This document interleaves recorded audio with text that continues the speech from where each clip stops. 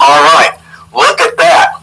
Clean and tight. In fact, that looks like it was die cut. Okay.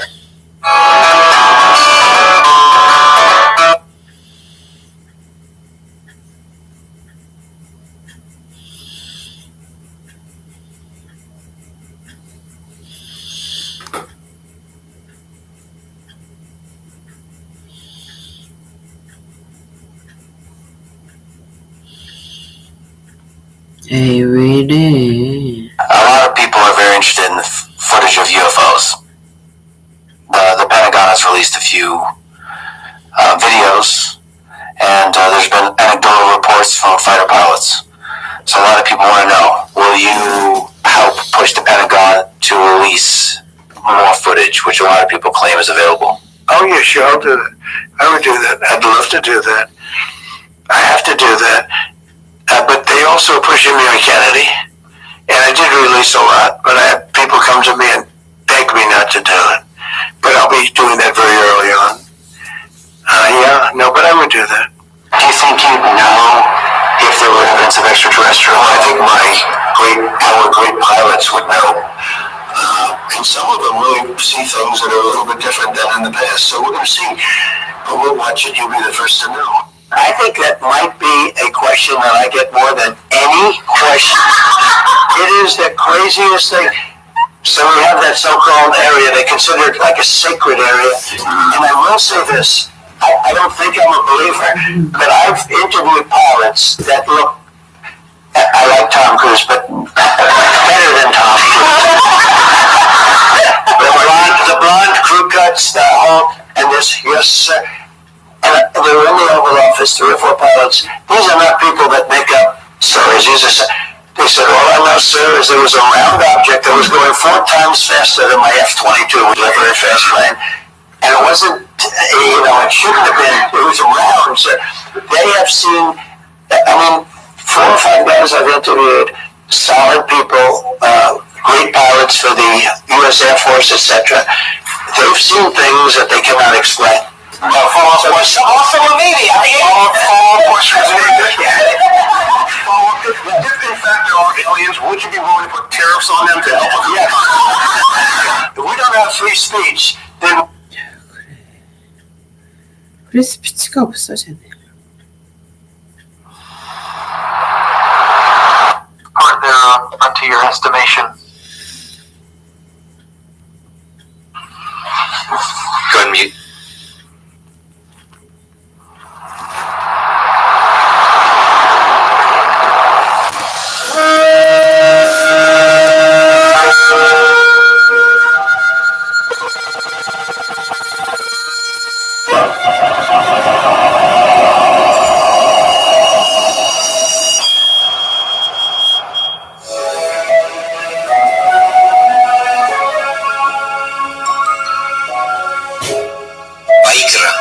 Leviticus chapter 1. And Yahweh called unto Moshe, and spoke unto him out of the tabernacle of the assembly, saying, Speak unto the children of Yasharel, and say unto them, If any man of you bring an offering unto Yahweh, ye shall bring your offering of the cattle, even of the herd and of the flock.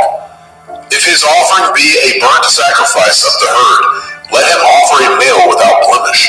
He shall offer it of his own voluntary will, at the door of the tabernacle of the assembly before Yahweh.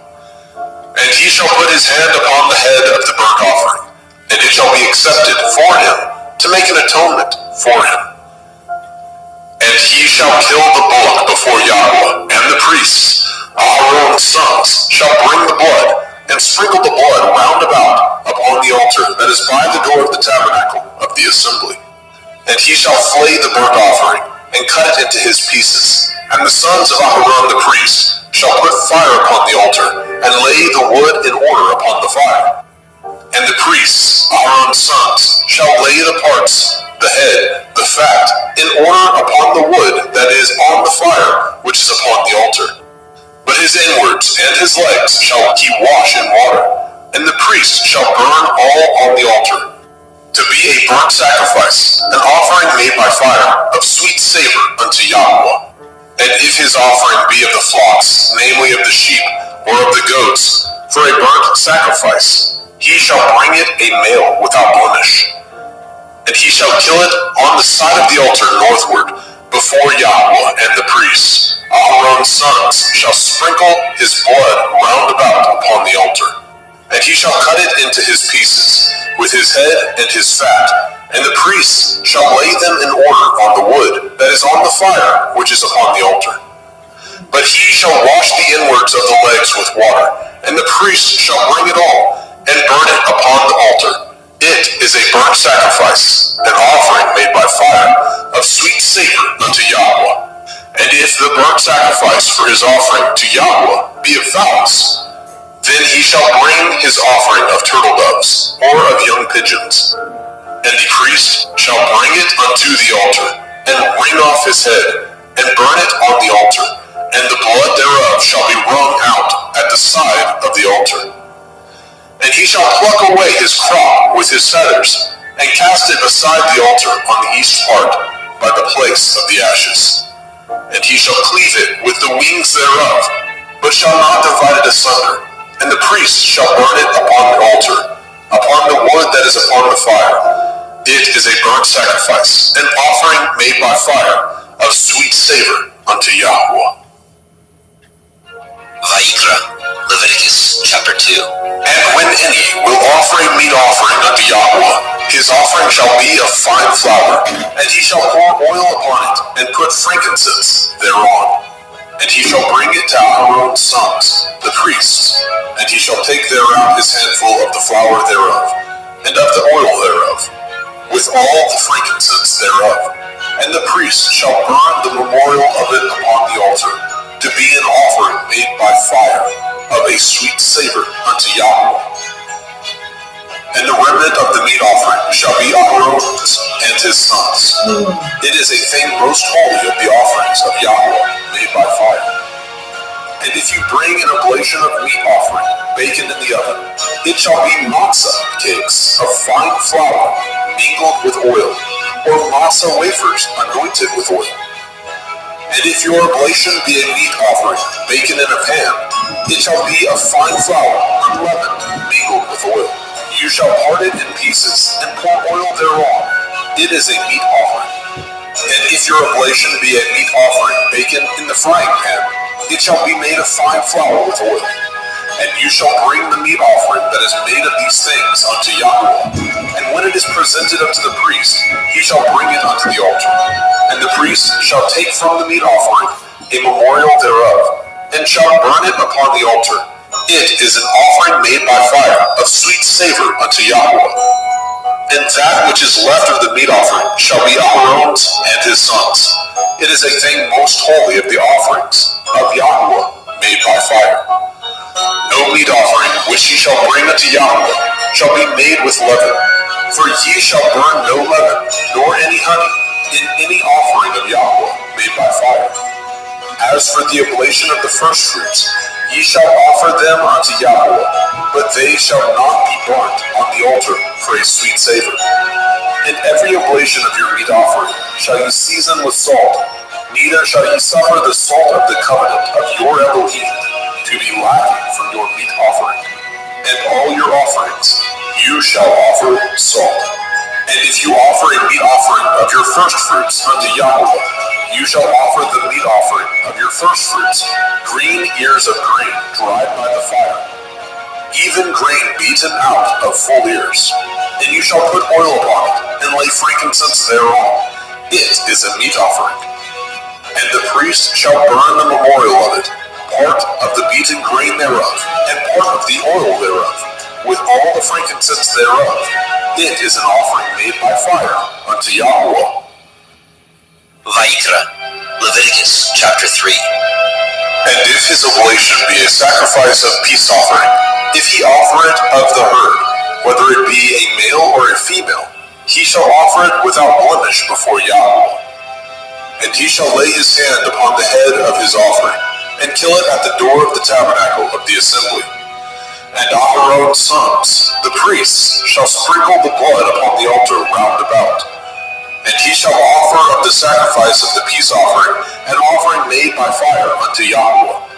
the fat that covers the inwards, and all the fat that is upon the inwards, and the 2 kidneys, and the fat that is on them, which is by the flanks, and the caul above the liver, with the kidneys, it shall he take away.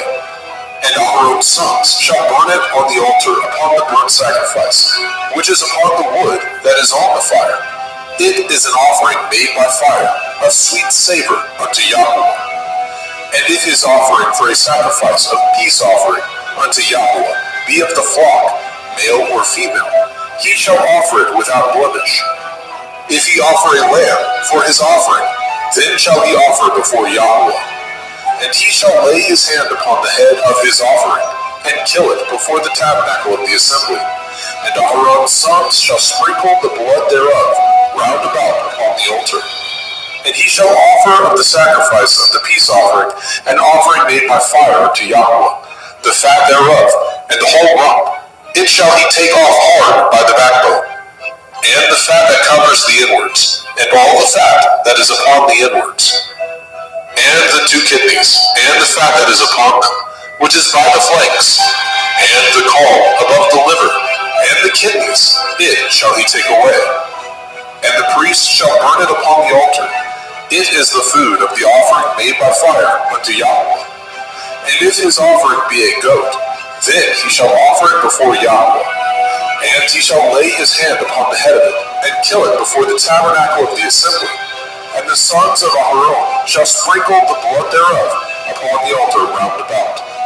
And he shall offer thereof his offering, even an offering made by fire unto Yahweh, the fat that covers the inwards, and all the fat that is upon the inwards, and the 2 kidneys, and the fat that is upon them, which is by the flanks, and the caul above the liver, with the kidneys, it shall he take away.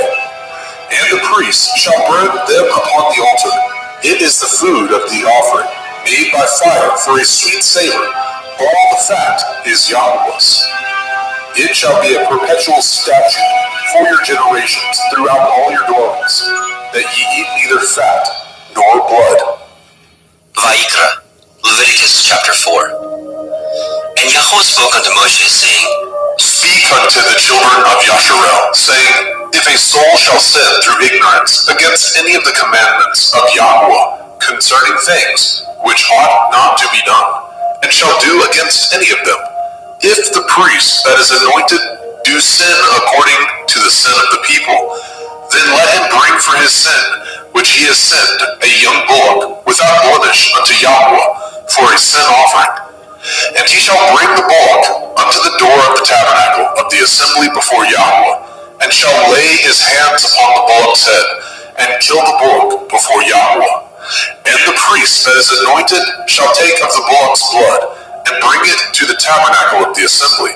And the priest shall dip his finger in the blood, and sprinkle of the blood 7 times before Yahweh, before the veil of the sanctuary. And the priest shall put some of the blood upon the horns of the altar of sweet incense before Yahweh, which is in the tabernacle of the assembly, and shall pour all the blood of the bullock at the bottom of the altar of the burnt offering, which is at the door of the tabernacle of the assembly. And he shall take off from it all the fat of the bullock for the sin offering, the fat that covers the inwards, and all the fat that is upon the inwards, and the 2 kidneys, and the fat that is upon them, which is by the flanks, and the caul above the liver, with the kidneys it shall he take away. As it was taken off from the bullock of the sacrifice of peace offerings, and the priest shall burn them upon the altar of the burnt offering. And the skin of the bullock, and all his flesh, with his head, and with his legs, and his inwards, and his dung, even the whole bullock shall he carry forth without the camp, unto a clean place, where the ashes are poured out, and burn him on the wood with fire. Where the ashes are poured out shall he be burnt. And if the whole assembly of Yasharel sin through ignorance, and the thing be hid from the eyes of the assembly, and they have done somewhat against any of the commandments of Yahweh, concerning things which should not be done, and are guilty, when the sin which they have sinned against it is known, then the assembly shall offer a young bullock for the sin, and bring him before the tabernacle of the assembly. And the elders of the assembly shall lay their hands upon the head of the bullock before Yahweh, and the bullock shall be killed before Yahweh. And the priest that is anointed shall bring of the bullock's blood to the tabernacle of the assembly. And the priest shall dip his finger in some of the blood, and sprinkle it 7 times before Yahweh, even before the veil. And he shall put some of the blood upon the horns of the altar, which is set before Yahweh, that is in the tabernacle of the assembly, and shall pour out all the blood at the bottom of the altar of the burnt offering, which is at the door of the tabernacle of the assembly. And he shall take all his fat from him, and burn it upon the altar. And he shall do with the bullock as he did with the bullock for a sin offering, so shall he do with this. And the priest shall make an atonement for them, and it shall be forgiven them. And he shall carry forth the bullock without the camp, and burn him as he burned the first bullock. It is a sin offering for the assembly. When a ruler has sinned and done somewhat through ignorance against any of the commandments of Yahweh, Elohim, concerning things which should not be done, and is guilty, or if his sin wherein he has sinned come to his knowledge, he shall bring his offering, a kid of the goats, a male without blemish, and he shall lay his hand upon the head of the goats, and kill it in the place where they killed the burnt offering before Yahweh. It is a sin offering. And the priest shall take of the blood of the sin offering with his finger, and put it upon the horns of the altar of burnt offering, and shall pour out his blood at the bottom of the altar of burnt offering. And he shall burn all his fat upon the altar, as the fat of the sacrifice of peace offerings.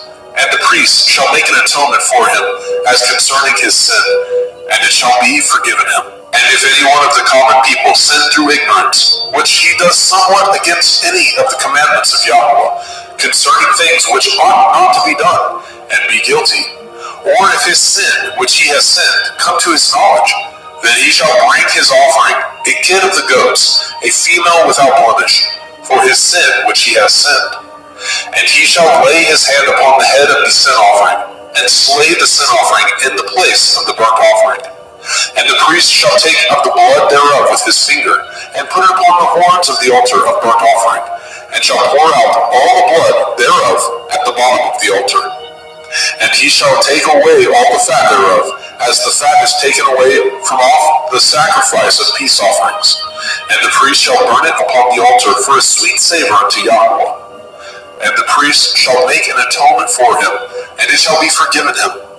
And if he bring a lamb for a sin offering, he shall bring it a female without blemish. And he shall lay his hand upon the head of the sin offering, and slay it for the sin offering in the place where they killed the burnt offering. And the priest shall take of the blood of the sin offering with his finger, and put it upon the horns of the altar of burnt offering, and shall pour out all the blood thereof at the bottom of the altar. And he shall take away all the fat thereof, as the fat of the lamb is taken away from the sacrifice of the peace offering.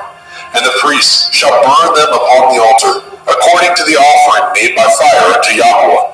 And the priest shall make an atonement for his sin that he has committed, and it shall be forgiven him.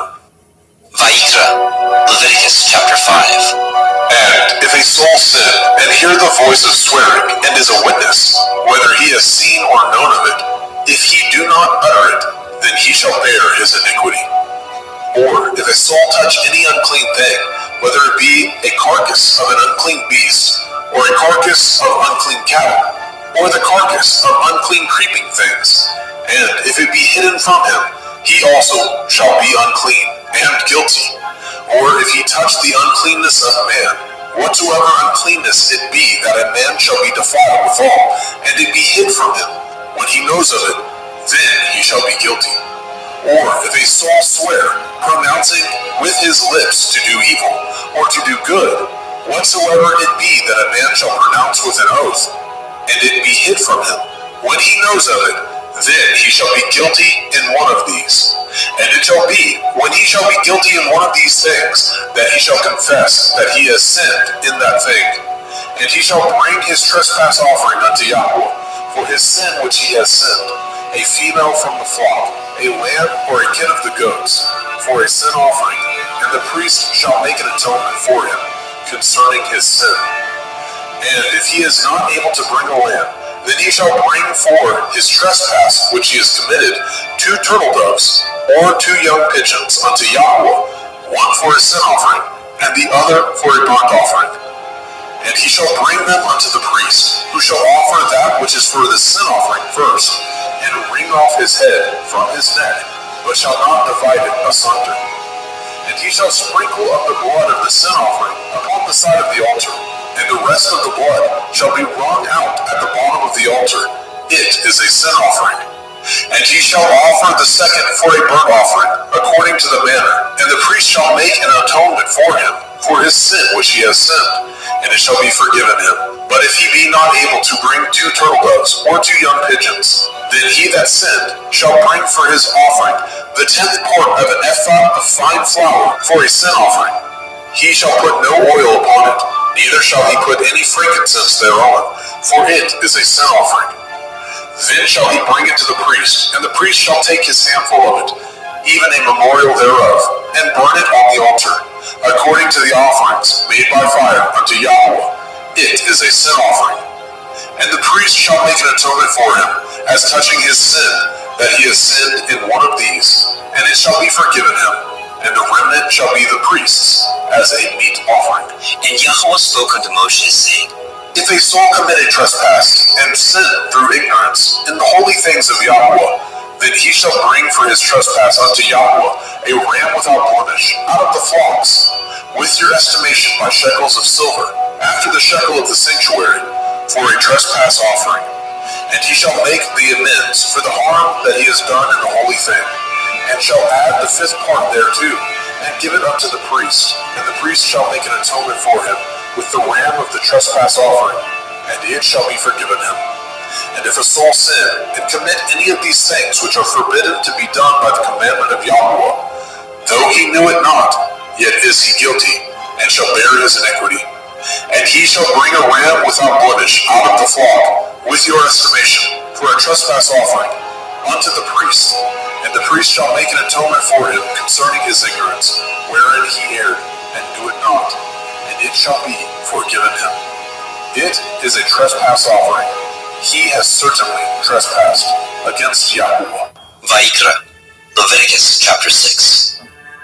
And Yahweh spoke unto Moshe, saying, If a soul sin and commit a transgression against Yahweh, and lie unto his neighbor, in that which was delivered him to keep, or in fellowship, or in a thing taken away by violence, or has deceived his neighbor, or have found that which was lost, and lies concerning it, and swears falsely, in any of these that a man does, sinning therein, then it shall be, because he has sinned and is guilty, that he shall restore that which he took violently away, or the thing which he has deceitfully gotten, or that which was delivered him to keep, or the lost thing which he found, or all that which he has sworn falsely, he shall even restore it in the principal, and shall add the 5th part more thereto, and give it unto him to whom it appertains, in the day of his trespass offering. And he shall bring his trespass offering unto Yahweh, a ram without blemish out of the flock, with your estimation for a trespass offering unto the priests. And the priest shall make an atonement for him before Yahweh, and it shall be forgiven him for anything of all that he has done in trespass therein. And Yahweh spoke unto Moshe, saying, Command Aaron and his sons, saying, This is the Torah of the burnt offering. It is the burnt offering because of the burning upon the altar all night unto the morning, and the fire of the altar shall be burning in it. And the priest shall put on his linen garment, and his linen breeches shall he put upon his flesh, and take up the ashes which the fire has consumed with the burnt offering on the altar, and he shall put them beside the altar. And he shall put off his garments, and put on other garments, and carry forth the ashes without the camp unto a clean place. And the fire upon the altar shall be burning in it. It shall not be put out. And the priest shall burn wood on it every morning, and lay the burnt offering in order upon it, and he shall burn thereon the fat of the peace offerings. The fire shall ever be burning upon the altar. It shall never go out.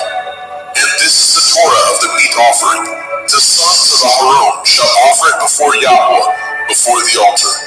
And he shall take of it his handful of the flour of the meat offering, and of the oil thereof, and all the frankincense which is upon the meat offering, and shall burn it upon the altar for a sweet savor, even the memorial of it unto Yahweh.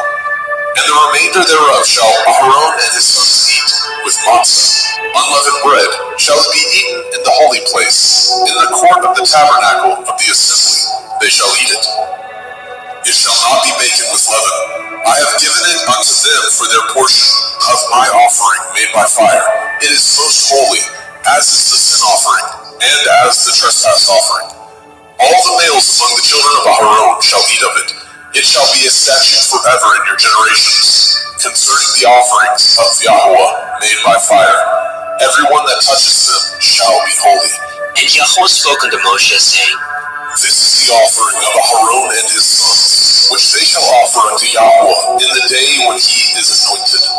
The 10th part of an ephah of fine flour for a meat offering perpetual, half of it in the morning and half thereof at night. In a pan it shall be made with oil, and when it is baken, you shall bring it in, and the baken pieces of the meat offering shall you offer for a sweet savor unto Yahweh. And the priest of his sons that is anointed in his stead shall offer it. It is a statute forever unto Yahweh. It shall be wholly burnt. For every meat offering for the priest shall be wholly burnt. It shall not be eaten. And Yahweh spoke unto Moshe, saying, Speak unto Aharon and to his sons, saying, This is the Torah of the sin offering. In the place where the burnt offering is killed shall the sin offering be killed before Yahweh. It is most holy. The priest that offers it for sin shall eat it. In the holy place shall it be eaten, in the court of the tabernacle of the assembly. Whatsoever shall touch the flesh thereof shall be holy. And when there is sprinkled of the blood thereof upon any garment, you shall wash that whereon it was sprinkled in the holy place. But the earthen vessel wherein it was sodden shall be broken. And if it be sodden in a brazen pot, it shall be both scoured and rinsed in water. All the males among the priests shall eat thereof. It is most holy. And no sin offering, whereof any of the blood is brought into the tabernacle of the assembly, to reconcile withal in the holy place, shall be eaten. It shall be burnt in the fire. Vayikra, Leviticus chapter 7. Likewise, this is the Torah of the trespass offering. It is most holy. In the place where they kill the burnt offering shall they kill the trespass offering, and the blood thereof shall be sprinkled round about upon the altar. And he shall offer it of all the fat thereof, the rump, the fat that covers the inwards, and the 2 kidneys, and the fat that is on them, which is by the flanks, and the caul that is above the liver, with the kidneys it shall he take away. And the priest shall burn them upon the altar for an offering made by fire unto Yahweh. It is a trespass offering. Every male among the priests shall eat thereof. It shall be eaten in the holy place. It is most holy. As the sin offering is, so is the trespass offering. There is one Torah for them. The priest that makes atonement therewith shall have it. And the priest that offers any man's burnt offering, even the priest shall have to himself the skin of the burnt offering which he has offered. And all the meat offering that is baken in the oven, and all that is dressed in the frying pan, and in the pan, shall be the priests that offer it. And every meat offering mingled with oil, and dry, shall all the sons of Aharon have, one as much as another. And this is the Torah of the sacrifice of peace offerings, which he shall offer unto Yahweh. If he offer it for thanksgiving, then he shall offer with the sacrifice of thanksgiving matzah, unleavened cakes, mingled with oil, and matzah wafers anointed with oil, and cakes mingled with oil, of fine flour, fried.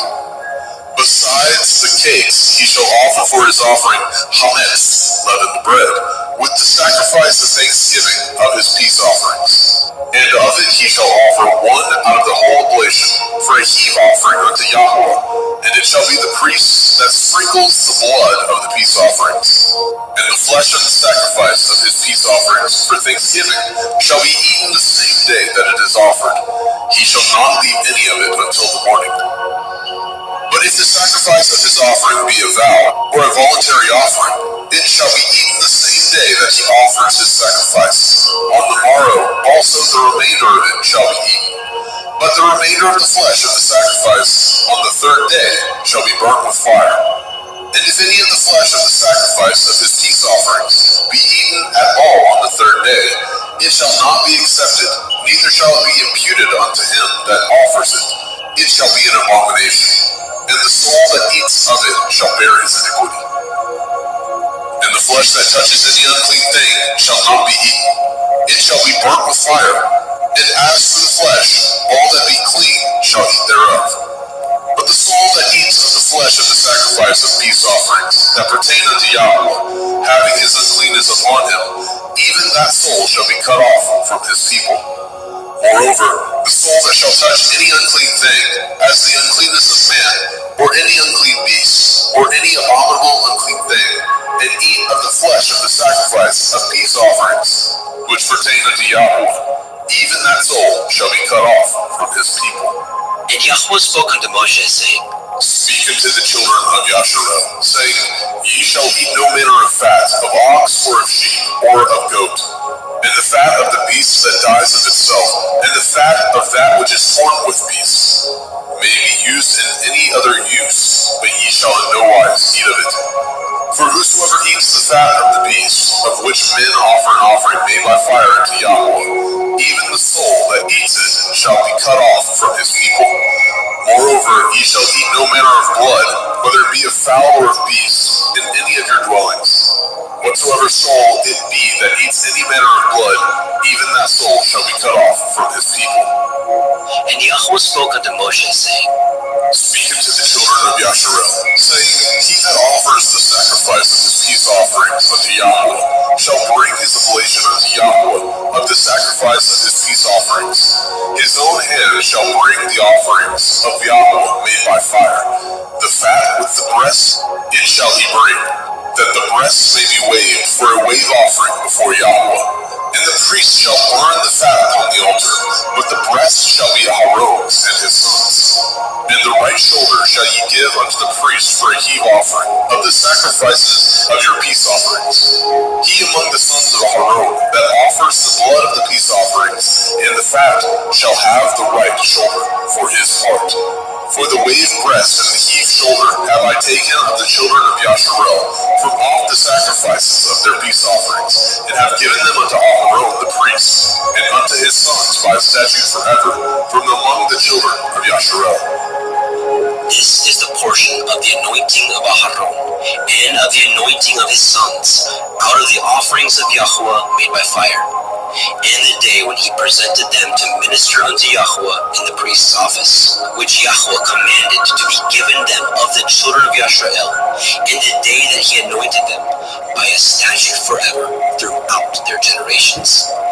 This is the Torah of the burnt offering, of the meat offering, and of the sin offering, and of the trespass offering, and of the consecrations, and of the sacrifice of the peace offerings, which Yahweh commanded Moshe in Mount Sinai in the day that he commanded the children of Yasharel to offer their oblations unto Yahweh in the wilderness of Sinai. Vayikra, Leviticus chapter 8. And Yahweh spoke unto Moshe, saying, Take Aaron and his sons with him, and the garments, and the anointing oil, and a bullock for the sin offering, and 2 rams, and a basket of matzah, unleavened bread, and gather all the assembly together unto the door of the tabernacle of the assembly. And Moshe did as Yahweh commanded him, and the assembly was gathered together unto the door of the tabernacle of the assembly. And Moshe said unto the assembly, This is the thing which Yahweh commanded to be done. And Moshe brought Aaron and his sons, and washed them with water. And he put upon him the coat, and girded him with the belt, and clothed him with the robe, and put the ephod upon him. And he girded him with the belt of the ephod, and bound it unto him therewith. And he put the breastplate upon him. Also he put in the breastplate the Urim and the Tumim. And he put the turban upon his head. Also upon the turban, even upon his forefront, did he put the golden plate, the holy crown, as Yahweh commanded Moshe. And Moshe took the anointing oil, and anointed the tabernacle, and all that was therein, and sanctified them. And he sprinkled thereof upon the altar 7 times, and anointed the altar and all his vessels, both the laver and his foot, to sanctify them. And he poured of the anointing oil upon Aharon's head, and anointed him, to sanctify him. And Moshe brought Aharon's sons, and put coats upon them, and girded them with belts, and put bonnets upon them, as Yahweh commanded Moshe. And he brought the bullock for the sin offering, and Aharon and his sons laid their hands upon the head of the bullock for the sin offering, and he slew it. And Moshe took the blood, and put it upon the horns of the altar round about with his finger, and purified the altar, and poured the blood at the bottom of the altar, and sanctified it, to make reconciliation upon it. And he took all the fat that was upon the inwards, and the caul above the liver, and the 2 kidneys, and their fat, and Moshe burned it upon the altar. But the bullock, and his hide, and his flesh, and his dung, he burnt with fire without the camp, as Yahweh commanded Moshe. And he brought the ram for the burnt offering, and Aharon and his sons laid their hands upon the head of the ram, and he killed it. And Moshe sprinkled the blood upon the altar round about. And he cut the ram into pieces, and Moshe burnt the head, and the pieces, and the fat. And he washed the inwards and the legs in water, and Moshe burnt the whole ram upon the altar. It was a burnt sacrifice for a sweet savor, and an offering made by fire unto Yahweh, as Yahweh commanded Moshe. And he brought the other ram, the ram of consecration, and Aharon and his sons laid their hands upon the head of the ram, and he slew it. And Moshe took of the blood of it, and put it upon the tip of Aharon's right ear, and upon the thumb of his right hand, and upon the great toe of his right foot. And he brought Aharon's sons, and Moshe put of the blood upon the tip of their right ear, and upon the thumbs of their right hands, and upon the great toes of their right feet. And Moshe sprinkled the blood upon the altar round about. And he took the fat, and the rump, and the fat that was upon the inwards, and the caul above the liver, and the 2 kidneys, and their fat, and the right shoulder. And out of the basket of matzah that was before Yahweh, he took 1 matzah cake, and a cake of oiled bread, and 1 wafer, and put them on the fat, and upon the right shoulder. And he put all upon Aharon's hands, and upon his sons' hands, and waved them for a wave offering before Yahweh. And Moshe took them from off their hands, and burnt them on the altar upon the burnt offering. They were consecrations for a sweet savor. It is an offering made by fire unto Yahweh. And Moshe took the breast, and waved it for a wave offering before Yahweh. For of the ram of consecration it was Moshe's part, as Yahweh commanded Moshe. And Moshe took of the anointing oil, and of the blood which was upon the altar, and sprinkled it upon Aharon and his garments, and upon his sons, and upon his sons' garments with him, and sanctified Aharon and his garments, and his sons' garments with him. And Moshe said unto Aharon and to his sons, Boil the flesh at the door of the tabernacle of the assembly, and there eat it, with the bread that is in the basket of consecrations, as I commanded, saying, Aharon and his sons shall eat it. And that which remains of the flesh and of the bread shall ye burn with fire. And ye shall not go out of the door of the tabernacle of the assembly in 7 days, until the days of your consecration be at an end. For 7 days shall he consecrate you. As he has done this day, so Yahweh has commanded to do, to make an atonement for you. Therefore shall ye abide at the door of the tabernacle of the assembly day and night 7 days, and guard the watch of Yahweh, that ye die not. For so I am commanded. So Aharon and his sons did all the things which Yahweh commanded by the hand of Moshe. Vayikra, Leviticus chapter 9. And it came to pass on the 8th day that Moshe called Aharon and his sons and the elders of Yisrael. And he said unto Aharon, Take a young calf for a sin offering, and a ram for a burnt offering without blemish, and offer them before Yahweh. And unto the children of Yisrael you shall speak, saying, Take ye a kid kid of the goats for a sin offering, and a calf and a lamb, both of the first year, without blemish, for a burnt offering. Also, a bullock and a ram for peace offerings, to sacrifice before Yahweh, and a meat offering mingled with oil. For today, Yahweh will appear unto you. And they brought which Moshe commanded before the tabernacle of the assembly. And all the assembly drew near and stood before Yahweh. And Moshe said, This is the thing which Yahweh commanded that you should do, and the glory of Yahweh shall appear unto you. And Moshe said unto Aaron, Go unto the altar, and offer your sin offering, and your burnt offering, and make an atonement for yourself and for the people, and offer the offering of the people, and make an atonement for them, as Yahweh commanded. Aharon therefore went unto the altar, and slew the calf of the sin offering, which was for himself. And the sons of Aharon brought the blood unto him, and he dipped his finger in the blood, and put it upon the horns of the altar, and poured out the blood at the bottom of the altar. But the fat, and the kidneys, and the caul above the liver of the sin offering he burnt upon the altar, as Yahweh commanded Moshe. And the flesh and the hide he burnt with fire without the camp. And he slew the burnt offering, and Aharon's sons presented unto him the blood, which he sprinkled round about upon the altar. And they presented the burnt offering unto him, with the pieces thereof, and the head, and he burnt them upon the altar. And he did wash the inwards and the legs, and burnt them upon the burnt offering on the altar. And he brought the people's offering, and took the goat, which was the sin offering for the people, and slew it, and offered it for sin as the first. And he brought the burnt offering, and offered it according to the manner.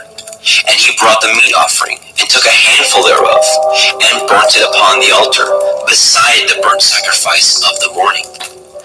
He slew also the bullock and the ram for a sacrifice of peace offerings, which was for the people. And Aharon's sons presented unto him the blood, which he sprinkled upon the altar round about. And the fat of the bullock and of the ram, the rump, and that which covers the inwards, and the kidneys, and the caul above the liver, and they put the fat upon the breasts, and he burnt the fat upon the altar.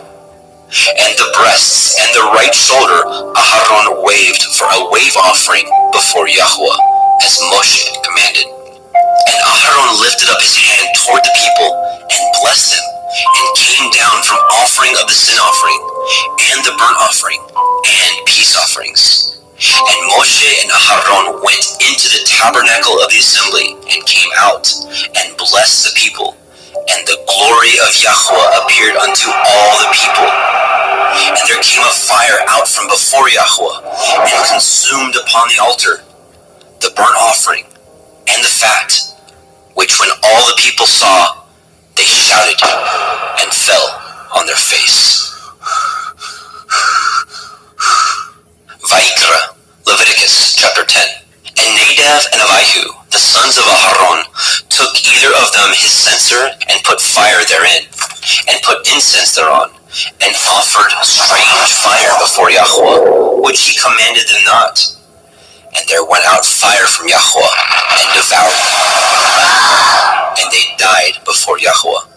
Then Moshe said unto Aharon, This is that Yahweh spoke, saying, I will be sanctified in them that come nigh me, and before all the people I will be glorified. And Aharon held his peace. And Moshe called Mishael and Elishaphan, the sons of Uzziel, the uncle of Aharon, and said unto them, Come near, carry your brethren from before the sanctuary out of the camp. So they went near, and carried them in their coats out of the camp, as Moshe had said. And Moshe said unto Aharon, and unto Eleazar, and unto Ithamar his sons, Uncover not your heads, neither rend your clothes, lest ye die, and lest the wrath come upon all the people. But let your brethren, the whole house of Yashrael, bewail the burning which Yahweh has kindled. And ye shall not go out from the door of the tabernacle of the assembly, lest ye die. For the anointing oil of Yahweh is upon you. And they did according to the word of Moshe. And Yahweh spoke unto Aharon, saying, Do not drink wine, nor strong drink, you nor your sons with you, when ye go into the tabernacle of the assembly, lest ye die. It shall be a statute forever throughout your generations, and that ye may put difference between holy and unholy, and between unclean and clean, and that ye may teach the children of Yasharel all the statutes which Yahweh has spoken unto them by the hand of Moshe. And Moshe spoke unto Aharon, and unto Eleazar, and unto Ithamar, his sons that were left. Take the meat offering that remains of the offerings of Yahweh made by fire, and eat it without leaven beside the altar, for it is most holy. And ye shall eat it in the holy place, because it is your due, and your sons' due, of the sacrifices of Yahweh made by fire. For so I am commanded. And the wave breast and the heave shoulder shall ye eat in a clean place, you and your sons and your daughters with you, for they be your due, and your sons' due, which are given out of the sacrifices of peace offerings of the children of Yasharel. The heave shoulder and the wave breast shall they bring with the offerings made by fire of the fat, to wave it for a wave offering before Yahweh. And it shall be yours and your sons with you by a statute forever, as Yahweh has commanded. And Moshe diligently sought the goat of the sin offering, and behold, it was burnt. And he was angry with Eleazar and Ithamar, the sons of Aharon, which were left alive, saying, Wherefore have ye not eaten the sin offering in the holy place, seeing it is most holy? And Elohim has given it to you to bear the iniquity of the assembly, to make an atonement for them before Yahweh. Behold, the blood of it was not brought in within the holy place. Ye should indeed have eaten it in the holy place, as I commanded. And Aharon said unto Moshe, Behold, this day have they offered their sin offering and their burnt offering before Yahweh, and such things have befallen me. And if I had eaten the sin offering today, should it have been accepted in the sight of Yahweh? And when Moshe heard that, he was content. Vayikra, Leviticus chapter 11. And Yahweh spoke unto Moshe and to Aharon, saying unto them, Speak unto the children of Yasharel, saying, These are the beasts which ye shall eat among all the beasts that are on the earth. Whatsoever parts the hoof, and is cloven-footed, and chews the cud, among the beasts, that shall ye eat. Nevertheless, these shall ye not eat of them that chew the cud, or of them that divide the hoof. As the camel, because he chews the cud, but divides not the hoof, he is unclean unto you. And the coney, because he chews the cud, but divides not the hoof, he is unclean unto you. And the hare, because he chews the cud, but divides not the hoof, he is unclean unto you. And the swine, though he divide the hoof, and be cloven-footed, yet he chews not the cud, he is unclean to you. Of their flesh shall ye not eat, and their carcass shall ye not touch, they are unclean to you. These shall ye eat of all that are in the waters. Whatsoever has fins and scales in the waters, in the seas, and in the rivers, them shall you eat. And all that have not fins and scales in the seas and in the rivers, of all that move in the waters, and of any living thing which is in the waters, they shall be an abomination unto you. They shall be even an abomination unto you. Ye shall not eat of their flesh, but ye shall have their carcasses in abomination. Whatsoever has no fins nor scales in the water, that shall be an abomination unto you. And these are they which ye shall have an abomination among the fowls. They shall not be eaten. They are an abomination: the eagle, the ostrich, and the osprey, and the vulture, and the kite after his kind, every raven after his kind, and the owl, and the nighthawk, and the cuckow, and the hawk after his kind, and the little owl, and the cormorant, and the great owl, and the swan, and the pelican, and the gear eagle, and the stork, and the heron after her kind, and the lapwing, and the bat. All fowls that creep going upon all four shall be an abomination unto you. Yet these may ye eat of every flying creeping thing that goes upon all four, which have legs above their feet, to leap withal upon the earth. Even these of them ye may eat, the locust after his kind, and the bald locust after his kind, and the beetle after his kind, and the grasshopper after his kind. But all other flying creeping things, which have 4 feet, shall be an abomination unto you. And for these shall be unclean. Whosoever touches the carcass of them shall be unclean until the evening. And whosoever bears aught of the carcass of them shall wash his clothes, and be unclean until the evening. The carcass of every beast which divides the hoof, and is not cloven-footed, nor chews the cud, are unclean unto you. Every one that touches them shall be unclean. And whatsoever goes upon his paws, among all manner of beasts that go on all fours, those are unclean unto you. Whoso touches their carcass shall be unclean unto the evening. And he that bears the carcass of them shall wash his clothes, and be unclean unto the evening. They are unclean unto you. These also shall be unclean unto you. Among the creeping things that creep upon the earth, the weasel, the mouse, and the tortoise after his kind, and the ferret, and the chameleon, and the lizard, and the snail, and the mole, these are unclean to you among all that creep.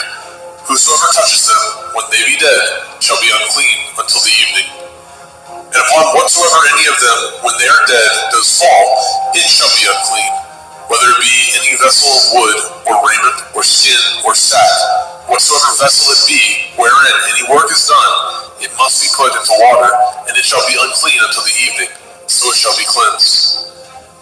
And every earthen vessel, where into any of them that falls, whatsoever is in it shall be unclean, and ye shall break it. Of all meat which may be eaten, that on which such water comes shall be unclean, and all drink that may be drunk in every vessel shall be unclean, and everything whereupon any part of their carcass falls shall be unclean, whether it be oven or range for pots, they shall be broken down, for they are unclean, and shall be unclean unto you. Nevertheless, a fountain or pit, wherein there is plenty of water, shall be clean, but that which touches their carcass shall be unclean. And if any part of their carcass falls upon any sowing seed which is to be sown, it shall be clean. But if any water be put upon the seed, and any part of their carcass fall thereon, it shall be unclean unto you. And if any beast of which ye may eat die, he that touches the carcass thereof shall be unclean unto the evening. And he that eats of the carcass of it shall wash his clothes, and be unclean until the evening. He also that bears the carcass of it shall wash his clothes, and be unclean until the evening.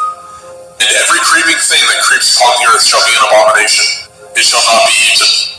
Whatsoever goes upon the belly, and whatsoever goes upon all fours, or whatsoever has more feet among all creeping things that creep upon the earth, them shall ye not eat, for they are an abomination. Ye shall not make yourselves abominable with any creeping thing that creeps, neither shall ye make yourselves unclean with them, that ye should be defiled thereby. For I am Yahweh Elohim. Ye shall therefore sanctify yourselves, and ye shall be holy, for I am holy. Neither shall ye defile yourselves with any manner of creeping thing that creeps upon the earth. For I am Yahweh, that brings you up out of the land of Mitzrayim, to be your Elohim. Ye shall therefore be holy, for I am holy. This is the Torah of the beast, and of the fowl, and of every living creature that moves in the waters, and of every creature that creeps upon the earth, to make a difference between the unclean and the clean, and between the beasts that may be eaten, and the beasts that may not be eaten. Vayikra, Leviticus chapter 12. And Yahweh spoke unto Moshe, saying, Speak unto the children of Yasharel, saying, If a woman have conceived seed, and born a male child, then she shall be unclean 7 days. According to the days of the separation for her infirmity, shall she be unclean. And at the 8th day, the flesh of his foreskin shall be circumcised. And she shall then continue in the blood of her purifying 33 days. She shall touch no hallowed thing, nor come into the sanctuary, until the days of her purifying be fulfilled. But if she bear a female child, then she shall be unclean 2 weeks, as in her separation, and she shall continue in the blood of her purifying 66 days. And when the days of her purifying are fulfilled, for a son or for a daughter, she shall bring a lamb of the first year for a burnt offering, and a young pigeon, or a turtle dove, for a sin offering, unto the door of the tabernacle of the assembly, unto the priests, who shall offer it before Yahweh, and make an atonement for her, and she shall be cleansed from the issue of her blood. This is the Torah for her that has borne a male or a female. And if she be not able to bring a lamb, then she shall bring 2 turtle doves or 2 young pigeons, the one for the burnt offering, and the other for a sin offering. And the priest shall make an atonement for her, and she shall be clean. Vayikra, Leviticus chapter 13. And Yahweh spoke unto El Moshe and El Aharon, saying, When a man shall have in the skin of his flesh a rising, a scab, or a bright spot, and it be in the skin of his flesh, like the plague of leprosy, then he shall be brought unto El Aharon the priest, or unto one of his sons the priests. And the priest shall look on the plague in the skin of the flesh, and when the hair in the plague is turned white, and the plague in sight be deeper than the skin of his flesh, it is a plague of leprosy, and the priest shall look on him and pronounce him unclean. If the bright spot be white in the skin of his flesh, and in sight be not deeper than the skin, and the hair thereof be not turned white, then the priest shall shut up him that has the plague 7 days. And the priest shall look on him the 7th day, and behold, if the plague in his sight be at a stay, and the plague spread not on the skin, then the priest shall shut him up 7 days more. And the priest shall look on him again the 7th day, and behold, if the plague be somewhat dark, and the plague spread not in the skin, the priest shall pronounce him clean.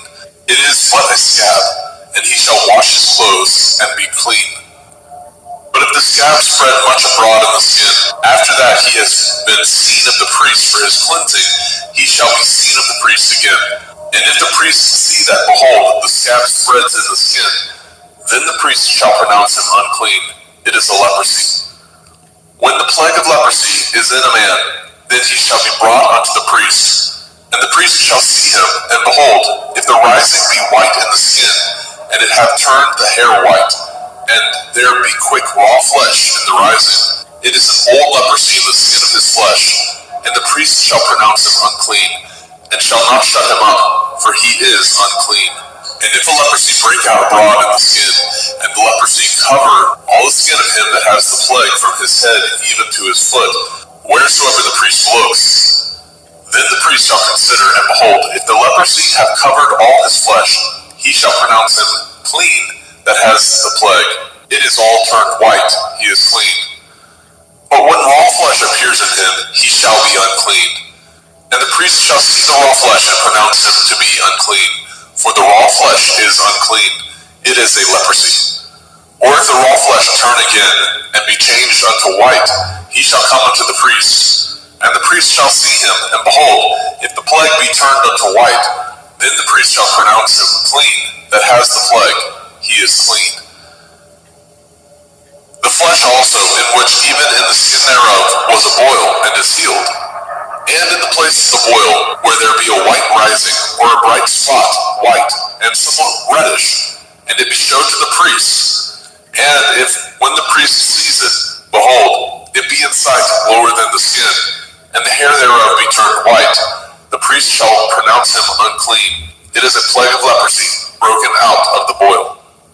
But if the priest look on it, and behold, there be no white hairs therein, and if it be not lower than the skin, but be somewhat dark, then the priest shall shut him up 7 days. And if it spread much abroad in the skin, then the priest shall pronounce him unclean. It is a plague. But if the bright spot stay in his place, and spread not, it is a burning boil, and the priest shall pronounce him clean. Or if there be any flesh in the skin whereof there is a hot burning, and the quick flesh that burns have a white bright spot, somewhat reddish or white, then the priest shall look upon it, and behold, if the hair in the bright spot be turned white, and it be in sight deeper than the skin, it is a leprosy broken out of the burning, wherefore the priest shall pronounce him unclean. It is the plague of leprosy. But if the priest look on it, and behold, there be no white hair in the bright spot, and it be no lower than the other skin, but be somewhat dark, then the priest shall shut him up 7 days. And the priest shall look upon him the 7th day. And if it be spread much abroad in the skin, then the priest shall pronounce him unclean. It is the plague of leprosy. And if the bright spot stay in his place, and spread not in the skin, but it be somewhat dark, it is a rising of the burning, and the priest shall pronounce him clean. for it is an inflammation of the burning. If a man or woman have a plague upon the head or the beard, then the priest shall see the plague, and behold, if it be in sight deeper than the skin, and there be in it a yellow thin hair, then the priest shall pronounce him unclean. It is a dry scald, even a leprosy upon the head or beard. And if the priest shall look on the plague of the skull, and behold, it be not in sight deeper than the skin, and that there is no black hair in it, then the priest shall shut up him that has the plague of the skull 7 days. And in the 7th day the priest shall look on the plague, and behold, if the skull spread not, and there be in it no yellow hair, and the skull be not in sight deeper than the skin, he shall be shaven, and the skull shall he not shave, and the priest shall shut him up that has the skull 7 days more. And in the 7th day the priest shall look on the skull, and behold, if the skull be not spread in the skin, nor be in sight deeper than the skin, then the priest shall pronounce him clean, and he shall wash his clothes and be clean. But if the skull spread much in the skin after his cleansing, then the priest shall look on him, and behold, if the skull be spread in the skin, the priest shall not seek for yellow hair, he is unclean. But if the skull be in his sight at his stay, and that there is a black hair grown up therein, the skull is healed, he is clean, and the priest shall pronounce him clean. If a man also or a woman have in the skin of their flesh bright spots, even white bright spots, then the priest shall look, and behold, if the bright spot in the skin of their flesh be darkish white, it is a freckled spot that grows in the skin, he is clean. And the man whose hair is fallen off his head, he is bald, yet is he clean. And he that has his hair fallen off from the part of his head towards his face, he is forehead bald, yet he is clean. And if there be in the bald head or bald forehead a white reddish sore, it is a leprosy sprung up in his bald head or his bald forehead. Then the priest shall look upon it, and behold, if the rising of the sore be white reddish in the bald head or in his bald forehead, as the leprosy appears in the skin of the flesh, he is a leprous man, he is unclean. The priest shall pronounce him utterly unclean, his plague is in his head. And the leper in whom the plague is, his clothes shall be rent, and his head bare, and he shall put a covering upon his upper lip, and shall cry, unclean, unclean. All the days wherein the plague shall be in him shall he be defiled. He is unclean, he shall dwell alone, without the camp shall his habitation be. The garment also that the plague of leprosy is in, whether it be a woolen garment or a linen garment, whether it be in the woof of linen, or of woolen, whether in a skin or anything made of skin. And if the plague be greenish or reddish in the garment or in the skin, either in the warp or in the woof or in anything of skin, it is a plague of leprosy, and shall be showed unto the priest. And the priest shall look upon the plague, and shut up it that has the plague 7 days. And he shall look on the plague on the 7th day. If the plague be spread in the garment, either in the warp or in the woof or in a skin, or in any work that is made of skin, the plague is a fretting leprosy, it is unclean. He shall therefore burn that garment, whether warp or woof, in woolen or in linen, anything of skin wherein the plague is, for it is a fretting leprosy, it shall be burnt in the fire. And if the priest shall look, and behold, the plague be not spread in the garment, either in the warp or in the woof, or in anything of skin, then the priest shall command that they wash the thing wherein the plague is, and he shall shut it up 7 days more. And the priest shall look on the plague after that it is washed, and behold, if the plague have not changed his color, and the plague be not spread, it is unclean. You shall burn it in the fire. It is a fret inward, whether it be bare within or without. And if the priest look, and behold the plague be somewhat dark after the washing of it, then he shall rend it out of the garment, or out of the skin, or out of the warp, or out of the woof. And if it appears still in the garment, either in the warp or in the woof, or in anything of skin, it is a spreading plague. You shall burn that wherein the plague is with fire. And the garment, either warp or woof, or whatsoever thing of skin it be, which you shall wash, if the plague be departed from them, then it shall be washed the 2nd time, and shall be clean. This is the Torah of the plague of leprosy, in a garment of woolen or linen, either in warp or woof, or in anything of skins, to pronounce it clean or to pronounce it unclean. Vayikra, Leviticus chapter 14. And Yahweh spoke unto Moshe, saying, This shall be the Torah of the leper in the day of his cleansing. He shall be brought unto the priest, and the priest shall go forth out of the camp, and the priest shall look, and behold, if the plague of leprosy be healed in the leper, then shall the priest command to take for him that is to be cleansed 2 birds alive and clean, and cedar wood, and scarlet, and hyssop. And the priest shall command that one of the birds be killed in an earthen vessel over running water.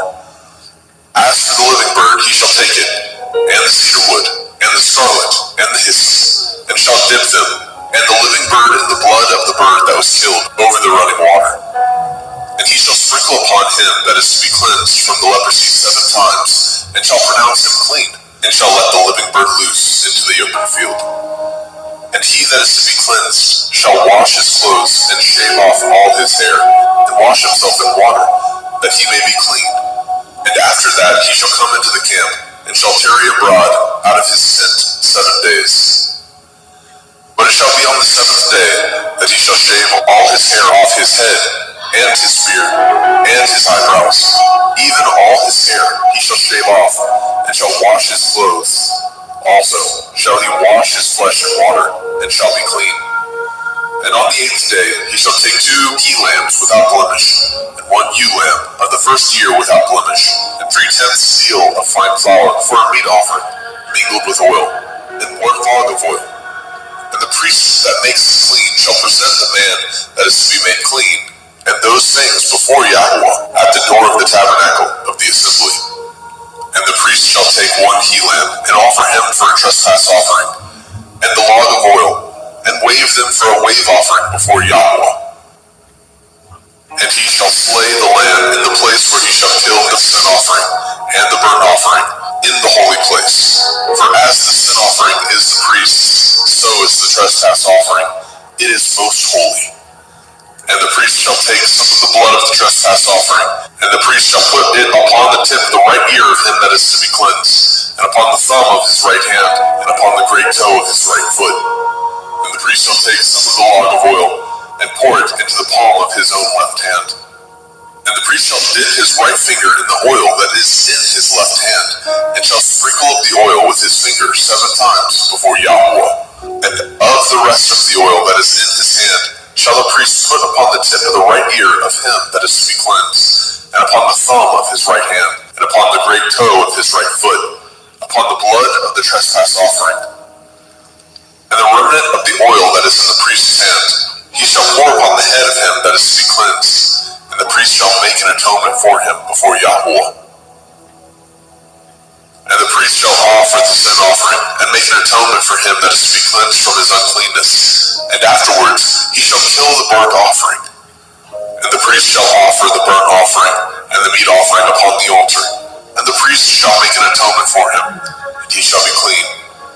And if he be poor, and cannot get so much, then he shall take 1 lamb for a trespass offering to be waved, to make an atonement for him, and 1/10 deal of fine flour mingled with oil for a meat offering, and a log of oil, and 2 turtle doves, or 2 young pigeons, such as he is able to get. And the one shall be a sin offering, and the other a burnt offering. And he shall bring them on the 8th day for his cleansing unto the priest, unto the door of the tabernacle of the assembly before Yahweh. And the priest shall take the lamb of the trespass offering, and the log of oil, and the priest shall wave them for a wave offering before Yahweh. And he shall kill the lamb of the trespass offering, and the priest shall take some of the blood of the trespass offering, and put it upon the tip of the right ear of him that is to be cleansed, and upon the thumb of his right hand, and upon the great toe of his right foot. And the priest shall pour of the oil into the palm of his own left hand. And the priest shall sprinkle with his right finger some of the oil that is in his left hand 7 times before Yahweh. And the priest shall put of that oil that is in his hand upon the tip of the right ear of him that is to be cleansed, and upon the thumb of his right hand, and upon the great toe of his right foot, upon the place of the blood of the trespass offering. And and the rest of the oil that is in the priest's hand. He shall put upon the head of him that is to be cleansed, to make an atonement for him before Yahweh. And he shall offer the one of the turtle doves, or of the young pigeons, such as he can get, even such as he is able to get, the one for a sin offering, and the other for a burnt offering, with the meat offering. And the priest shall make an atonement for him that is to be cleansed before Yahweh. This is the Torah of him, in whom is the plague of leprosy, whose hand is not able to get that which pertains to his cleansing. And Yahweh spoke unto El Moshe and unto El Aharon, saying, When ye are come into the land of Canaan, which I give to you for a possession, and I put the plague of leprosy in a house of the land of your possession, and he that owns the house shall come and tell the priest, saying, It seems to me there is, as it were, a plague in the house. Then the priest shall command that they empty the house before the priest go into it, to see the plague, that all that is in the house be not made unclean. And afterward the priest shall go in to see the house, and he shall look on the plague, and behold, if the plague be in the walls of the house, with hollow streaks, greenish or reddish, which in sight are lower than the wall, then the priest shall go out of the house to the door of the house, and shut up the house 7 days. And the priest shall come again the 7th day, and shall look, and behold, if the plague be spread in the walls of the house, then the priest shall command that they take away the stones in which the plague is, and they shall cast them into an unclean place without the city. And he shall cause the house to be scraped within round about, and they shall pour out the dust that they scrape off without the city into an unclean place. And they shall take other stones, and put them in the place of those stones.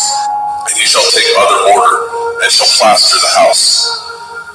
And if the plague come again, and break out in the house, after that he has taken away the stones, and after he has scraped the house, and after it is plastered, then the priest shall come and look, and behold, if the plague be spread in the house, it is a fretting leprosy in the house, it is unclean. And he shall break down the house, the stones of it, and the timber thereof, and all the mortar of the house, and he shall carry them forth out of the city into an unclean place.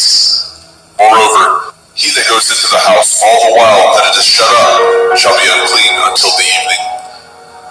And he that lies in the house shall wash his clothes, and he that eats in the house shall wash his clothes.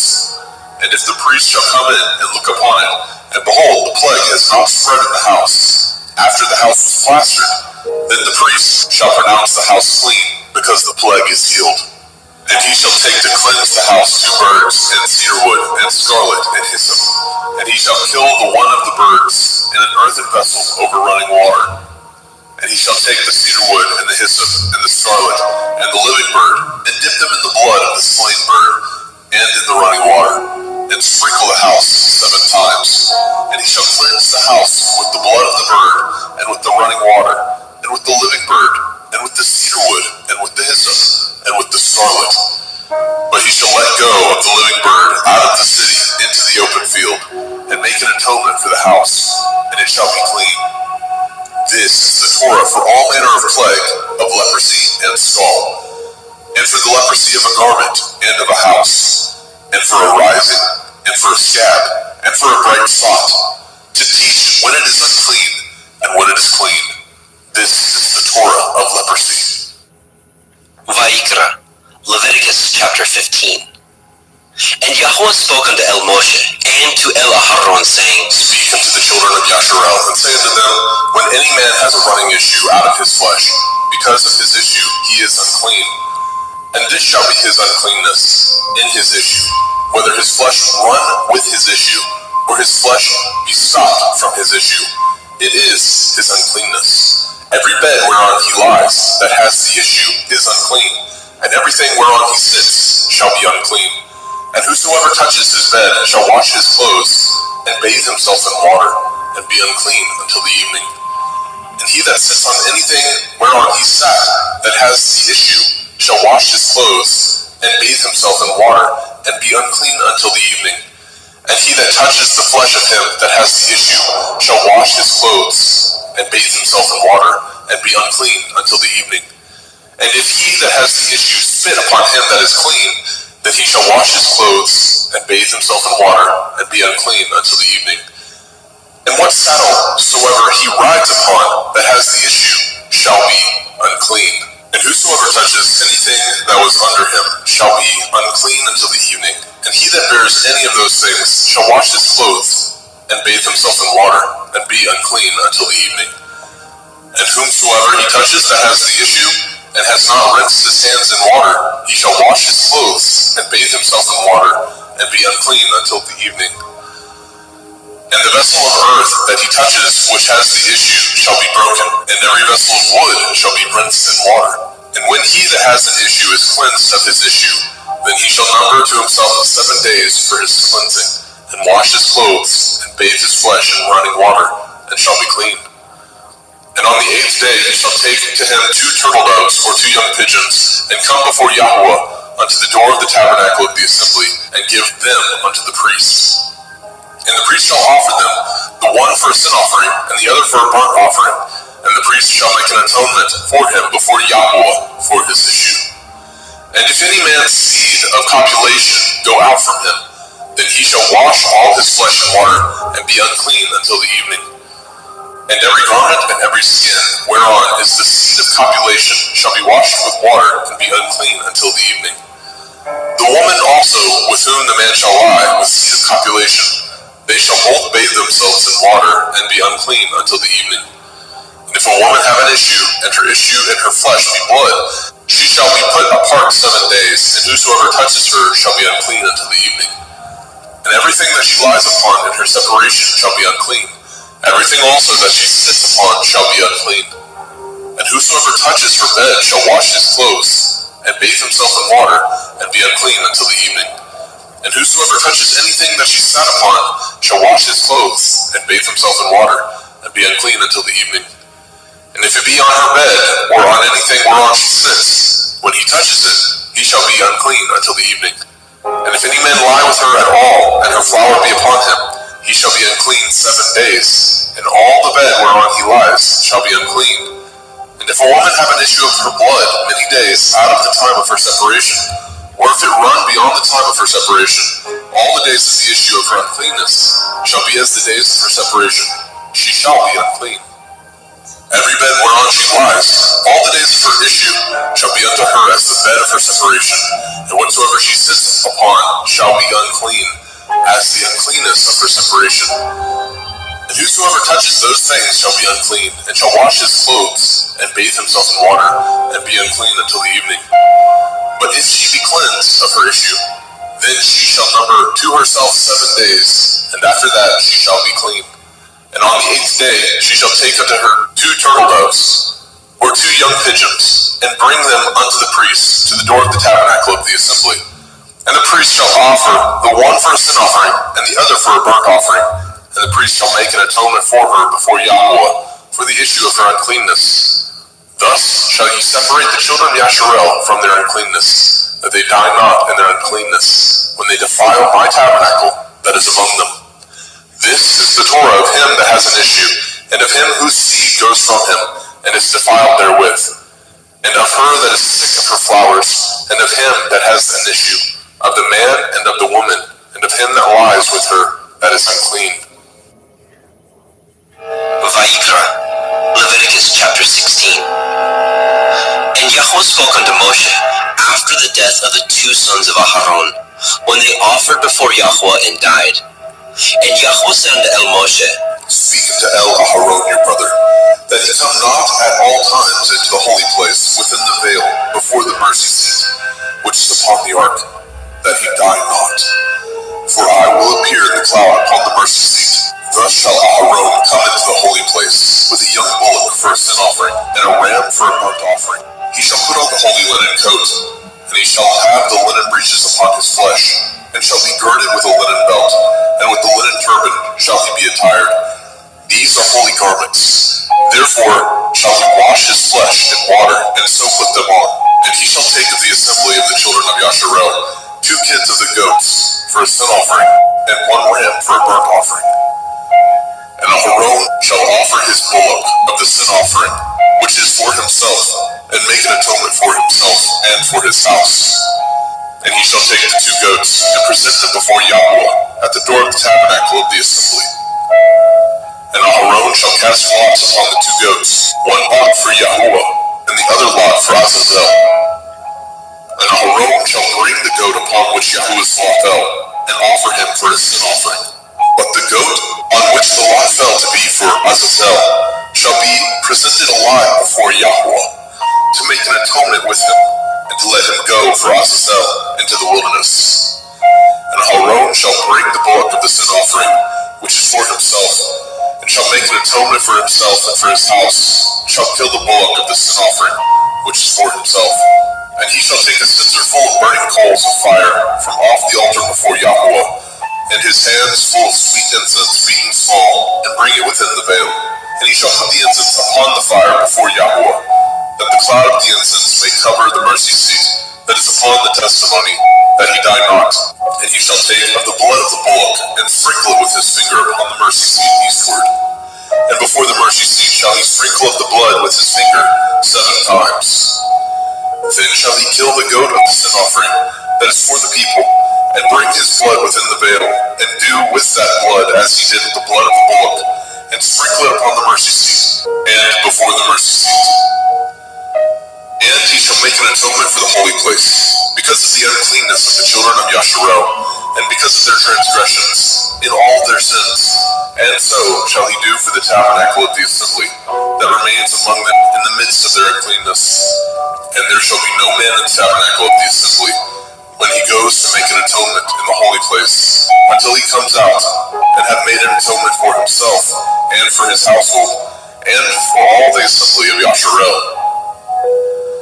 And he shall go out unto the altar that is before Yahweh, and make an atonement for it, and shall take of the blood of the bullock, and of the blood of the goat, and put it upon the horns of the altar round about.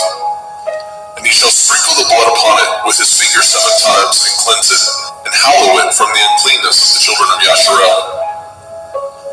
And when he has made an end of reconciling the holy place, and the tabernacle of the assembly, and the altar, he shall bring the live goat. And Aharon shall lay both his hands upon the head of the live goat, and confess over him all the iniquities of the children of Yasharel, and all their transgression in all their sins, putting them upon the head of the goat, and shall send him away by the hand of a fit man into the wilderness. And the goat shall bear upon him all their iniquities, unto a land not inhabited, and he shall let go the goat in the wilderness. And Aharon shall come into the tabernacle of the assembly, and shall put off the linen garments which he put on when he went into the holy place, and shall leave them there. And he shall wash his flesh with water in the holy place, and put on his garments, and come forth, and offer his burnt offering, and the burnt offering of the people, and make an atonement for himself and for the people. And the fat of the sin offering shall he burn upon the altar. And he that let go the goat for Azazel shall wash his clothes, and bathe his flesh in water, and afterwards come into the camp. And the bullock for the sin offering, and the goat for the sin offering, and whose blood was brought in to make an atonement in the holy place, shall one carry forth without the camp, and they shall burn in the fire their skins, and their flesh, and their dung. And he that burns them shall wash his clothes, and bathe his flesh in water, and afterwards he shall come into the camp. And this shall be a statute forever unto you, that in the 7th month, on the 10th day of the month, ye shall afflict your souls, and do no work at all, whether it be one of your own country, or a stranger that sojourns among you. For on that day shall the priest make an atonement for you, to cleanse you, that ye may be clean from all your sins before Yahweh. It shall be a Sabbath of rest unto you, and ye shall afflict your souls by a statute forever. And the priest, whom he shall anoint, and whom he shall consecrate to minister in the priest's office in his father's stead, shall make the atonement, and shall put on the linen clothes, even the holy garments. And he shall make an atonement for the holy sanctuary, and he shall make an atonement for the tabernacle of the assembly, and for the altar, and he shall make an atonement for the priests, and for all the people of the assembly. And this shall be an everlasting statute unto you, to make an atonement for the children of Yasharel for all their sins once a year. And he did as Yahweh commanded Moshe. Vayikra, Leviticus chapter 17.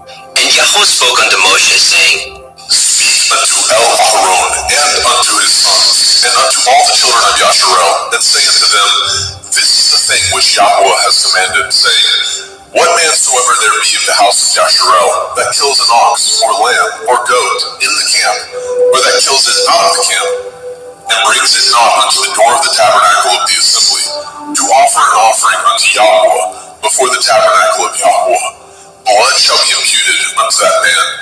He has shed blood, and that man shall be cut off from among his people, to the end that the children of Yasharel may bring their sacrifices, which they offer in the open field, even that they may bring them unto Yahweh, unto the door of the tabernacle of the assembly, unto the priests, and offer them for peace offerings unto Yahweh. And priests shall sprinkle the blood upon the altar of Yahweh at the door of the tabernacle of the assembly, and burn the fat for a sweet savor unto Yahweh. And they shall no more offer their sacrifices unto devils, after whom they have gone a whoring. This shall be a statute forever unto them throughout their generations. And you shall say unto them, Whatsoever man there be of the house of Yasharel, or of the strangers which sojourn among you, that offers a burnt offering or sacrifice, and brings it not unto the door of the tabernacle of the assembly, to offer it unto Yahweh, even that man shall be cut off from among his people. And whatsoever man there be of the house of Yasharel, or of the strangers that sojourn among you, that eats any manner of blood, I will even set my face against that soul that eats the blood, and will cut him off from among his people. For the soul of the flesh is in the blood. He and I have given it to you upon the altar to make an atonement for your souls. For it is the blood of him that makes an atonement in the soul. Therefore I said unto the children of Yasharel, No soul of you shall eat blood, neither shall any stranger that sojourns among you eat blood.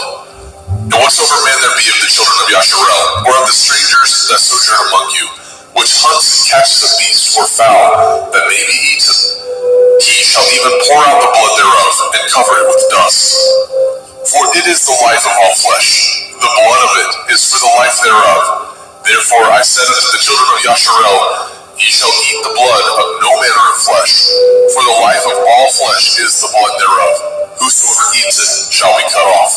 And every soul that eats that which died of itself, or that which was torn with beasts, whether it be one of your own country or a stranger, he shall both wash his clothes and bathe himself in water, and be unclean until the evening.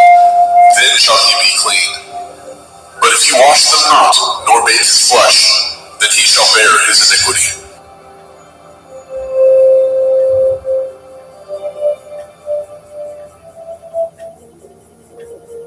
Vayikra, Leviticus chapter 18.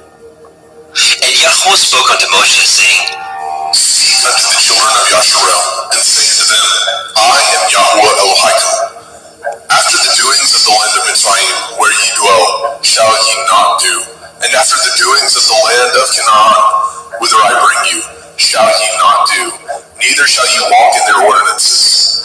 Ye shall do my judgments, and guard my ordinances, to walk therein. I am Yahuwah Elohim. Ye shall therefore guard my statutes and my judgments, which if a man do, he shall live in them. I am Yahweh.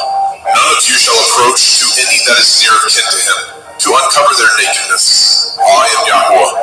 The nakedness of your father, or the nakedness of your mother, shall you not uncover. She is your mother. You shall not uncover her nakedness. The nakedness of your father's woman shall you not uncover.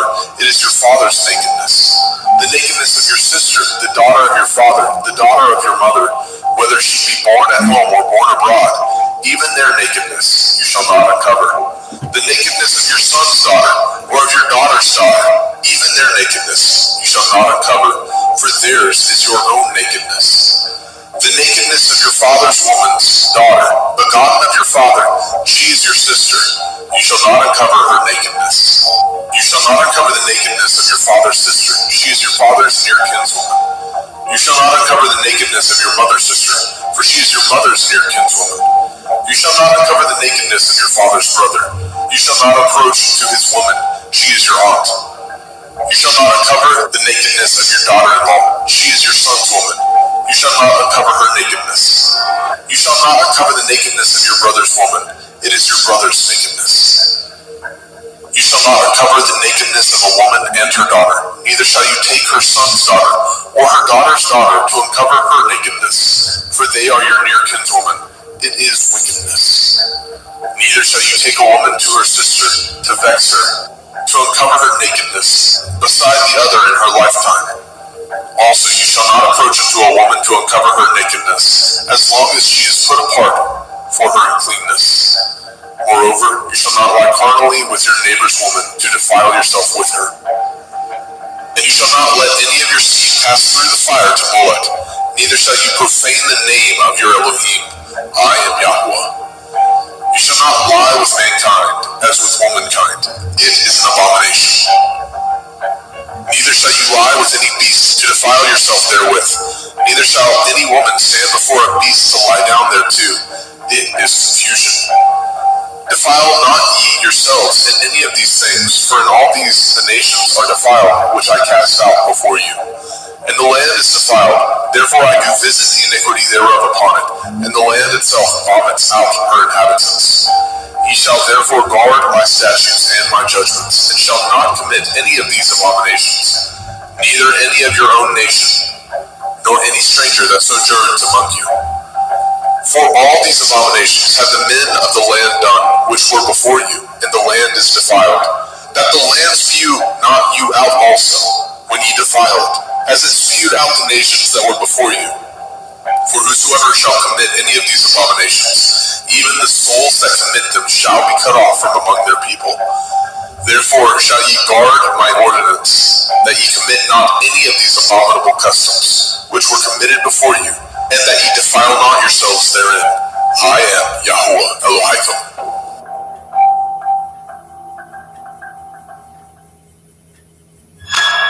Vayikra, Leviticus chapter 19. And Yahweh spoke unto Moshe, saying, Speak unto all the assembly of the children of Yasharel, and say unto them, Ye shall be holy, for I, Yahweh Elohim, am holy. Ye shall fear every man his mother and his father, and guard my shepherd. I am Yahweh Elohim. Turn ye not unto idols, nor make to yourselves molten Elohim. I am Yahweh Elohim. And if ye offer a sacrifice of peace offerings unto Yahweh, ye shall offer it at your own will. It shall be eaten the same day ye offer it, and on the morrow. And if aught remain unto the third day, it shall be burnt in the fire. And if it be eaten at all on the third day, it is abominable. It shall not be accepted. Therefore everyone that eats it shall bear his iniquity, because he has profaned the hallowed thing of Yahweh, and that soul shall be cut off from among his people. And when ye reap the harvest of your land, ye shall not wholly reap the corners of your field, neither shall you gather the gleanings of your harvest. And you shall not glean your vineyard, neither shall you gather every grape of your vineyard. You shall leave them for the poor and stranger. I am Yahuwah Elohim. Ye shall not steal, neither deal falsely, neither lie one to another. And ye shall not swear by my name falsely, neither shall you profane the name of your Elohim. I am Yahuwah. You shall not defraud your neighbor, neither rob him. The wages of him that is hired shall not abide with you all night until the morning. You shall not curse the deaf, nor put a stumbling block before the blind, but shall fear your Elohim. I am Yahweh. Ye shall do no unrighteousness in judgment. You shall not respect the person of the poor, nor honor the person of the mighty, but in righteousness shall you judge your neighbor. You shall not go up and down as a talebearer among your people, neither shall you stand against the blood of your neighbor. I am Yahuwah. You shall not hate your brother in your heart. You shall in any wise rebuke your neighbor, and not suffer sin upon him. You shall not avenge, nor bear any grudge against the children of your people, but you shall love your neighbor as yourself. I am Yahweh. Ye shall guard my statutes. You shall not let your cattle gender with a diverse kind. You shall not sow your field with mingled seed. Neither shall a garment mingled of linen and woolen come upon you. And whosoever lies carnally with a woman that is a bondmaid, betrothed to a man, and not at all redeemed, nor freedom given her, she shall be scourged. They shall not be put to death, because she was not free. And he shall bring his trespass offering unto Yahweh, unto the door of the tabernacle of the assembly, even a ram for a trespass offering. And the priest shall make an atonement for him with the ram of the trespass offering before Yahweh, for his sin which he has done, and the sin which he has done shall be forgiven him. And when ye come into the land, and shall have planted all manner of trees for food, then ye shall count the fruit thereof as uncircumcised. 3 years shall it be as uncircumcised unto you. It shall not be eaten of. But in the 4th year all the fruit thereof shall be holy to praise Yahweh withal. And in the 5th year shall ye eat of the fruit thereof, that it may yield unto you the increase thereof. I am Yahweh Elohim. Ye shall not eat anything with the blood, neither shall ye use enchantment, nor practice sorcery. You shall not round the corners of your heads, neither shall you mar the corners of your beard. You shall not make any cuttings in your flesh for the dead, nor print any marks upon you. I am Yahweh. Do not prostitute your daughter, to cause her to be a whore, lest the land fall to whoredom, and the land become full of wickedness. You shall guard my Shabbat, and reverence my sanctuary. I am Yahweh. Regard not them that have familiar spirits, neither seek after wizards to be defiled by them. I am Yahweh Elohim. You shall rise up before the gray head, and honor the face of the old man, and fear your Elohim. I am Yahweh.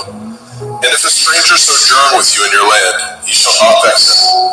But the stranger that dwells with you shall be unto you as one born among you, and you shall love him as yourself. For ye were strangers in the land of Mitzrayim. I am Yahweh Elohim. Ye shall do no unrighteousness in judgment, in meat yard, in weight, or in measure. Just balances, just weights, a just ephah, and a just hin shall ye have. I am Yahweh Elohim, which brought you out of the land of Mitzrayim. Therefore shall ye guard all my statutes, and all my judgments, and do them. I am Yahweh.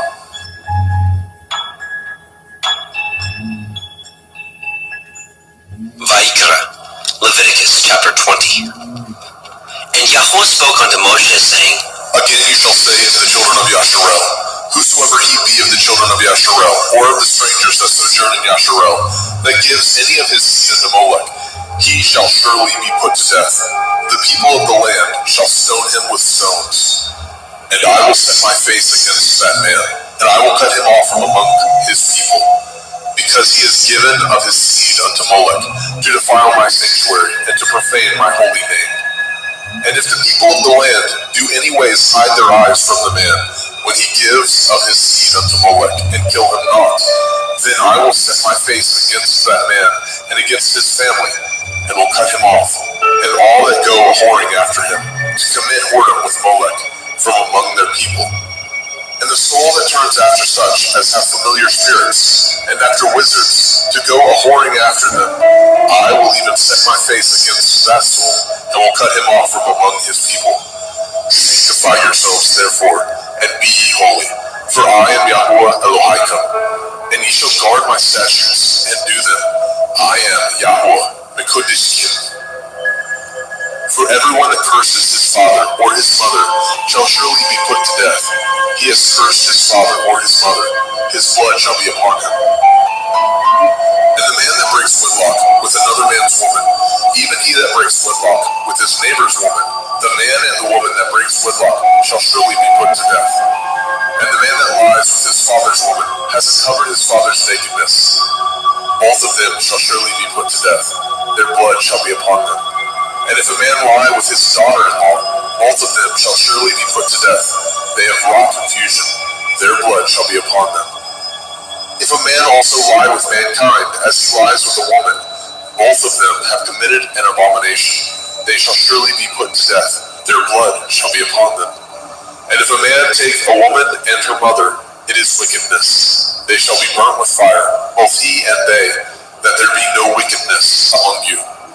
And if a man lie with a beast, he shall surely be put to death, and ye shall slay the beast. And if a woman approach unto any beast and lie down thereto, you shall kill the woman and the beast. They shall surely be put to death. Their blood shall be upon them. And if a man shall take his sister, his father's daughter, or his mother's daughter, and see her nakedness, and she see his nakedness, nakedness. It is a wicked thing, and they shall be cut off in the sight of their people. He has uncovered his sister's nakedness. He shall bear his iniquity. And if a man shall lie with a woman having her sickness, and shall uncover her nakedness, he has discovered her fountain, and she has uncovered the fountain of her blood, and both of them shall be cut off from among their people. And you shall not uncover the nakedness of your mother's sister, nor of your father's sister, for he uncovers his near kin, they shall bear their iniquity. And if a man shall lie with his uncle's woman, he has uncovered his uncle's nakedness, they shall bear their sin, they shall die childless. And if a man shall take his brother's woman, it is an unclean thing, he has uncovered his brother's nakedness, they shall be childless. Ye shall therefore guard all my statutes and all my judgments, and do them, that the land whither I bring you to dwell therein spew you not out. And ye shall not walk in the manner of the nation which I cast out before you, for they committed all these things, and therefore I abhorred them. But I have said unto you, ye shall inherit their land, and I will give unto you to possess it, a land that flows with milk and honey. I am Yahweh Elohim, which have separated you from other people. Ye shall therefore put difference between clean beasts and unclean, and between unclean fowls and clean. And ye shall not make your souls abominable by beasts, or by fowl, or by any manner of living thing that creeps on the ground, which I have separated from you as unclean. And ye shall be holy unto me, for I, Yahweh, am holy, and have severed you from other people, that ye should be mine. A man also, or a woman that has a familiar spirit, or that is a wizard, shall surely be put to death. They shall stone them with stones, their blood shall be upon them. Vayikra, Leviticus chapter 21.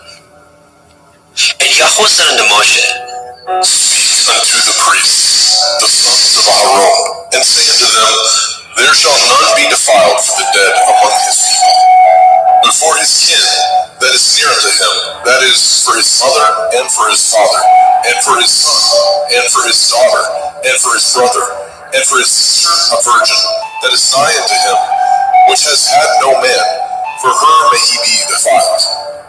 But he shall not defile himself, being a chief among his people, to profane himself.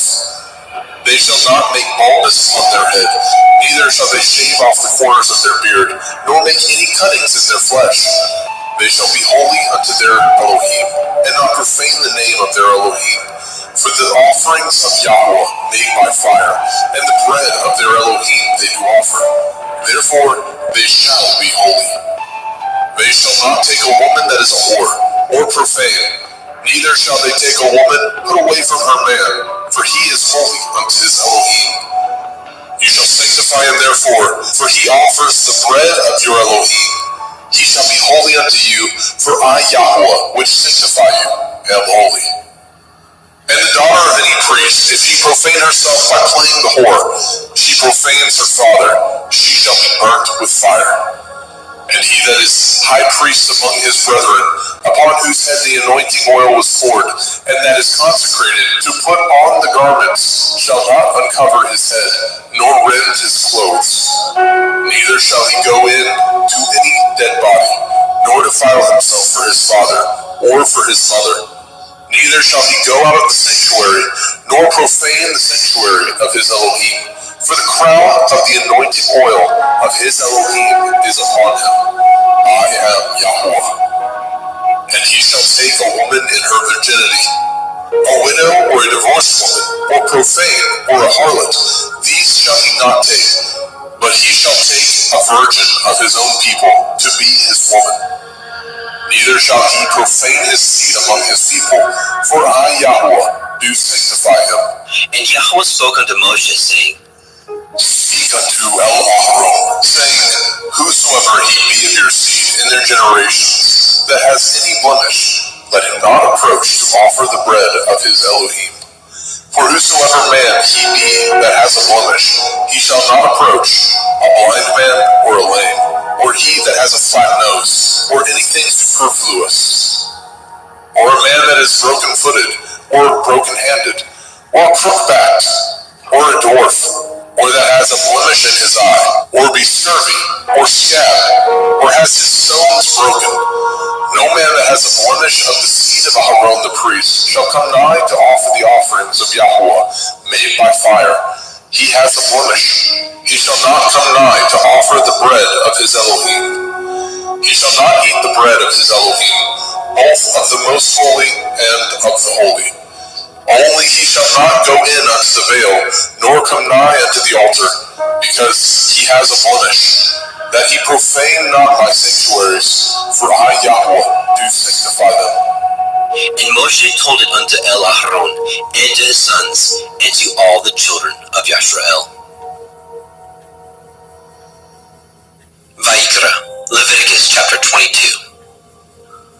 And Yahweh spoke unto Moshe, saying, Speak unto Aaron and to his sons, that they separate themselves from the holy things of the children of Yasharel, and that they profane not my holy name in those things which they hallow unto me.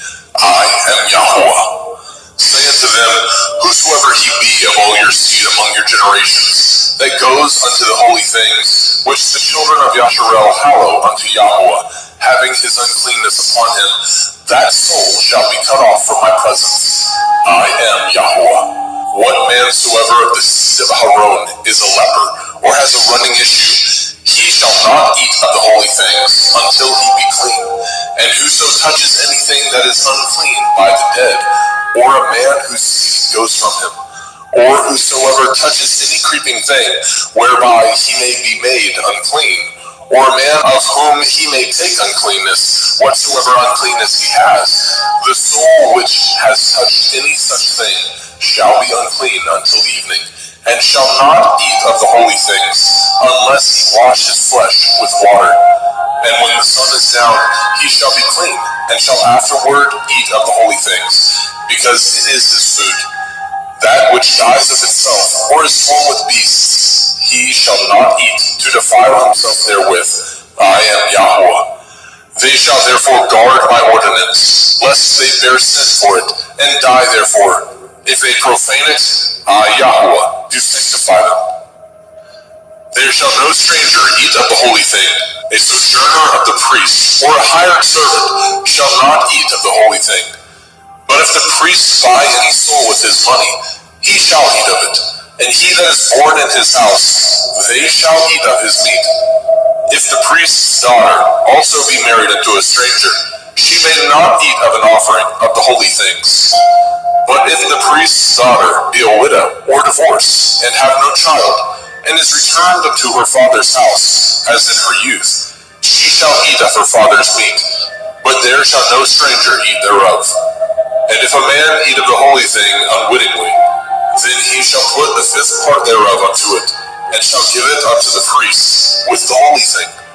And they shall not profane the holy things of the children of Yasharel, which they offer unto Yahweh, or suffer them to bear the iniquity of trespass, when they eat their holy things. For I, Yahweh, do sanctify them.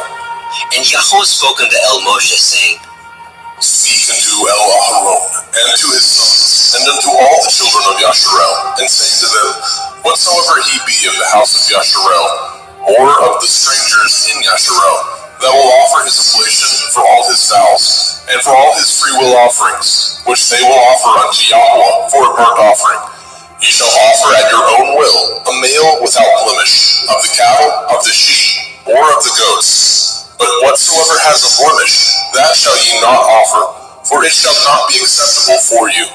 And whosoever offers a sacrifice of peace offerings unto Yahweh to accomplish his vow, or a freewill offering in cattle or sheep, it shall be perfect to be accepted.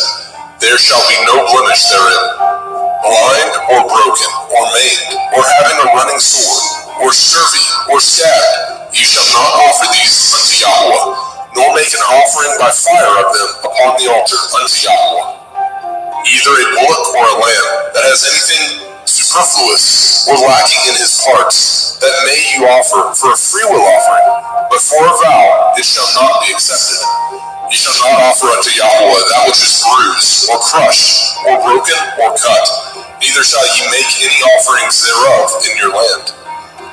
Neither Neither from a stranger's hand shall ye offer the bread of your Elohim of any of these, because their corruption is in them, and blemishes be in them. They shall not be accepted for you. And Yahweh spoke unto Moshe, saying, When a bullock or a sheep or a goat is brought forth, then it shall be 7 days under the dam, and from the 8th day and thenceforth it shall be accepted for an offering made by fire unto Yahweh. And whether it be cow or ewe, ye shall not kill it, and her young, both in 1 day. And when ye offer a sacrifice of thanksgiving unto Yahweh, offer it at your own will. On the same day it shall be eaten up. Ye shall leave none of it until the morrow. I am Yahweh. Therefore shall ye guard my commandments, and do them. I am Yahweh. Neither shall ye profane my holy name, but I will be hallowed among the children of Yasharel. I am Yahweh, which hallow you, that brought you out of the land of Mizraim, to be your Elohim. I am Yahweh.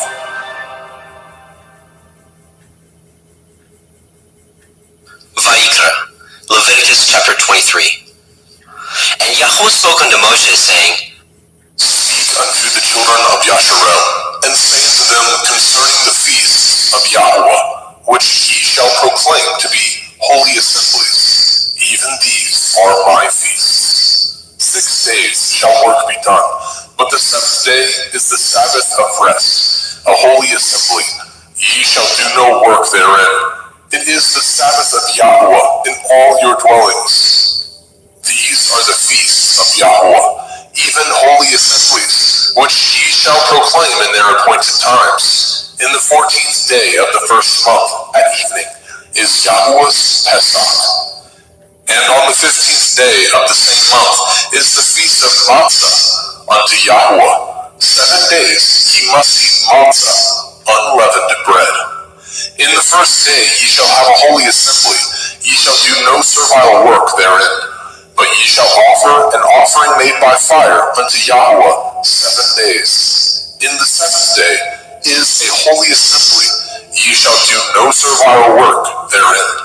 And Yahweh spoke unto Moshe, saying, Speak unto the children of Yasharel, and say unto them, When ye are come into the land which I give unto you, and shall reap the harvest thereof, then ye shall bring a sheaf of the first fruits of your harvest unto the priests. And he shall wave the sheaf before Yahweh, to be accepted for you. On the morrow after the Sabbath, the priest shall wave it.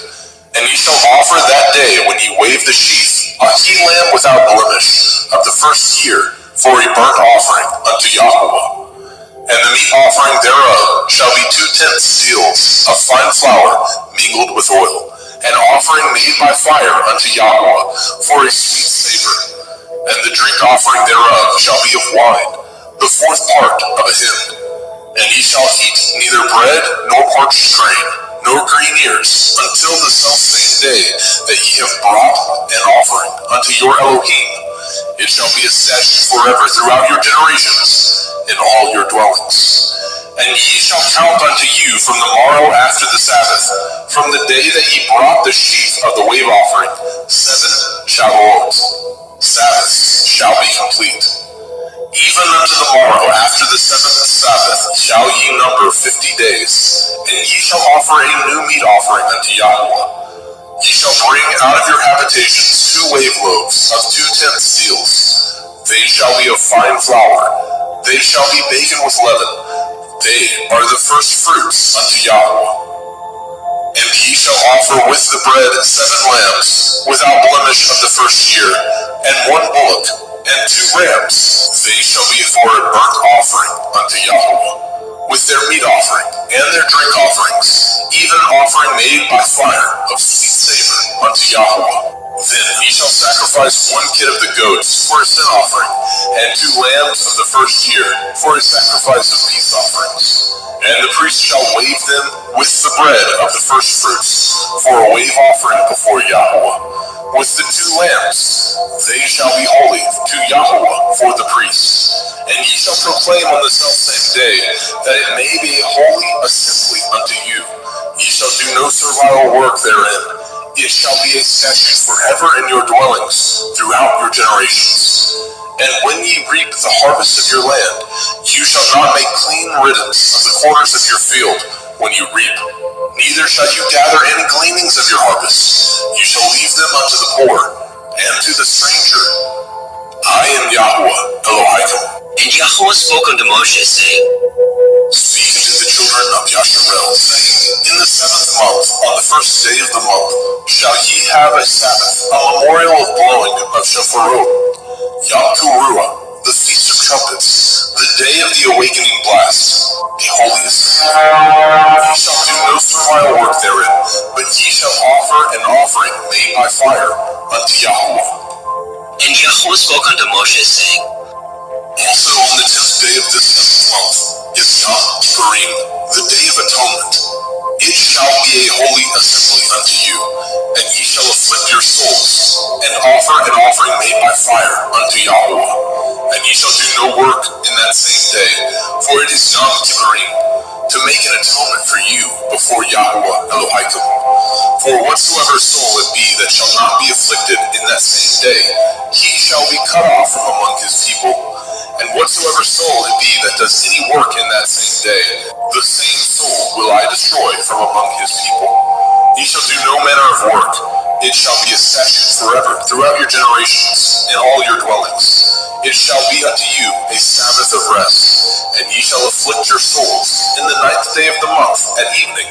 From evening unto evening shall ye celebrate your Sabbath. And Yahweh spoke unto Moshe, saying, Speak unto the children of Yasharel, saying, The 15th day of this 7th month shall be the feast of Sukkot, tabernacles, for 7 days unto Yahweh. On the 1st day shall be a holy assembly. Ye shall do no servile work therein. 7 days ye shall offer an offering made by fire unto Yahweh. On the 8th day shall be a holy assembly unto you, and ye shall offer an offering made by fire unto Yahweh. It is a solemn assembly, and ye shall do no servile work therein. These are the feasts of Yahweh, which ye shall proclaim to be holy assemblies, to offer an offering made by fire unto Yahweh, a burnt offering and a meat offering, a sacrifice and drink offerings, everything upon his day.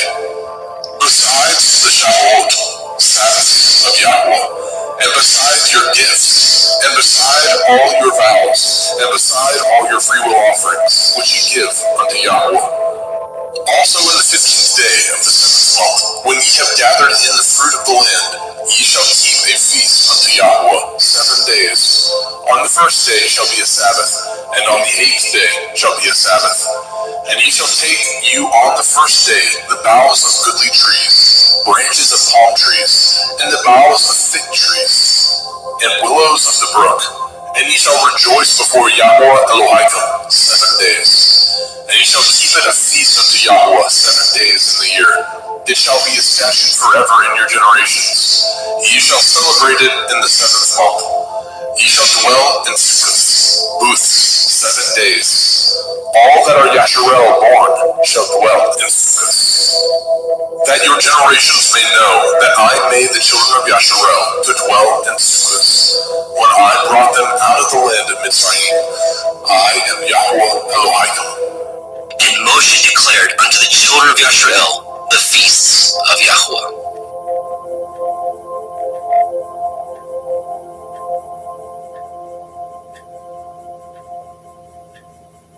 Vayikra, Leviticus chapter 24. And Yahweh spoke unto Moshe, saying, Command the children of Yasharel that they bring unto you pure olive oil, beaten for the light, to cause the lamps to burn continually, without the veil of the testimony.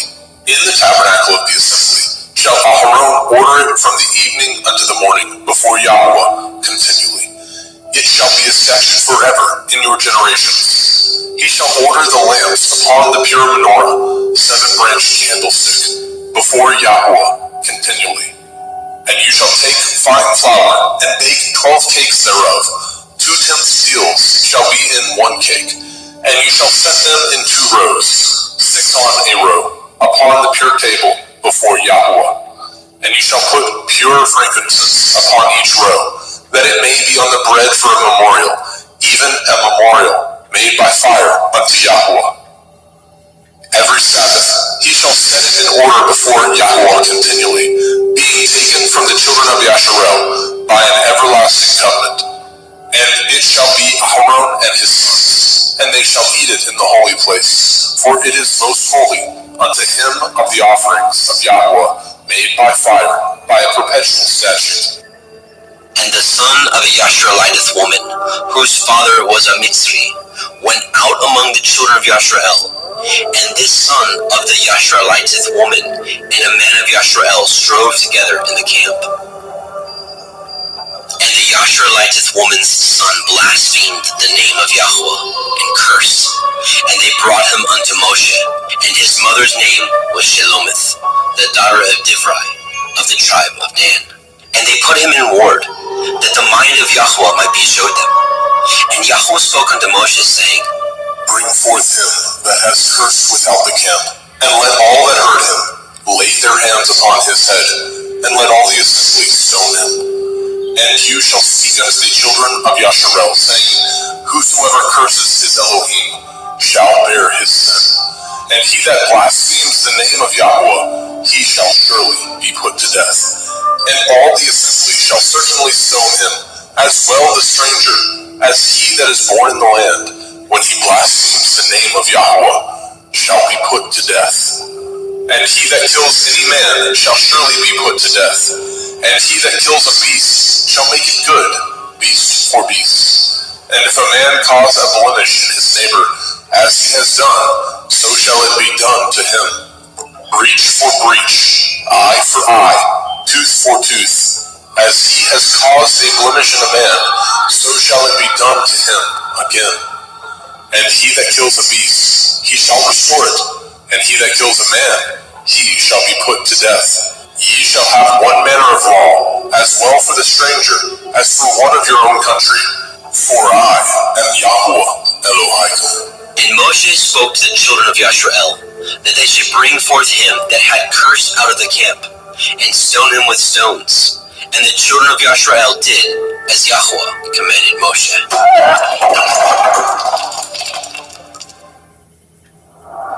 Vayikra, Leviticus chapter 25. And Yahweh spoke unto Moshe in Mount Sinai, saying, Speak unto the children of Yasharel, and say unto them, When ye come into the land which I give you, then shall the land keep a Sabbath unto Yahweh. 6 years you shall sow your field, and 6 years you shall prune your vineyard, and gather in the fruit thereof. But in the 7th year shall be a Sabbath of rest unto the land, a Sabbath for Yahweh. You shall neither sow your field, nor prune your vineyard. That which grows of its own accord of your harvest you shall not reap, neither gather the grapes of your vine undressed, for it is a year of rest unto the land. And the Sabbath of the land shall be food for you and for your servant, and for your maid, and for your hired servant, and for your stranger that sojourns with you, and for your cattle, and for the beasts that are in your land, shall all the increase thereof be meat. And you shall number 7 Shabbathim, Sabbaths of years unto you, 7 times 7 years, and the space of the 7 Shabbathim of years shall be unto you 49 years. Then shall you cause the shofar of the Jubilee to sound on the 10th day of the 7th month, in Yom Kippurim, the Day of Atonement, shall ye make the shofar sound throughout all your land. And ye shall hallow the 50th year, and proclaim liberty throughout all the land unto all the inhabitants thereof. It shall be a jubilee unto you, and ye shall return every man unto his possession, and ye shall return every man unto his family. A jubilee shall that 50th year be unto you. You shall not sow, neither reap that which grows of itself in it, nor gather the grapes in it of your vine undressed. For it is the Jubilee, it shall be holy unto you.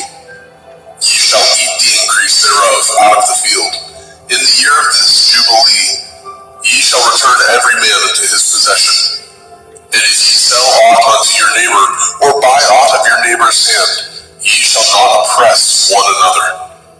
According to the the number of years after the Jubilee you shall buy of your neighbor, and according unto the number of years of the fruits he shall sell unto you. According to the multitude of years you shall increase the price thereof, and according to the fewness of years you shall diminish the price of it. For according to the number of the years of the fruits he sells unto you. Ye shall not therefore oppress one another, but you shall fear your Elohim, for I am Yahweh Elohim. Wherefore ye shall do my statutes, and guard my judgments, and do them, and ye shall dwell in the land in safety. And the land shall yield her fruit, and ye shall eat your fill, and dwell therein in safety. And if ye say, what shall we eat the seventh year? Behold, we shall not sow, nor gather in our increase. Then I will command my blessings upon you in the sixth year, and it shall bring forth fruit for 3 years. And ye shall sow the 8th year, and eat yet of old fruit until the 9th year. Until her fruits come in, ye shall eat of the old store.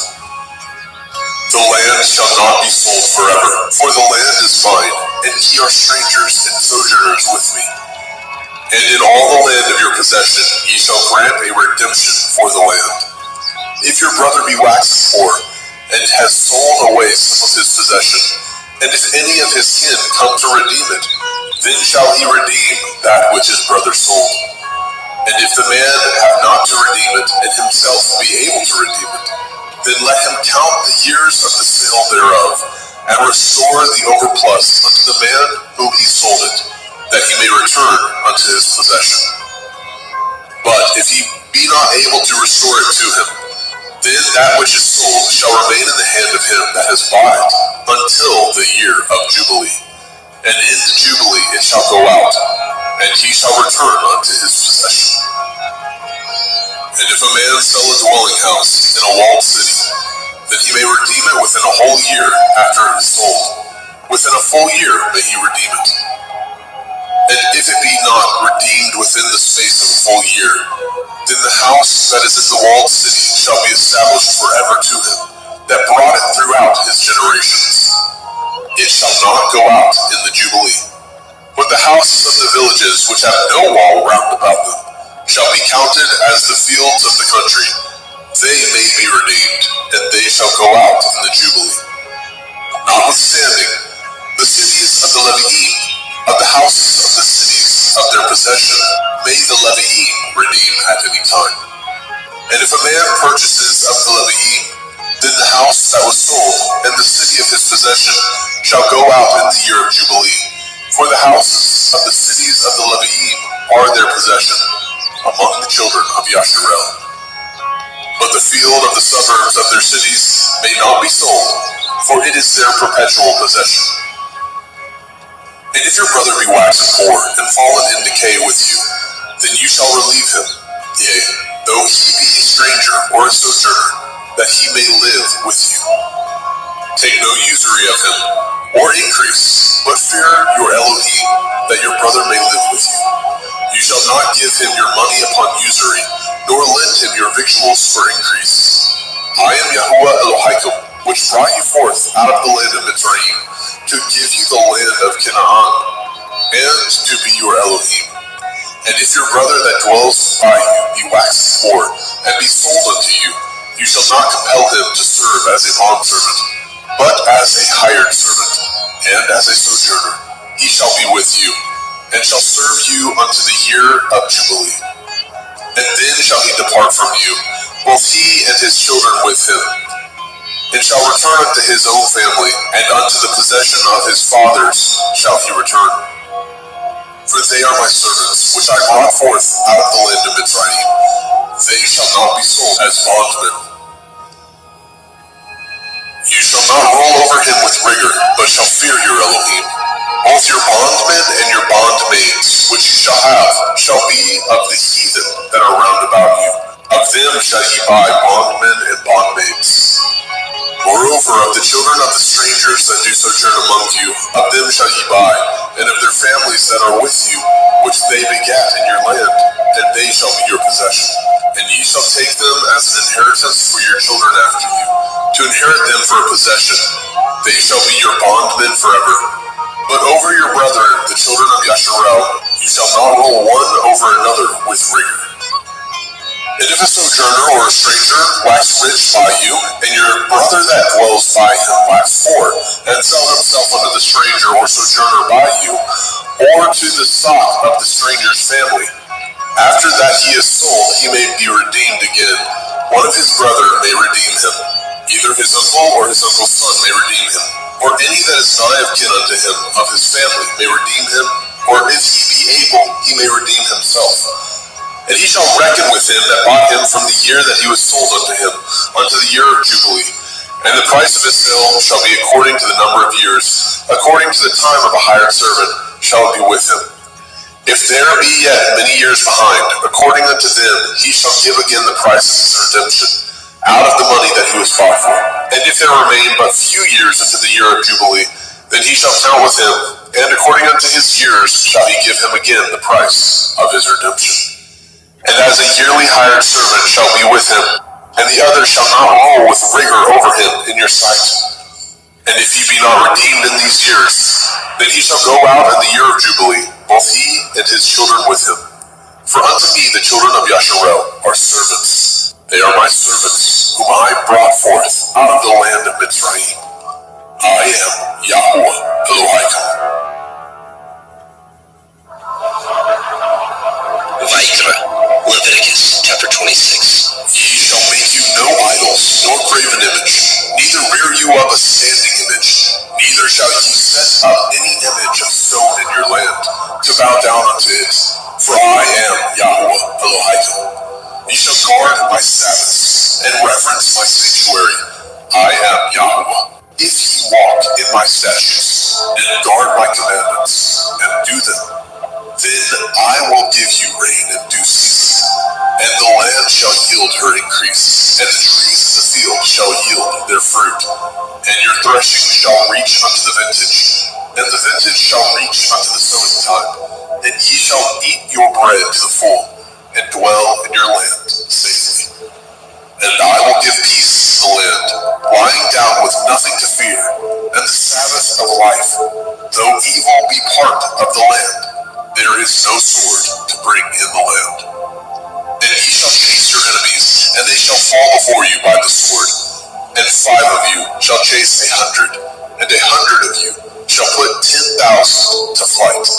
And your enemies shall fall before you by the sword. For I will have respect unto you, and make you fruitful, and multiply you, and establish my covenant with you. And ye shall eat old store, and bring forth the old because of the new.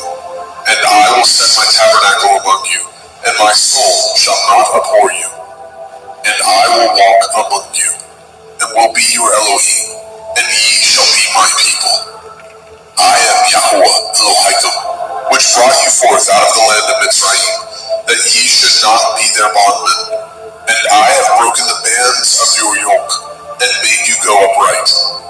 But if ye will not hearken unto me, and will not do all these commandments, and if ye shall despise my statutes, or if your soul abhor my judgments, so that ye will not do all my commandments, but that ye break my covenant, I also will do this unto you.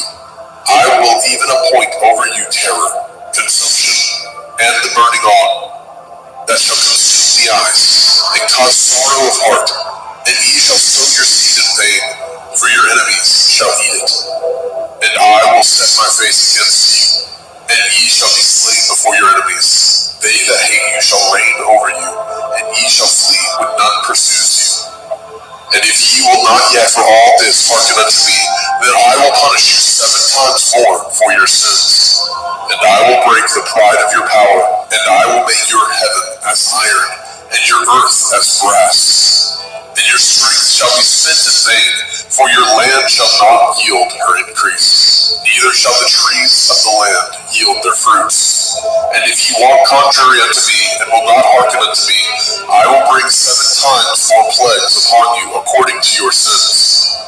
I will also send wild beasts among you, which shall rob you of your children, and destroy your cattle, and make you few in number, and your highways shall be desolate.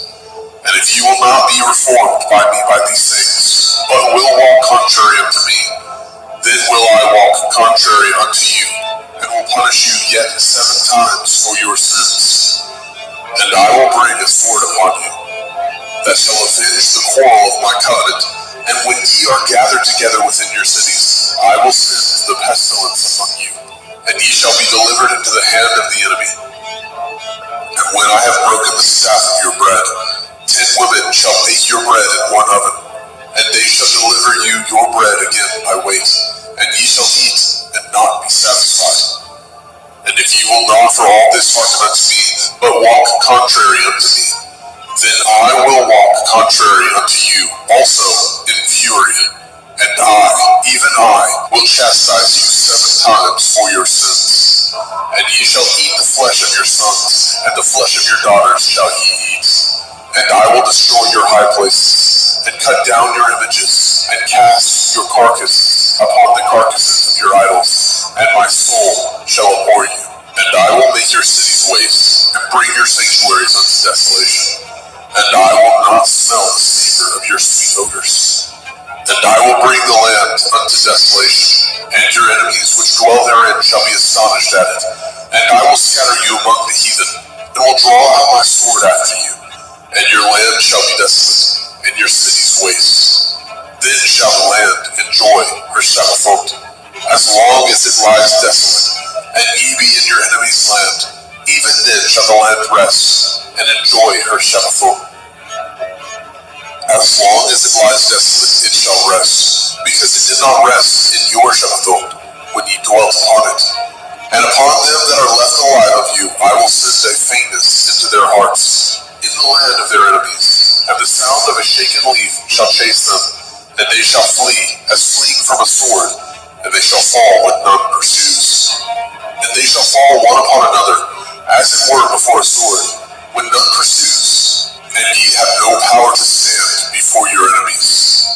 And ye shall perish among the heathen, and the land of your enemies shall eat you up. And they that are left of you shall pine away in their iniquity, in your enemies' lands, and also in the iniquities of their fathers shall they pine away with them. If they shall confess their iniquity, and the iniquity of their fathers, with their transgressions which they transgressed against me, and that also they have walked contrary unto me, and that I also have walked contrary unto them, and have brought them into the land of their enemies, if then their uncircumcised heart be humbled, and they then accept of the punishment of their iniquity, then I will remember my covenant with Yaakov, and also my covenant with Yitzhak, and also my covenant with Abraham will I remember, and I will remember the land. The land also shall be left of them, and shall enjoy her Sabbathot, while she lies desolate without them. And they shall accept of the punishment of their iniquity, because they despised my judgments, and because their soul abhorred my statutes. And yet, for all that, when they be in the land of their enemies, I will not cast them away, neither will I abhor them, to destroy them utterly, and to break my covenant with them. For I am Yahweh Elohim.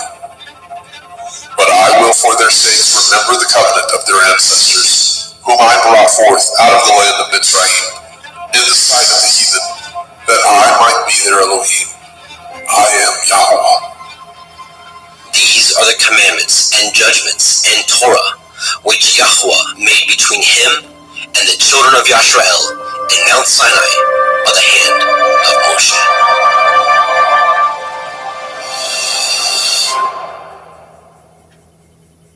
Vayikra, Leviticus chapter 27. And Yahweh spoke unto Moshe, saying, Speak unto the children of Yisrael, and say unto them, when a man shall make a singular vow, the persons shall be for Yahweh by your estimation. And your estimation shall be of the male from 20 years old, even unto 60 years old. Even your estimation shall be 50 shekels of silver, after the shekel of the sanctuary. And if it be a female, then your estimation shall be 30 shekels. And if it be from 5 years old, even unto 20 years old, then your estimation shall be of the male 20 shekels, and for the female 10 shekels. And if it be from a month old even unto 5 years old, then your estimation shall be of the male 5 shekels of silver, and for the female your estimation shall be 3 shekels of silver. And if it be from 60 years old and above, if it be a male, then your estimation shall be 15 shekels, and for the female 10 shekels. But if he be poorer than your estimation, then he shall present himself before the priest, and the priest shall value him according to his ability, that thou shall the priest value him. And if it be a beast, whereof men bring an offering unto Yahweh, all that any man gives of such unto Yahweh shall be holy. He shall not alter it, nor change it, a good for a bad, or a bad for a good. And if he shall at all change beast for beast, then it and the exchange thereof shall be holy. And if it be any unclean beast, of which they do not offer a sacrifice unto Yahweh, then he shall present the beast before the priest. And the priest shall value it, whether it be good or bad, as you value it.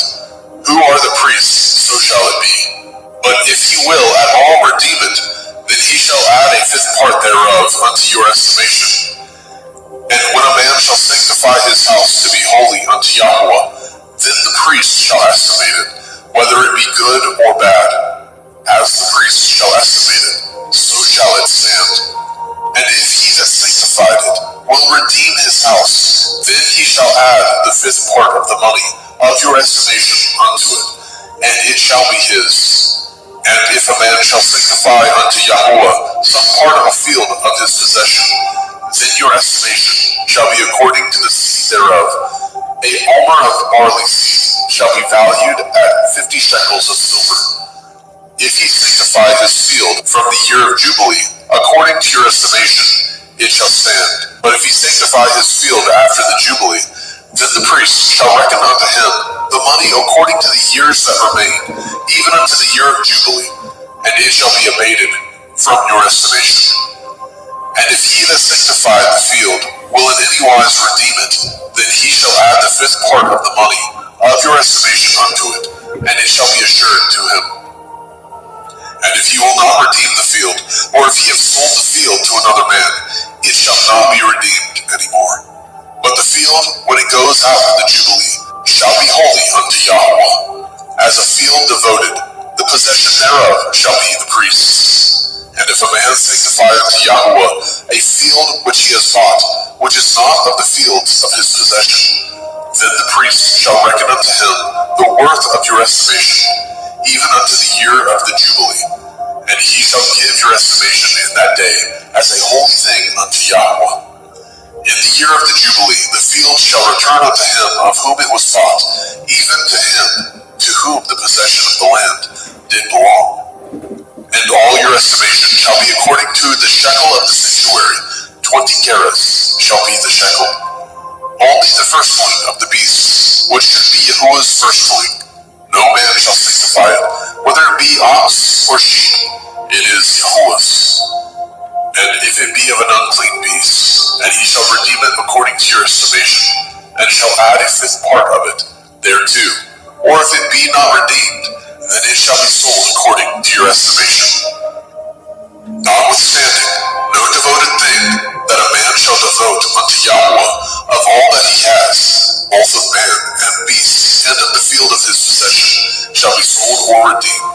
Every devoted thing is most holy unto Yahweh. None devoted, which shall be devoted of men, shall be redeemed, but shall surely be put to death. And all the tithe of the land, whether of the seed of the land, or of the fruit of the tree, is Yahuwah's. It is holy unto Yahuwah. And if a man shall at all redeem aught of his tithes, he shall add thereto the 5th part thereof. And concerning the tithe of the herd, or of the flock, even of whatsoever passes under the rod, the 10th shall be holy unto Yahweh. He shall not search whether it be good or bad, neither shall he change it. And if he change it at all, then both it and the change thereof shall be holy. It shall not be redeemed. are the commandments which Yahweh commanded Moshe for the children of Yisrael in Mount Sinai.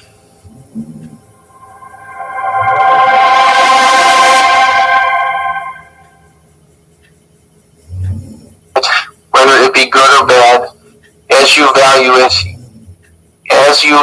it who are the priest, so shall it be. But if he will at all redeem it, then he shall add a fifth part thereof unto your estimation. Then a man shall sanctify his house to be holy unto Yahweh. Then the priest shall estimate it, whether it be good or bad, as the priest shall estimate it, so shall it stand. And if he that sanctified it shall redeem his house, then he shall add the fifth part of the money of your estimation unto it, and it shall be his. And if a man shall sanctify unto Yahweh some part of a field of his possession, that your estimation shall be according to the seed thereof, an omer of barley seed shall be valued at 50 shekels of silver. If he sanctify his field from the year of Jubilee, according to your estimation, it shall stand. But if he sanctify his field after the Jubilee, then the priest shall reckon unto him the money according to the years that remain, even unto the year of the Jubilee, and it shall abate from your estimation. And if he that sanctified the field will in any wise redeem, then he shall add the fifth part of the money of your estimation unto it, and it shall be assured to him. And if he will not redeem the field, or if he have sold the field to another man, it shall not be redeemed any more. But the field, when it goes out in the Jubilee, shall be holy unto Yahweh, a field devoted. The possession thereof shall be the priest's. And if a man sanctify unto Yahweh a field which he has bought, that which is not of the fields of his possession,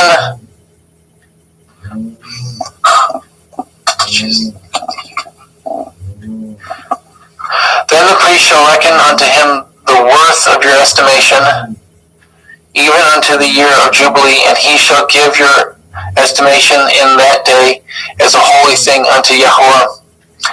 In the year of Jubilee, the field shall return unto him of whom it was bought, even to him whom the possession of the land did belong. And all your estimations shall be according to the shekel of the sanctuary. 20 gerahs shall be the shekel. Only the firstling of beasts, which should be Yahweh's firstlings, no man shall sanctify it, whether it be ox or sheep, it is Yahweh's. And if it be an unclean beast, then he shall redeem it according to your estimation, and shall add a fifth part of it thereto.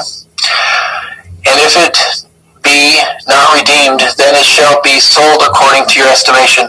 Notwithstanding, no devoted thing that a man shall devote unto Yahweh of all that he has, both of man and beast, and a field of his possession, shall be sold or redeemed. Every devoted thing is most holy unto Yahweh. None devoted which shall be devoted to men shall be redeemed, but shall surely be put to death. And all the tithe of the land, whether of the seed of the land or of the fruit of the tree, is Yahweh's. It is holy unto Yahweh. And if a man will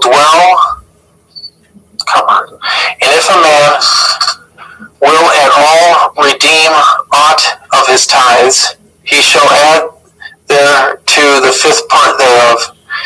And concerning the tithe of the herd and the flock, even whatsoever passes under the rod, the tenth shall be holy unto Yahuwah. He shall not search whether it be good or bad, neither shall he change it. And if he change it at all, then both it and the change thereof shall be holy. It shall not be redeemed. These are the commandments which Yahuwah commanded of Moshe and the children of Yasharel in Mount Sinai. Thank you, brother. And brothers and sisters, those of you that are watching this as a live stream, please join us in the next room, which there should be links in the chat right now. It's also on the homepage on Parable of Vineyard. Those of you that are watching this as a recording, there should be links in the description box and in the comment section below. So we will get started with part 2 after this.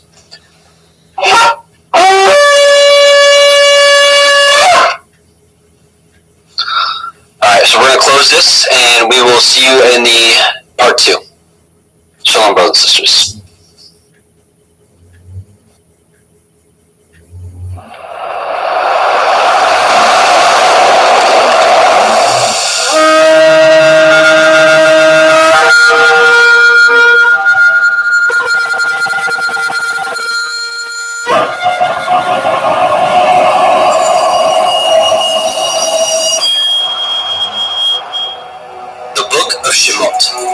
Exodus, chapter 1.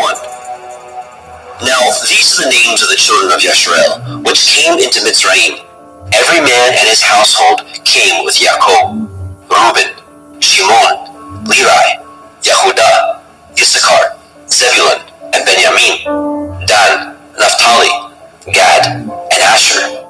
And all the souls that came out of the loins of Yaakov were 70 souls, for Joseph was in Mitzrayim already. And Joseph died, and all his brethren, and all that generation. And the children of Yasharel were fruitful, and increased abundantly, and multiplied, and waxed exceeding mighty, and the land was filled with them. Now there arose up a new king over Mitzrayim, which knew not Joseph. And he said unto his people, Behold, the people of the children of Yasharel are more and mightier than we. Come on, let us deal wisely with them, lest they multiply. And it come to pass, that when there falls out any war, they join also unto our enemies, and fight against us, and so get them up out of the land. Therefore they did set over them taskmasters, to afflict them with their burdens. And they built for Pharaoh treasure cities, Pithom, and Ramesses. But the more they afflicted them, the more they multiplied and grew, and they were grieved because of the children of Yasharel. And the Mitzrayim made the children of Yasharel to serve with rigor, and they made their lives bitter with hard bondage, in mortar, and in brick, and in all manner of service in the field. All their service, where they made them serve, was with rigor. And the king of Mitzrayim spoke to the Ivri midwives, of which the name of the one was Shiphrah, and the name of the other Puah. And he said, When ye do the office of a midwife to the Ivrith woman, and see them upon the stools, if it be a son, then ye shall kill him. But if it be a daughter, then she shall live.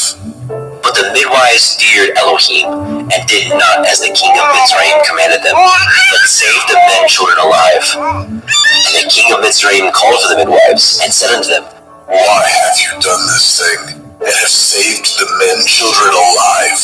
And the midwives said unto Pharaoh, Because the Ivrith women are not as the Mitzrayim women, for they are lively, and are delivered, and the midwives come in unto them. Therefore Elohim dealt well with the midwives, and the people multiplied, and waxed very mighty. And it came to pass, because the midwives feared Elohim, that he made them houses. And Pharaoh charged all his people, saying, Every son that is born ye shall cast into the river, and every daughter ye shall save alive. Shemot, Exodus, chapter 2. And there went a man of the house of Levi, and took to be his woman a daughter of Levi. And the woman conceived, and bore a son. And when she saw him, that he was a goodly child, she hid him 3 months. And when she could no longer hide him, She took for him an ark of bulrushes and daubed it with slime and with pitch, and put the child therein, and she laid it in the reeds by the river's brink. And his sister stood afar off to wait what would be done to him. And the daughter of Pharaoh came down to wash herself at the river, and her maidens walked along by the river's side. And when she saw the ark among the reeds, she sent her maid to fetch it. And when she had opened it, she saw the child, and behold, that he wept. And she had compassion on him, and said, This is one of the Ephraim children. Then said his sister to Pharaoh's daughter, Shall I go and call to you a nurse of the Ephraim woman, that she may nurse the child for you? And Pharaoh's daughter said to her, Go. And the maid went and called the child's mother. And Pharaoh's daughter said unto her, Take this child away and nurse it for me, and I will give you your wages. And the woman took the child and nursed it. And the child grew, and she brought him unto Pharaoh's daughter, and became her son. And she called his name Moshe. And she said, Because I drew him out of the water. And it came to pass in those days, when Moshe was grown, that he went out unto his brethren, and looked on their burdens. And he spied a Mitzri smiting one of his brethren. And he looked this way, and that way. And when he saw that there was no man, he slew the Mitzri, and hid him in the sand. And when he went out the second day, behold, 2 men of the Ephraim strove together. And he said to him that did the wrong, Wherefore do you smite your fellow? And he said, Who made you a prince and a judge over us? Intend you to kill me as you killed the Mitzri? And Moshe feared and said, Surely this thing is known. Now when Pharaoh heard this thing, he sought to slay Moshe. But Moshe fled from the face of Pharaoh, and dwelt in the land of Midian, and he sat down by a well. Now the priest of Midian had 7 daughters, and they came and drew water, and filled the troughs to water their father's flock. And the shepherds came and drove them away. But Moshe stood up and held them, and watered their flock. And when they came to Reuel their father, he said, How is it that ye are come so soon today? And they said, And Mitzri delivered us out of the hand of the shepherds, and also drew water enough for us, and watered the flock. And he said unto his daughters, And where is he? Why is it that ye have left the man? Call him that he may eat bread. And Moshe was content to dwell with the man.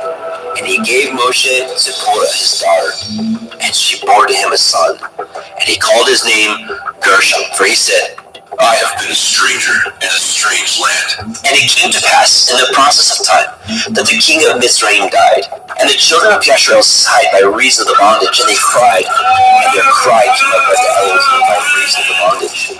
And Elohim heard their groaning, and Elohim remembered his covenant with Abraham, with Yitzchak, and with Yaakov.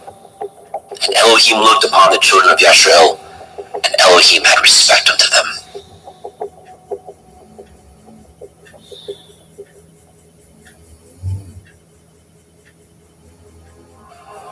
Shemot, Exodus, chapter 3. Now Moshe kept the flock of Yithro his father-in-law, the priest of Midian, and he led the flock to the backside of the desert, and came to the mountain of Elohim, even to Horeb. And the angel of Yahweh appeared unto him in a flame of fire, out of the midst of a thorn bush. And he looked, and behold, the thorn bush burned with fire, and the thorn bush was not consumed. And Moshe said, I will now turn aside and see this great sight, why the thorn bush is not burnt. And when Yahweh saw that he turned aside to see, Elohim called unto him out of the midst of the thorn bush, and said, Moshe, Moshe. And he said, Here am I. And he said, Draw not nigh hither. Put off your shoes from off your feet, for the place whereon you stand is holy ground.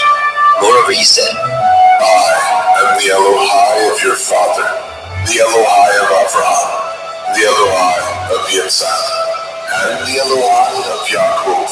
And Moshe hid his face, for he was afraid to look upon Elohim. And Yahweh said, I have surely seen the affliction of my people, which are in Mitzrayim, and have heard their cry by reason of their taskmasters. For I know their sorrows, and I am come down to deliver them out of the hand of the Mitzrayim, and to bring them up out of that land unto a good land, and a large, unto a with milk and honey, unto the place of the Canaanite, and the Hittite, and the Amorim, and the Perizzite, and the Hivim, and the Jebusite. Now therefore, behold, the cry of the children of Yasharel is come unto me, and I have also seen the oppression wherewith the Mitzrayim oppress them. Come now therefore, I will send you unto Pharaoh, that you may bring forth my people, the children of Yasharel, out of Mitzrayim. And Moshe said unto Elohim, Who am I that I should go unto Pharaoh, and that I should bring forth the children of Yasharel out of Mitzrayim? And he said, Certainly I will be with you, and this shall be a sign unto you that I have sent you. When you have brought forth the people out of Mitzrayim, ye shall serve Elohim upon this mountain. And Moshe said unto Elohim, Behold, I come unto the children of Yasharel, and say unto them, The Elohai of your fathers has sent me unto you. And they shall say unto me, What is his name? What shall I say unto them? And Elohim said unto El Moshe, Ahaya, Asher, Ahaya, I am that I am. And he said, Thus shall you say unto the children of Yasharel, Ahaya, I am, has sent me unto you. And Elohim said moreover unto El Moshe, Thus shall you say unto the children of Yasharel, Yehovah Elohai of your fathers, the Elohai of Abraham, the Elohai of Yitzhak, and the Elohai of Yaakov, has sent me unto you. This is my name forever, and this is my mention unto all generations. Go and gather the elders of Yasharel together, and say unto them, Yehovah Elohai of your fathers, the Elohai of Abraham, of Yitzhak, and the Elohai of Yaakov, appeared unto me, saying, I have surely visited you, and seen that which is done to you in Mitzrayim. And I have said, I will bring you up out of the affliction of Mitzrayim, unto the land of the Canaanite, and the Hittite, and the Amorim, and the Perizzite, and the Hivim, and the Jebusite, unto a land flowing with milk and honey, and they shall hearken to your voice. And you shall come, you and the elders of Yasharel, unto the king of Mitzrayim, and you shall say unto him, Yehovah Elohai the Ephraim has met us. And now let us go, we beseech you, 3 days' journey into the wilderness, that we may sacrifice to Yehovah Elohim. And I am sure that the king of Mitzrayim will not let you go, no, not by a mighty hand. And I will stretch out my hand, and smite Mitzrayim with all my wonders, which I will do in the midst thereof. And after that he will let you go, and I will give this people favor in the sight of the Mitzrayim. And it shall come to pass, that when ye go, ye shall not go empty. But every woman shall borrow of her neighbor, and of her that sojourns in her house, jewels of silver, and jewels of gold, and raiment. And ye shall put them upon your sons, and upon your daughters, and ye shall spoil the Mitzrayim.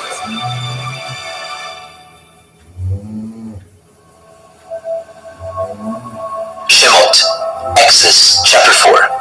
And Moshe answered and said, But behold, they will not believe me, nor hearken unto my voice, for they will say, Yahweh has not appeared unto you. And Yahweh said unto him, What is that in your hand? And he said, A rod? And he said, Cast it on the ground. And he cast it on the ground, and it became a serpent. And Moshe fled from before it.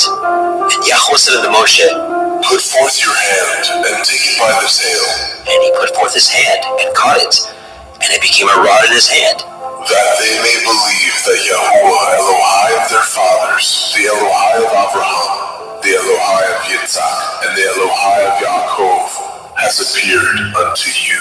And Yahweh said furthermore unto him, Put now your hand into your bosom. And he put his hand into his bosom, and when he took it out, behold, his hand was leprous as snow. And he said, Put your hand into your bosom again. And he put his hand into his bosom again, and plucked it out of his bosom, and behold, it was turned again as his other flesh. And it shall come to pass, if they will not believe you, neither hearken to the voice of the first sign, that they will believe the voice of the latter sign. And it shall come to pass, if they will not believe also these two signs, neither hearken unto your voice, that you shall take of the water of the river, and pour it upon the dry land, and the water which you take out of the river shall become blood upon the dry land. And Moshe said unto Eliyahu, Oh my Adonai, I am not eloquent, neither heretofore, nor since you have spoken unto your servant, but I am slow of speech and of a slow tongue. And Yahweh said unto him, Who has made man's mouth, or who makes the dumb, or deaf, or the seeing, or the blind? Have not I, Yahweh? Now therefore go, and I will be with your mouth, and teach you what you shall say. And he said, O my Adonai, send, I pray you, by the hand of whom you will send. And the anger of Yahweh was kindled against Moshe, and he said, Is not Aharon the Levi your brother? I know that he can speak well, and also, behold, he comes forth to meet you, and when he sees you, he will be glad in his heart. And you shall speak unto him, and put the words in his mouth, and I will be with your mouth, and with his mouth, and will teach you what ye shall do. And he shall be your spokesman unto the people, and he shall be, even he shall be to you instead of a mouth, and you shall be to him instead of Elohim. And you shall take this rod in your hand, wherewith you shall do signs. And Moshe went and returned to Yitro his father-in-law, and said unto him, Let me go, I pray you, and return unto my brethren which are in Mizraim, and see whether they be yet alive. And Yitro said unto Moshe, Go in peace. And Yahweh said unto Moshe in Midian, Go, return into Mizraim, for all the men are dead which sought your life. And Moshe took his woman and his sons, and set them upon an ass, and he returned to the land of Mizraim. And Moshe took the rod of Elohim in his hand. And Yahweh said unto Moshe, When you go to return into Mitzrayim, see that you do all those wonders before Pharaoh, which I have put into your hand. But I will harden his heart, that he shall not let the people go. And you shall say unto Pharaoh, Thus says Yahweh, Yasharel is my son, even my firstborn. And I say unto you, let my son go, that he may serve me. And if you refuse to let him go, behold, I will slay your son, even your firstborn. And it came to pass by the way in the inn that Yahweh met him, and sought to kill him. Then Zipporah took a sharp stone, and cut off the foreskin of her son, and cast it at his feet, and said, Surely a bloody man are you to me. So he let him go. Then she said, A bloody man you are, because of the circumcision. And Yahweh said to Aharon, Go into the wilderness to meet Moshe. And he went, and met him in the mount of Elohim, and kissed him. And Moshe told Aharon all the words of Yahweh who had sent him, and the signs which he had commanded him. And Moshe and Aharon went and gathered together all the elders of the children of Yisrael.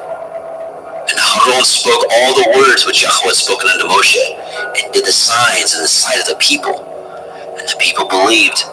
And when they heard that Yahweh had visited the children of Yisrael, and that he had looked upon their affliction, then they bowed their heads and worshipped.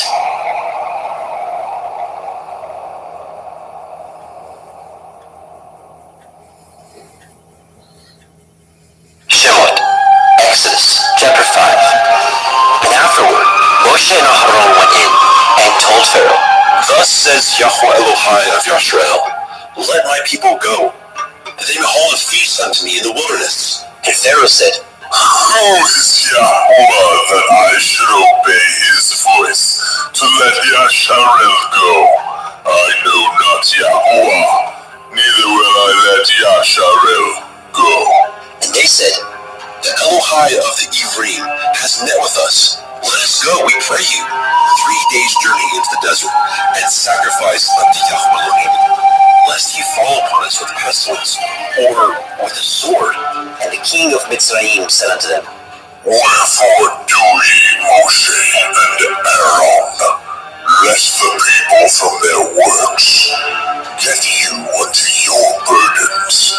And Pharaoh said, Behold, The people of the land now are many, and ye make them rest from their burdens.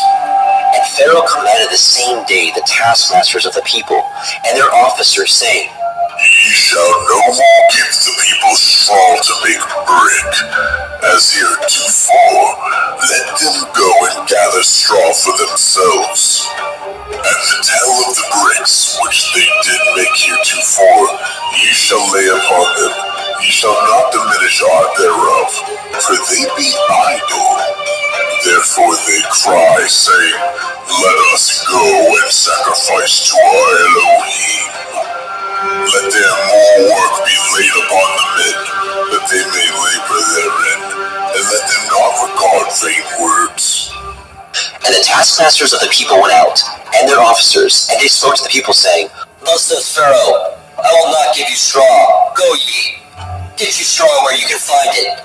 Yet not all of your work shall be diminished. So the people were scattered abroad throughout all the land of Mitzrayim, to gather stubble instead of straw. And the taskmasters hasted them, saying, Fulfill your works, your daily tasks, as when there was straw. And the officers of the children of Yasharal, which Pharaoh's taskmasters had set over them, were beaten, and demanded, Wherefore have ye not fulfilled your task in making brick both yesterday and today, as heretofore? Then the officers of the children of Yasharal came and cried unto Pharaoh, saying, Wherefore do ye thus with your servants? There is no straw given unto your servants, and they say to us, Make brick, and behold, your servants are beaten. But the fault is in your own people. But he said, Ye are idle. Therefore ye say, Let us go and do sacrifice to Yahweh.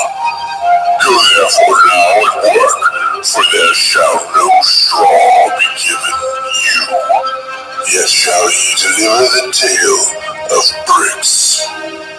And the officers of the children of Yasharal did see that they were in an evil case.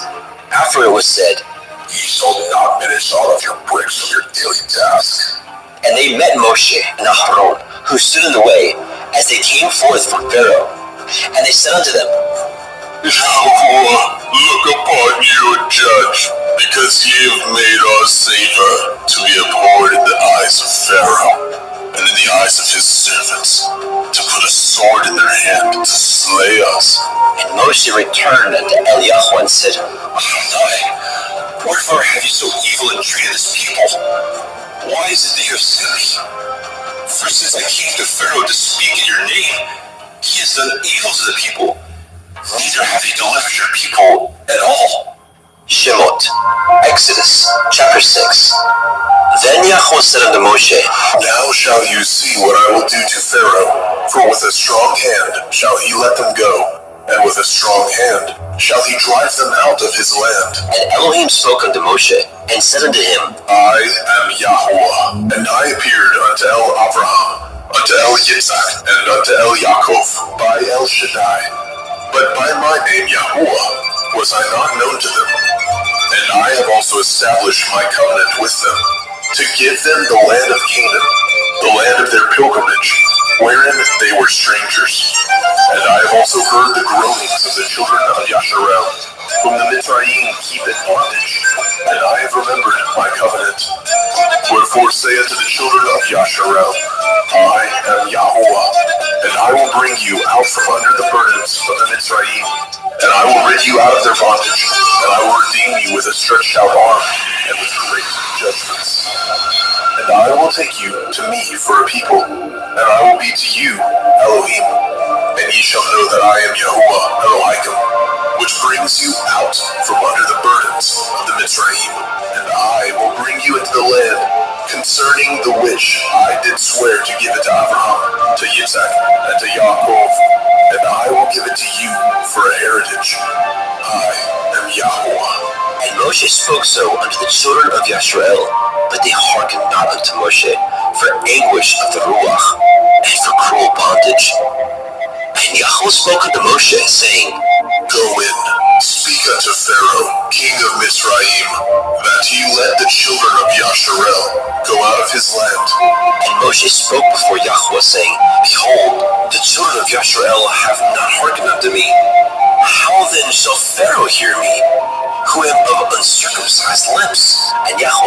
unto El Moshe and unto El Ahron, and gave them a charge unto the children of Yashrael and unto Pharaoh, king of Mitzrayim, to bring the children of Yashrael out of the land of Mitzrayim. These be the heads of their fathers' houses, the sons of Reuben, the firstborn of Yashrael, Chanok, and Palu, and Chetzron, and Carmi. These be the families of Reuben. And the sons of Shimon, Yemuel, and Yamin, and Ohad, and Yakin, and Sochar, and Shaul, the son of the Canaanite woman. These are the families of Shimon. And these are the names of the sons of Levi, according to their generations, Gershon, and Kohath, and Merari. And the years of the life of Levi were 137 years. The sons of Gershon, Livni, and Shimei, according to their families. And the sons of Kohath, Amram, and Yitzchar, and Hebron, and Uziel. And the years of the life of Kohath were 133 years. And the sons of Merari, Machli, and Mushi. These are the families of Levi, according to their generations. And Amram took Jochebed, his father's sister, to be his woman, and she bore him Ahron and Moshe. And the years of the life of Amram were 137 years. And the sons of Yitzchar, Korach, and Nepheg, and Zikri. And the sons of Uziel, Mishael, and Elishaphan, and Chitrai. And Ahron took him Elisheba, daughter of Aminadab, sister of Nachshon, to be his woman. And she bore him Nadab, and Abihu, and Eleazar, and Ithamar.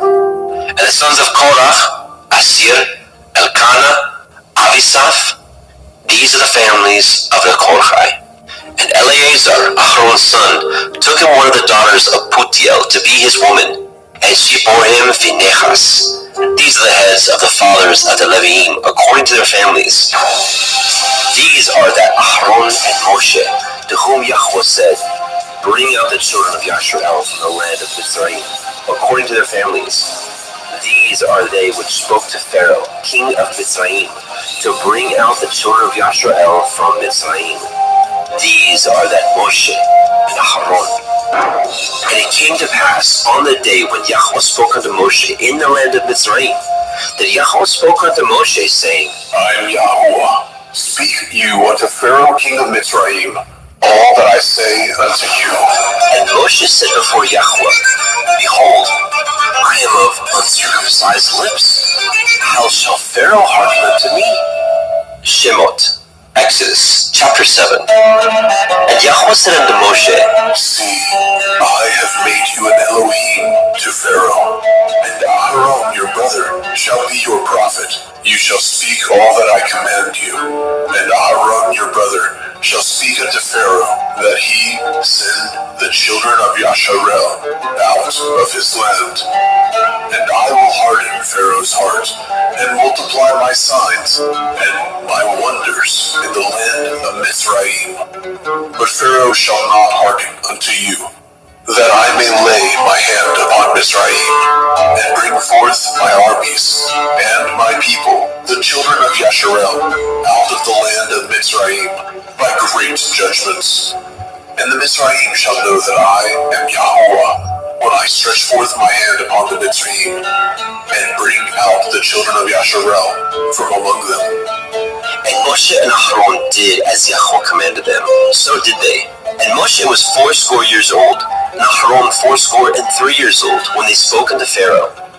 And Yahweh spoke unto El Moshe, and unto El Aharon, saying, When Pharaoh shall speak unto you, saying, Show a miracle for you, then you shall say unto El Aharon, Take your rod, and cast it before Pharaoh, and it shall become a serpent.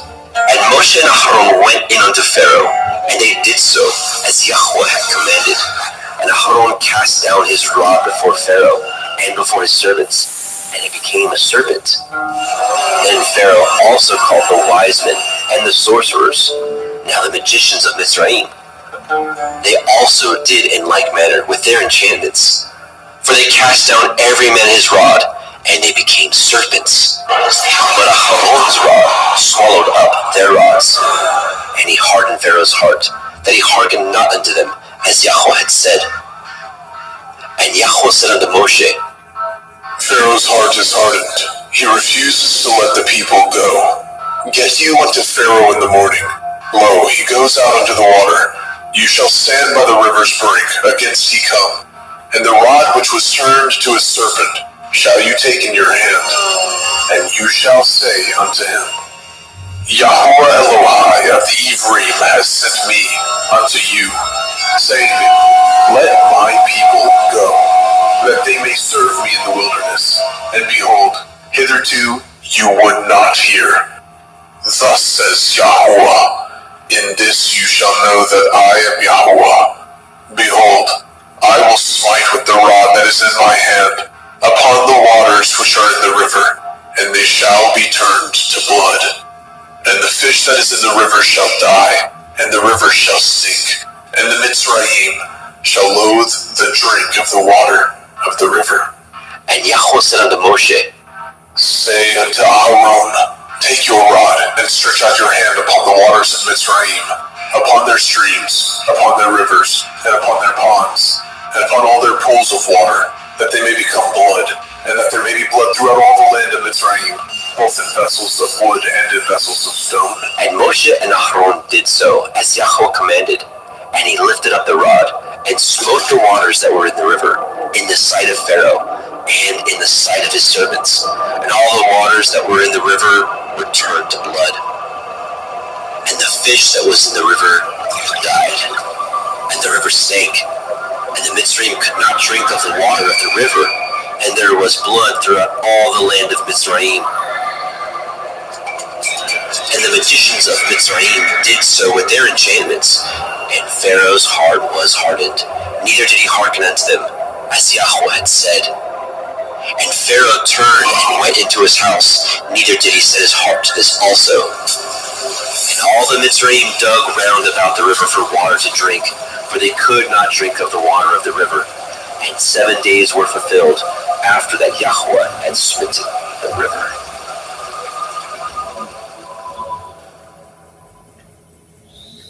Shemot, Exodus chapter 8. And Yahweh spoke unto Moshe, Go unto Pharaoh, say unto him, Thus says Yahweh, Let my people go, that they may serve me. And if you refuse to let them go, behold, I will smite all your borders with frogs. And the river shall bring forth frogs abundantly, which shall go up and come into your house, and into your bedchamber, and upon your bed, and into the house of your servants, and upon your people, and into the ovens, and into your kneading troughs. And the frogs shall come up, both on you and upon your people, and upon all your servants. And Yahweh spoke unto El Moshe, Say unto El Aaron, Stretch forth your hand with your rod over the streams, over the rivers, and over the ponds, and cause the frogs to come up upon the land of Mitzrayim. And Aaron stretched out his hand over the waters of Mitzrayim, and the frogs came up and covered the land of Mitzrayim. And the magicians did so with their enchantments, and brought up the frogs upon the land of Mitzrayim. Then Pharaoh called for Moshe and Aaron and said, Entreat El Yahweh, that he may take away the frogs from me, and from my people, and I will let the people go, that they may do sacrifice unto Yahweh. And Moshe said unto Pharaoh, Glory over me. When shall I entreat for you, and for your servants, and for your people, to destroy the frogs from you and from your houses, that they may remain in the river only? And he said, Tomorrow. And he said, Be it according to your word, that you may know that there is none like unto Yahweh Eloheinu. And the frogs shall depart from you, and from your houses, and from your servants, and from your people. They shall remain in the river only. And Moshe and Aaron went out from Pharaoh. And Moshe cried unto Yahweh because of the frogs which he had brought against Pharaoh. And Yahweh did according to the word of Moshe, and the frogs died out of the houses, out of the villages, and out of the fields. And they gathered them together upon heaps, and the land stank. But when Pharaoh saw that there was respite, he hardened his heart, and hearkened not unto them, as Yahweh had said. And Yahweh said unto Moshe, Say unto Aharon, stretch out your rod, and smite the dust of the land, that it may become lice throughout all the land of Mitzrayim. And they did so. For Aharon stretched out his hand with his rod, and smote the dust of the earth, and it became lice in man and in beast. All the dust of the land became lice throughout all the land of Mitzrayim. And the magicians did so with their enchantments to bring forth the lice, but they could not. So there were lice upon man and upon beast. Then the magicians said unto Pharaoh, This is the finger of Elohim. and Pharaoh's heart was hardened, and he hearkened not unto them, as Yahweh had said. And Yahweh said unto Moshe, Rise up early in the morning, stand before Pharaoh. Lo, he comes forth to the water. And say unto him, Thus says Yahweh, Let my people go, that they may serve me. Else if you will not let my people go, behold, I will send swarms of flies upon you, and upon your servants, and upon your people, and into your houses. And the houses of the Mitzrayim shall be full of swarms of flies, and also the ground whereon they are. And I will deliver in that day the land of Goshen, in which my people dwell, that no swarms of flies shall be there, to the end you may know that I am Yahweh in the midst of the earth. And I will put a division between my people and your people. Tomorrow shall this sign be. and Yahweh did so. And there came a grievous swarm of flies into the house of Pharaoh, and into his servants' houses, and into all the land of Mitzrayim. The land was corrupted by reason of the swarming flies. And Pharaoh called for Moshe and for Aharon, and said, Go ye, sacrifice to your Elohim in the land. And Moshe said, It is not meet so to do, for we shall sacrifice the abomination of the Mitzrayim to Yahweh Eloheinu. Lo, shall we sacrifice the abomination of the Mitzrayim before their eyes? And will they not stone us? We will go 3 days' journey into the wilderness, and sacrifice to Yahweh Eloheinu, as he shall command us. And Pharaoh said, I will let you go, that ye may sacrifice to Yahweh Elohim in the wilderness. Only ye shall not go very far away. Entreat for me.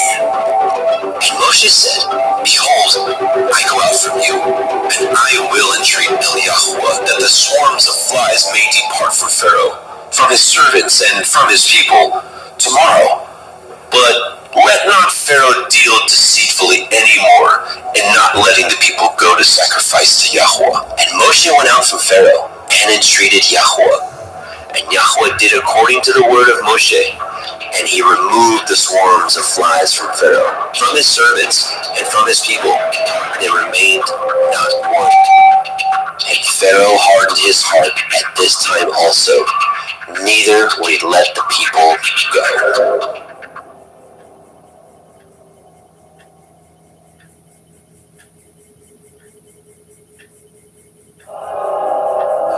Shemot, Exodus chapter 9. Then Yahweh said unto Moshe, Go in unto Pharaoh and tell him, Thus says Yahuwah Elohai of the Ephraim, Let my people go, that they may serve me. For if you refuse to let them go, and will hold them still, behold, the hand of Yahuwah is upon your cattle, which is in the field, upon the horses, upon the asses, upon the camels, upon the oxen, upon the sheep. There shall be a very grievous pestilence. And Yahuwah shall sever between the cattle of Yasharel and the cattle of Mitzrayim, and there shall nothing die of all that is the children's of Yasharel. And Yahweh appointed a set time, saying, Tomorrow Yahuwah shall do this thing in the land. And Yahweh did that thing on the morrow, and all the cattle of Mitzrayim died, but of the cattle of the children of Yasharel died not one. And Pharaoh sent, and behold, there was not one of the cattle of Yasharel dead. And the heart of Pharaoh was hardened, and he did not let the people go. And Yahweh said unto Moshe and unto Aharon, Take to you handfuls of ashes of the furnace, and let Moshe sprinkle it towards the heavens in the sight of Pharaoh. And it shall become small dust in all the land of Mitzrayim, and shall be a boil breaking forth with blains upon man and upon beasts throughout all the land of Mitzrayim. And they took the ashes of the furnace, and stood before Pharaoh. And Moshe sprinkled it up toward the heavens, and it became a boil, breaking forth with blains upon man and upon beast. And the magicians could not stand before Moshe because of the boils, for the boil was upon the magicians, and upon all the Mitzrayim. And Yahweh hardened the heart of Pharaoh, and he hearkened not unto them, as Yahweh had spoken unto Moshe. And Yahweh said unto Moshe, Rise up early in the morning, and stand before Pharaoh, and say unto him, Thus says Yahuwah Elohai of the Hebrew, Let my people go, that they may serve me. For I will at this time send all my plagues upon your heart, and upon your servants, and upon your people, that you may know that there is none like me in all the earth. For now I will stretch out my hand, that I may smite you, and your people with pestilence, and you shall be cut off from the earth. And in very deed for this cause have I raised you up, for to show in you my power, that my name may be declared throughout all the earth. As yet exalt you yourself against my people, that you will not let them go. Behold, tomorrow about this time I will cause it to rain a very grievous hail, such as has not been in Mitzrayim since the foundation thereof even until now. Send therefore now and gather your cattle, and all that you have in the field, for upon every man and beast which shall be found in the field, and shall not be brought home, the hail shall come down upon them, and they shall die. He that feared the word of Yahweh among the servants of Pharaoh made his servants and his cattle flee into houses. And he that regarded not the word of Yahweh left his servants and his cattle in the field. And Yahweh said unto Moshe, Stretch forth your hand towards the heavens, that there may be hail in all the land of Mitzrayim, upon man and upon beast, and upon every herb of the field, throughout the land of Mitzrayim. And Moshe stretched forth his rod toward the heavens, and Yahweh sent thunder and hail, and the fire ran along upon the ground, and Yahweh rained hail upon the land of Mitzrayim. So there was hail, and fire mingled with the hail, very grievous, such as there was none like it in all the land of Mitzrayim since it became a nation. And the hail smote throughout all the land of Mitzrayim, all that was in the field, both man and beast. And the hail smote every herb of the field, and broke every tree of the field. Only in the land of Goshen, where the children of Yasharel were, was there no hail. And Pharaoh sent and called for Moshe and Aharon, and said unto them, I have sinned this time. Yahweh is righteous, and I and my people are wicked. Entreat unto Yahweh, for it is enough that there be no more mighty thunderings and hail, for I will let you go. Ye shall stay no longer. And Moshe said unto him, As soon as I am gone out of the city, I will spread abroad my hands unto Yahweh, and the thunder shall cease, neither shall there be any more hail, that you may know how that the earth is Yahweh's. But as for you and your servants, I know that you will not fear Yahweh Elohim. And the flax and the barley was smitten, for the barley was in the ear, and the flax was bold. But the wheat and the rye were not smitten, for they were not grown up.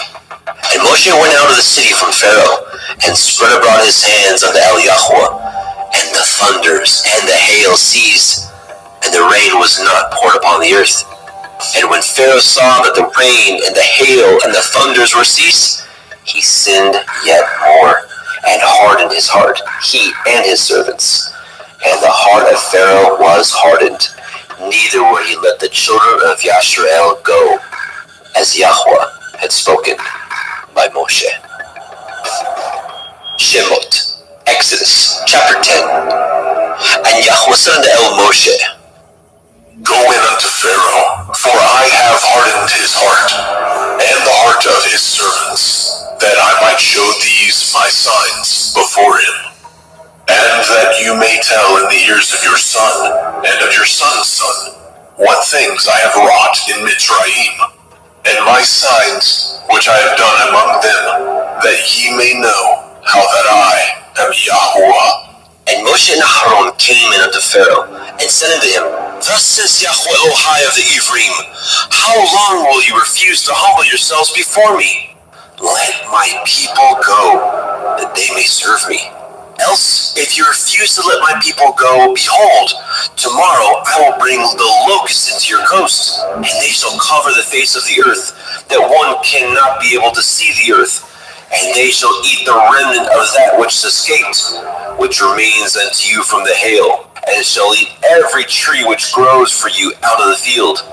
And they shall fill your houses, and the houses of all your servants, and the houses of all the Mitzrayim, which neither your fathers nor your fathers' fathers have seen, since the day that they were upon the earth unto this day. And he turned himself and went out from Pharaoh. And Pharaoh's servants said unto him, How long shall this man be a snare unto us? Let the men go, that they may serve Yahweh Elohim. Know you not that Mizraim is destroyed? And Moshe and Aaron were brought again unto Pharaoh. And he said unto them, Go, serve Yahweh Elohim. But who are they that shall go? And Moshe said, We will go with our young and with our old, with our sons and with our daughters, with our flocks and with our herds. We will go. For we must hold a feast unto Yahweh. And he said unto them, Let Yahweh be so with you, as I will let you go, and your little ones look to it, for evil is before you. Not so. Go now, ye that are men, and serve Yahweh, for that ye did desire. And they were driven out from Pharaoh's presence. And Yahweh said unto Moshe, Stretch out your hand over the land of Mitzrayim for the locusts, that they may come up upon the land of Mitzrayim, and eat every herb of the land, even all that the hail has left. And Moshe stretched forth his rod over the land of Mitzrayim. And Yahweh brought an east wind upon the land all that day and all that night. And when it was morning, the east wind brought the locusts. And the locusts went up over all the land of Mitzrayim, and rested in all the coasts of Mitzrayim. Very grievous were they. Before them there were no such locusts as they, neither after them shall be such. For they covered the face of the whole earth, so that the land was darkened, and they did eat every herb of the land, and all the fruit of the trees which the hail had left, and there remained not any green thing in the trees, or in the herbs of the field, through all the land of Mitzrayim.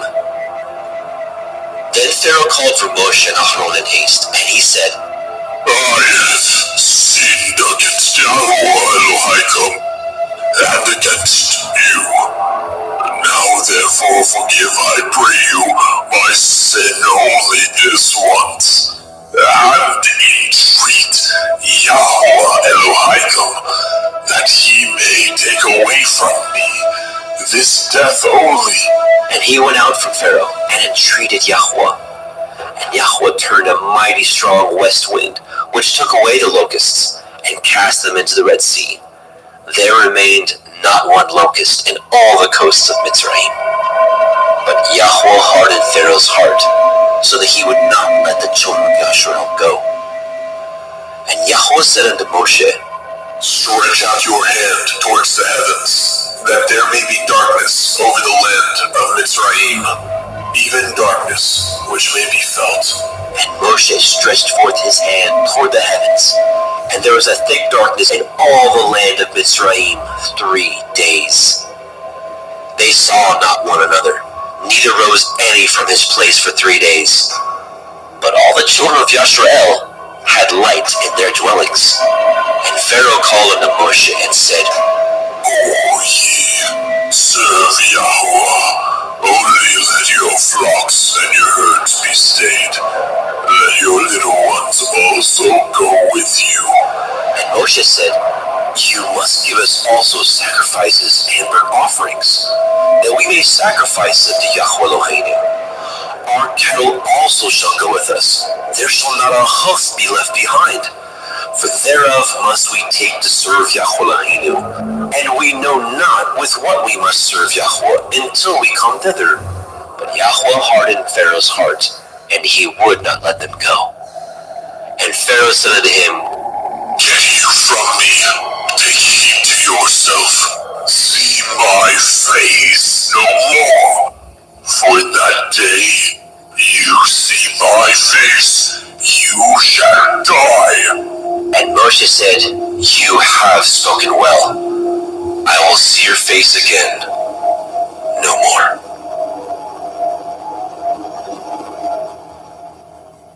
Shemot, Exodus chapter 11. And Yahweh said unto Moshe, Yet will I bring one plague more upon Pharaoh, and upon Mitzrayim. Afterwards he will let you go hence. When he shall let you go, he shall surely thrust you out hence altogether. Speak now in the ears of the people, and let every man borrow of his neighbor, and every woman of her neighbor, jewels of silver and jewels of gold. And Yahweh gave the people favor in the sight of the Mitzrayim. Moreover, the man Moshe was very great in the land of Mitzrayim, in the sight of Pharaoh's servants, and in the sight of the people. And Moshe said, Thus says Yahweh, about midnight will I go out into the midst of Mitzrayim, and all the firstborn in the land of Mitzrayim shall die, from the firstborn of Pharaoh that sits upon his throne, even unto the firstborn of the maidservant that is behind the mill, and all the firstborn of beasts. And there shall be a great cry throughout all the land of Mitzrayim, such as there was none like it, nor shall be like it any more.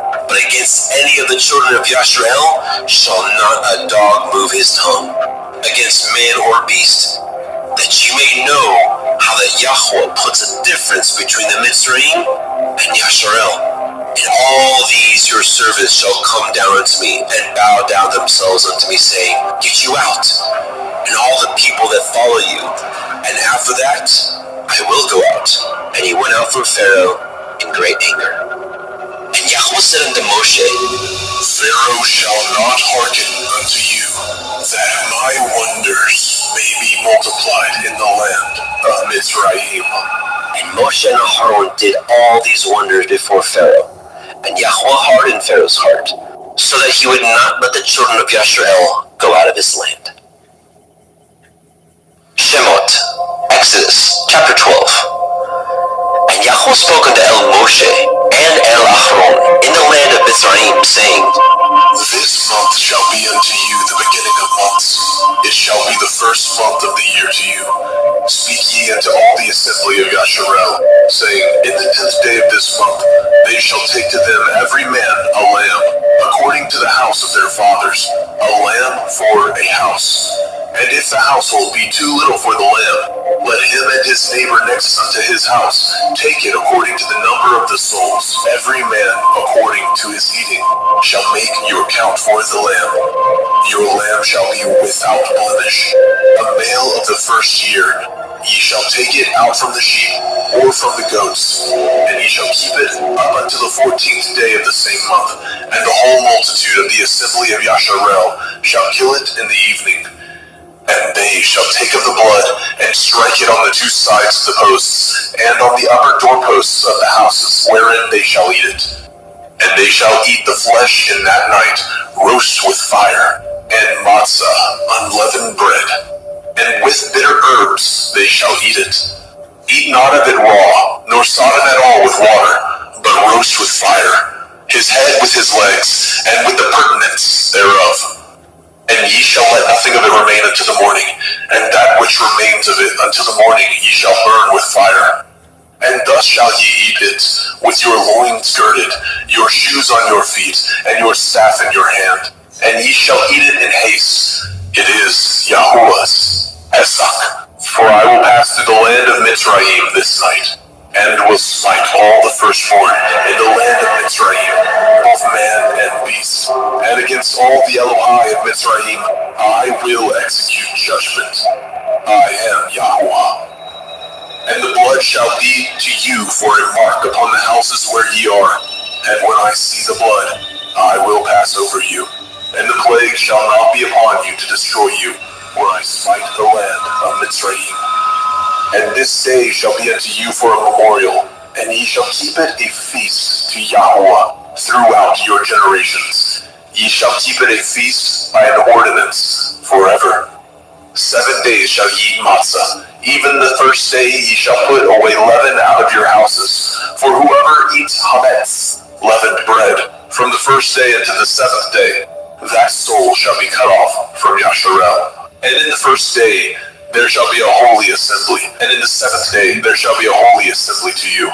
No manner of work shall be done in them, save that which every man must eat, that only may be done of you. And ye shall guard the feast of matzah, unleavened bread. For in this selfsame day have I brought your armies out of the land of Mitzrayim.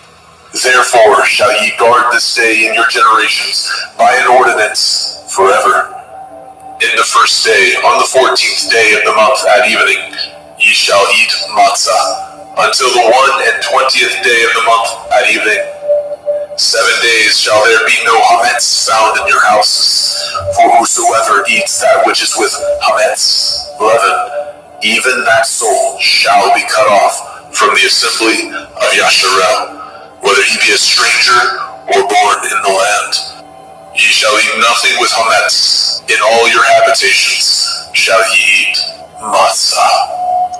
Then Moshe called for all the elders of Yasharel, and said unto them, Draw out, and take you a lamb according to your families, and kill the Pesach. And ye shall take a bunch of hyssop, and dip it in the blood that is in the basin, and strike the lintel and the 2 side posts with the blood that is in the basin. And none of you shall go out at the door of his house until the morning. For Yahweh will pass through to smite the Mitzrayim. And when he sees the blood upon the lintel and on the 2 side posts, Yahweh will pass over the door, and will not suffer the destroyer to come in unto your houses to smite you. And ye shall guard this thing for an ordinance to you and to your sons forever. And it shall come to pass, when ye are called unto the land which Yahweh will give you, according as he has promised, that ye shall guard this service. And it shall come to pass, when your children shall say unto you, What mean ye by this service? That ye shall say, It is the sacrifice of Yahweh's Pesach, who passed over the houses of the children of Yasharel in Mitzrayim, when he smote the Mitzrayim and delivered our houses. And the people bowed the head and worshipped. And the children of Yasharel went away, and did as Yahweh had commanded Moshe and Aaron, so did they. And it came to pass that at midnight Yahweh smote all the firstborn in the land of Mitzrayim, from the firstborn of Pharaoh that sat on his throne unto the firstborn of the captive that was in the dungeon, and all the firstborn of cattle. And Pharaoh rose up in the night, he and all his servants, and all the Mitzrayim, and there was a great cry in Mitzrayim, for there was not a house where there was not one dead. And he called for Moshe and Aaron by night, and said, Rise up, and get you forth from among my people, both ye and the children of Yasharel, and go, serve Yahweh, as ye have said, and take your flocks and your herds, as ye have said, and be gone, and bless me also. And the Mitzrayim were urging upon the people, that they might send them out of the land in haste. For they said, We be all dead men. And the people took their dough before it was leavened, and their kneading troughs being bound up in their clothes upon their shoulders. And the children of Yasharel did according to the word of Moshe. And they borrowed of the Mitzrayim jewels of silver, and jewels of gold and raiment. And Yahweh gave the people favor in the sight of the Mitzrayim, so that they lent unto them such things as they required. And they spoiled the Mitzrayim. And the children of Yashrael journeyed from Ramesses to Sukkot, about 600,000 on foot that were men, beside children. And a mixed multitude went up also with him, and flocks, and herds, even very much cattle. And they baked matzah cakes of the dough which they brought forth out of Mitzrayim, for it was not leavened, because they were thrust out of Mitzrayim, and could not tarry, neither had they prepared for themselves any victual. Now the sojourning of the children of Yashrael, who dwelt in the land of Mitzrayim, and in the land of Canaan, they and their fathers was 430 years. And it came to pass at the end of the 430 years, even the selfsame day it came to pass, that all the hosts of Yahweh went out from the land of Mitzrayim. It is a night to be much observed unto Yahweh, for bringing them out of the land of Mitzrayim. This is that night of Yahweh, to be observed of all the children of Yashrael in their generations. And Yahweh said unto Moshe and Aharon, This is the ordinance of the Pesach. There shall no stranger eat thereof, but every manservant that is bought for money, when you have circumcised him, then he shall eat thereof. A foreigner and a hired servant shall not eat thereof. In one house shall it be eaten. You shall not carry forth aught of the flesh abroad out of the house, neither shall ye break a bone thereof. All the assembly of Yasharel shall keep it. And when a stranger shall sojourn with you, and will keep the Pesach to Yahweh, let all his males be circumcised, and then let him come near and keep it, and he shall be as one that is born in the land. For no one uncircumcised person shall eat thereof. One Torah shall be to him that is homeborn, and unto the stranger that sojourns among you. Thus did all the children of Yashrael, as Yahweh commanded Moshe and Aharon, so did they. And it came to pass at the selfsame day that Yahweh did bring the children of Yashrael out of the land of Mitzrayim by their armies.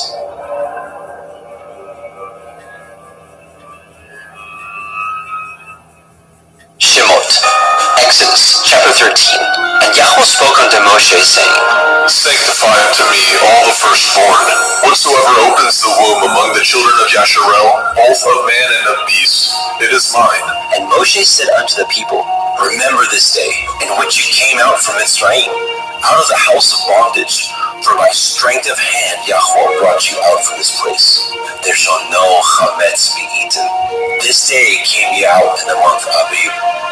And it shall be when Yahweh shall bring you into the land of the Canaanim, and the Hittim, and the Amorim, and the Chivim, and the Yebusim, which he swore unto your fathers to give you, a land flowing with milk and honey, that you shall keep this service in this month. 7 days you shall eat matzah, and in the 7th day shall be a feast unto Yahweh.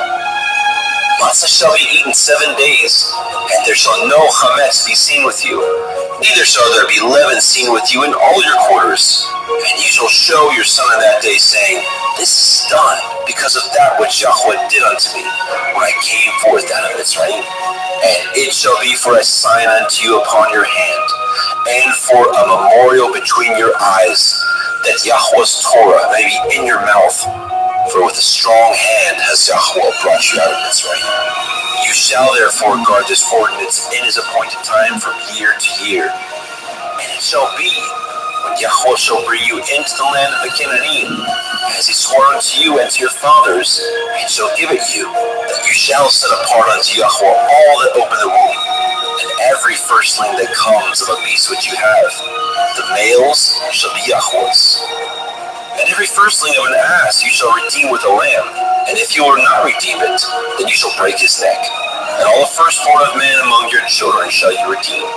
And it shall be when your son asks you in time to come, saying, What is this?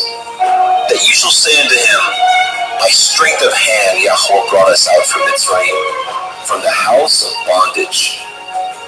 And it came to pass when Pharaoh would hardly let us go, that Yahweh slew all the firstborn in the land of Mitzrayim, both of the firstborn of man and the firstborn of beast.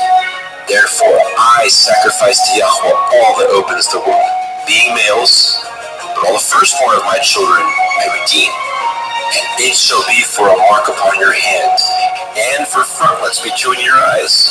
For by strength of hand Yahweh brought us forth out of Mitzrayim. As when Pharaoh had let the people go, the Elohim led them not through the way of the land of the Palestine, though that was near. For Elohim said, Lest perchance the people repent when they see war, and they return to Mitzrayim. but Elohim led the people about through the way of the wilderness of the Red Sea. And the children of Yashael went up harnessed out of the land of Mitzrayim. And Moshe took the bones of Joseph with him, for he had straitly sworn the children of Yashael, saying, Elohim will surely visit you, and you will carry up my bones away hence with you. They took their journey from Sukkot and encamped in Etham, in the edge of the wilderness. And Yahweh went before them by day in a pillar of cloud to lead them in the way, and by night in a pillar of fire to give them light, to go by day and night. He took not away the pillar of the cloud by day, nor the pillar of fire by night from before the people.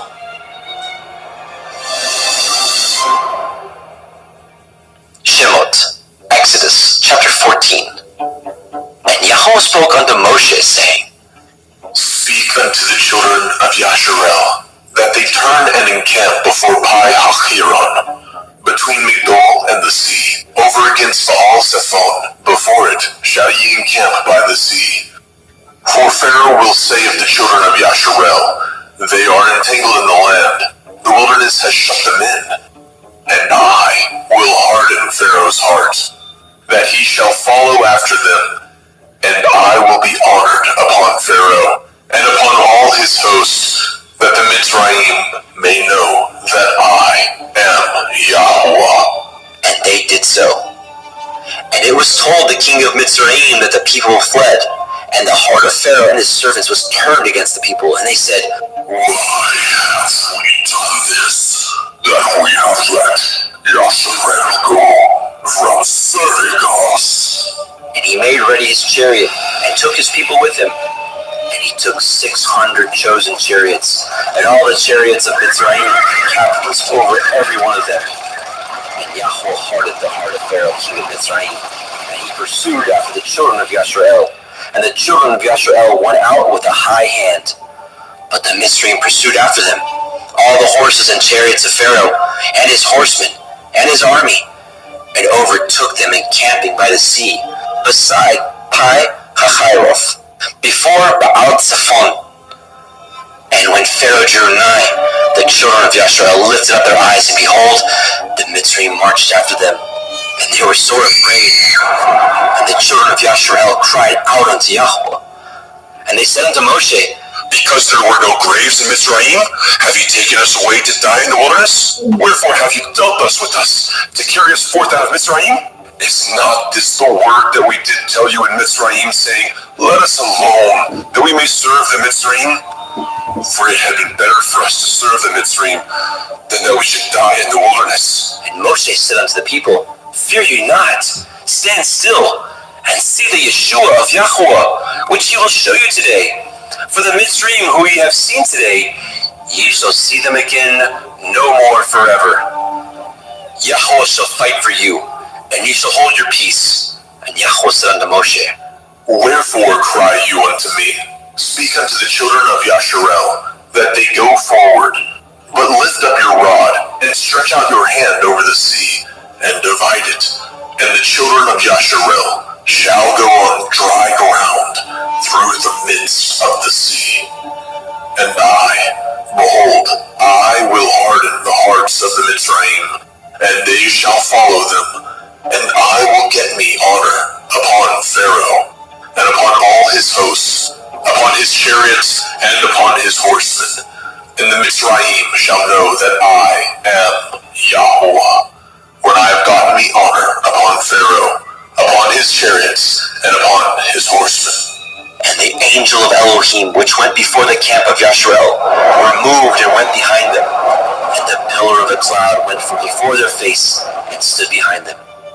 and it came between the camp of the Mitzrayim and the camp of Yasharel, and it was a cloud and darkness to them, but it gave light by night to these, so that the one came not near the other all night.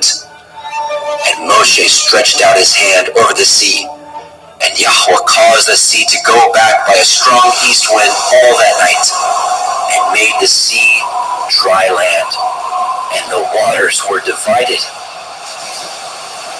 And the children of Yasharel went into the midst of the sea upon the dry ground, and the waters were a wall unto them on their right hand and on their left. And the Mitzrayim pursued, and went in after them into the midst of the sea, even all Pharaoh's horses, his chariots, and his horsemen. And it came to pass that in the morning watch, Yahweh looked unto the host of the Mitzrayim through the pillar of fire and of the cloud, and troubled the host of the Mitzrayim, and took off their chariot wheels, that they drove them heavily, so that the Mitzrayim said, Let us flee from the face of Yasharel, for Yahweh fights for them against the Mitzrayim. Yahweh said unto Moshe, Stretch out your hand over the sea, that the waters may come again upon the Mitzrayim, upon their chariots, and upon their horsemen. And Moshe stretched forth his hand over the sea, and the sea returned to its strength when the morning appeared, and the Mitzrayim fled against it. Yahweh overthrew the Mitzrayim in the midst of the sea, and the waters returned, and covered the chariots, and the horsemen, and all the host of Pharaoh that came into the sea after them. There remained not so much as one of them. But the children of Yasharel walked upon dry land in the midst of the sea, and the waters were a wall unto them on their right hand and on their left. Thus Yahweh saved Yasharel that day out of the hand of the Mitzrayim. And Yasharel saw the Mitzrayim dead upon the seashore. And Yasharel saw that great work which Yahweh did upon the Mitzrayim. And the people feared Yahweh, and believed Yahweh, and his servant Moshe.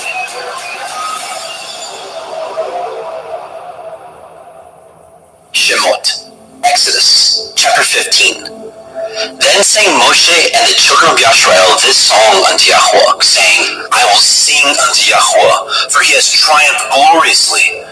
The horse and the rider has he thrown into the sea.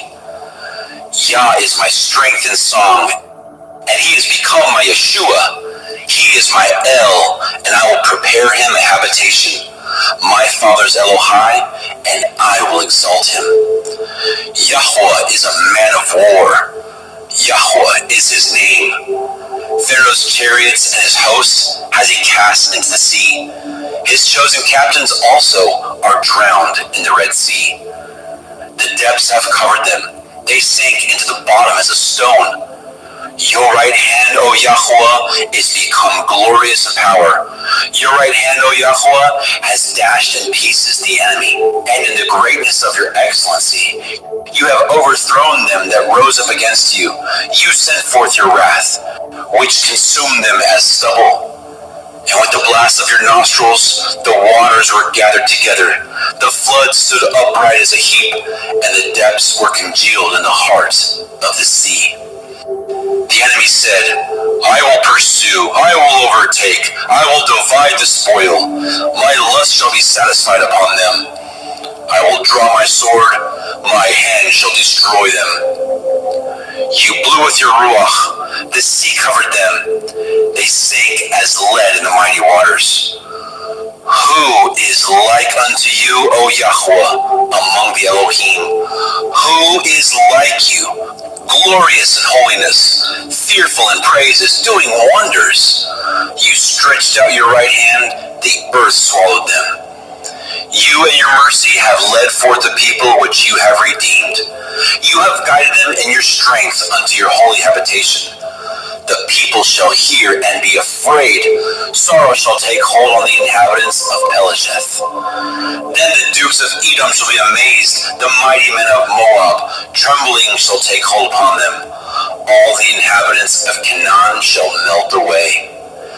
Fear and dread shall fall upon them by the greatness of your arm. They shall be as still as a stone, till your people pass over, O Yahweh, till the people pass over, which you have purchased. You shall bring them in and plant them in the mountain of your inheritance, in the place, O Yahweh, which you have made for you to dwell in the sanctuary, O Adonai, which your hands have established. Yahweh shall reign forever and ever. For the horse of Pharaoh went in with his chariots and with his horsemen into the sea, and Yahweh brought again the waters of the sea upon them. But the children of Yashrael went on dry land in the midst of the sea.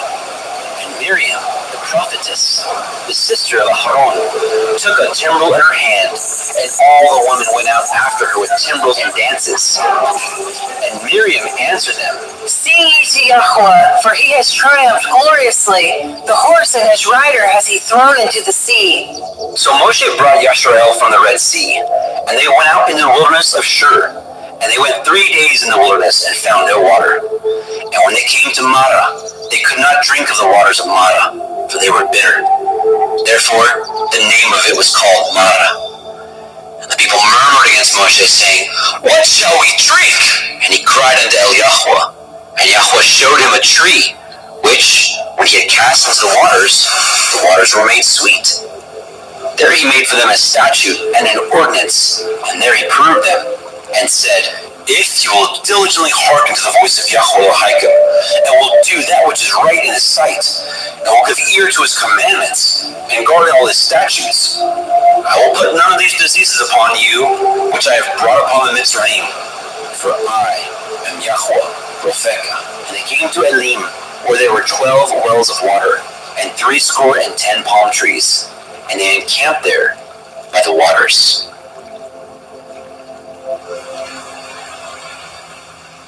Shemot, Exodus, chapter 16. And they took their journey from Elim, and all the assembly of the children of Yashrael came unto the wilderness of Sin, which is between Elim and Sinai, on the 15th day of the 2nd month, after their departing out of the land of Mitzrayim. And the whole assembly of the children of Yashrael murmured against Moshe and Aaron in the wilderness. And the children of Yashrael said unto them, Would to Elohim we had died by the hand of Yahweh in the land of Mitzrayim. When we sat by the flesh pots, and when we did eat bread to the full. For ye have brought us forth into this wilderness to kill this whole assembly with hunger. Then said Yahweh unto Moshe, Behold, I will rain bread from heavens for you, and the people shall go out and gather a certain rate every day, that I may prove them, whether they will walk in my Torah, or no. And it shall come to pass, that on the 6th day they shall prepare that which they bring in, and it shall be twice as much as they gather daily. And Moshe and Aaron said unto all the children of Yashrael, At evening, then ye shall know what Yahweh has brought out of the land of Mitzrayim. And in the morning, then ye shall see the glory of Yahweh, for that he hears your murmurings against Yahweh. And what are we, that ye murmur against us? And Moshe said, This shall be, when Yahweh shall give you in the evening flesh to eat, and in the morning bread to the full, for that Yahweh hears your murmurings which you murmur against him. And what are we? Your murmurings are not against us, but against Yahweh. And Moshe spoke unto Aaron, Say unto all the assembly of the children of Yashrael, Come near before Yahweh, for he has heard your murmurings. And it came to pass, as Aaron spoke unto the whole assembly of the children of Yashrael, that they looked toward the wilderness, and behold, the glory of Yahweh appeared in the cloud. And Yahweh spoke unto Moshe, saying, I have heard the murmurings of the children of Yashrael. Speak unto them, saying, At evening ye shall eat flesh, and in the morning ye shall be filled with bread, and ye shall know that I am Yahweh Elohim. And it came to pass that at evening the quails came up and covered the camp, and in the morning the dew lay round about the host. And when the dew that lay was gone up, behold, upon the face of the wilderness there lay a small round thing, as small as the hoarfrost on the ground.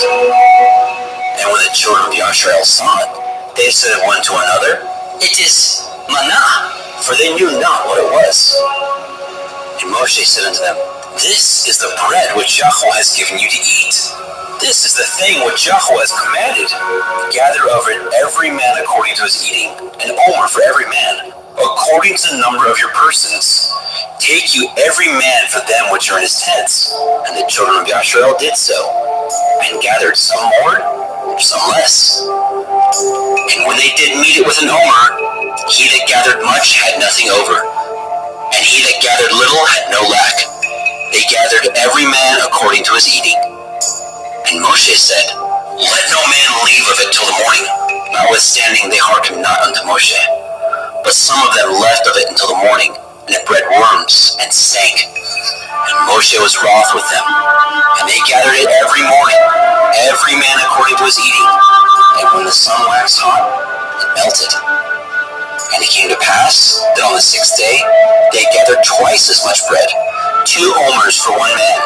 And all the rulers of the assembly came and told Moshe. And he said unto them, This is that which Yahweh has said. Tomorrow is the rest of the holy Shabbat unto Yahweh. Bake that which you will bake today, and seethe that you will seethe, and that which remains over lay up for you to be kept until the morning. And they laid it up until the morning as Moshe bade, and it did not stink, neither was there any worm therein. And Moshe said, Eat that today, for today is a Shabbat unto Yahweh. Today you shall not find it in the field. 6 days shall ye gather it, but on the 7th day, which is the Shabbat, in it there shall be none. And it came to pass that there went out some of the people on the 7th day for to gather, and they found none. And Yahweh said unto Moshe, How long refuse ye to guard my commandments and my Torah? See for that Yahweh has given you the Sabbath. Therefore, he gives you on the 6th day the bread of 2 days. Abide ye every man in his place. Let no man go out of his place on the 7th day. So the people rested on the 7th day. And the house of Yasharel called the name thereof manna. And it was like coriander seed, white, and the taste of it was like wafers made with honey. And Moshe said, This is the thing which Yahweh commands. Fill an omer of it to be kept for your generations, that they may see the bread wherewith I have fed you in the wilderness, where I brought you forth from the land of Mitzrayim. And Moshe said unto Aaron, Take a pot, and put an omer full of manna therein, and lay it up before Yahweh, to be kept for your generations. As Yahweh commanded Moshe, so Aaron laid it up before the testimony to be kept. And the children of Yasharel did eat manna 40 years, until they came to a land inhabited. They did eat manna until they came unto the borders of the land of Canaan. Now, an omer is the 10th part of an ephah. Shemot, Exodus, chapter 17. And all the assembly of the children of Yasharel journeyed from the wilderness of Sin, after their journeys, according to the commandment of Yahweh, and pitched in Rephidim. And there was no water for the people to drink. Wherefore the people did chide with Moshe, and said, Give us water, that we may drink. And Moshe said unto them, Why chide ye with me? Wherefore do you tempt Yahweh? The people thirsted there for water. And the people murmured against Moshe, and said, Wherefore is it that you brought us up out of Mitzrayim to kill us and our children and our cattle with thirst? And Moshe cried unto Eliyahu, saying, What shall I do unto this people? They be almost ready to stone me. And Yahweh said unto Moshe, Go on before the people, and take with you the elders of Yasharel, and your rod, wherewith you smote the river, take in your hand, and go. Behold, I will stand before you there upon the rock in Horeb, and you shall smite the rock, and there shall come water out of it, that people may drink. And Moshe did so in the sight of the elders of Yasharel. And he called the name of the place Massa and Meribah, because of the chiding of the children of Yasharel, and because they tempted Yahweh, saying, Is Yahweh among us, or not? Then came Amalek, and fought with Yasharel and Rephidim. And Moshe said unto Eliahusha, Choose us out men, and go out, fight with Amalek. Tomorrow I will stand on the top of the hill with the rod of Elohim in my hand. So Yahusha did as Moshe had said to him, and fought with Amalek. And Moshe, and Aharon, and Hur went up to the top of the hill. And it came to pass, when Moshe held up his hand, that Yashrael prevailed. And when he let down his hand, Amalek prevailed. Moshe's hands were heavy, and he took a stone and put it under him, and he sat thereon. And Aharon and Hur stayed up his hands, the one on one side, and the other on the other side. And his hands were steady until the going down of the sun. And Yahusha discomfited Amalek and his people with the edge of the sword. And Yahweh said unto Moshe, Write this for a memorial in a sefer, and rehearse it in the ears of Yahusha, for I will utterly put out the remembrance of Amalek from under the heavens. And Moshe built an altar, and called the name of it Yahweh Nisai. For he said, because Yah has sworn that Yahweh will have war with Amalek from generation to generation. Shemot, Exodus, chapter 18. When Yitro, the priest of Midian, Moshe's father-in-law, heard all that Elohim had done for Moshe, and for Yashrael his people, and that Yahweh had brought Yashrael out of Mitzrayim, then Yitro, Moshe's father-in-law, took Zipporah, Moshe's woman, after he had sent her back, and her two sons, of which the name of the one was Gershom, for he said, I have been an alien in a strange land, and the name of the other was Eliezer, for the Elohai of my father, said he, was my help, and delivered me from the sword of Pharaoh. And Yitro, Moshe's father-in-law, came with his sons and woman unto Moshe in the wilderness, where he encamped at the mount of Elohim. And he said unto Moshe, I, your father-in-law Yitro, am come unto you, and your woman, and the two sons with her. And Moshe went out to meet his father-in-law, and did obeisance, and kissed him, and they asked each other of their welfare, and they came into the tent. And Moshe told his father-in-law all that Yahweh had done unto Pharaoh, and unto the Mitzrayim for Yashrael's sake, and all the travail that had come upon them by the way, and how Yahweh delivered them. And Yitro rejoiced for all the goodness which Yahweh had done unto Yashrael, whom he had delivered out of the hand of the Mitzrayim. And Yitro said, Blessed be Yahweh, who has delivered you out of the hand of the Mitzrayim, and out of the hand of Pharaoh, who has delivered the people from under the hand of the Mitzrayim. Now I know that Yahweh is greater than all Elohim, for in the thing wherein they dealt proudly, he was above them. And Yitro, Moshe's father-in-law, took a burnt offering and sacrifices for Elohim. And Aharon came, and all the elders of Yashrael, to eat bread with Moshe's father-in-law before Elohim. And it came to pass on the morrow that Moshe sat to judge the people, and the people stood by Moshe from the morning unto the evening. And when Moshe's father-in-law saw all that he did to the people, he said, What is this that you do to the people? Why sit you yourself alone, and all the people stand by you from morning unto evening? And Moshe said unto his father-in-law, Because the people come unto me to inquire of Elohim. When they have a matter, they come unto me, and I judge between one and another. And I do make them know the statutes of Elohim and his Torah. And Moshe's father-in-law said unto him, The thing you do is not good. You will surely wear away, both you and this people that is with you, for this thing is too heavy for you. You are not able to perform it yourself alone. Hearken now unto my voice. I will give you counsel, and Elohim shall be with you. Be for the people to Elohimward, that you may bring the causes unto Elohim.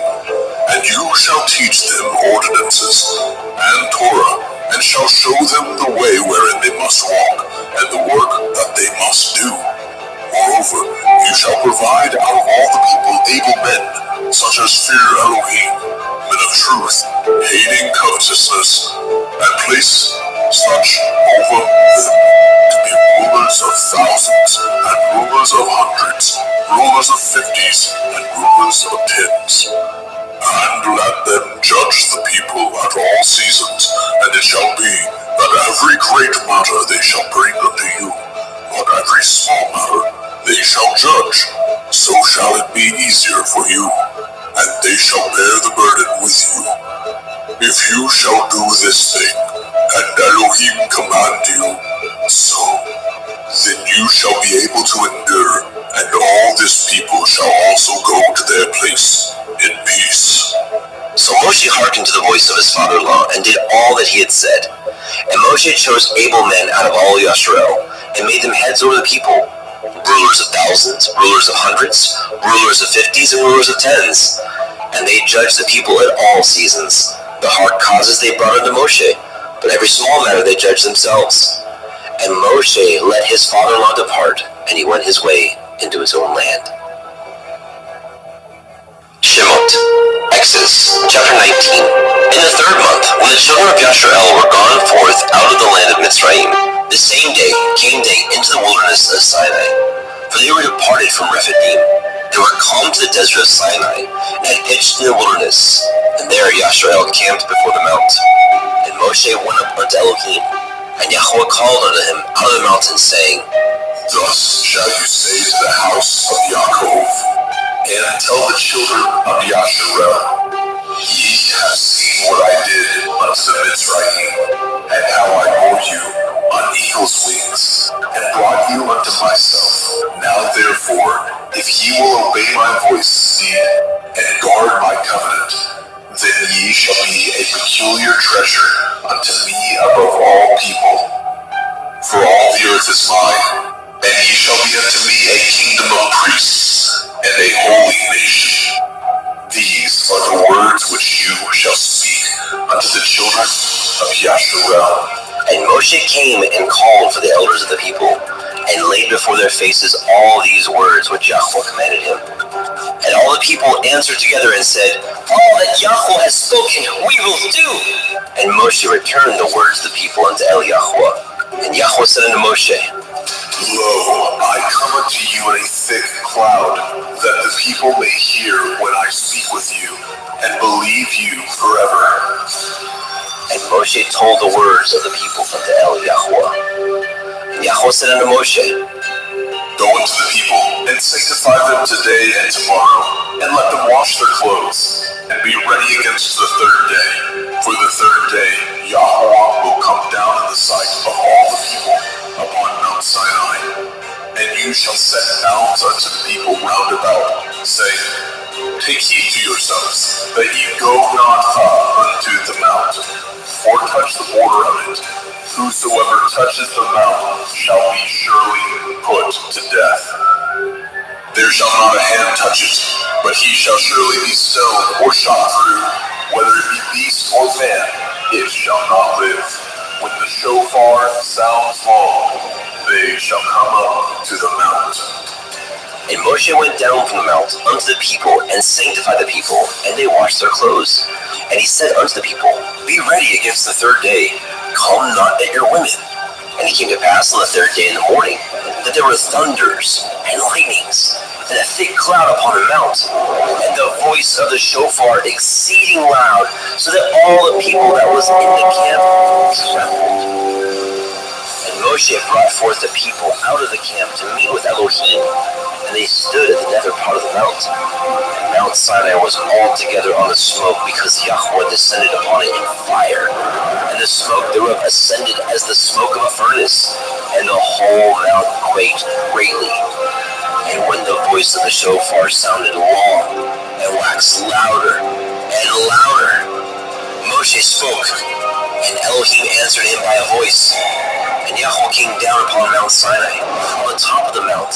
And Yahweh called Moshe up to the top of the mount, and Moshe went up. And Yahweh said unto Moshe, Go down, charge the people, lest they break through unto Yahweh to gaze, and many of them perish. And let the priests also, which come near to Yahweh, sanctify themselves, lest Yahweh break forth upon them. And Moshe said unto Yahweh, The people cannot come up unto Mount Sinai, for you charged us, saying, Set bounds about the mount, and sanctify it. And Yahweh said unto him, Away, get you down, and you shall come up you and Aaron with you. But let not the priests and the people break through to come up unto Yahweh, lest he break forth upon them. So Moshe went down unto the people, and spoke unto them.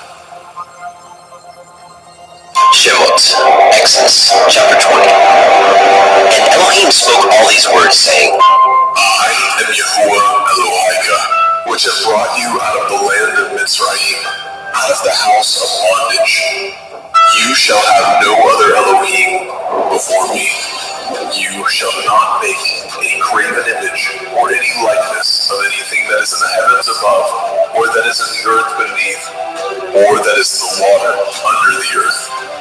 You shall not bow yourself to them, nor serve them, for I, Yahuwah Elohika, am a jealous El, visiting the iniquity of the fathers upon the children unto the third and fourth generation of them that hate me, and showing mercy unto thousands of them that love me and guard my commandments.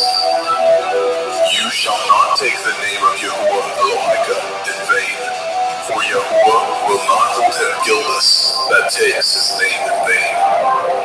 Remember the day of the Sabbath to keep it holy. 6 days shall you labor and do all your work, but the seventh day is the Sabbath of Yahuwah Elohika. In it you shall not do any work, you nor your son, nor your daughter, your manservant, nor your maidservant, nor your cattle, nor your stranger that is within your gates. For in 6 days Yahuwah made the heavens and the earth, the sea and all that is in them, and rested the seventh day. Wherefore Yahuwah blessed the day of the Sabbath, and hallowed it. Honor your father and your mother, that your days may be long upon the land which Yahuwah Elohika gives you. You shall not kill. You shall not break wedlock. You shall not steal. You shall not bear false witness against your neighbor. You shall not lust after your neighbor's house. You shall not lust after your neighbor's woman, nor his manservant, nor his maidservant, nor his ox, nor his ass, nor anything that is your neighbor's. And all the people saw the thunderings and the lightnings, and the noise of the shofar, and the mountain smoking. And when the people saw it, they were moved and stood afar off. And they said unto Moshe, Speak with us, and we will hear, but let not Elohim speak with us, lest we die. And Moshe said unto the people, Fear not, for Elohim is come to prove you, and that his fear may be before your faces, that you sin not. And the people stood afar off. And Moshe drew near unto the thick darkness where Elohim was. And Yahuwah said unto Moshe, Thus you shall say unto the children of Yasharel, Ye have seen that I have talked with you from heaven. Ye shall not make with me Elohai of silver, neither shall ye make unto you Elohai of gold. An altar of earth you shall make unto me, and shall sacrifice thereon your burnt offerings, and your peace offerings, your sheep, and your oxen. In all places where I record my name, I will come unto you, and I will bless you. And if you will make me an altar of stone, you shall not build it of hewn stone. For if you lift up your tool upon it, you have polluted it. Neither shall you go up by steps unto my altar, that your nakedness be not discovered thereon. Shemot, Exodus chapter 21. Now these are the judgments which you shall set before them. If you obtain an Hebrew servant, 6 years he shall serve, and in the 7th he shall go out free for nothing. If he came in by himself, he shall go out by himself. If you are married, then his woman shall go out with him. If his master have given him a woman, and she hath borne him sons or daughters, the woman and her children shall be her master's, and he shall go out by himself. And if the servant shall plainly say, I love my master, my woman, and my children, I will not go out free, then his master shall bring him unto the judges. He shall also bring him to the door, or unto the doorpost, and his master shall pierce his ear through with an awl, and he shall serve him forever. And if a man surrenders his daughter to be a maidservant, she shall not go out as the menservants do. If she please not her master, who has betrothed her to himself, then shall he let her be redeemed. To surrender her to a strange nation, he shall have no power, seeing he has dealt deceitfully with her. If he have betrothed her to his son, he shall deal with her after the manner of daughters. If you take him another woman, her food, her raiment, and her duty of marriage shall he not diminish. And if he do not these three unto her, then shall she go out free without money. He that smites a man so that he die shall be surely put to death. And if a man lie not in wait, but Elohim deliver him into his hand, then I will appoint you a place whither he shall flee. But if a man come presumptuously upon his neighbor to slay him with guile, you shall take him from my altar, that he may die. And he that smites his father or his mother shall be surely put to death. And he that steals a man and sells him, or if he be found in his hand, he shall surely be put to death. And he that curses his father or his mother shall surely be put to death. And if men strive together, and one smite another with a stone, or with his fist, and he die not, but keeps his bed, if he rise again and walk abroad upon his staff, then shall he that smote him be innocent. Only he shall pay for the loss of his time, and shall cause him to be thoroughly healed. And if a man smite his servant, or his mate with a rod, and he die under his hand, he shall surely be punished. Notwithstanding, if he continue a day or two, he shall not be punished, for he is his money. If men strive and hurt a woman with a child, so that her fruit depart from her, and yet no mischief follow, he shall surely be punished, according as the woman's man will lay upon him. He shall pay as the judges determine. And if any mischief follow, then you shall give life for life, eye for eye, tooth for tooth, hand for hand, foot for foot, burning for burning, wound for wound, stripe for stripe. And if a man smite the eye of his servant, or the eye of his maid, that it perish, he shall let him go free for his eye's sake. If he smite out his manservant's tooth, or his maidservant's tooth, he shall let him go free for his tooth's sake. If an ox gore a man or a woman, that they die, then the ox shall be surely stoned, and his flesh shall not be eaten, but the owner of the ox shall be innocent. But if the ox were wont to push with his horn in the time past, and it has been testified to his owner, and he has not kept him in, but that he has killed a man or a woman, the ox shall be stoned, and his owner also shall be put to death. If there be laid on him a sum of money, then he shall give for the ransom of his life whatsoever is laid upon him. Whether he have gored a son or have gored a daughter, according to this judgment shall it be done unto him. If the ox shall push a manservant or maidservant, he shall give unto their master 30 shekels of silver, and the ox shall be stoned. And if a man shall open a pit, or if a man shall dig a pit, and not cover it, and an ox or an ass fall therein, the owner of the pit shall make it good, and give up money unto the owner of them, and the dead beast shall be his. And if the ox of one man hurts the ox of another, that he die, then they shall sell the live ox, and divide the money of it, and the dead ox also they shall divide. Or if it be known that the ox has used to push in time past, and his owner has not kept him in, he shall surely pay ox for ox, and the dead shall be his own. Shemot, Exodus, chapter 22. If a man shall steal an ox or a sheep and kill it, or sell it, he shall restore 5 oxen for an ox, and 4 sheep for a sheep. If a thief be found breaking up, and be smitten and he die, there shall no blood be shed for him.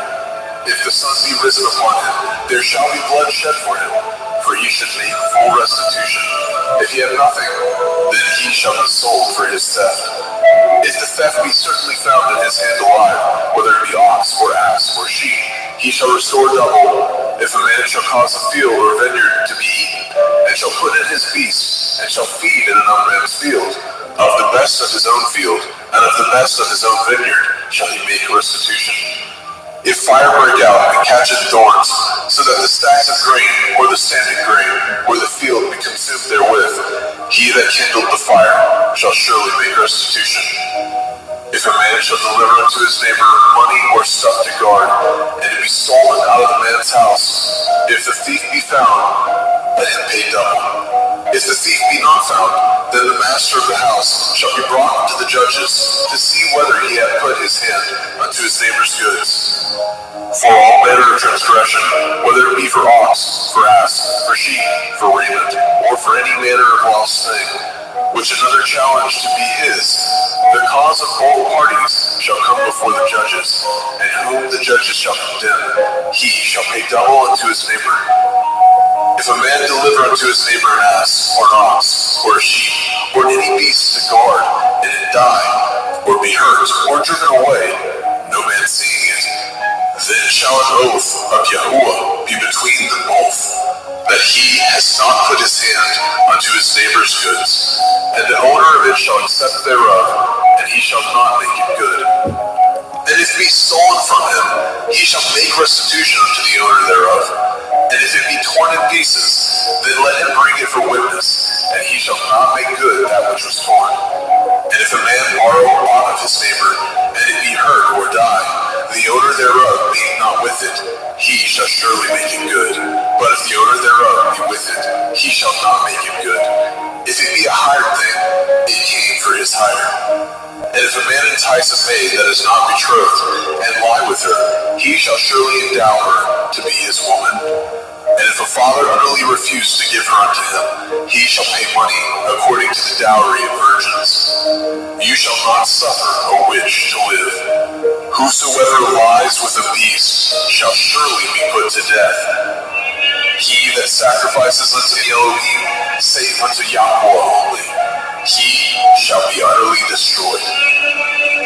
You shall neither vex a stranger nor oppress him, for ye were strangers in the land of Mizraim. Ye shall not afflict any widow or fatherless child. If you afflict them in any wise, and they cry at all unto me, I will surely hear their cry. And my wrath shall wax hot, and I will kill you with the sword, and your women shall be widows, and your children fatherless. If you lend money to any of my people that is poor by you, you shall not be to him as a usurer, neither shall you lay upon him usury. If you at all take your neighbor's raiment to pledge, you shall deliver it unto him by the time that the sun goes down.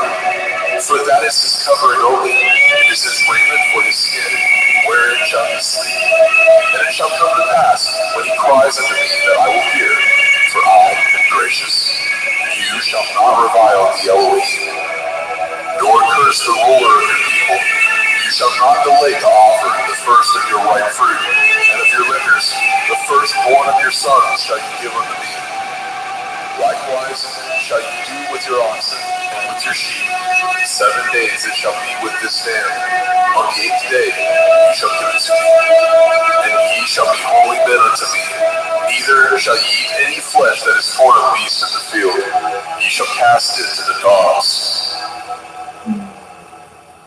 Shemot, Exodus, chapter 23.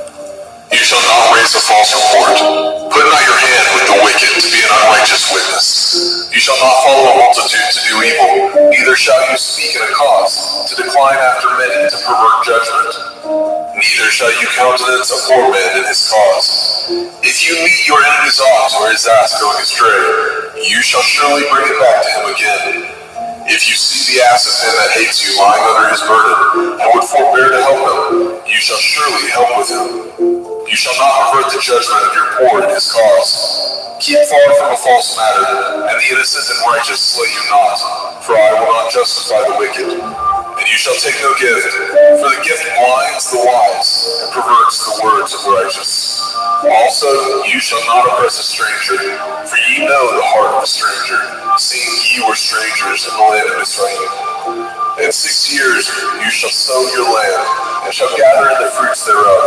But the 7th year you shall let it rest and lie still, that the poor of your people may eat what they leave the beasts of the field shall eat. In like manner you shall deal with your vineyard and with your olive yard. 6 days you shall do your work, and on the 7th day you shall rest, that your ox and your ass may rest, and the sons of your handmaid and the stranger may be refreshed. And in all things that I have said unto you, be guarded, and make no mention of the name of other Elohim, neither let it be heard out of your mouth. 3 times you shall keep a feast unto me in the year. You shall guard the feast of matzah, unleavened bread. You shall eat matzah 7 days as I command you, in the time appointed of the month of Eve. For in it you came out from Mizraim, and none shall appear before me empty. and the feasts of Katsir, harvest, the first fruits of your labors, which you have sown in the field, and the feast of the Asif, in gathering, which is at the end of the year, when you have gathered your labors out of the field. 3 times in the year all your males shall appear before Adonai Yahweh. You shall not offer the blood of my sacrifice with chametz, leavened bread. Neither shall the fat of my sacrifice remain until the morning. The first of the first fruits of your land you shall bring into the house of Yahuwah Elohika. You shall not seethe a kid in his mother's milk. Behold, I send an angel before you, to guard you in the way, and to bring you into the place which I have prepared. Beware of him, and obey his voice. Provoke him not, for he will not pardon your transgressions, for my name is in him. And if you shall indeed obey his voice, and do all that I speak, then I will be an enemy unto your enemies, and an adversary unto your adversaries. For my angel shall go before you, and bring you in unto the Amorim, and the Hittim, and the Perizim, and the Kenainim, and the Hivim, and the Yebusim, and I will cut them off. You shall not bow down to their Elohim, nor serve them, nor do after their works, but you shall utterly overthrow them, and quite break down their images. And ye shall serve Yahuwah Elohim, and he shall bless your bread and your water, and I will take sickness away from the midst of you. There shall nothing cast their young, nor be barren in your land, and the number of your days I will fulfill. I will send my fear before you, and will destroy all the people to whom you shall come, and I will make all your enemies turn their backs unto you. And I will send hornets before you, which shall drive out the Hivi, and the Kenainim, and the Hittite from before you. And I will not drive them out from before you in 1 year, lest the land become desolate, and the beasts of the field multiply against you. By little and little I will drive them out before you, until you be increased and inherit the land. And I will set your bonds from the Red Sea, even unto the sea of the Pelishtim, and from the desert unto the river. For I will deliver the inhabitants of the land unto your hand, and you shall drive them out before you. You shall cut no covenant with them, nor with their Elohim. They shall not dwell in your land, lest they make you sin against me. For if you serve their Elohim, it will surely be a snare unto you. Shemot, Exodus chapter 24. And he said unto Moshe, Come up unto Eliyahu, you and Aharon, Nadav and Abihu, and 70 of the elders of Yasharel, and worship ye afar off. And Moshe alone shall come near Eliyahu, but they shall not come nigh, neither shall the people go up with him. And Moshe came and told the people all the words of Yahweh, and all the judgments. And all the people answered with one voice and said, All the words which Yahweh said, we will do. And Moshe wrote all the words of Yahweh, and rose up early in the morning, and built an altar in the hill, and 12 pillars, according to the 12 tribes of Yasharel. And he sent young men of the children of Yasharel, which offered burnt offerings, and sacrificed peace offerings of oxen unto Yahweh. And Moshe took half the blood, and put it in the basins, and half the blood he sprinkled on the altar. And he took the sefer of the covenant, and read it in the audience of the people. And they said, All that Yahweh has said, we will do, and be obedient. And Moshe took the blood, and sprinkled it on the people, and said, Behold, the blood of the covenant, which Yahweh has cut with you, concerning all these words. Then went up Moshe, and Aharon, Nadab, and Abihu, and 70 of the elders of Yasharel. And they saw the Elohai of Yasharel, and there was under his feet, as it were, a paved work of sapphire stone, and as it were the body of heaven in its clearness. And upon the nobles of the children of Yasharel he laid not his hand. Also they saw Elohim, and did eat and drink. And Yahweh said unto Moshe, Come up to me into the mount, and be there, and I will give you sapphire stones, and a Torah, and commandments which I have written, that you may teach them. And Moshe rose up, and his minister Yahusha, and Moshe went up into the mount of Elohim. And he said unto the elders, Tarry ye here for us, until we come again unto you. And behold, Aharon and Horai are with you. If any man have any matters to do, let him come unto them. And Moshe went up into the mount, and a cloud covered the mount. And the glory of Yahweh abode upon Mount Sinai, and the cloud covered it 6 days. And the seventh day he called unto Moshe out of the midst of the cloud. And the sight of the glory of Yahweh was like devouring fire on the top of the mount in the eyes of the children of Yasharel. And Moshe went into the midst of the cloud, and got him up into the mount. And Moshe was in the mount 40 days and 40 nights. Shemot, Exodus chapter 25. And Yahweh spoke unto Moshe, saying, Speak unto the children of Yasharel, that they bring me an offering. Of every man that gives it willingly with his heart, ye shall take my offering. And this is the offering which ye shall take of them: gold, and silver, and brass, and blue, and purple, and scarlet, and fine linen, and goat's hair, and ram's skin dyed red, and badger's skin, and shittim wood, oil for the light, spices for anointing oil, and for sweet incense, onyx stones, and stones to be set in the ephod, in the breastplate. And let them make me a sanctuary, that I may dwell among them, according to all that I show you, after the pattern of the tabernacle, and the pattern of all the instruments thereof, even so shall ye make it. And they shall make an ark of shittim wood. 2 cubits and a half shall be the length thereof, and a cubit and a half the breadth thereof, and a cubit and a half the height thereof. And you shall overlay it with pure gold, within and without shall you overlay it, and shall make upon it a crown of gold round about. And you shall cast 4 rings of gold for it, and put them in the corners thereof, and 2 rings shall be in the one side of it, and 2 rings on the other side of it. And you shall make staves of shittim wood, and overlay them with gold. And you shall put the staves into the rings by the sides of the ark, that the ark may be borne with them. The staves shall be in the rings of the ark, they shall not be taken from it. And you shall put into the ark the testimony which I give you. And you shall make a mercy seat of pure gold. 2 cubits and a half shall be the length thereof, and a cubit and a half the breadth thereof. And you shall make 2 cherubim of gold, of beaten work shall you make them, in the 2 ends of the mercy seat. And make 1 cherub on one end, and the other cherub on the other end. Even of the mercy seat shall you make the cherubim on the 2 ends thereof.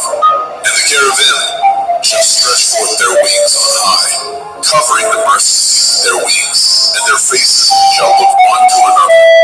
Towards the mercy seat shall the faces of the cherubim be. And you shall put the mercy seat above upon the ark, and in the ark you shall put the testimony that I shall give you. And there I will meet with you, and I will commune with you from above the mercy seat, from between the 2 cherubim which are upon the ark of the testimony, of all things which I give you in commandment unto the children of Yasharel. You shall also make a table of shittim wood. 2 cubits shall be the length thereof, and a cubit the breadth thereof, and a cubit and a half the height thereof. And you shall overlay it with pure gold, and make thereto a crown of gold round about. And you shall make unto it a border of a handbreadth round about. And you shall make a golden crown to the border thereof round about. And you shall make it 4 rings of gold, and put the rings in the 4 corners that are on the 4 feet thereof. Over against the border shall the rings be for places of the staves that bear the table. And you shall make the staves of shittim wood, and overlay them with gold, that the table may be borne with them. And you shall make dishes thereof, and spoons thereof, and covers thereof, and bowls thereof. To cover withal of pure gold shall you make them. And you shall set upon the table showbread before me always. And you shall make a menorah, 7-branched candlestick of pure gold. Of beaten work shall the menorah be made. His shaft and his branches, his bowls, his knobs, and his flowers shall be of the same. And 6 branches shall come out of the sides of it. 3 branches of the menorah out of the one side, and 3 branches of the menorah out of the other side. 3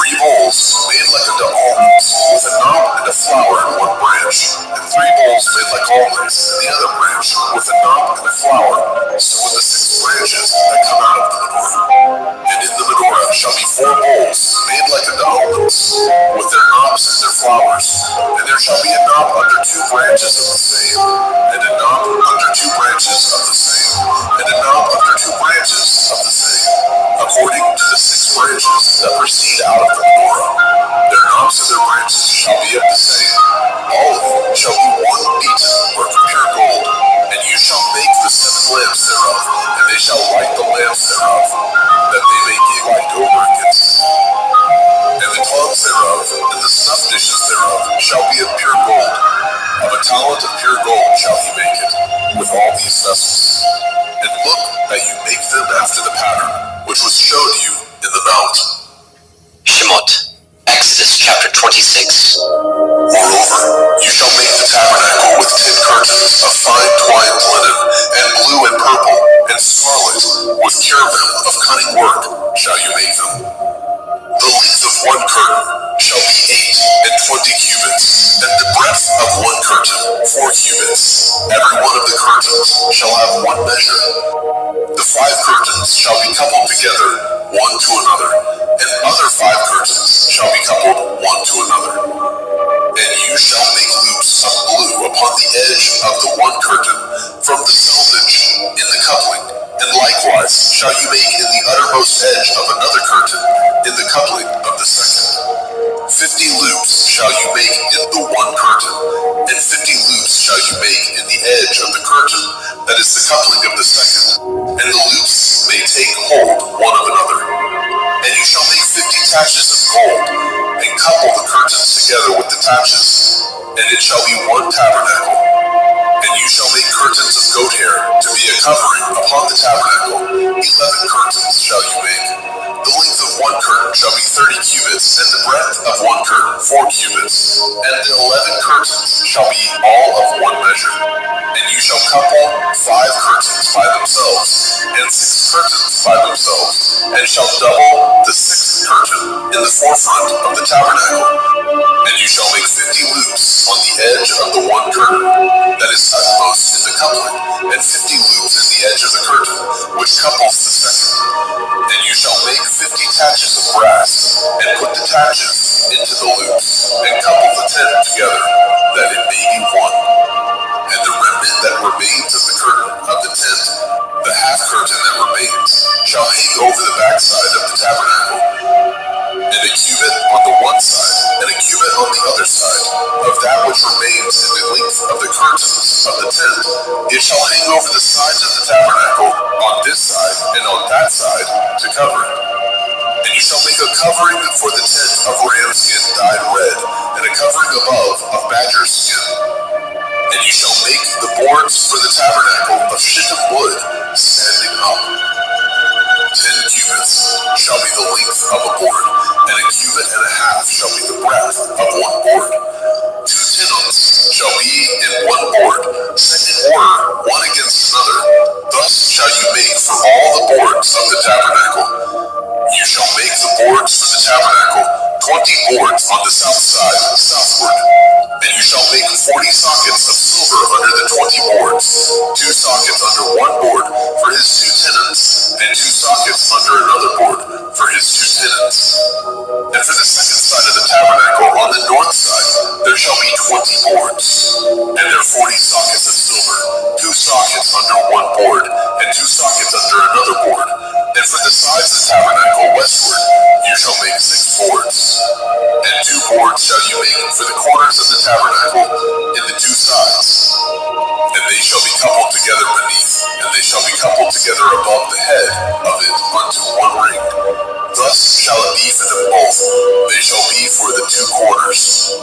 And they shall be 8 boards, and their sockets of silver, 16 sockets, 2 sockets under 1 board, and 2 sockets under another board. And you shall make bars of shittim wood, 5 for the boards of the one side of the tabernacle, and 5 bars for the boards of the other side of the tabernacle, and 5 bars for the boards of the side of the tabernacle for the 2 sides westward.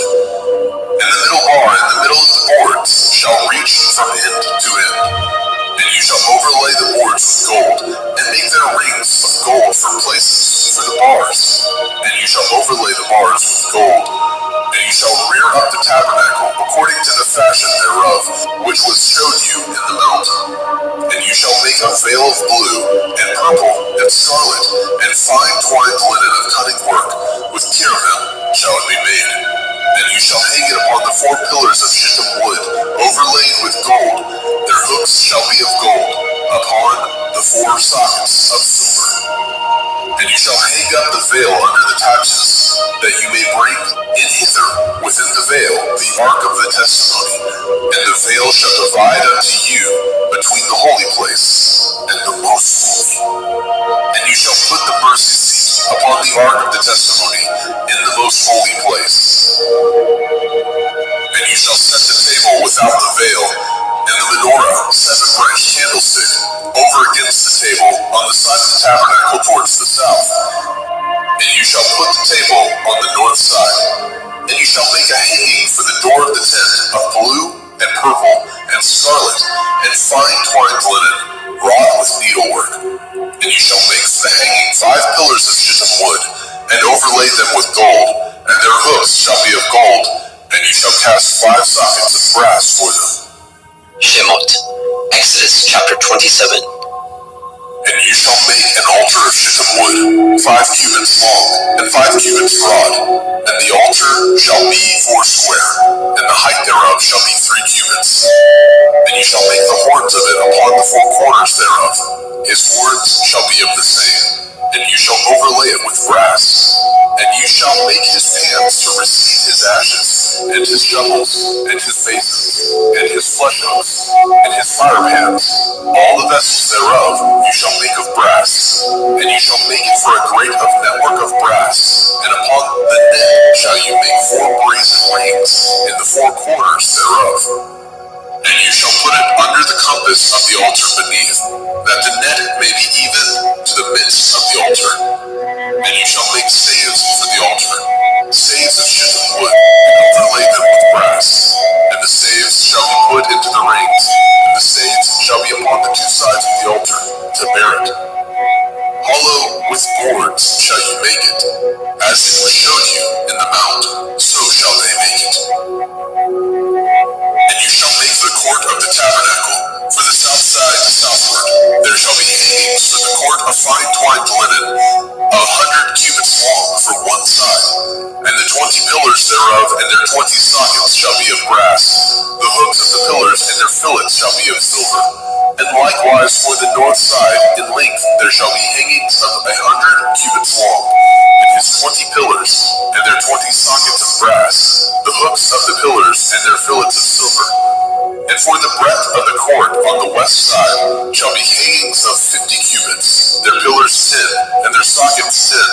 And the breadth of the court on the east side eastward shall be 50 cubits. The hangings of one side of the gate shall be 15 cubits, their pillars 3, and their sockets 3. And on the other side shall be hangings 15 cubits, their pillars 3, and their sockets 3. And for the gate of the court shall be hangings of 20 cubits, of blue and purple and scarlet and fine twined linen, wrought with needlework. And their pillars shall be 4, and their sockets 4. All the pillars round about the court shall be filleted with silver. Their hooks shall be of silver, and their sockets of brass. The length of the court shall be 100 cubits, and the breadth 50 everywhere. And the height of 5 cubits of fine twined linen, and their sockets of brass. All the vessels of the tabernacle, and the service thereof, and all the pins thereof, and all the pins of the court shall be of brass. And you shall command the children of Yasharel that they bring you pure olive oil, beaten for the light, to cause the lamp to burn always. In the tabernacle of the assembly, without the veil, which is before the testimony, Aaron and his sons shall order it from evening to morning before Yahuwah. It shall be a statute forever unto their generations, on the behalf of the children of Yasharel. Shemot, Exodus chapter 28. And take unto you Aaron your brother, and his sons with him, from among the children of Yasharel, that he may minister unto me in the priest's office, even Aaron, Nadab, and Abihu, Eleazar, and Ithamar, Aaron's sons. And you shall make holy garments for Aaron your brother, for glory and for beauty.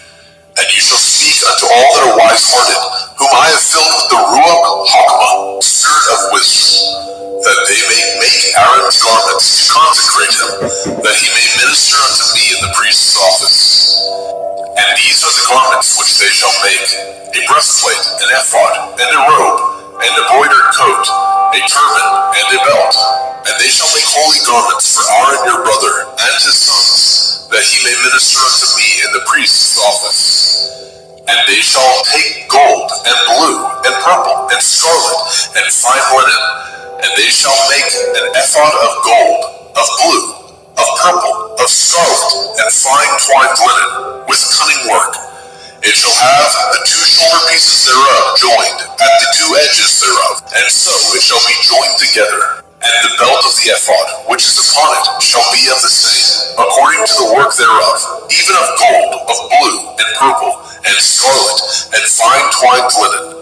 And you shall take the two onyx stones, and grave on them the names of the children of Yasharel, 6 of their names on one stone, and the other 6 names of the rest on the other stone, according to their birth.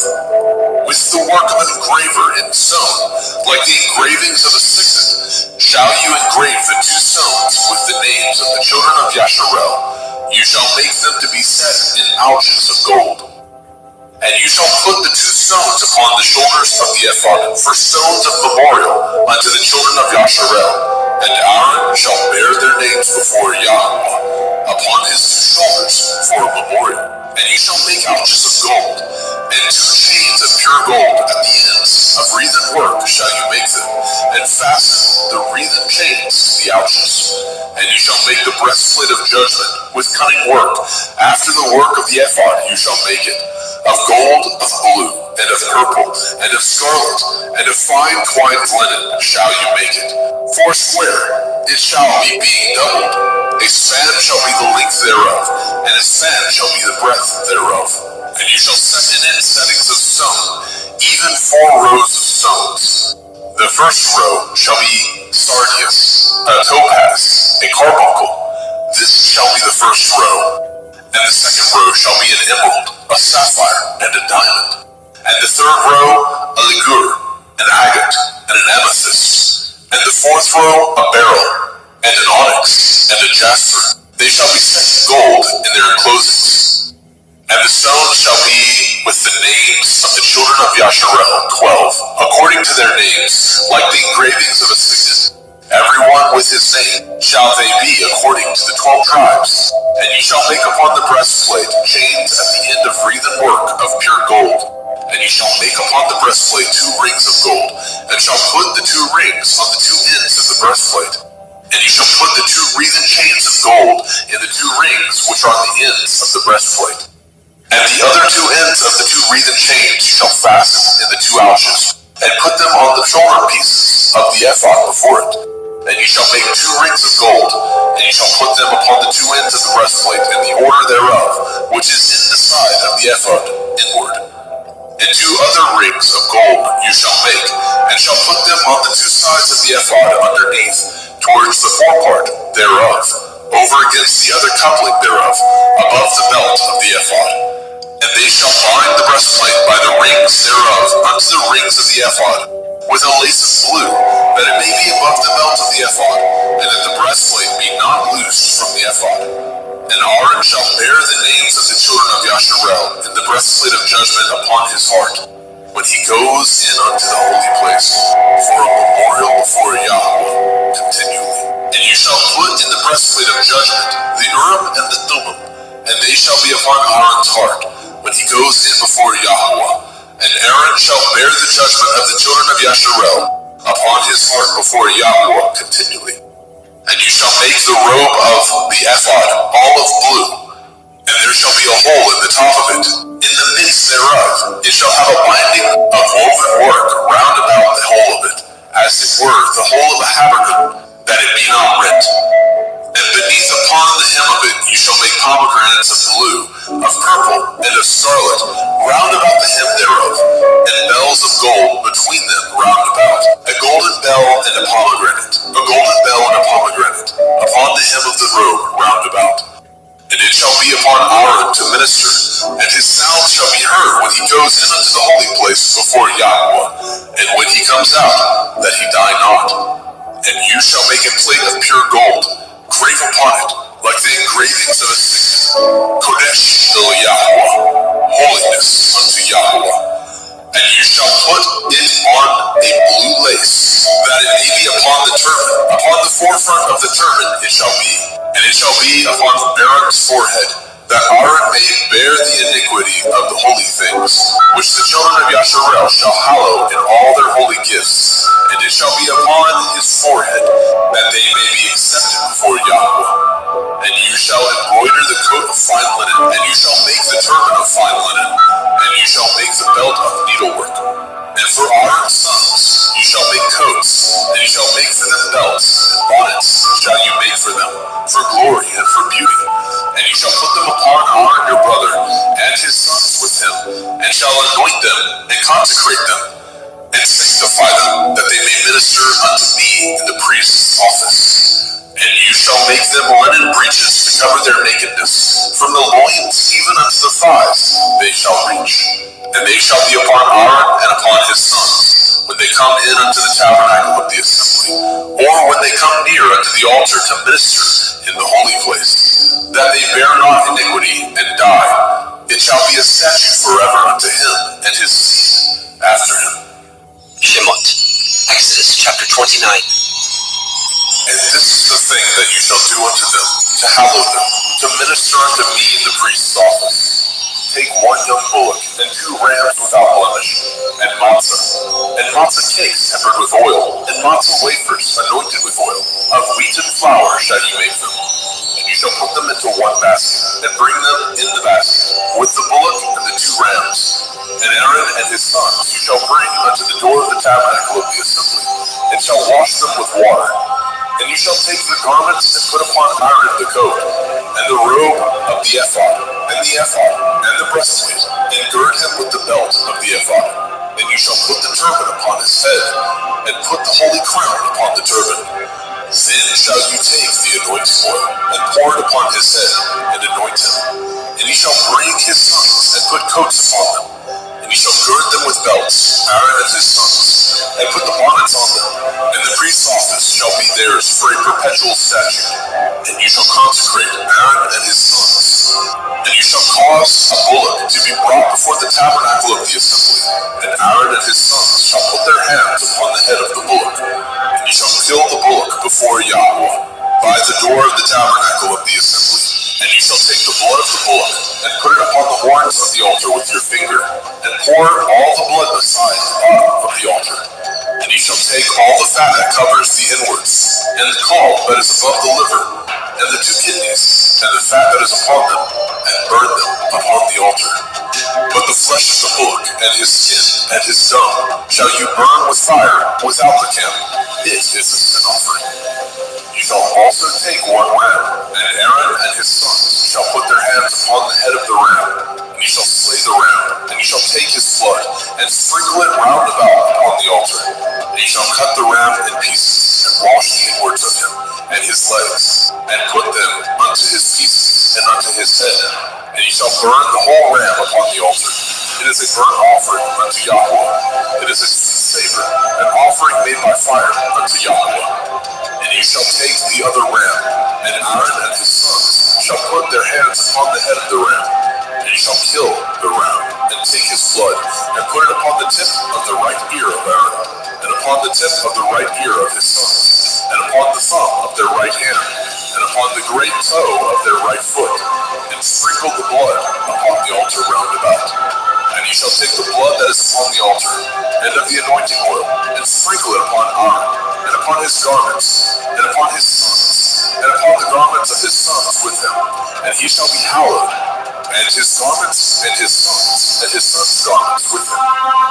Also you shall take of the ram the fat and the rump, and the fat that covers the inwards, and the caul above the liver, and the 2 kidneys, and the fat that is upon them, and the right shoulder, for it is a ram of consecration. And 1 loaf of bread, and 1 cake of oiled bread, and 1 wafer out of the basket of the matzah that is before Yahweh. And you shall put it all in the hands of Aaron, and in the hands of his sons, and shall wave them for a wave offering before Yahweh.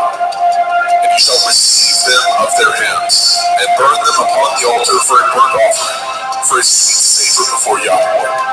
it is an offering made by fire unto Yahweh. And you shall take the breast of the ram of Aaron's consecration, and wave it for a wave offering before Yahweh, and it shall be your part.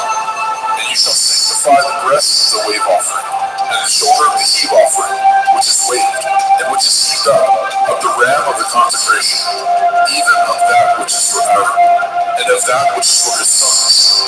And it shall be Aaron and his sons by a statute forever from the children of Yasharel, for it is a heave offering, and it shall be a heave offering from the children of Yasharel, of the sacrifice of their peace offerings, even their heave offering unto Yahweh. And the holy garments of Aaron shall be his sons after him, to be anointed therein, and to be consecrated in them. And that son, that is priest in his stead, shall put them on 7 days, when he comes into the tabernacle of the assembly to minister in the holy place. And you shall take the ram of consecration, and seize his flesh in the holy place. And Aaron and his sons shall eat the flesh of the ram, and the bread that is in the basket, by the door of the tabernacle of the assembly. And they shall eat those things wherewith the atonement was made, to consecrate and to sanctify them. But a stranger shall not eat thereof, because they are holy. And if aught of the flesh of the consecrations, or of the bread, remain unto the morning, then you shall burn the remainder with fire. It shall not be eaten, because it is holy. And thus shall you do unto Aaron and to his sons, according to all things which I have commanded you. 7 days shall you consecrate them. And you shall offer every day a bullock for a sin offering, for atonement. And you shall cleanse the altar when you have made an atonement for it, and you shall anoint it to sanctify it. 7 days you shall make an atonement for the altar, and sanctify it, and it shall be an altar most holy. Whatsoever touches the altar shall be holy. Now this is that which you shall offer upon the altar: 2 lambs of the first year, day by day, continually. The one lamb you shall offer in the morning, and the other lamb you shall offer at evening. And with the one lamb, a 10th deal of flour, mingled with the 4th part of a hin of beaten oil, and the 4th part of a hin of wine, for a drink offering. And the other lamb you shall offer at evening, and shall do thereto according to the meat offering of the morning, and according to the drink offering thereof, for a sweet savor, an offering made by fire unto Yahweh. This shall be a continual burnt offering throughout your generations, at the door of the tabernacle of the assembly, before Yahweh, where I will meet you, to speak there unto you. And there I will meet with the children of Yasharel, and the tabernacle shall be sanctified by my glory. And I will sanctify the tabernacle of the assembly, and the altar, and I will sanctify also both Aaron and his sons, to minister to me in the priest's office. And I will dwell among the children of Yasharel, and will be their Elohim. And they shall know that I am Yahweh Elohim, that brought them forth out of the land of Mitzrayim, that I may dwell among them. I am Yahweh Elohim. Shemot, Exodus chapter 30. And you shall make an altar to burn incense upon. Of shittim wood shall you make it. A cubit shall be the length thereof, and a cubit the breadth thereof.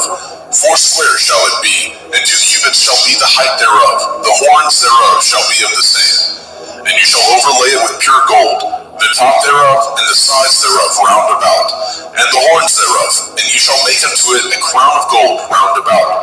And 2 golden rings shall you make it under the crown of it. By the 2 corners thereof, upon the 2 sides of it, shall you make it, and they shall be for places for the staves to bear it withal. And you shall make the staves of shittim wood, and overlay them with gold. And you shall put it before the veil that is by the ark of the testimony, before the mercy seat that is over the testimony, where I will meet with you.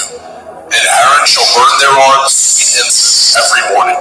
When he dresses the lamps, he shall burn incense upon it. And when Aaron lights the lamp at evening, he shall burn incense upon it, a perpetual incense before Yahweh throughout your generations. Ye shall offer no strange incense thereon, nor burnt sacrifice, nor meat offering, neither shall ye pour drink offering thereon. And Aaron shall make an atonement upon the horns of it once in a year, with the blood of the sin offering of atonement. Once in the year shall he make atonement upon it throughout your generations. It is most holy unto Yahweh. Yahweh spoke unto Moshe, saying, When you take the sum of the children of Yasharel after their number, then shall they give every man a ransom for his soul unto Yahweh, when you number them, that there be no plague among them when you number them.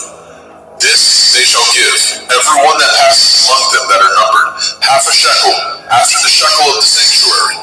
A shekel is 20 gerahs. A half shekel shall be the offering of Yahweh. Every one that passes among them that are numbered, from 20 years old and above, shall give an offering unto Yahweh. The rich shall not give more, and the poor shall not give less than half a shekel, when they give an offering unto Yahweh to make an atonement for your souls. And you shall take the atonement money of the children of Yasharel, and shall appoint it for the service of the tabernacle of the assembly, that it may be a memorial unto the children of Yasharel before Yahweh, to make an atonement for your souls. And Yahweh spoke unto Moshe, saying, You shall also make a laver of brass, and his foot also of brass, to wash withal, and you shall put it between the tabernacle of the assembly and the altar, and you shall put water therein. For Aaron and his sons shall wash their hands and their feet thereat.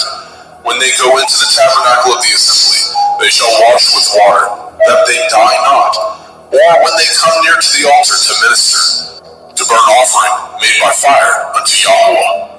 So they shall wash their hands and their feet, that they die not, and it shall be a statute forever to them, even to him and to his seed throughout their generations.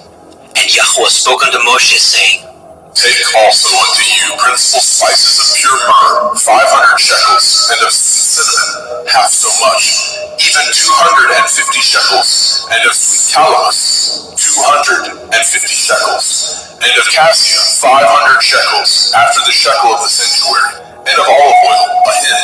And you shall make it an oil of holy ointment, an ointment compound after the art of the apothecary. It shall be holy anointing oil. And he shall anoint the tabernacle of the assembly therewith, and the ark of the testimony, and the table and all his vessels, and the menorah and his vessels, and the altar of incense, and the altar of burnt offering with all his vessels, and the laver and his foot. And ye shall sanctify them, that they may be most holy. Whatsoever touches them shall be holy. And you shall anoint Aaron and his sons, and consecrate them, that they may minister unto me in the priest's office. And you shall speak unto the children of Yasharel, saying, This shall be a holy anointing oil unto me throughout your generations. Upon man's flesh shall it not be poured, neither shall ye make any other like it. After the composition of it, it is holy, and it shall be holy unto you.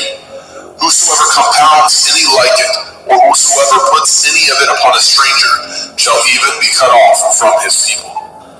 And Yahweh spoke unto Moshe, saying, Take unto you sweet spices, stacte, and onycha, and galbanum. These sweet spices and pure frankincense, of each shall be a like weight. And you shall make it a perfume, a confection after the art of the apothecary, tempered together, pure and holy. And you shall beat some of it very small, and put of it before the testimony in the tabernacle of the assembly, where I will meet with you. It shall be unto you most holy. And as to the perfume which you shall make, ye shall not make to yourselves according to the composition thereof. It shall be unto you holy for Yahweh. Whosoever shall make like unto that, to smell thereto, shall even be cut off from his people.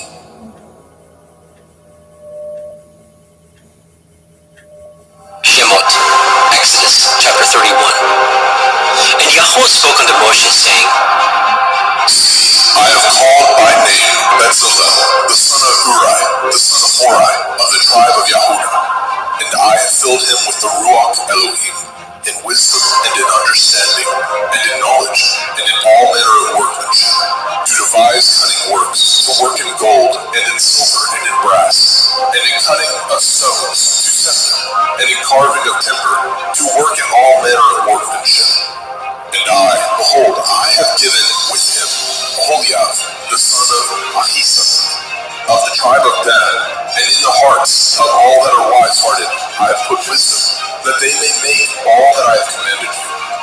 The tabernacle of the assembly, the ark of the testimony, the mercy seat that is thereupon, and all the furniture of the tabernacle, and the table and his furniture, and the pure menorah with all his furniture, and the altar of incense, and the altar of burnt offering with all his furniture, and the laver and his foot, and the cloths of service for Aaron the priest, and the garments of his sons to minister in the priest's office, and the anointing oil, and the sweet incense for the holy place. According to all that I have commanded you, shall they do.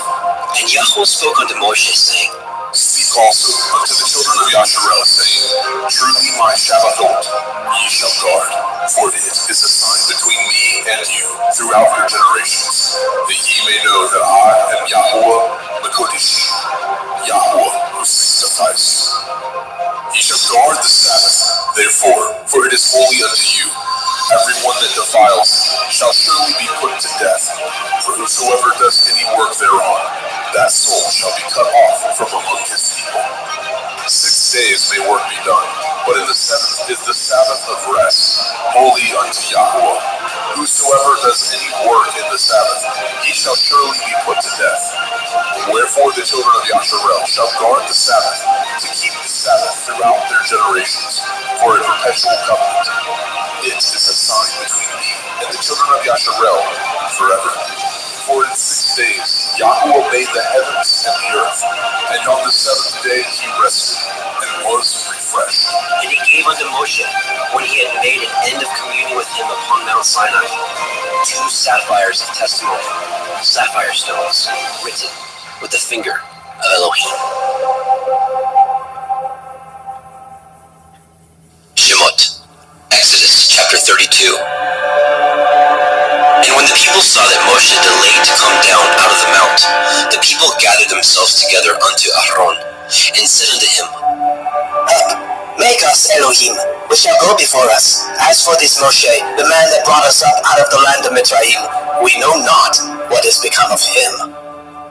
And Aaron said unto them, Break off the golden earrings, which are in the ears of your women, of your sons and of your daughters, and bring them unto me. And the people broke off the golden earrings which were in the ears, and brought them unto Aaron. And he received them at their hand, and fashioned it with a graving tool, after he had made it a molten calf. And they said, These be your Elohim, O Yasharel, which brought you up out of the land of Mitzrayim. And when Aaron saw it, he built an altar before it. And Aaron made proclamation and said, Tomorrow is a feast to Yahweh. And they rose up early on the morning, and offered burnt offerings, and brought peace offerings. And the people sat down to eat and to drink, and rose up to pray. And Yahweh said unto Moshe, Go, get you down, for your people, which you brought out of the land of Mitzrayim, have corrupted themselves. They have turned aside quickly out of the way which I commanded them.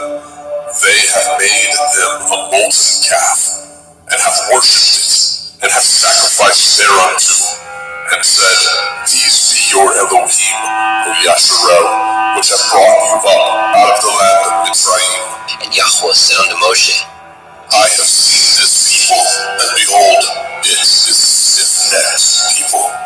Now therefore let me alone, that my wrath may wax hot against them, and that I may consume them, and I will make of you a great nation. And Moshe besought Yahweh Eloheinu, and said, Yahweh, why does your wrath wax hot against your people, which you have brought forth out of the land of Mitzrayim with great power, and with a mighty hand?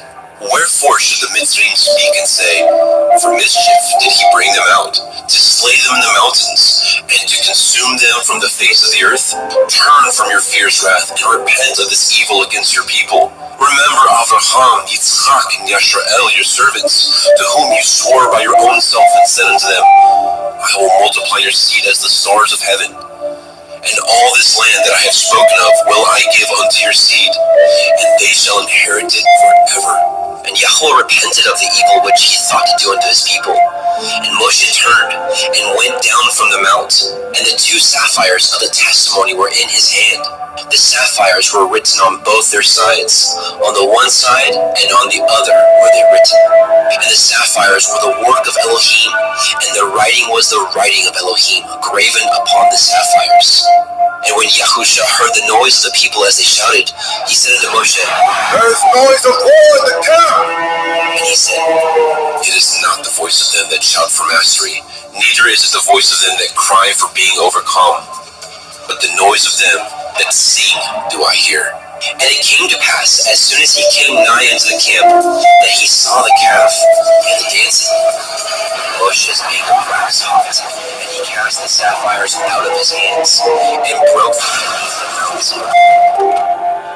And he took the calf which they had made, and burnt it in the fire, and ground it to powder, and strawed it upon the water, and made the children of Yashrael drink of it. And Moshe said unto Aharon, What did this people unto you, that you have brought so great a sin upon them? And Aharon said, Let not the anger of my Lord wax hot. You know the people, that they are set on mischief.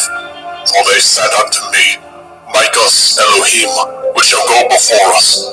For as for this Moshe, the man that brought us up out of the land of Mitzrayim, we know not what is become of him.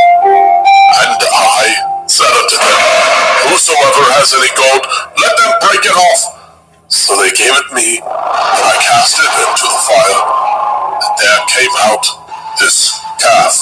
And when Moshe saw that the people were naked, for Aharon had made them naked unto their shame among their enemies, then Moshe stood in the gate of the camp and said, Who is on Yahweh's side?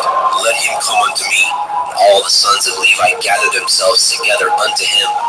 And he said unto them, Thus says Yahweh Elohai of Yashrael, Put every man his sword by his side, and go in and out from gate to gate throughout the camp, and slay every man his brother, and every man his companion, and every man his neighbor. And the children of Levi did according to the word of Moshe, and there fell of the people that day about 3,000 men.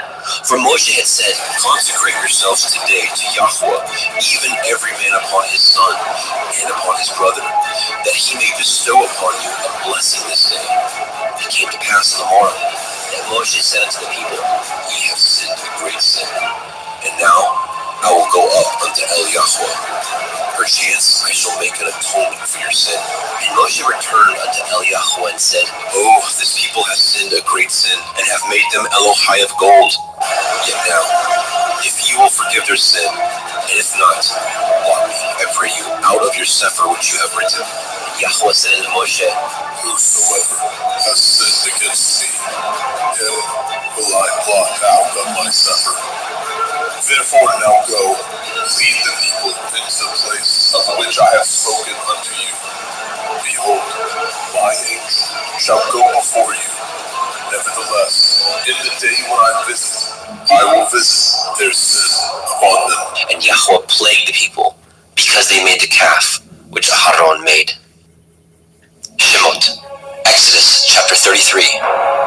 And Yahweh said unto Moshe, Depart, and go hence, you and the people which you have brought up out of the land of Mitzrayim, unto the land which I swore unto Abraham, to Yitzchak, and to Yaakov, saying, Unto your seed will I give it.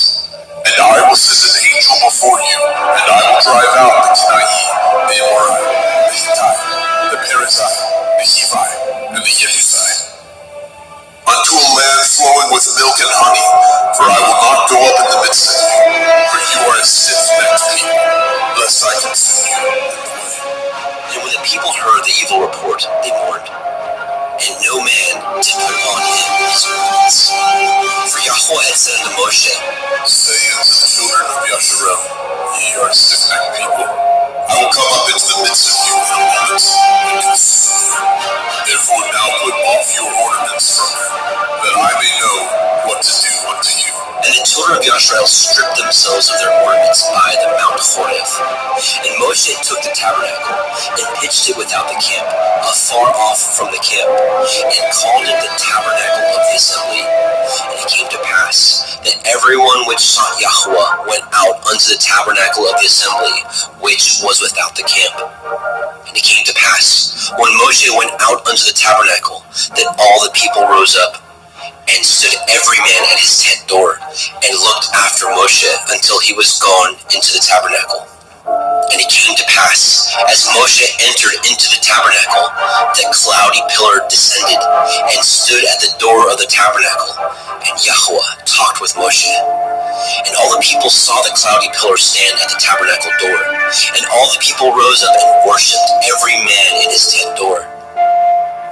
And Yahweh spoke unto Moshe face to face, as a man speaks unto his friend. And he turned again into the camp, but his servant Yahusha, the son of Nun, a young man, departed not out of the tabernacle. And Moshe said unto Eliyahu, See, you said unto me, Bring up this people, and you have not let me know whom you will send with me. Yet you have said, I know you by name, and you have also found grace in my sight. Now therefore I pray you, if I have found grace in your sight, show me now your way, that I may know you, that I may find grace in your sight, and consider that this nation is your people. And he said, My presence shall go with you, and I will give you rest. And he said unto him, If your presence go not with me, carry us not up hence. For wherein shall it be known here that I and your people have found grace in your sight? Is it not in that you go with us? So shall we be separated, I and your people, from all the people that are upon the face of the earth. And Yahweh said unto Moshe, I will do this thing also that you have spoken, for you have found grace in my sight, and I know you by name. And he said, I beseech you, show me your glory. And he said, I will make all my goodness pass before you, and I will proclaim the name of Yahweh before you, and will be gracious to whom I will be gracious, and will show mercy on whom I will show mercy. And he said, You cannot see my face, for there shall no man see me and live. And Yahweh said, Behold, there is a place by me, and you shall stand upon a rock. And it shall come to pass, while my glory passes by, that I will put you in the cleft of the rock, and will cover you with my hand, while I pass by. And I will take away my hand, and you shall see my back parts, but my face shall not be seen.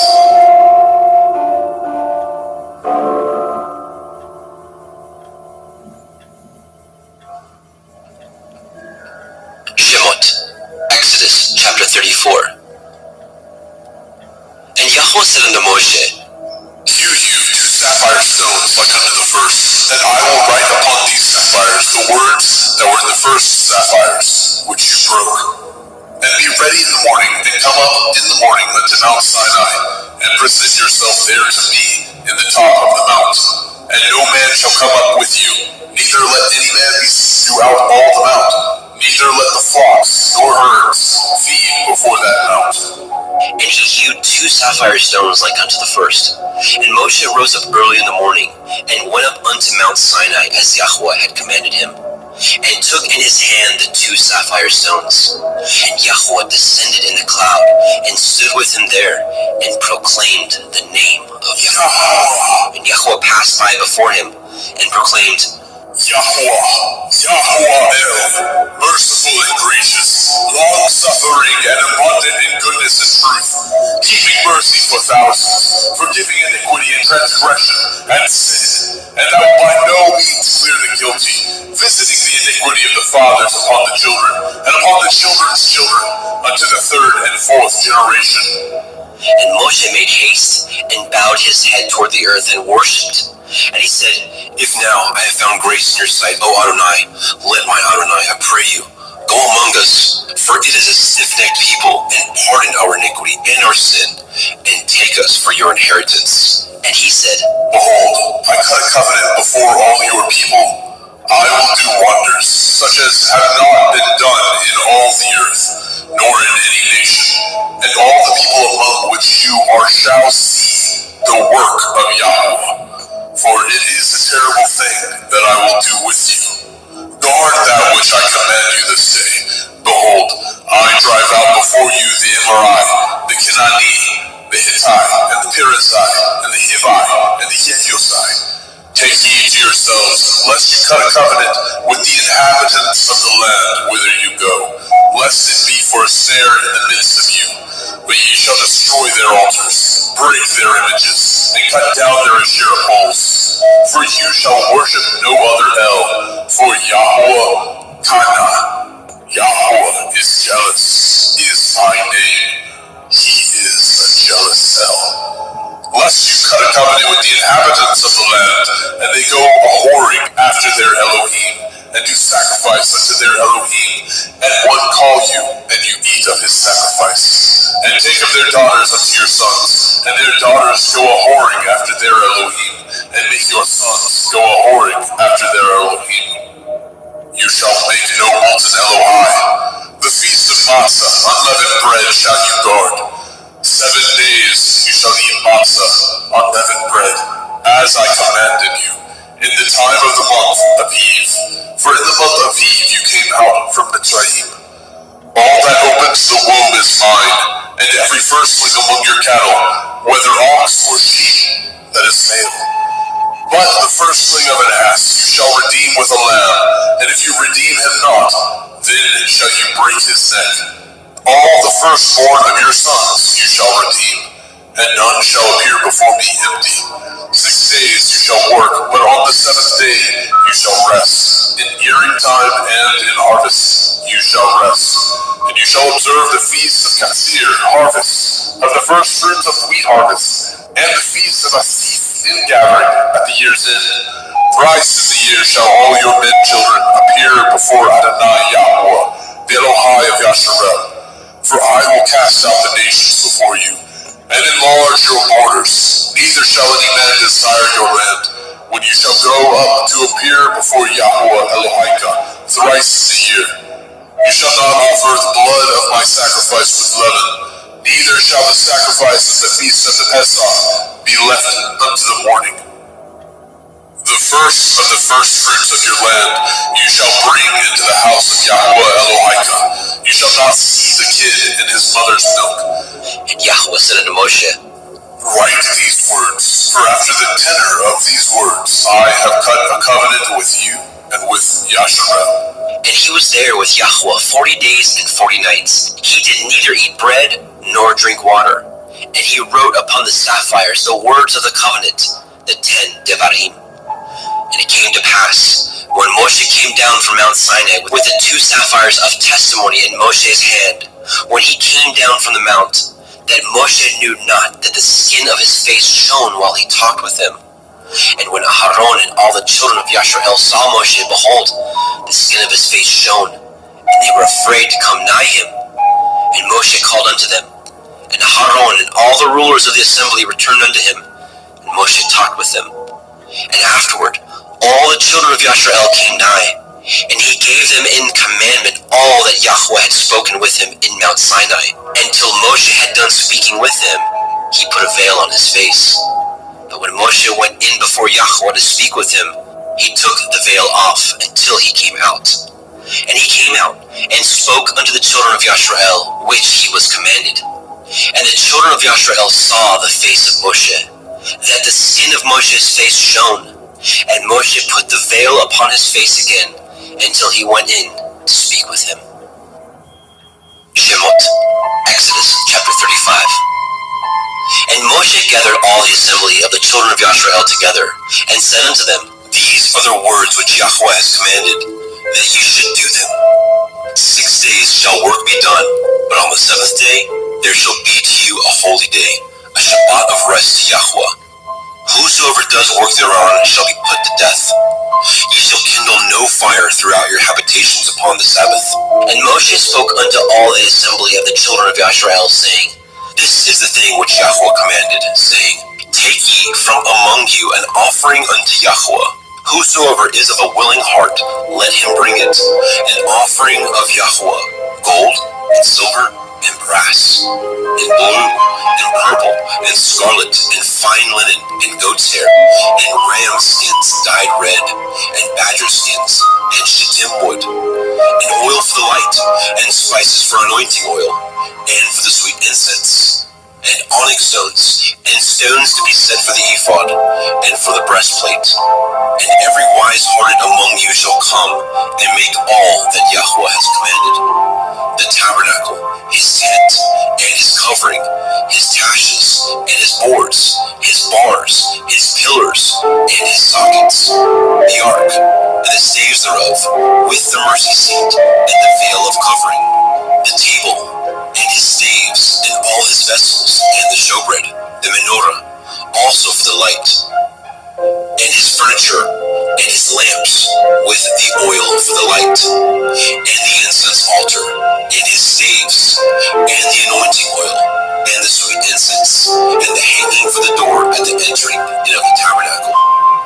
The altar of burnt offering, with his brazen grate, his staves, and all his vessels, the laver, and his foot, the hangings of the court, his pillars, and their sockets, and the hanging for the door of the court, the pins of the tabernacle, and the pins of the court, and their corners, the cloths of service, to do service in the holy place, the holy garments for Aharon the priest, and the garments of his sons, to minister in the priest's office. And all the assembly of the children of Yashrael departed from the presence of Moshe. And they came, everyone whose heart stirred him up, and everyone whom his ruach made willing, and they brought Yahweh's offering to the work of the tabernacle of the assembly, and for all his service, and for the holy garments. And they came, both men and women, as many as were willing-hearted, and brought bracelets, and earrings, and rings, and tablets, all jewels of gold. And every man that offered an offering of gold to Yahweh.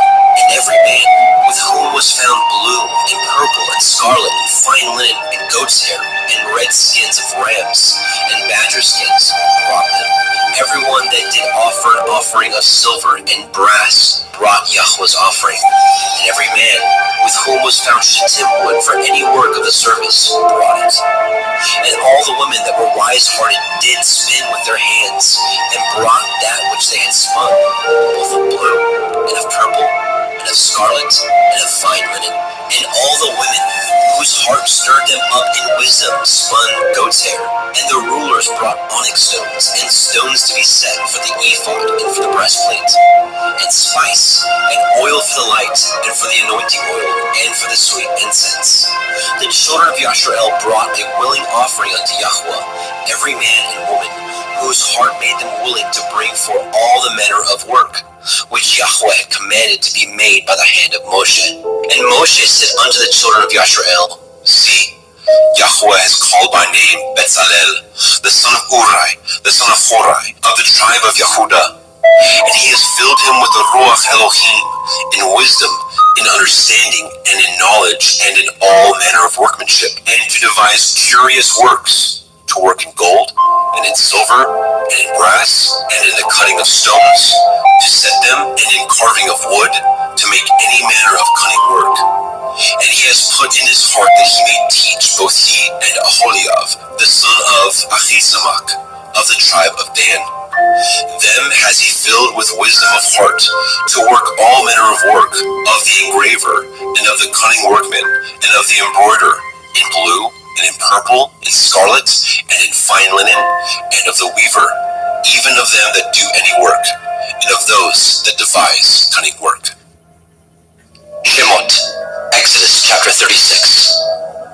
Then wrought Bezalel and Aholiab, and every wise-hearted man, in whom Yahweh put wisdom and understanding, to know how to work all manner of work for the service of the sanctuary, according to all that Yahweh had commanded. And Moshe called Bezalel and Aholiab, and every wise-hearted man, in whose heart Yahweh had put wisdom, even everyone whose heart stirred him up to come unto the work to do it. And they received of Moshe all the offering which the children of Yashrael had brought for the work of the service of the sanctuary, to make it withal. And they brought yet unto him free offerings every morning. And all the wise men that wrought all the work of the sanctuary came every man from his work which they had made. And they spoke unto Moshe, saying, The people bring much more than enough for the service of the work which Yahweh commanded to make. And Moshe gave commandment, and they caused it to be proclaimed throughout the camp, saying, Let neither man nor woman make any more work for the offering of the sanctuary. So the people were restrained from bringing, for the stuff they had was sufficient for all the work to make it, and too much. And every wise-hearted man among them that wrought the work of the tabernacle made 10 curtains of fine twined linen, and blue, and purple, and scarlet. With cherubim of cunning work made he them. The length of one curtain was 28 cubits, and the breadth of one curtain 4 cubits. The curtains were all of one size. And he coupled the 5 curtains one unto another, and the other 5 curtains he coupled one unto another. And he made loops of blue on the edge of one curtain from the selvage in the coupling. Likewise, he made in the uttermost side of another curtain in the coupling of the second. 50 loops made he in one curtain, and 50 loops made he in the edge of the curtain which was in the coupling of the second.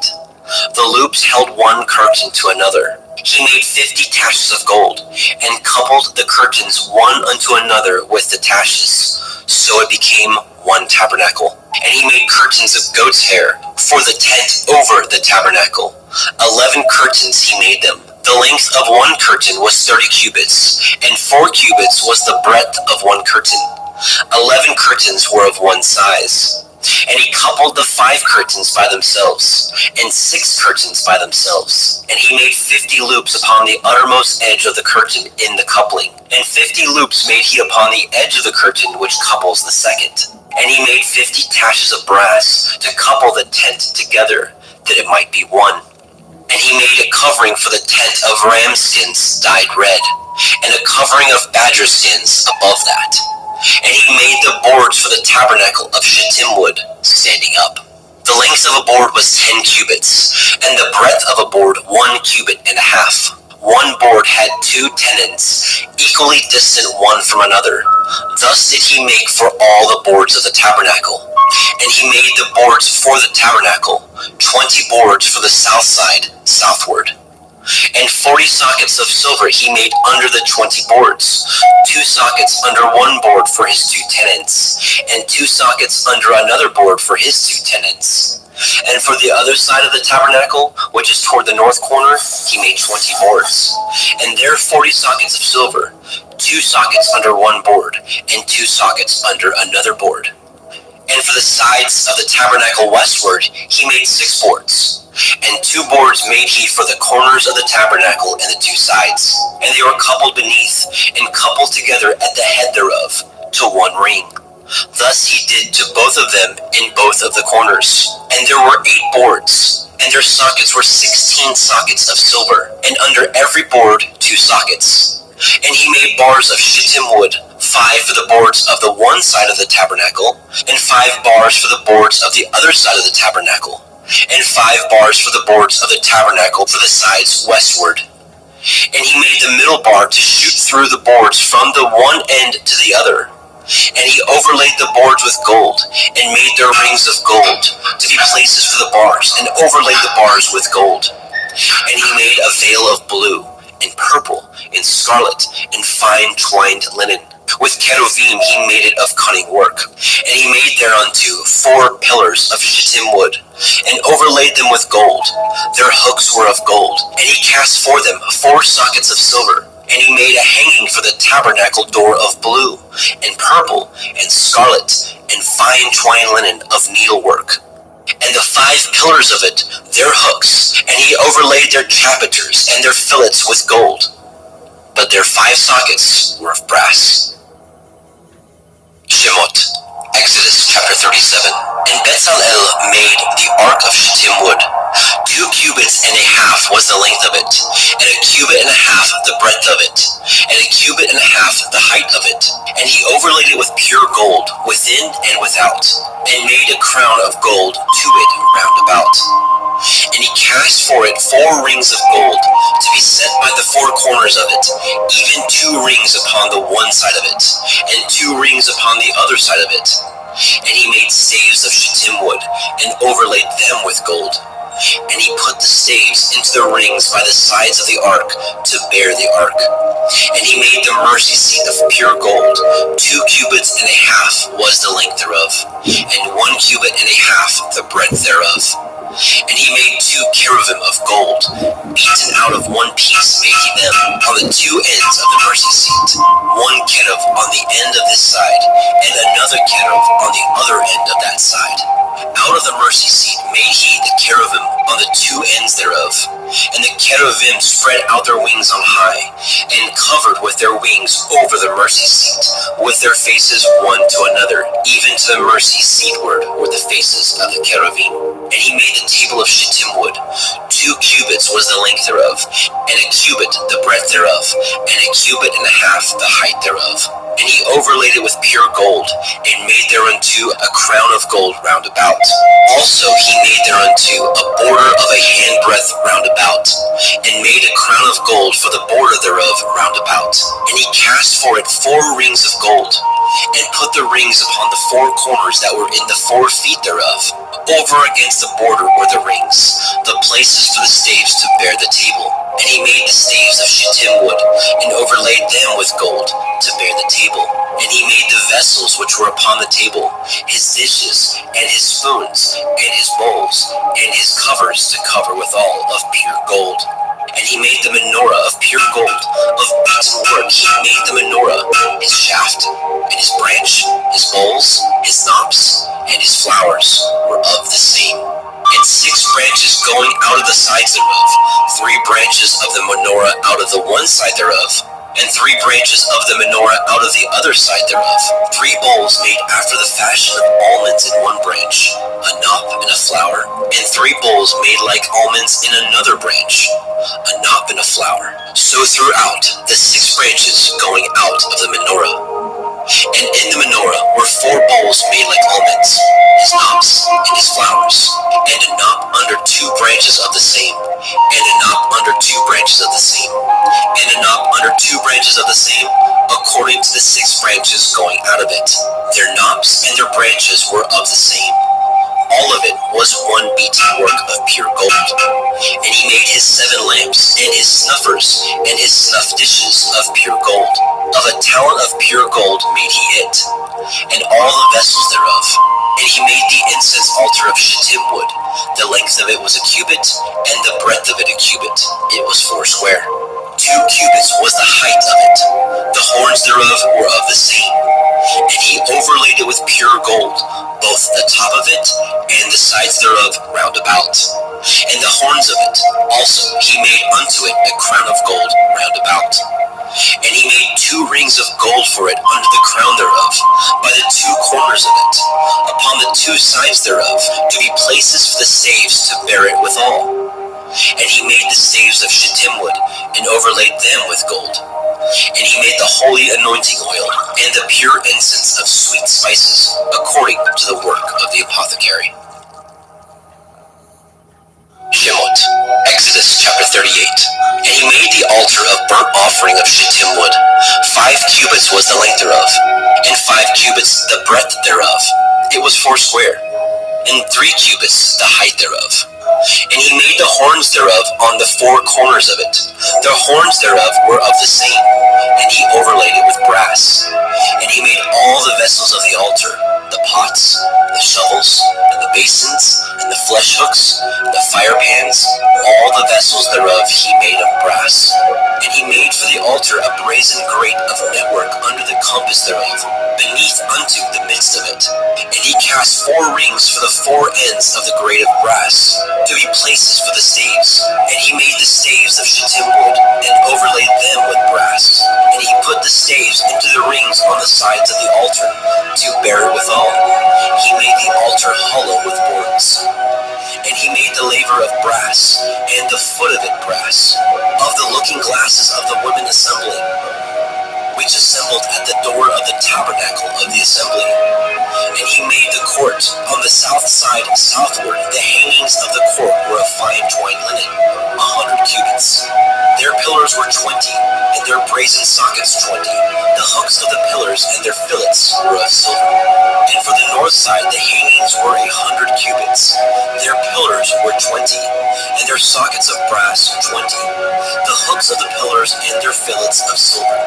And for the west side were hangings of 50 cubits, their pillars 10, and their sockets 10. The hooks of the pillars and their fillets of silver. And for the east side, eastward, 50 cubits. The hangings of the one side of the gate were 15 cubits, their pillars 3, and their sockets 3.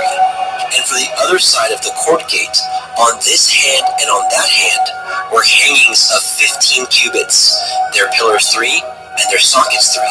All the hangings of the court round about were of fine twined linen, and the sockets for the pillars were of brass, the hooks of the pillars and their fillets of silver, and the overlaying of their chapiters of silver, and all the pillars of the court were filleted with silver, and the hanging for the gate of the court was needlework of blue and purple and scarlet and fine twined linen, and 20 cubits was the length, and the height and the breadth was 5 cubits, answerable to the hangings of the court. And their pillars were 4, and their sockets of brass 4, their hooks of silver, and the overlaying of their chapiters and their fillets of silver. And all the pins of the tabernacle and of the court round about were of brass. This is the sum of the tabernacle, even of the tabernacle of the assembly, as it was counted according to the commandment of Moshe, for the service of the Leviim, by the hand of Ithamar, son to Aaron the priest. And Bezalel, the son of Uri, the son of Horai, of the tribe of Yehudah, made all that Yahweh commanded Moshe. And with him was Aholibav, son of Achisamach, of the tribe of Dan, an engraver, and a cunning workman, and an embroider in blue, and in purple, and in scarlet, and fine linen. All the gold that was occupied for the work in all the work of the holy place, even the gold of the offering, was 29 talents, and 730 shekels after the shekel of the sanctuary. And the silver of them that were numbered of the assembly was 100 talents, and 100,703 score and 15 shekels after the shekel of the sanctuary. A beka for every man, that is, half a shekel, after the shekel of the sanctuary, for everyone that went to be numbered from 20 years old and upward, for 600,000 and 3,550 men. And of the 100 talents of silver were cast the sockets of the sanctuary, and the sockets of the veil, 100 sockets of 100 talents, a talent for a socket. And of the 1,775 shekels he made hooks for the pillars, and overlaid their chapiters, and filleted them. And the brass of the offering was 70 talents, and 2,400 shekels. And therewith he made the sockets to the door of the tabernacle of the assembly, and the brazen altar, and the brazen grate for it, and all the vessels of the altar, and the sockets of the court round about, and the sockets of the court gate, and all the pins of the tabernacle, and all the pins of the court round about. Shemot, Exodus chapter 39. And of the blue and purple and scarlet they made cloths of service, to do service in the holy place, and made the holy garments for Aharon, as Yahweh commanded Moshe. And he made the ephod of gold, blue, and purple, and scarlet, and fine twined linen. And they did beat the gold into thin plates, and cut it into wires, to work it in the blue, and in the purple, and in the scarlet, and in the fine linen, with cunning work. They made shoulder pieces for it, to couple it together. By the 2 edges was it coupled together. And the belt of his ephod, that was upon it, was of the same, according to the work thereof, of gold, blue, and purple, and scarlet, and fine twined linen, as Yahweh commanded Moshe. And they wrought onyx stones, enclosed in ouches of gold, graven as signets are graven, with the names of the children of Yasharel. And he put them on the shoulders of the ephod, that they should be stones for a memorial to the children of Yasharel, as Yahweh commanded Moshe. And he made the breastplate of cunning work, like the work of the ephod, of gold, blue, and purple, and scarlet, and fine twined linen. It was 4 square, They made the breastplate double. A span was the length thereof, and a span the breadth thereof, being doubled. And they set in it 4 rows of stones. The first row was a sardius, a topaz, and a carbuncle. This was the first row. And the second row, an emerald, a sapphire, and a diamond. And the third row, a ligure, an agate, and an amethyst. And the fourth row, a beryl, an onyx, and a jasper. They were enclosed in ouches of gold in their enclosings, and the stones were according to the names of the children of Yashrael, 12 according to their names, like the engravings of a signet, everyone with his name according to the 12 tribes. And they made upon the breastplate chains at the end of wreathen work of pure gold. And they made 2 ouches of gold and 2 gold rings, and put the 2 rings in the 2 ends of the breastplate. And they put the 2 wreathen chains of gold in the 2 rings on the ends of the breastplate. And the 2 ends of the 2 wreathen chains they fastened in the 2 ouches, and put them on the shoulder pieces of the ephod before it. And they made 2 rings of gold, and put them on the 2 ends of the breastplate, upon the border of it, which was on the side of the ephod inward. And they made 2 other golden rings, and put them on the 2 sides of the ephod underneath, toward the forepart of it, over against the other coupling thereof, above the belt of the ephod. And they did bind the breastplate by his rings unto the rings of the ephod with a lace of blue, that it might be above the belt of the ephod, and that the breastplate might not be loosed from the ephod, as Yahweh commanded Moshe. And he made the robe of the ephod of woven work, all of blue. And there was a hole in the midst of the robe, as the hole of a habergeon, with a band round about the hole, that it should not rend. And they made upon the hems of the robe pomegranates of blue, and purple, and scarlet, and twined linen. And they made bells of pure gold, and the bells between the pomegranates unto the hem of the robe, round about between the pomegranates. A bell and a pomegranate, a bell and a pomegranate, round about the hem of the robe to minister in, as Yahweh commanded Moshe. And they made coats of fine linen of woven work for Aharon, and for his sons, and a turban of fine linen, and goodly bonnets of fine linen, and linen breeches of fine twined linen, and a belt of fine twined linen, and blue, and purple, and scarlet of needlework, as Yahweh commanded Moshe. And they made the plate of the holy crown of pure gold, and wrote it upon a writing, like the engravings of a signet, Kodesh El Yahweh. And they tied it unto a lace of blue, to fasten it on high upon the turban, as Yahweh commanded Moshe. Thus was all the work of the tabernacle of the tent of the assembly finished. And the children of Yashrael did according to all that Yahweh commanded Moshe. So did they. And they brought the tabernacle unto El Moshe, the tent, and all his furniture, his taches, his boards, his bars, and his pillars, and his sockets, and the covering of ram skins dyed red, and the covering of badger skins, and the veil of the covering, the ark of the testimony, and the staves thereof, and the mercy seat, the table, and all the vessels thereof, and the showbread, the pure menorah, with the lamps thereof, even with the lamps to be set in order, and all the vessels thereof, and the oil for light, and the golden altar, the anointing oil, and the sweet incense, and the hanging for the tabernacle door, the brazen altar, his grate of brass, his staves, and all his vessels, the laver, and his foot, the hangings of the court, his pillars, his sockets, and the hanging for the court gate, his courts, and his pins, and all the vessels of the service of the tabernacle, for the tent of the assembly, the cloths of service to do service in the holy place, and the holy garments for Aharon the priest, and for his sons' garments to minister in the priest's office, according to all that Yahweh commanded Moshe.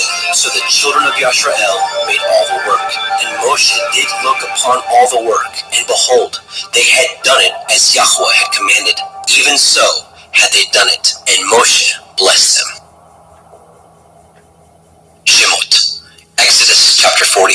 And Yahweh spoke unto Moshe, saying, On the first day of the first month shall you set up the tabernacle of the tent of the assembly, and you shall put therein the ark of the testimony, and cover the ark with the veil. And you shall bring the table, and set in order the things that are to be set in order upon it. You shall bring the menorah, and light the lamps thereof. And you shall set the altar of gold for the incense before the ark of the testimony, and put the hangings of the door to the tabernacle. And you shall set the altar of burnt offering before the door of the tabernacle of the tent of the assembly. And you shall set the laver between the tent of the assembly and the altar, and shall put water therein. And you shall set the court round about, and hang up the hanging at the court gate. And you shall take the anointing oil, and anoint the tabernacle, and all that is therein, and shall hallow it, and all the vessels thereof, and it shall be holy. And you shall anoint the altar of the burnt offering, and all his vessels, and sanctify the altar, and it shall be an altar most holy. And you shall anoint the laver and his foot, and sanctify it. And you shall bring Aaron and his sons unto the door of the tabernacle of the assembly, and wash them with water. And you shall put upon Aaron the holy garments, and anoint him, and sanctify him, that he may minister unto me in the priest's office. And you shall bring his sons, and clothe them with coats. And you shall anoint them, as you anointed their father, that they may minister unto me in the priest's office. For their anointing shall surely be an everlasting priesthood throughout their generations. Thus did Moshe, according to all that Yahweh commanded him, so did he. And it came to pass in the first month in the second year, on the first day of the month, that the tabernacle was reared up. And Moshe reared up the tabernacle, and fastened his sockets, and set up the boards thereof, and put in the bars thereof, and reared up his pillars. And he spread abroad the tent over the tabernacle, and put the covering of the tent above upon it, as Yahweh commanded Moshe. And he took and put the testimony into the ark, and set the staves on the ark, and put the mercy seat above upon the ark. And he brought the ark into the tabernacle, and set up the veil of the covering, and covered the ark of the testimony, as Yahweh commanded Moshe. And he put the table in the tent of the assembly, upon the side of the tabernacle northward, without the veil. And he set the bread in order upon it before Yahweh, as Yahweh commanded Moshe. And he put the menorah in the tent of the assembly, over against the table, on the side of the tabernacle southward. And he lighted the lamps before Yahweh, as Yahweh commanded Moshe. And he put the golden altar in the tent of the assembly before the veil. And he burnt sweet incense thereon, as Yahweh commanded Moshe. And he set up the hanging at the door of the tabernacle. And he put the altar of burnt offering by the door of the tabernacle of the tent of the assembly, and offered upon it the burnt offering and the meat offering, as Yahweh commanded Moshe. And he set the laver between the tent of the assembly and the altar, and put water therein to wash withal. And Moshe and Aaron and his sons washed their hands and their feet thereat, when they went into the tent of the assembly, and when they came near unto the altar, they washed, as Yahweh commanded Moshe. And he reared up the court round about the tabernacle and the altar, and set up the hanging of the court gate. So Moshe finished the work. Then a cloud covered the tent of the assembly, and the glory of Yahweh filled the tabernacle. And Moshe was not able to enter into the tent of the assembly, because the cloud abode thereon, and the glory of Yahweh filled the tabernacle. And when the cloud was taken up over the tabernacle, the children of Yasharel went onward in all their journeys. But if the cloud were not taken up, then they journeyed not until the day that it was taken up. For the cloud of Yahweh was upon the tabernacle day by day, and fire on it by night, in the sight of all the house of Yasharel, throughout all their journeys.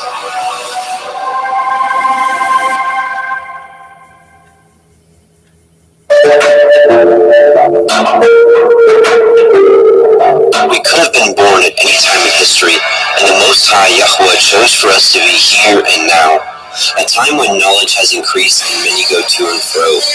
We find ourselves in the time of the end, according to the book of Daniel, and as we have seen, comes with both blessings and spiritual trials like no other. The book of Revelation, the field manual to the end times, tells us what to expect and how to prepare. It was obscured from the generations with parables and hidden understandings just waiting for these last days to be unsealed. While we may also not get everything right, we will be leaning on the Spirit of truth of the Most High, Yahuwah Sebaoth, in the name of Yahushua HaMashiach, to reveal to us the proper understanding. For who knows if you have come to the kingdom for such a time as this.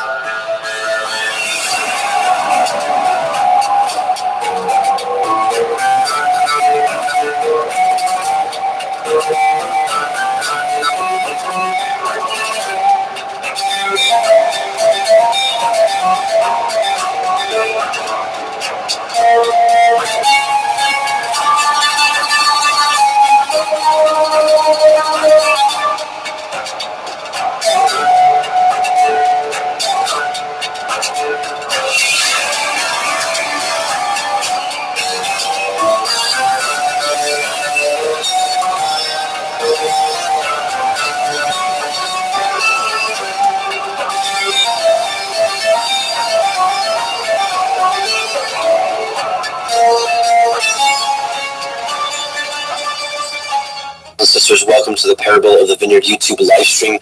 My name is Adam, your host, and I welcome you. Brothers and sisters, welcome to what may be one of the most important line-by-line studies we have done on Parable of the Vineyard.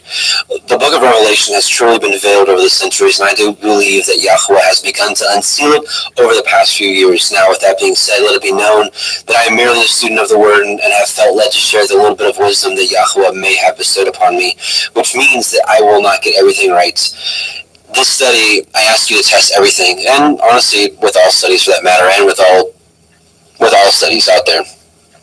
This study will be so in-depth that even the new believer will be able to understand it, and likewise, the learned disciple will also be able to glean new information. Some concepts shared during the study may give you confirmations to understandings you may already have, and some may be new to you. Either way, take all matters to Yahuwah in prayer, and he will guide you, as it must be known that 1 John 2:27 says, "The anointing which you have received of him abides in you, and you need not that any man teach you, but as the same anointing teaches you of all things, and is truth, and is no lie, and even as it has taught you, you shall abide in him." Again, 1 John 2:27.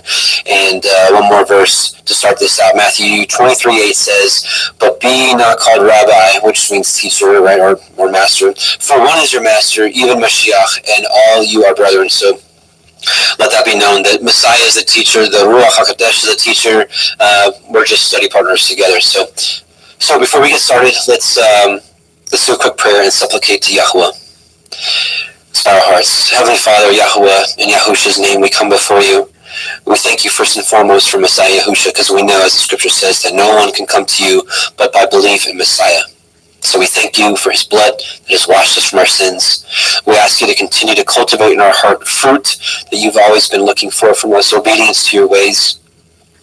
We just pray that you open our eyes and ears to the understanding tonight, to understanding of your word tonight, and we just pray that you continue to strengthen us as the world gets darker and darker. We pray that your light shines through us, that we can be a witness of your majesty.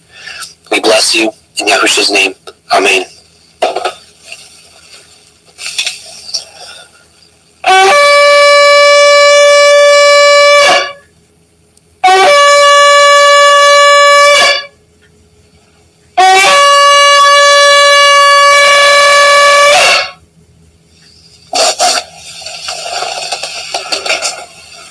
Get into it. So last week in part 1, we got through Revelation 1:1 through 1:13.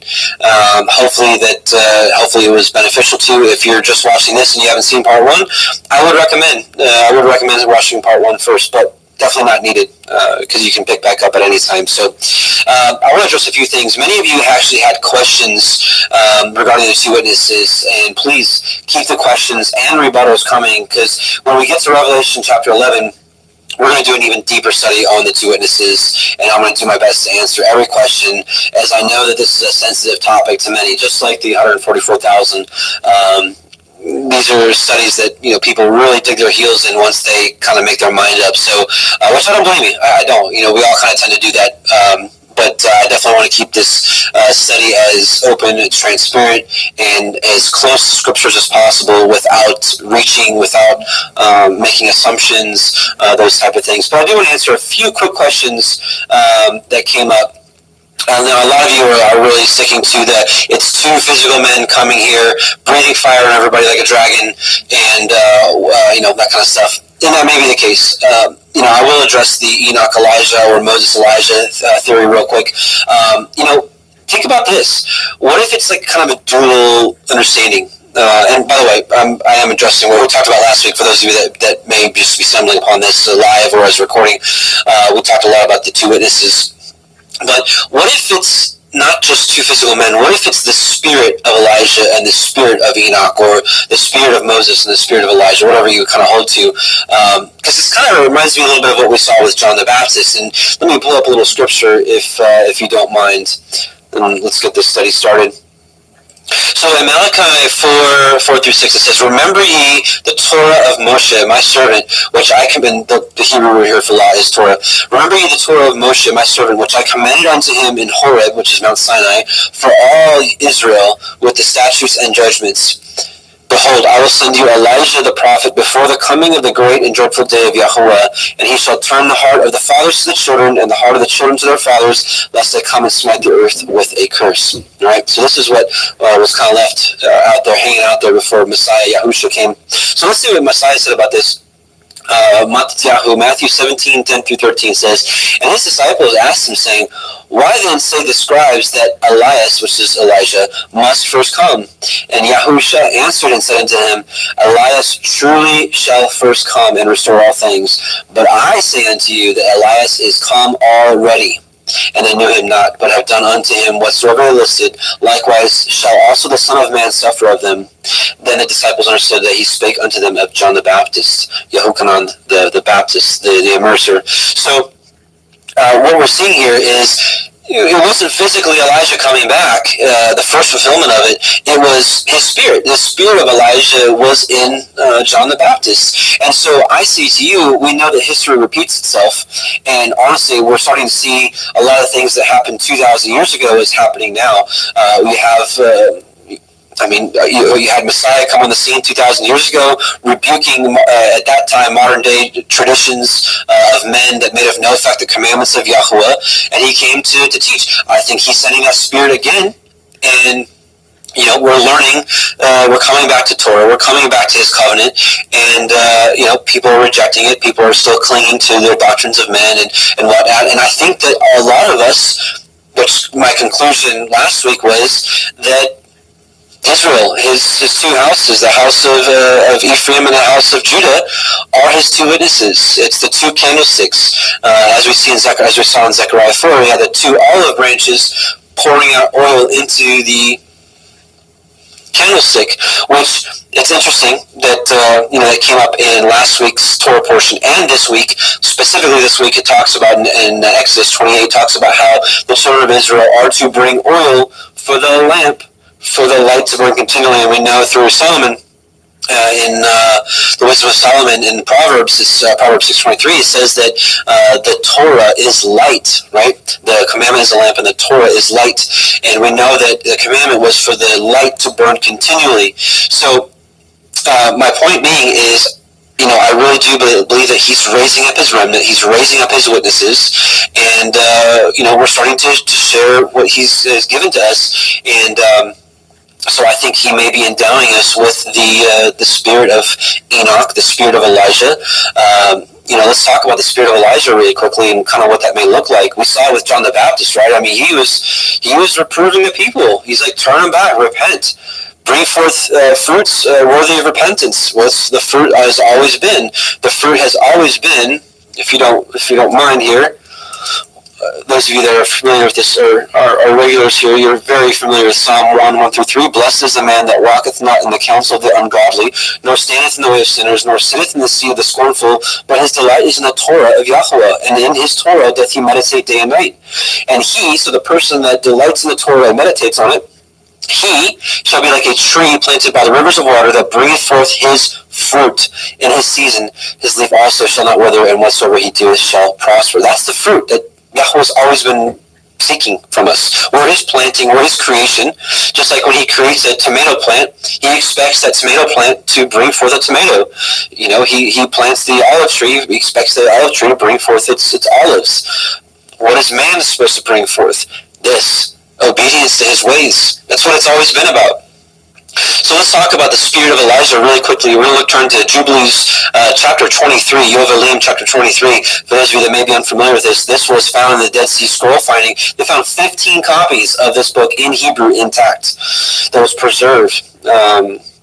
All right, so I want to read verses 16, 19, and 26, and I think this explains the spirit of Elijah. And in that generation, this is the end time generation, which I believe we are in, and in that generation, the sons shall convict their fathers and their elders of sin and unrighteousness, and of the words of their mouth, and the great wickedness which they perpetrate, and concerning their forsaking the covenant, which Yahweh made between them and him, that they should observe and do all his commandments and his ordinances and his laws without departing either to the right hand or to the left. Okay, this is part one. Part two, and they shall strive one with another. Now, I will say that Paul has given us a better way of doing this, to be patient, to be meek, to be kind, to be humble, to be long-suffering, to be apt to teach. That's 2 Timothy 2, I think 19 through 24 or something like that. And they shall strive one with another, the young with the old, and the old with the young, the poor with the rich, the low with the great, the beggar with the prince, on account of the Torah and the covenant, for they have forgotten commandment and covenant and feasts and months and Sabbaths and jubilees and all judgments, right? And this is what's happening in this generation. It's coming back. And I believe the spirit of Elijah is doing the very same thing that we saw in Malachi, right? Let me bring that up again real quick. And I will send you Elijah, right? And he shall turn the heart of the fathers to the children, and the heart of the children to their fathers, lest I come and smite the earth with a curse. And again, what does that come back to right here? Remembering the Torah of Moshe. That's what it's been all about.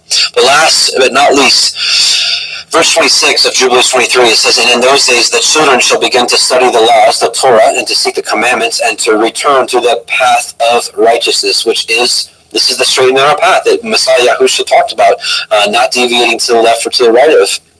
So, in short, my conclusion is, and again, and here in a few weeks, it might even be a month, at the rate we're going here, it might even be a few months. When we get to Revelation 11, we're going to do probably an entire night on just the two witnesses. So keep the questions coming, keep the rebukes coming. I'm looking for sharpening here. Remember, the book of Proverbs says a wise man loves correction and invites reproof. It's the foolish man that does not like it because he doesn't want to be wrong, and that's pride. So excuse me. So I'm waiting, or I'm not waiting. I'm inviting your comments, concerns, questions, that kind of stuff. So, but yeah, and again, in short, what I'm saying here is I believe that we are the two witnesses, the house of Israel, the house of Judah, and that we may be operating in the spirit of Elijah and Enoch, or Elijah and Moses, whatever you hold to. So, the spirit of Enoch. Which the whole book of Enoch, it's instructing in righteousness, just like Elijah. And it is also interesting that this generation has been the generation that has been bringing forth Enoch back to the center stage here.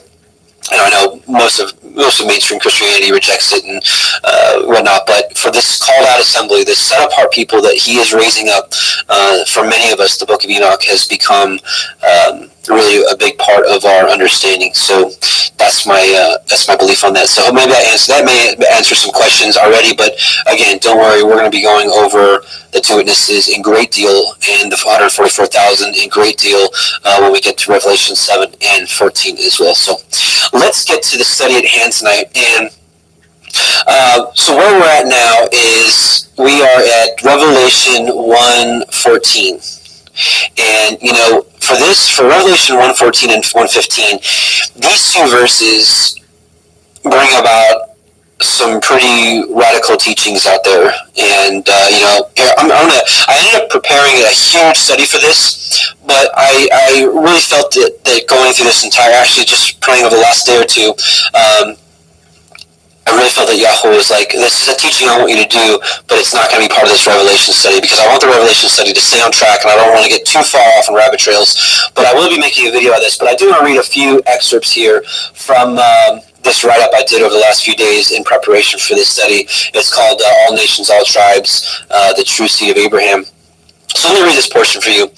In preparation for this portion of our Revelation study, I honestly wanted to skip over Revelation 1:14 through 15 due to the arguments over the flesh it seems to bring about, to which I have zero desire to get into. We have much more important things to discuss.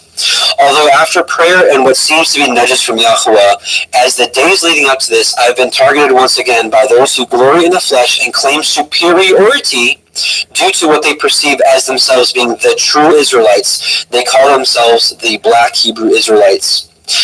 And that all others must recognize this, so we all must recognize that they are the true seed to be part of the kingdom. I get this all the time, I get this all the time. They're like, Adam, you're preaching a lot of truth, bro. You're preaching a lot of truth, but you ain't preaching the truth, which to them is that, that they are the true seed of Israel, and everybody needs to recognize that, or they're not going to be part of the kingdom. And even if we get into the kingdom, we're going to be like servants to them, and it's just crazy stuff. Anyways, back on track. So we must recognize this to be part of the kingdom, and lesser beings at that. For the 3.5 years this ministry has been on YouTube, I have constantly been called a white Edomite devil who has no right to read or discern the scriptures, as they are not for me, but for them alone. Or alongside this, being accused of not preaching the full truth, as they say, for not teaching who the true seed of Yahweh are. After so many of these types of comments, I decided to research the matter for myself, for after all, I'm in pursuit of all truth, regardless of what that looks like. Embracing Sirach 4:28, which says, strive for the truth unto death, and Yahweh will fight for you. So I'm going to stop there for a second. So this is a really long study, and basically it's debunking their movement.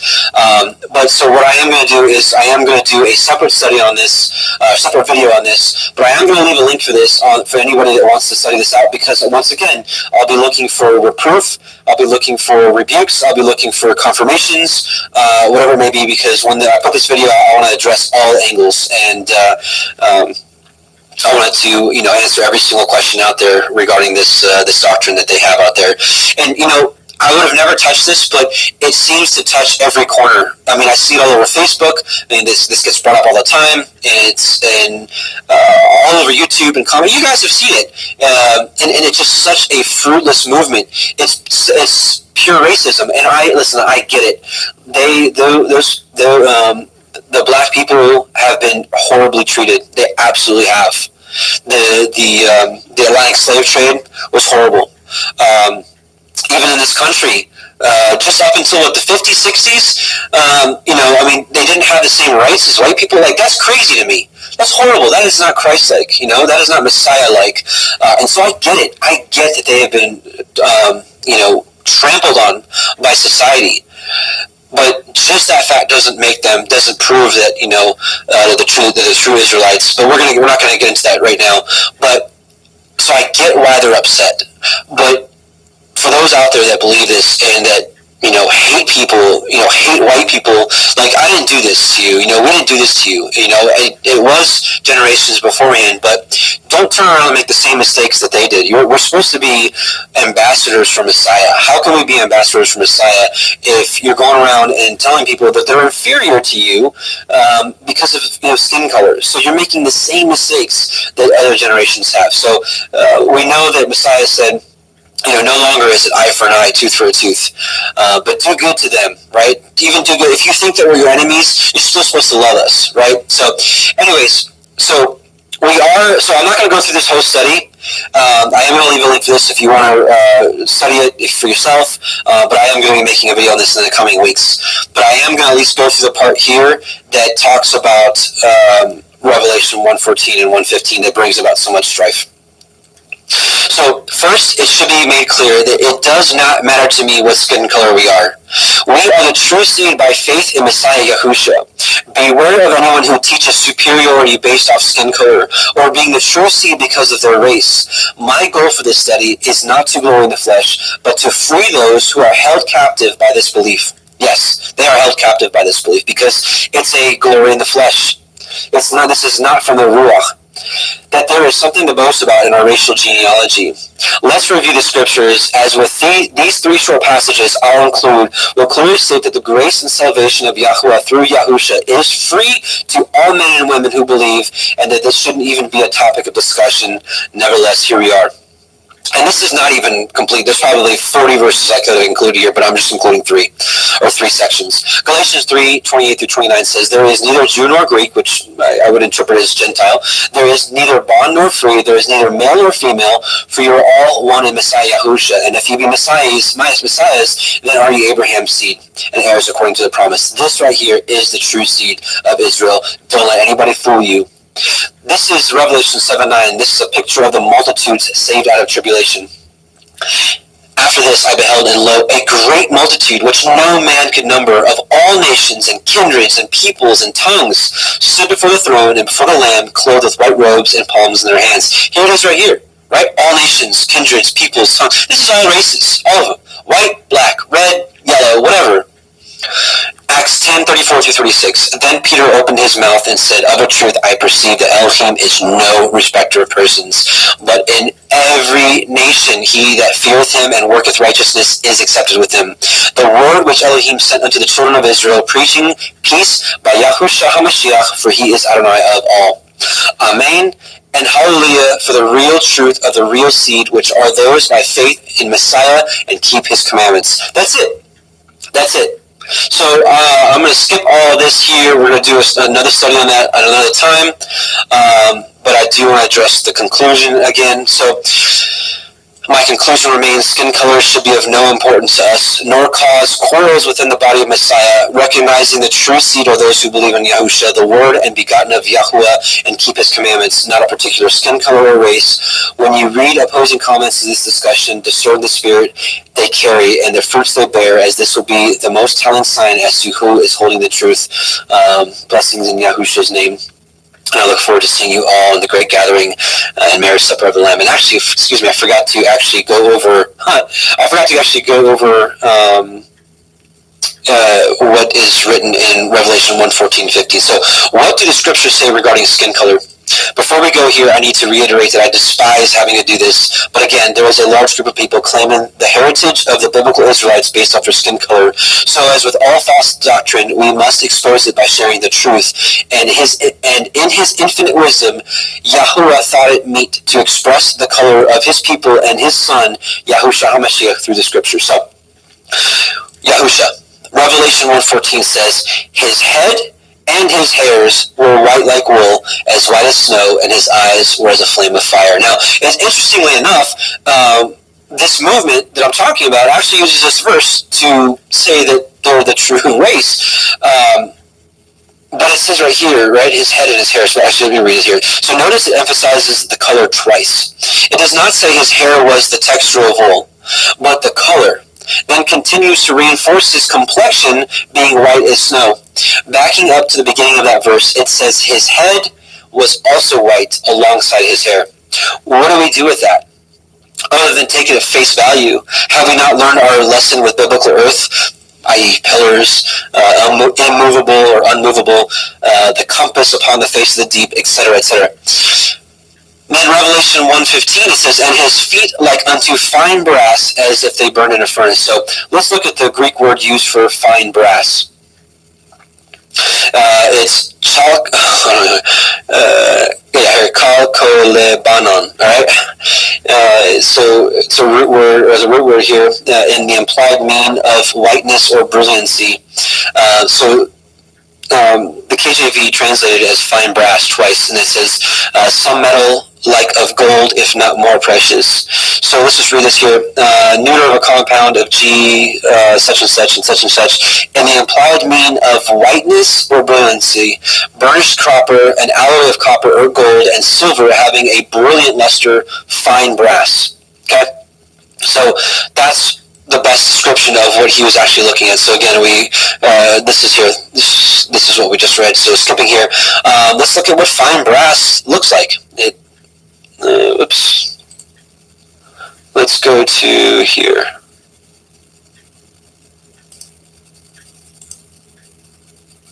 Oh, that's weird. So this is what fine brass looks like.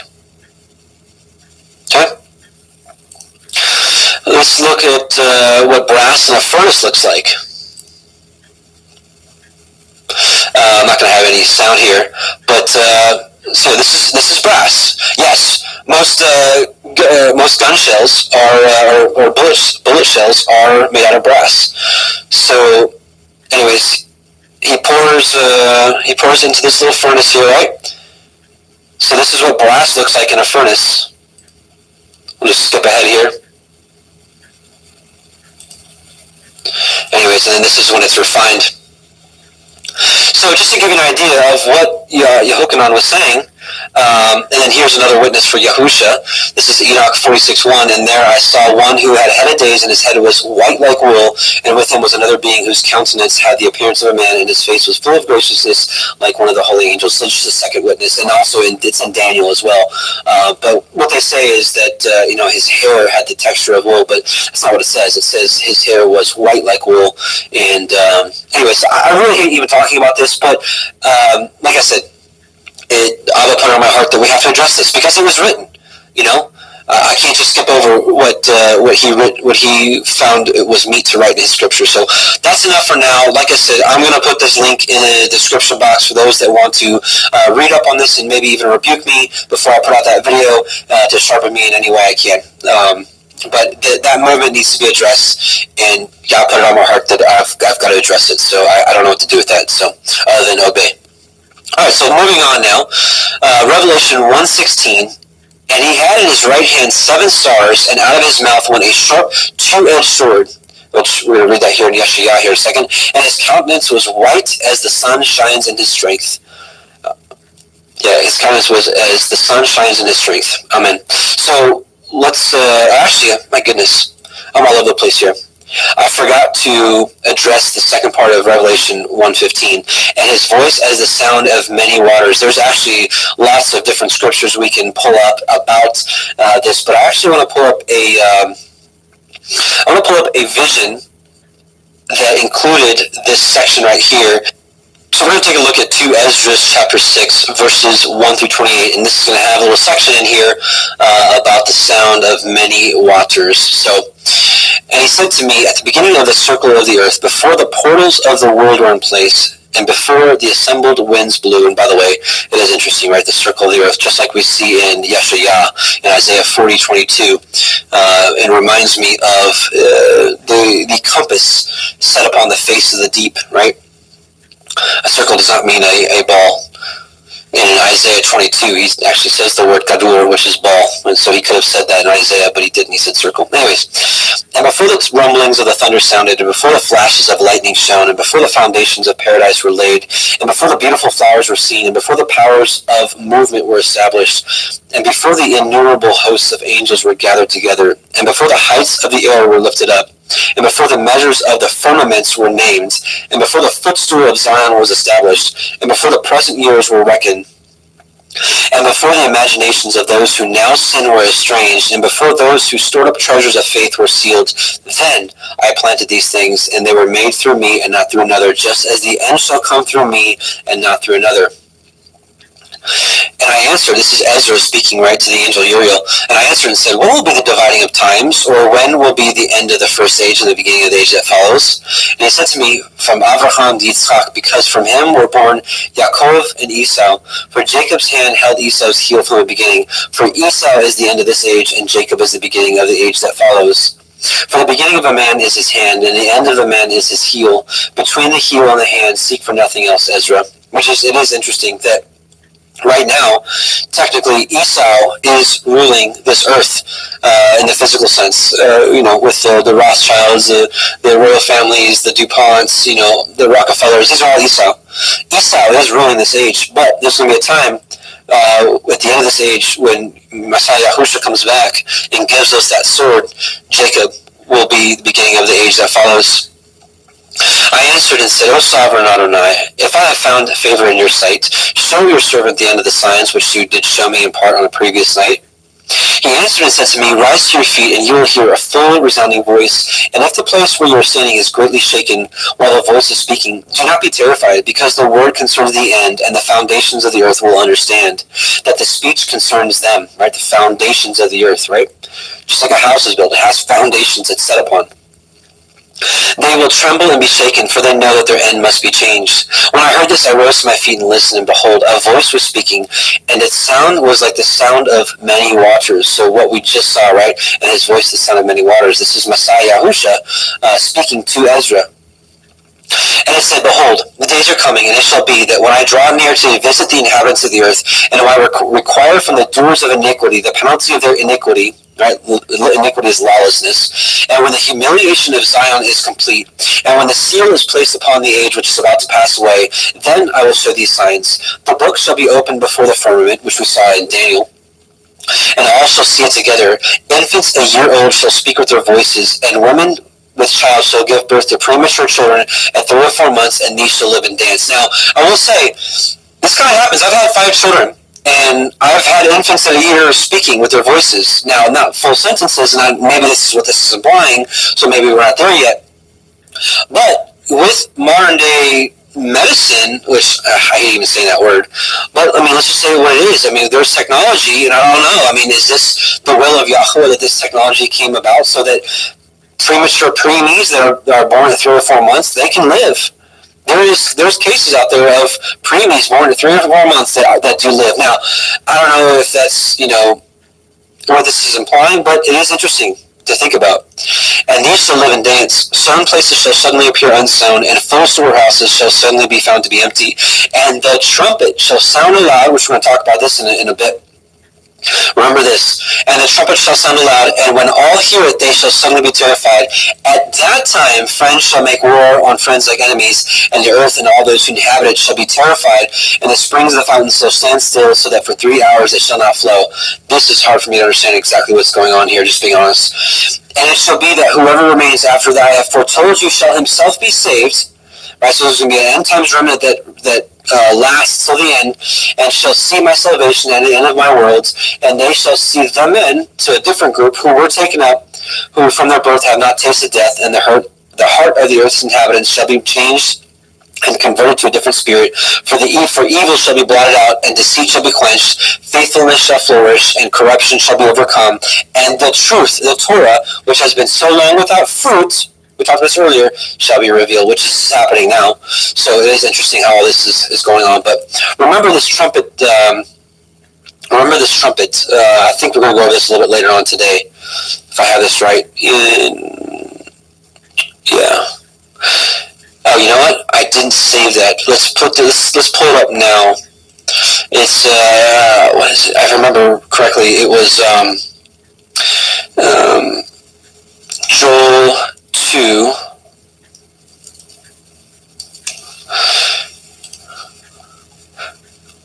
We'll read, let's read just Joel 2, 1 through 2, and then we'll read 15 on.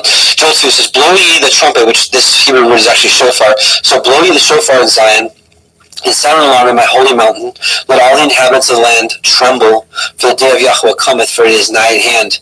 Right, his holy mountain is New Jerusalem coming down. So this is another piece of evidence for me that at the beginning of the day of Yahweh, the shofar is blown, it comes down, all the inhabitants of the land are going to tremble, right? Because this is that alien invasion they've all been afraid of, so-called alien invasion, right? Because Yahusha and his called out assembly are going to be that the alien threat that brings the whole world together.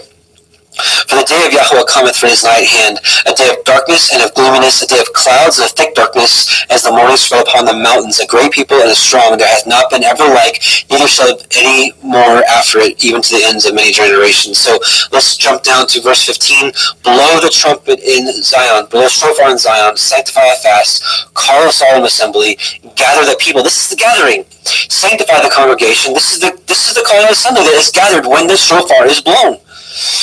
Assemble the elders, gather the children, and those that suck the breast. Let the bridegroom go forth of his chamber, and let the bride out of her closet.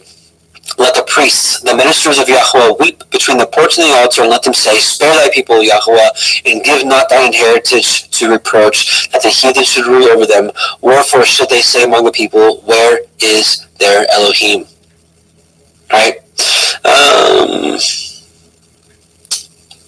Yeah. Anyways, so we'll stop there. But it's just was really interesting. So I brought up 2 Esdras because I wanted to let you know about what happens. It says right here, and the shofar shall sound aloud, and when all hear it, they shall suddenly be terrified. And at that time, friends shall make war on friends like enemies, right? So this is kind of what we see in Matthew 24, nation against nation, people against people, but also another passage later in 2 Esdras, it says at this time also is when people stop this war, and then they unite their forces against Yahusha, which I think we're going to see. Actually, let's pull it up now. It's in 2 Esdras 13. Verse 13, after 7 days I dreamed a dream in the night, and behold, a wind arose from the sea and stirred up all its waves. And I looked, and behold, this wind made something like the figure of a man come up out of the heart of the sea. And I looked, and behold, that man flew with the clouds of heaven. For those of you that did watch part 1, we did a huge rabbit trail on who the clouds of heaven are. And wherever which is basically his Kodashim, his call-out ones, his assembly, his 144,000, I believe, and maybe even possibly the great multitude. I'm not sure exactly how that works, and wherever he turned his face to look, everything under his gaze trembled. And whenever his voice issued from his mouth, all who heard his voice melted as wax melts when it feels the fire. After this I looked, and behold, an innumerable multitude of men were gathered together from the 4 winds of heaven to make war against the man who came up out of the sea. And I looked, and behold, he carved out for himself a great mountain, and flew upon it. And I tried to see the region of place which the mountain was. It was carved, but I could not. And I forgot to also put up Daniel 2.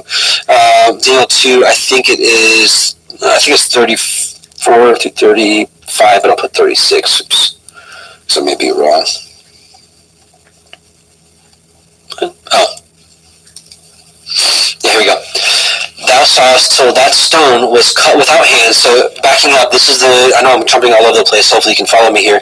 This is the dream that Nebuchadnezzar was given, and Daniel interpreted that giant statue that had the head of gold, the chest and arms of silver, the waist and thighs of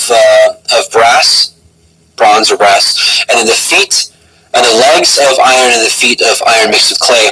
And then at the end of those kingdoms, the stone that was cut without hands came and broke all these to pieces. And we're going to see what that is. Thou sawest, so that stone was cut without hands. Right? And I looked, and behold, he carved out for himself a great mountain. He carved it out, right? So cut without human hands, which smote the image upon his feet that were of iron and clay, and brake them into pieces. Then was the iron, the clay, the brass, the silver, and the gold broken to pieces together, and became like the chaff of the summer threshing floors. So, and the wind carried them away, that no place was found for them. And the stone that smote the image became a great mountain,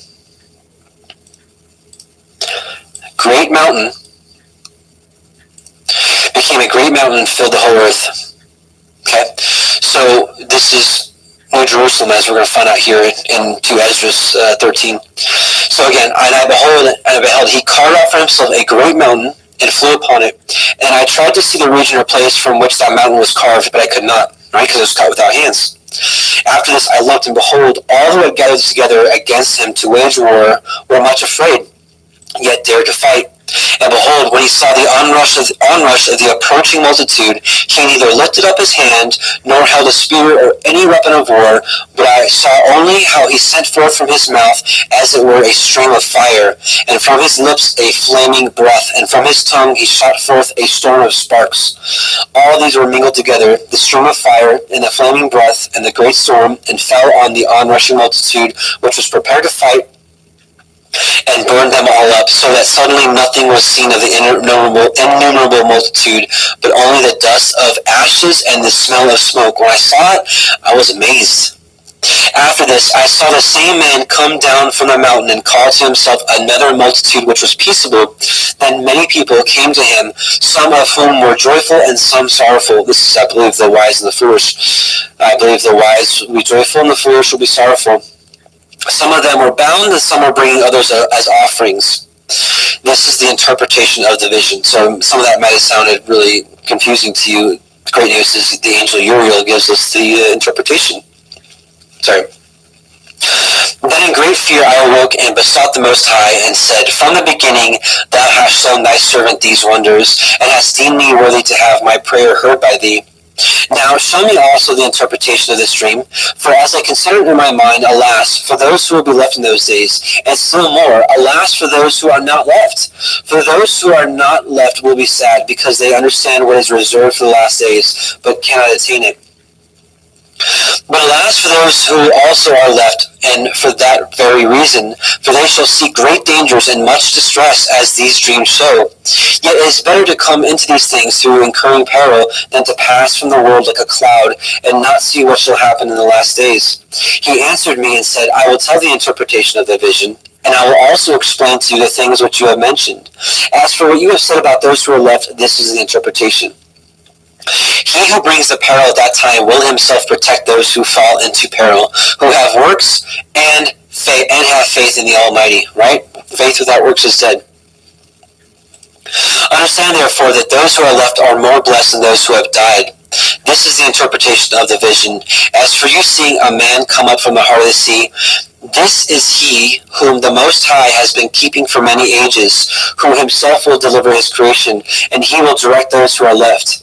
And as for your seeing wind and fire and a storm coming out of his mouth, and as for his not holding a spear or weapon of war, yet destroying the onrushing multitude which came to conquer him, this is right, the great battle where multitudes are destroyed. This is the interpretation. Behold, the days are coming when the Most High will deliver those who are on the earth, and bewilderment of mind shall come over those who dwell on the earth. And they shall plan to make war against one another, city against city, place against place, people against people, kingdom against kingdom. This is exactly what we saw, and I know a lot of you are familiar with Matthew 24, which says this verbatim. City against, make war one against another, city against city, place against place, people against people, and kingdom against kingdom, right? And when these things come to pass, and these signs occur, which I showed you before, then my Son shall be revealed. So I believe we're still on the cusp of this great war, this World War III that everybody's been talking about. I believe that's going to happen before this day that we're waiting for is going to happen. Excuse me. So far, so good. So when this happens, then my Son will be revealed, whom you saw as a man coming up from the sea. And when all the nations hear his voice, every man shall leave his own land and the warfare that they have against one another, then an innumerable multitude shall be gathered together, as you saw, desiring to come and conquer him. So isn't that interesting? Let's pause for a second. This is the Hollywood narrative right here in one verse. What I was saying earlier about the alien deception, the alien threat, well, Hollywood keeps putting in the minds of the people that there's going to be this invasion, right? And when this invasion comes, people are going to have to gather together to fight this force. I mean, Independence Day is like the epitome of that. And in that movie, you see how everybody puts their differences aside, and they're like, "Hey, we're not each other's enemy. This is the real enemy." You see it in the Avengers movie, like Thanos and all that, right? Everybody unites. Everybody, even enemies, unite to go against this threat, to take it down. And and Hollywood teaches that if everybody comes together, they can defeat this force. This force comes down with superior technology. They come down with impenetrable barriers. I believe that they'll be shooting rockets at New Jerusalem, and it's going to be like we see in these alien movies. They have this superior technology, which obviously Yahweh has. All those weapons, I think, will be of none effect. But people have in their minds, we just got to figure this out, because we figured it out in these movies. If we come together, we can take this down. We can take this threat down. Sorry, I'm like getting excited here. But I think this is it right here. So let me read it again. Remember, I think we're going to see great war, people against people, nation against nation. But then this is going to happen right in the middle of that. The shofar is going to sound. The people are going to be gathered. New Jerusalem's coming down. And the world will turn their weapons against each other towards New Jerusalem and come together to take this down. So remember, keep that in mind and read this again.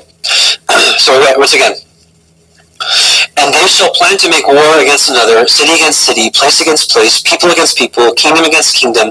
And when these things shall come to pass, and the signs occur which I showed you before, then my Son will be revealed, whom you saw as a man coming up from the sea. And when all the nations hear his voice, every man shall leave his own land, and the warfare that they have against one another, right? They're going to take the guns off each other and point it towards New Jerusalem. And an innumerable multitude shall be gathered together, as you saw, desiring to come and conquer him, Messiah. But he will stand on the top of Mount Zion, and Zion will come and be made manifest to all people, prepared and built, as you saw the mountain carved without hands. Right? So it just showed us right here that mountain that we saw in Daniel, that mountain that we saw at the beginning of this chapter, is New Jerusalem, cut without hands. And he, my son, will reprove the assembled nations for their ungodliness. This was symbolized by the storm. And he will reproach them to their face with their evil thoughts and the torments with which they are to be tortured, which were symbolized by the flames, and will destroy them without effort by the Torah, the law, which was symbolized by fire. Amen. And as you see for your, and as for your seeing himself gathered to another, and as for your seeing him gather to himself another multitude that was peaceable, these are the 10 tribes which were led away from their own land into captivity in the days of King Hoshea, whom Shalmaneser, the king of the Assyrians, led captive. And he took them across the river, and they were taken into another land. But they formed for this plan for themselves, that they would leave the multitude of the nations and go to a more distant region where mankind had never lived, that there at least they might keep their statutes, which had not been kept in their own land. And they went by the narrow passages of the Euphrates River, for at that time the Most High performed signs for them, and stopped the channels of the river until they passed over. Through that region there was a long way to go, a journey of a year and a half, and that country is called Arzreth. I believe this is the dispersion of the 10 tribes into Europe, and then ultimately into America, which a lot of people do believe Arzreth here is America. So, something interesting. And then lastly, then there they dwelt until the last times. Here we are. And now, when they are about to come again, the Most High will stop the channels of the river again, that they may be able to pass over, and therefore you saw the multitude gather in peace. Yeah. Anyways, so that's a long rabbit trail, but I thought that was really interesting of a passage to talk about with, and his voice is the sound of many waters. So really off topic, but I wanted to share with you another section where it was shown that he has a voice of many waters, and what that prophecy would bring forth. So pretty interesting, right? Revelation 1:16, and he had in his right hand 7 stars, and out of his mouth went a sharp two-edged sword, and his countenance was as the sun shines in his strength. Let's take a look at some passages here. Isaiah 49, Yeshaya 49, 1-2. Listen, O isles, unto me, and hearken ye, people from far. Yahuwah has called me from the womb. This is specifically Messiah Yahusha, right? From the bowels of my mother hath he made mention of my name. Now, we saw that some of the apostles took hold of this as well. And his prophets, like Jeremiah, same thing. And I think for his call-out assembly, his end times remnant, which I now you guys know by now that I believe are his witnesses. In a sense, we are not, we're prophesying because we're sharing the scriptures with discernment and sharing it with people. So this can also, kind of in a shadow relate to us as well, because he separated us from the beginning of the earth. He knew who would be who from the beginning, from the foundation of the earth. Let that sink in. Think about it. He thought about you before the world was made. And he had made my mouth like a sharp sword. In the shadow of his hand he hath hid me, and made me a polished shaft. In his quiver hath he hid me. Hebrews 4:12. For the word of Yahweh is quick and powerful and sharper than any two-edged sword, piercing even to the dividing asunder of soul and spirit and the joints and marrow, and is a discerner of the thoughts and the intents of the heart. Amen. And then lastly, so that's talking about the sharp two-edged sword out of his mouth. It's the law, it's the Torah, it's the prophets, it's the writings, it's all of it. And his countenance was as the sun shines in his strength. And we saw that in the Transfiguration, Matthew 17, 1-2. After 6 days, Yahusha taketh Peter, James, and John his brother, and bring them up to a high mountain apart, and was transfigured before them, and his face did shine as the sun, and his raiment was as white as the light. So, amen to that. Awesome. So, okay, so next verse, Revelation 1:17. And when I saw him, I fell at his feet as dead, and he laid his right hand upon me, saying unto me, Fear not, I am the first and the last. And we went over this in pretty good detail in part 1. So if you didn't watch part 1 and you want some more discernment on this, check out part 1. No need for us to go over it again. Revelation 1:18, I am he that lives and was dead, and behold, I am alive forevermore. Amen. And I have the keys of Sheol and of death. And we talked about this last week as well. So this is kind of repetitive of what we talked about last week. So Revelation 1:19, write the things which you have seen, and the things which are, and the things which shall be hereafter, the mystery of the 7 stars which you saw in my right hand, and the 7 golden menorah. This is the candlestick. 7-branch candlestick. The 7 stars are the angels of the 7 called out assemblies, and the 7 menorah, the 7 candlesticks, which you saw, are the 7 called out assemblies. So very simply, this has always symbolized the church, the ecclesia, if you will, is a little better description. This has always symbolized the called out assembly, the kodeshim of Yahuwah. And as we saw earlier, we know that it's the branches that put forth the oil in it, and the light. This light was to continually be burning. The light symbolizes the law. So the law should always be in our heart, soul, and mind. It should be on our lips. It should be on our thoughts, as Deuteronomy 6 says, that we should wake up thinking about it. We should go to bed thinking about it. We should walk by the way. We should teach it to our children. It should continually be on our hearts. So the law should be burning within us at all times. Now, interesting, it says here also, the 7 stars are the angels of the 7 called out assemblies. Now, the only place I could really find this is really interesting. Let's take a look at this. This is in Enoch 20.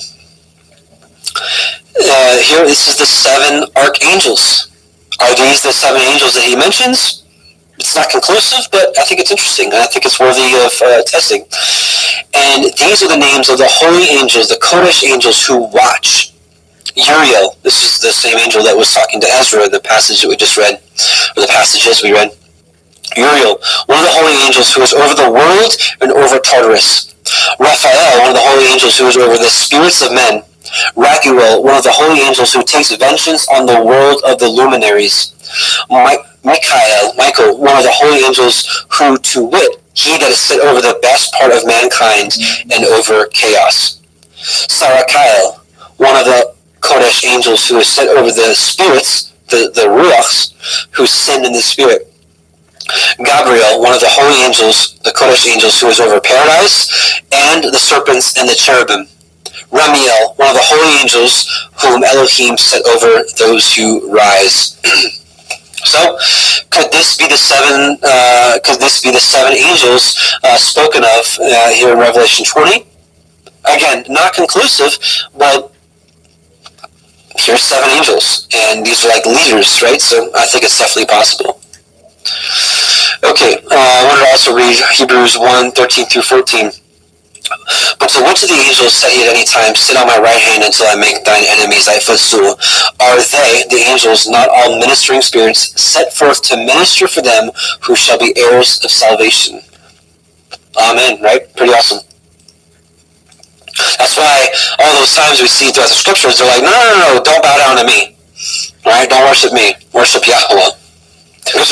Because they know that that's what their role is, actually, is to serve us, and not like in a, I'm not saying like in a slave kind of way or manner, but that is their function, as what he says in Hebrews. So, okay, so here we are finally in chapter 2, and we're going to get into the 7 ecclesia, the 7 churches, and I want to re-go over what we went over last week just really quickly, because I thought it was so interesting that the meanings of the names of the 7 churches. So let's go over it again. So Ephesus means desirable or desired. Smyrna means myrrh, but we got to dig deeper, which means bitterness. And if we look in the book of 1 Adam and Eve, chapter 31, verse 2, Messiah Yahusha explains to Adam the symbolic meaning of what myrrh means, which means it's a token of the suffering and death that Yahusha would experience for us. So, with myrrh, we can say bitterness of the suffering of his death, right? Pergamos, married tower / city. So we'll call it married city. Thyatira, sacrifice or sacrifice and offering. Sardis, prince of joy. Philadelphia, you all know this, brotherly love. Laodicea, just just and lawful ruling people. There's many descriptions out there. Some said just ruling people, some said lawful ruling people. So I said, you know what, it's the same thing, just and lawful ruling people. I put it together. So when you put all those together, you get a message. The desired bitter suffering and death brings the merry city and sacrifices and offerings to the Prince of Joy and brotherly love from a just and lawful ruling people. Amen, amen. So I just thought that is so awesome. Praise be to Yah for that. So I got a little comment here I want to preface before we get into the 7 churches. And I don't know how many we'll be able to get into tonight, maybe 1 or 2 of them. But I want to read this real quickly. So with the descriptions of the 7 churches, the ecclesias, I've seen many interpretations regarding them. Some will say these 7 ecclesias span from the time of the apostles until now, so one following after the other in a timeline fashion. Another says that 1 or 2 may be around in these last days, but the rest have passed. As we dig into each ecclesia, you will notice that you may recognize the qualities of all of these ecclesia may be around now, and that is what the Ruach, the Spirit, has led me to understand. Now, I don't like making this comparison, but just so you can understand it better, the qualities of each of these 7 called out assemblies reminds me of, this is totally secular, so just bear with me here, okay? I'm not really, I'm not equating it to be the same. I'm just giving you something to think about, a comparison. Some of you are familiar with the Briggs-Meyer MTBI, the personality exam, which puts people in categories in a basic sense, based off your personality and the choices you make. Of course, you can't box everybody into 16 personality types, but this is a modern way of explaining as to what we're going to see in the 7 called out assemblies. They all have good characteristics. Some of them only have good characteristics, and some of them have some good characteristics, but some of them have some things they got to work on, right? So it's like, what I truly believe is that in the teaching of these 7 ecclesia, you're going to see great qualities in some of these, and you're going to see some things that they need to work on. But the great news is I think we can glean from all of these call-out assemblies, right? And what's interesting is at the end of them, you'll see a reward. But I don't think that reward is specifically for that church or that ecclesia. I think that reward is for everybody because we all have this, we have the eventual same reward, which we'll see. Now, people will have different crowns and that kind of stuff, but the basic premise of these rewards, which is to have everlasting life and to walk with Him in right and whatnot, for all those that overcome, that is. Because I believe all those that overcome out of each church each ecclesia will have their reward, which we'll talk about here and as we get into it. So yeah, like that Briggs-Meyer thing, I took that long ago, and I'm not saying that that it's something to be heralded or whatever, but like it said, I was an INFJ, and then you look at the explanation of it, and you're like, well, that's pretty close to who I am, But again, that's really secular, not part of this discussion, but I just want to give you an example of kind of maybe what the theme overall of what these 7 ecclesia are is. It kind of it describes certain 7 different types of people that I think that are alive right now that are quote-unquote believers. So without further delay, let's get into the church, the ecclesia of Ephesus, right? And so let's give a quick synopsis of Ephesus. This is not going to be a quick one. Oh, yeah, well, let us read it anyways because we have to subscribe. Oh, I've got ad blocker. Okay, I get it. Okay. Well, darn. I want to just share with you guys some basic stuff. How do I do this? Maybe not this time. Okay. Let's read this quick description of Ephesus. Ephesus, the capital of proconsular Asia, which was the western... Let me zoom in a little more. I know you guys want to like to read this sometimes with me. Here we go. Ephesus, the capital of proconsular Asia, which was the western part of Asia Minor. This is This is the consulate before Rome turned into a consulate, I imagine. Which was the western part of Asia Minor. It was colonized principally from Athens. In the times of the Romans, it bore the title of the first and greatest metropolis of Asia. It was distinguished for the temple of Diana, who there had her chief shrine, and for its theater, which was the largest in the world. capable of containing 50,000 spectators. It was like all ancient theaters open to the sky. Here were exhibited the fights of wild beasts and of men with beasts. Many Jews took up their residence in this city, and here the seeds of the gospel were sown immediately after Pentecost. At the close of his second missionary journey, about 51 AD, when Paul was returning from Greece to Syria, he first visited the city. He remained, however, for only a short time, as he was hastening to keep the feast. Right? So people who say that Paul, did away with the law of the feasts, you just misunderstand him. Now, we're going to get into it because there's some things that's really hard to understand with Paul. I'm going to be honest with you, especially when you get into these churches and we're talking about food sacrificing to idols, because Yahusha says, don't do it, get away from it. And Paul's like, it's not a big deal. And you're like, well, I'm going to go with Yahusha on this one. So, as he was hastening to keep the feast, probably of Pentecost at Jerusalem, but he left Aquila and Priscilla behind him to carry on the work of spreading the gospel. During his third missionary journey, Paul reached Ephesus from the upper coast, i.e. from the inland parts of Asia Minor, and tarried here for about 3 years, and so successful and abundant were his labors that all they which dwelt in Asia heard the word of the Adonai Yahusha, both Jews and Greeks. Probably during this period, the 7 churches of the Apocalypse were founded, not by Paul's personal labors, but by missionaries whom he may have sent out from Ephesus, and by the influence of converts returning to their homes. On his return from his journey, Paul touched at Miletus, some 30 miles south of Ephesus, and sending for the presbyters of Ephesus to meet him there, he delivered to them that touching farewell charge which is recorded in Acts 20, 18-35. Ephesus is not again mentioned until the close of Paul's life, when he writes to Timothy, exhorting him to abide still at Ephesus. 2 of Paul's companions, Trophimus and Tychicus, were probably natives of Ephesus.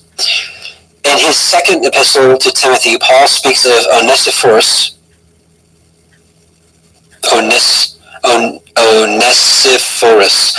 as having served him in many things at Ephesus. He also sent Tychicus to Ephesus, probably to attend to the interests of the church there. Ephesus is twice mentioned in the Apocalypse. The Apostle John, according to tradition, spent many years in Ephesus, where he died and was buried. A part of the site of this once famous city is now occupied by a small Turkish village, Ayasaluk, which is regarded as a corruption of the 2 Greek words, Hagios Theologus, the holy divine. So there's a little bit about Ephesus, so let's move on. Revelation 2:1. Unto the angel of the called out assembly of Ephesus write, these things says he that holds the 7 stars in his right hand, who walks in the midst of the 7 golden candlesticks, menorah. I know your works, and your labor, and your patience. Right? He's like, you've got some good qualities. And how you cannot bear them which are evil, and you have tried them which say they are apostles, and are not, and have found them liars. Okay? So, as I was just saying before, there's some interesting things that Paul says that I'm just going to straight up say I don't agree with. Because, and one of them is, when we're going to talk about this food sacrifice to idols, we're going to see it very starkly. Yahusha is like, I have something against you.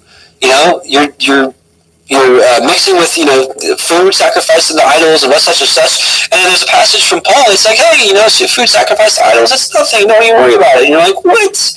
What's going on here? So, I'm not on the Paul as a false apostle bandwagon. Not by any means. I'm not.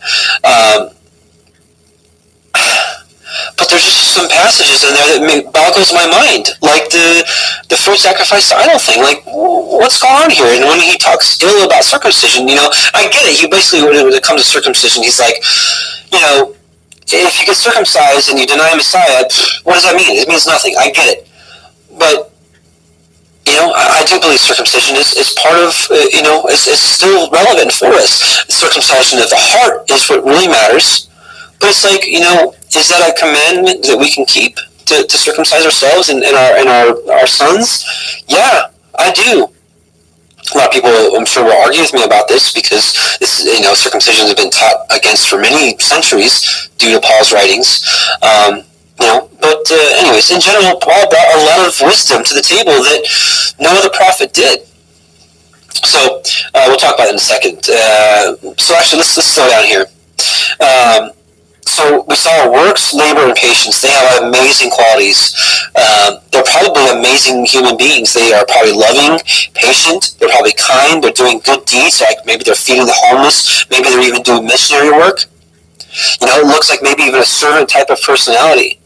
And it says they cannot bear them which are evil. In our modern time, could these people be possibly truth seekers? Hating the evil and corruption of this world, maybe exposing the Illuminati and just wickedness of this world. Maybe these are truth seekers. Maybe these are truthers.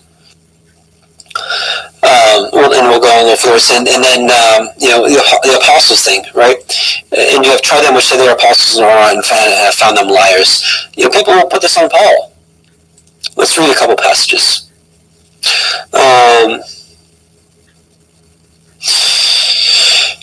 This is pinpointing the false apostles or false prophets here. 1 John 4:1, Beloved, believe not every spirit, but try the spirits whether they are of Elohim, because many false prophets are gone out into the world. Matthew 7:15-23, Beware of false prophets, which come to you in sheep's clothing, but are inwardly are ravening wolves. You shall know them by their fruits. And it's always been about the Torah. That's the fruits Yahweh has always been looking for. And Yahusha taught nothing different.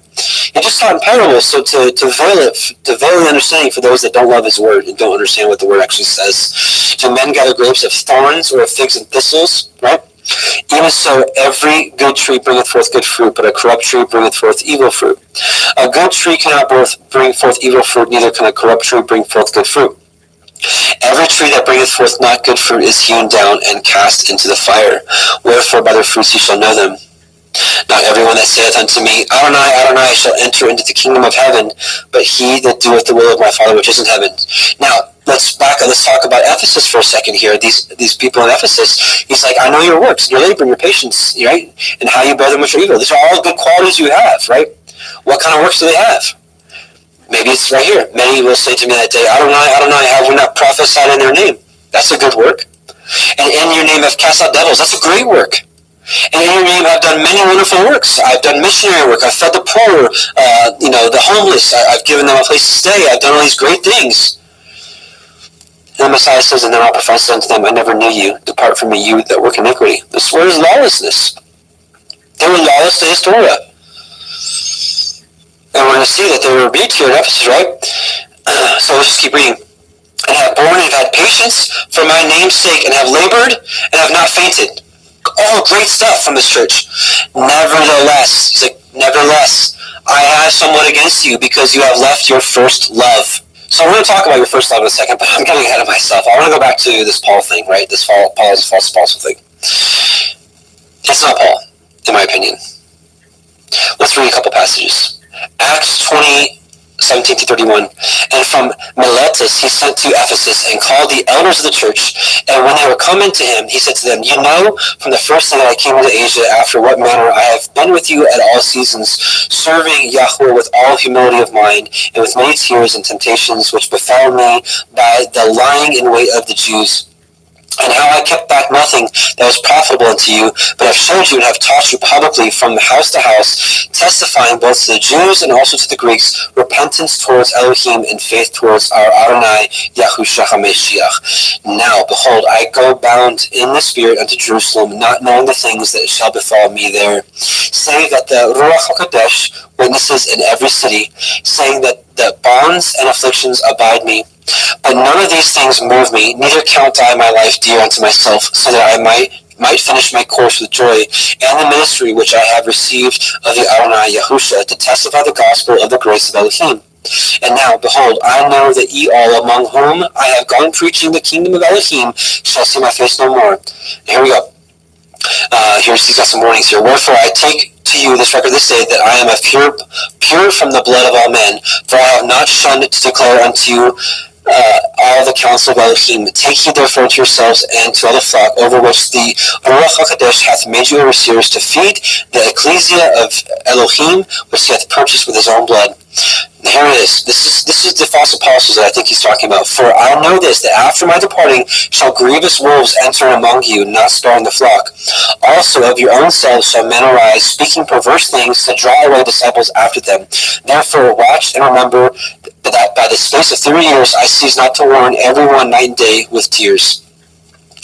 2 Corinthians 11:12-15. But what I do, that I will do, that I may cut off occasion from them which desire occasion, that wherein they glory they may be found even as we are. For such are false apostles, deceitful workers, transforming themselves into the apostles of Mashiach. And no marvel, for Satan himself is transformed into an angel of light. Therefore it is no great thing if his ministers also shall be transformed as the ministers of righteousness, whose end shall be according to their works. And how do we judge them? According to their fruits, right? You have men that will be drawing people unto themselves, gathering followers for themselves, and they will not be bringing forth fruits of the Torah.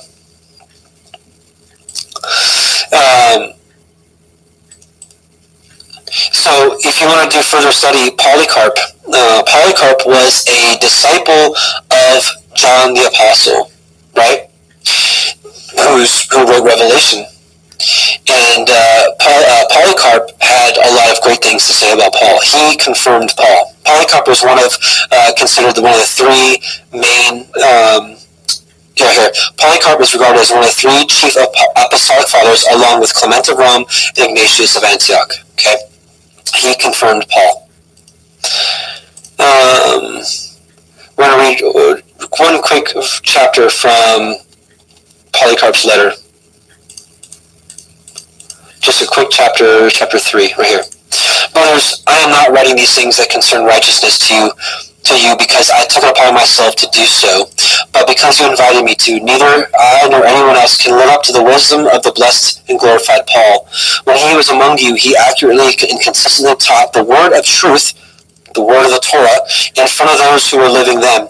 When he was away from you, he wrote you a letter. If you study that letter, you will find it to be the way to build you up in the faith you have been given, which, when it is followed by hope and preceded by love towards Elohim, Mashiach, and our neighbor, is the mother of us all. For if anyone has these graces inside and is moved by them, he has fulfilled the command of righteousness, since the one that has love is far from all sin. And we know that the love is defined by the Torah, so Polycarp was teaching the truth as well. Peter backs up Paul. So basically what I'm saying is, what I'm getting at is, if we're going to call Paul a false apostle, you've got to throw out all the book of Acts. You've got to throw out all of Paul's letters, of course. You've got to throw out 2 Peter here, which we're going to read right here. 2 Peter 3:15-18. On account that the long-suffering of our Adonai is salvation, even as our beloved brother Paul, also according to the wisdom given unto him, hath written unto you, as also in all his epistles, speaking in them of these things, in which are some things hard to be understood. So even Peter was like, he says some stuff that it's like, I don't know, which they that are unlearned and are unstable rest as they do other scriptures unto their own destruction. So he prophesied that people would use Paul's letters for lawlessness. Ye therefore, beloved, seeing ye know these things before. He's like, I'm prophesying to you right now. Beware lest ye also, being led away with the error of the wicked, fall from your own steadfastness. But grow in grace and the knowledge of our Adonai and Savior, Yahushua HaMashiach. To him be glory both now and forever. Amen. So again, you got to throw out 2 Peter to perpetrate that Paul is a false apostle. Oops. We already read Psalm 1. We'll move forward. This is a test even for nowadays. We've got to test people by the fruit. Adherence to the commands of the Torah, aka the truth. And Paul spoke boldly for the truth. He spoke in parables, just like Yahushua taught. So let's establish that Psalm 142 says, Thy righteousness is everlasting righteousness, and thy law, which the Hebrew word is Torah, is the truth. The truth. The truth. Period. And Paul knew this. Paul was a Pharisee. He memorized the scriptures. Romans 1:18, for the wrath of Elohim is revealed from heaven against all ungodliness and unrighteousness, the opposite of righteousness, right? Unrighteousness of men who hold the truth, the Torah, in unrighteousness. He's a spoken code. Romans 2:8. But unto them that are contentious and do not obey the truth, but obey unrighteousness. See, can you not see that Paul knew what Psalm 119:142 says? Righteousness is equated to the law, the Torah, that truth. And so again, but unto them that are contentious and do not obey the truth, but obey unrighteousness, which is the opposite of righteousness, indignation and wrath. Romans 15:8. Now I say that Yahushua HaMashiach was a minister of the circumcision for the truth of Elohim to confirm the promises made unto the fathers. This is not making sense. 1 Corinthians 13:6. Rejoiceth not in iniquity, which is lawlessness, but rejoiceth in the truth. Do you not see the stark contrast here? Lawlessness, lawfulness. Galatians 3:1. O foolish Galatians, who hath bewitched you, that you should not obey the truth? Paul knew Psalm 119:142 like the back of his hand. And it's funny, that's not funny, it's horrible that the modern day church will actually use this against people like us, right? Who hath bewitched you that you should not obey the truth, right? That you go right back to the law. Like, oh my goodness, obeying the truth is the law. Before whose eyes Yahushua HaMashiach hath been evidently set forth, crucified among you? Galatians 5:7. Ye did run well. Who did hinder you that you should not obey the truth? And yes, some of you probably say, well, Messiah, Yahushua, is the way, the truth, and life. Yes. He proclaimed himself to be the Torah, because the Torah is also life. This is the way. Torah is known as the way. I don't know if I included that here, did I? Maybe we'll just sidetrack real quick. Right? So Psalm, blessed are undefiled in the way who walk in the Torah of Yahweh. Well, I'm not going to get into it now, but also Torah says that by keeping it, it is your life. And we also just saw it's the truth. Ephesians 4:15, but in speaking the truth in love may grow up into all things which is the head, even Mashiach. Ephesians 4:21, if so be that ye have heard him and have been taught by him, as the truth is in Yahusha. 2 Thessalonians 2:7-13, for the mystery of iniquity, lawlessness doth already work. Only he who now letteth will let until he be taken out of the way. And then shall that wicked be revealed, whom the Adonai shall consume with the spirit of his mouth, and shall destroy with the brightness of his coming, even him whose coming is after the working of Satan, with all power and signs and lying wonders, and with deceivableness of unrighteousness in them that perish, because they receive not the love of the truth, that they might be saved. And for this cause Elohim shall send them a strong delusion, that they should believe a lie, that they might all be damned who believed not the truth, but had pleasure in unrighteousness. But we are bound to give thanks always to Elohim for you, brethren, beloved of Yahuwah, because Elohim hath from the beginning chosen you to salvation through sanctification of the Spirit and belief of the truth. Just a few more. 1 Timothy 2:4, who will have all men to be saved, and, right? So salvation is first, and come to the knowledge of the truth, the Torah. Paul taught it very, very, very well. He just spoke in parables. Acts 24:14, but this I confess unto thee, that after the way, the Torah, which they call heresy, so I worship I, the Elohim of my fathers, believing all things which are written in the law, the Torah, and the prophets. That is not your false apostle, brothers and sisters. Okay, so going back here again, so the Church of Ephesus, they did call out the false apostles, right? It wasn't Paul. And have borne and have patience, and for my name's sakes have labored and not fainted. These are people that have great works, right? But nevertheless, I have something against you because you have left your first love.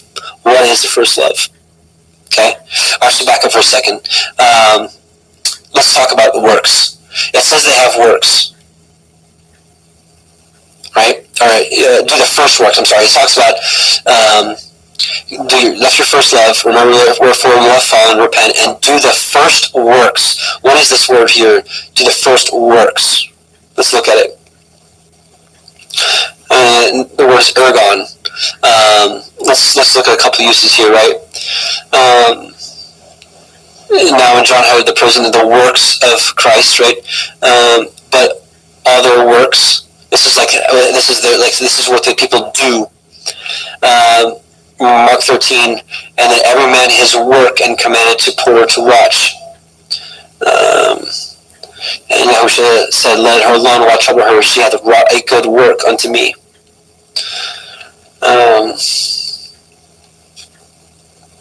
Right?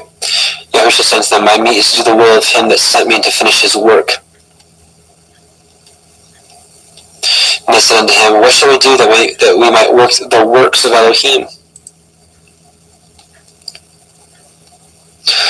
Do the works of Abraham. So, anyways, obviously this is some form of works here, right? So let's talk about what it means to have left your first love. Modern day church will say that you left Jesus, you left Messiah, your first love. He's not our first love. Well, in a sense, he is, and I'll explain that actually. Let me explain a little further. Deuteronomy 6:1-8, because Yahushua is the lawgiver, right? I believe it was Yahushua that was the lawgiver. The Torah is him. So Deuteronomy 6:1-8. Now these are the commandments, the statutes, and the judgments which Yahweh your Elohim commanded to teach you, that you might do them in the land whither you go to possess it, that you might fear Yahweh your Elohim, to keep all his statutes and his commandments, which I command you this day, you and your son and your son's son, all the days of your life, that your days may be prolonged. Hear therefore, O Israel, and observe to do it, that it may be well with you, and that you may increase mightily, as Yahweh Eloheinu of your fathers has promised you, in a land that flows with milk and honey. Hear, O Israel, Yahweh our Elohim is one Yahweh, and thou shalt love Yahweh thy Elohim with all thy heart, and with all thy soul, and with all thy might. So this is our commanded, our first love. And this is confirmed right here. And these words which I command you this day shall be in your heart. And thou shalt teach them diligently unto your children, and shalt talk of them when you sit in your house, and when you walk by the way, when you lie down, when you rise up. And you shall bind them for a sign upon your hand, and they shall be as frontlets between your eyes. So in my opinion, from what I see in the scriptures, that our first love is the words, the commandments that shall be in our hearts. So again, nevertheless, so all these good works you had, nevertheless, I have someone against you, because you have left your first love. Remember therefore, when you have fallen, and repent and do the first works, or else I'll come unto you quickly and will remove your menorah, your 7-branch candlestick, out of this place, except you repent. So it's the same thing as we saw in Matthew 7:21-23. He's like, you did all these great things, but I didn't know you, because you didn't keep the commandments. He is a just Elohim. His law is just, period. And it is interesting, right, that his commandments, they should be a sign upon our hand, and they shall be as frontlets between our eyes. It's the very same thing that we see the mark in their right hand or in their foreheads. It's the very same thing. It's the opposite. So I believe, truly, you're either going to have the mark of Yahweh, or you're going to have the mark of the beast. And I think the mark of the beast purely is having the lack of the mark of Yahweh by keeping his commandments. Simple as that. It makes it very simple to understand. And he goes on here to say, Revelation 2:6, but this you have, that you hate the deeds of the Nicolaitans, which I also hate. He that has an ear, let him hear what the Ruach says unto the called out assemblies. Now here's promise number 1. To him that overcomes will I give to eat of the tree of life, which is in the midst of the paradise of Yahweh. Right? So let's back up right here. They hate the deeds of the Nicolaitans. I want to read this commentary. I usually don't like doing this, but, because this Nicolaitans thing isn't anywhere other than this passage, I don't have anything else to go off of scripturally. So I want to defer to somebody that has, maybe a little more wisdom here than I do of who the Nicolaitans are. So this is Elcott's commentary for English readers for the Nicolaitans. The Nicolaitans were, as has been expressed, the antinomians of the atheistic church. Okay? Let's look up the word antinomian, what it means. Antinomian, let me zoom in here a little bit so you can see it for yourself. Antinomian, one who holds that under the gospel dispensation of grace, the moral law is of no use or obligation, because faith alone is necessary to salvation. That's your lawless people there. So again, the Nicolaitans were, as has been expressed, the antinomians of the atheistic church. The life and conduct were little thought of, and the faith professed was everything. Is that not where we are today? Some have thought that they were a sect who derived their name under some colorable pretext from Nicholas the proselyte. Others hold that the name is purely symbolical, signifying destroyer of the people, and that it is no more than the Greek form of Balaam. See notes below. The existence of a sect called the Nicolaitans in the 2nd century is attested by Irenaeus, Tertullian, and Clement of Alexandria, which we spoke about earlier. So, long story short, Nicolaitans taught faith alone, and that obedience to the Torah was worthless, was meaningless, don't need it, it's done away with. Where are we today? The same place. So, it is interesting, right? He that has an ear, I already read that, so that's the Nicolaitans. So, further study on the Nicolaitans right here, and I'll make sure to put this link in the description box as well, or the comment section. I'll try to get all the links together here. So, in conclusion here, right, what did they have to overcome? Verse 4 through 5, which is the keeping of the first works, the love, the commandments. Notice it says, he who has an ear, let him hear what the Ruach says to the assemblies. Right? Let him hear what he says to the assemblies. Which means, that we can learn from each ecclesia, even if we aren't part of it. And I believe the rewards for every one that it overcomes for each church, each ecclesia, are scattered through all the churches, but all for one. Or not, one for all. No, all of them are for all. There you go. And it lines up with the promise of Revelation 22:14. This first one, eating of the tree of life, which this confirms our conclusion of this church. Blessed are they that do his commandments, that they have their right to the tree of life, which we just read, and may enter into the gates into the city. The city is New Jerusalem. So this is my conclusion on that. So it is interesting. Before we actually, and unfortunately, I think we're going to have to end it here. This is a short one, and as you guys probably already realized, this is a recording because my wife and I were just taking a quick little trip up to St. Louis this weekend. But before I came back to the Torah, the commandments, I actually would put myself in this category. And as we continue to go along through these ecclesia, I want you to take note because it will be interesting. You may recognize yourself in some of these, and you may recognize yourself in all of these. And this whole thing could just all be symbolic because some of us could have a little bit of Ephesus in us, so some of us could have a little Smyrna in us, and but I think we're all shooting for Philadelphia. So we'll see with that. But unfortunately, we only got through one church today. But we'll try to get through quite a few of them next week, and also again keep a lookout for this video that I wanted to put out about that movement we spoke about at the beginning of this. So let's get guys together in a little bit of prayer, and I want to remind you all about the Zoom studies. If you want to go to, that's one extra W. Oh, here we go. You want to just go to parableofthevineyard.com. It is super zoomed in. These Zoom studies we have right here. This is what we're doing now. But these Zoom studies are like more of a personal one-on-one fellowship. We've got a handful for men and a handful for women. Most of them happen on Saturdays, on Shabbat, but we've got a men's study on Wednesday, and we've got a temple maintenance going on Monday nights, but we may actually be shifting that to also a Saturday as well. So just if you want to keep in touch and if you want some extra fellowship, this is a place where you can talk one-on-one to people, or it's actually a group setting, but you can be heard and you can be and have some great fellowship. So sign up if you like at www.parableofthevineyard.com. And otherwise, what else did I want to mention? Oh, yes, we've got a sister in need. Her name is Patrice Wolverton, and she is in the midst of her trials right now, and just it's been one thing after another with her, and she could really use our financial assistance, and she's got a PayPal. Or if you just want to maybe even pray for her, that's great. But anybody that has maybe a little extra, maybe if you were planning on giving some to me, maybe just rethink that, maybe give it to her instead. But it's spelled WOLVERTON1969 @gmail.com. So that's phonetically it's Alpha Papa Whiskey Oscar Lima Victor Echo Romeo Tango Oscar Nancy 1969@gmail.com. And just pray about it, consider it. She is a sister in need, and we know that we're supposed to help the poor, the afflicted, the widows, the orphans. So just keep that in mind and keep her in mind. And if you can't help, maybe just keep her in prayer. That may be all she may need.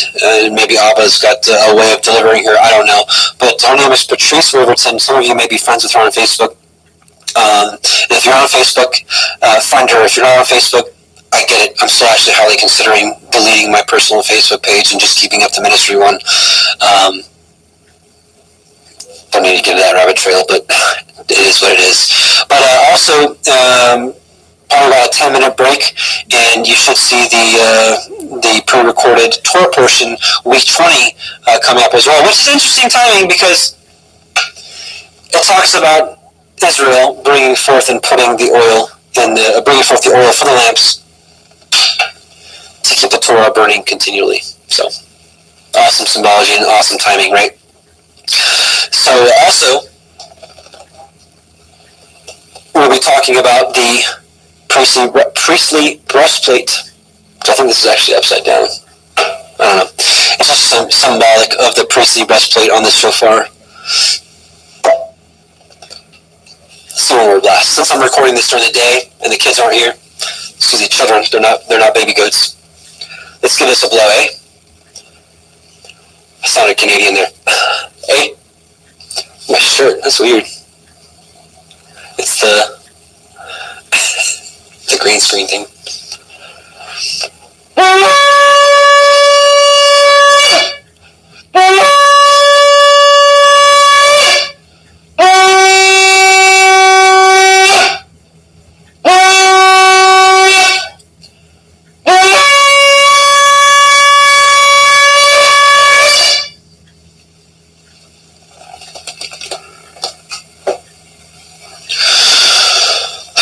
Praise be to Yahuwah, and let's just think of that as a reminder of the day we actually hear the shofar blast that we are waiting for, because that's going to be a day of rejoicing for us, a day of mourning for the world. So let's bow our hearts and thank Abba for allowing us to study the scriptures like this, and I pray that this was a blessing to you, and looking really forward to next week, because these church studies ecclesia studies are really, really intense and in depth here. So let's bow our hearts and petition Abba.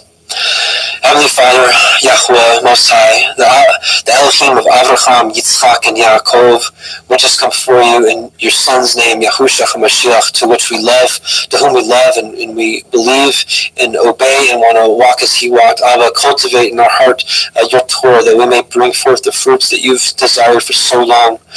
We thank you for even giving us the understanding of your Son, of the truth of him, and of the truth, your Torah, and we just want to be obedient. Abba, help us. We know that it's a struggle for many of us. We may have, we just have different situations. Abba, it's impossible to name them all. Just help us all, each individually, in our situations, that we can be as obedient as possible to you. And we just bless you and thank you. We just can't wait for the day that we're with you in New Yerushalayim, that we can rejoice forevermore, and we can walk out your Torah perfectly, as it was intended for man to do. And we just bless you. We glorify your name, Yahuwah Sebaoth. We glorify your Son's name, Yahushua HaMashiach, to which every knee shall bow. And we love you and thank you, and we're eagerly waiting your return. And we're waiting for you, as your scriptures say to do. Blessings to you in Yahushua's name. Amen. Brothers and sisters, we're going to end with the song of Moshe, our song for our time, and the song of what I believe is the Exodus 15 is what's going to be sung in Revelation 15, the song of victory. Because I know that the Deuteronomy 32 is also called the song of Moshe. It just doesn't fit the context. A lot of it is basically Yahuwah condemning the people for their wicked behavior and whatnot, and prophesying that they would turn away from him and whatnot. Whereas the Song of Moshe in Exodus 15 is all about the Exodus, getting away from oppression, getting away from slavery, and being under Yahuwah's arms. And it's a song of victory, which that's kind of what happens. And it's after the second Exodus we're waiting for. So those of you that are like, it's not Exodus 15, it's Deuteronomy 32, I hear you, and I can see where you're coming from, I really can, but just where I'm at now, I really believe it is Exodus 15, the Song of Moshe. So with that, I want to leave you with, excuse me, I'm going to leave the sister unnamed because I want her reward to come from Yahweh, but look what she sent for me. It's the Aaronic blessing in both English and Hebrew and in phonetic Hebrew. So I'm going to read it for you in English and I'm going to read it for you in Hebrew. Yahweh bless you and keep you. Yahweh make his face shine upon you and be gracious unto you. Yahweh lift up his countenance upon you and give you peace. Numbers 6:24-26. Now in Hebrew. Yevarecha Yahweh ve'yishme recha. Ya'er Yahweh panav elecha v'chnu neka. Yisa Yahweh panav elecha ve'yashem lecha shalom. Be blessed, brothers and sisters, and Shabbat Shalom.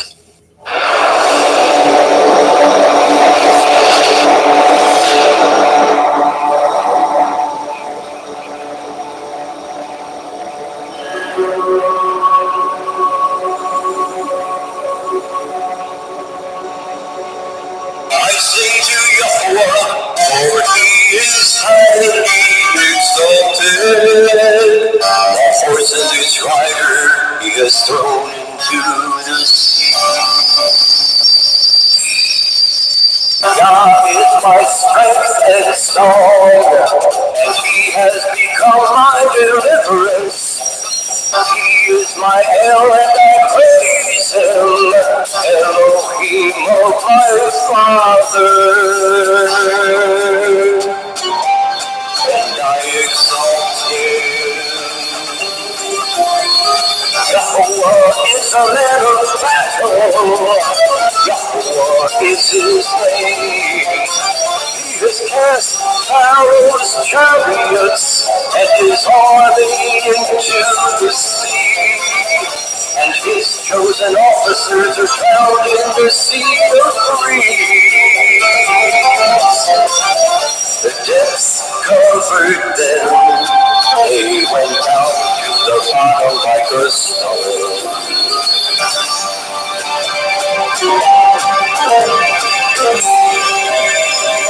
Your right hand, O Yahweh, has become great in power. Your right hand, O Yahweh, has crushed the enemy.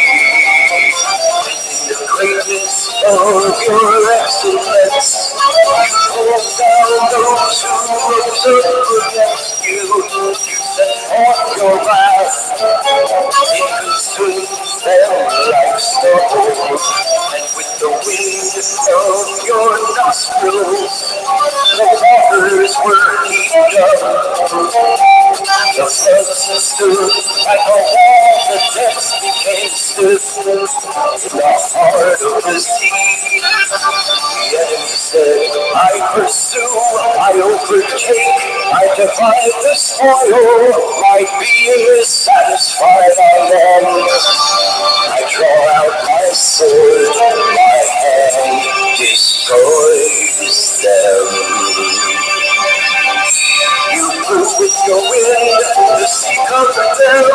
They sank like lead in the mighty waters. Who is like you? Yahweh, among the mighty ones. Who is like you? Great in Kodeshah. Awesome in praises, working wonders. You stretched out your right hand, the earth swallowed them. In your kindness, you led the people whom you have redeemed. In your strength, you guided them to your Kodesh dwelling. People heard, they trembled, anguish gripped the inhabitants of Emersheth. Then the chiefs of Edom were troubled, the mighty men of Moab. Trembling grips them,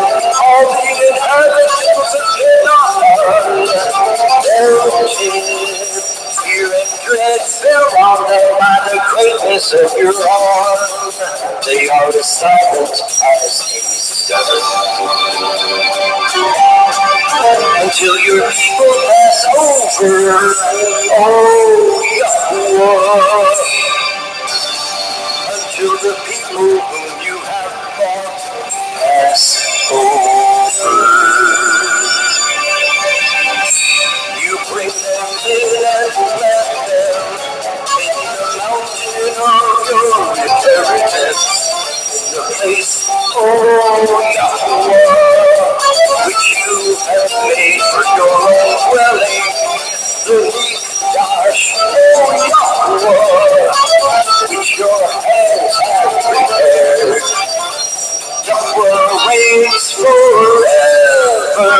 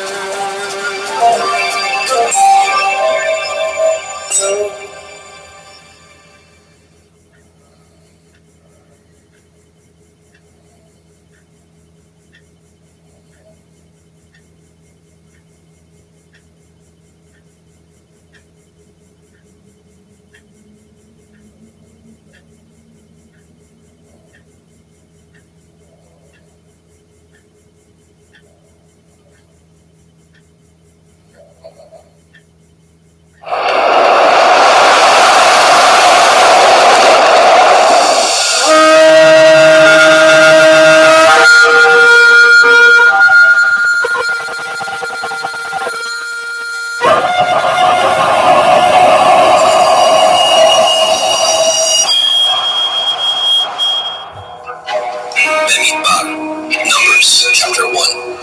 And Yahweh spoke unto Moshe in the wilderness of Sinai, in the tabernacle of the assembly, on the first day of the second month, in the second year after they were come out of the land of Mitzrayim, saying, Take ye the sum of all the assembly of the children of Yasharel, after their families, by the house of their fathers, with the number of their names, every male by their polls, from 20 years old and upward, all that are able to go forth to war in Yasharel.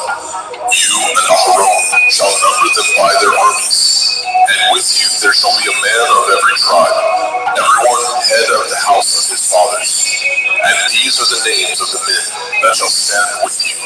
Of the tribe of Reuben, Elise, the son of Shedir; of Shimon, Shalumiel, the son of Suriyeshtai; of Yehudah, Machon, the son of Aminadab; of Yisachar, Nethaniel, the son of Suar; of Zebulun, Eliab, the son of Shalom; of the children of Joseph, of Ephraim, Elishama, the son of Amihud; of Manasseh, Gamaliel, the son of Pedasur; of Benjamin, Abidan, the son of Gideoni; of Dan, Achiezer, the son of Amishadai; of Asher, Pagiel, the son of Okran; of Gad, Eliasaph, the son of Deuel; of Naphtali, Ahira, the son of Enan. These were the renowned of the assembly, princes of the tribes of their fathers, heads of thousands in Yashrael. And Moshe and Aharon took these men which are expressed by their names, and they assembled all the assembly together on the first day of the second month. And they declared their pedigrees after their families, by the house of their fathers, according to the number of the names, from 20 years old and upwards by their polls. As Yahweh commanded Moshe, so he numbered them in the wilderness of Sinai.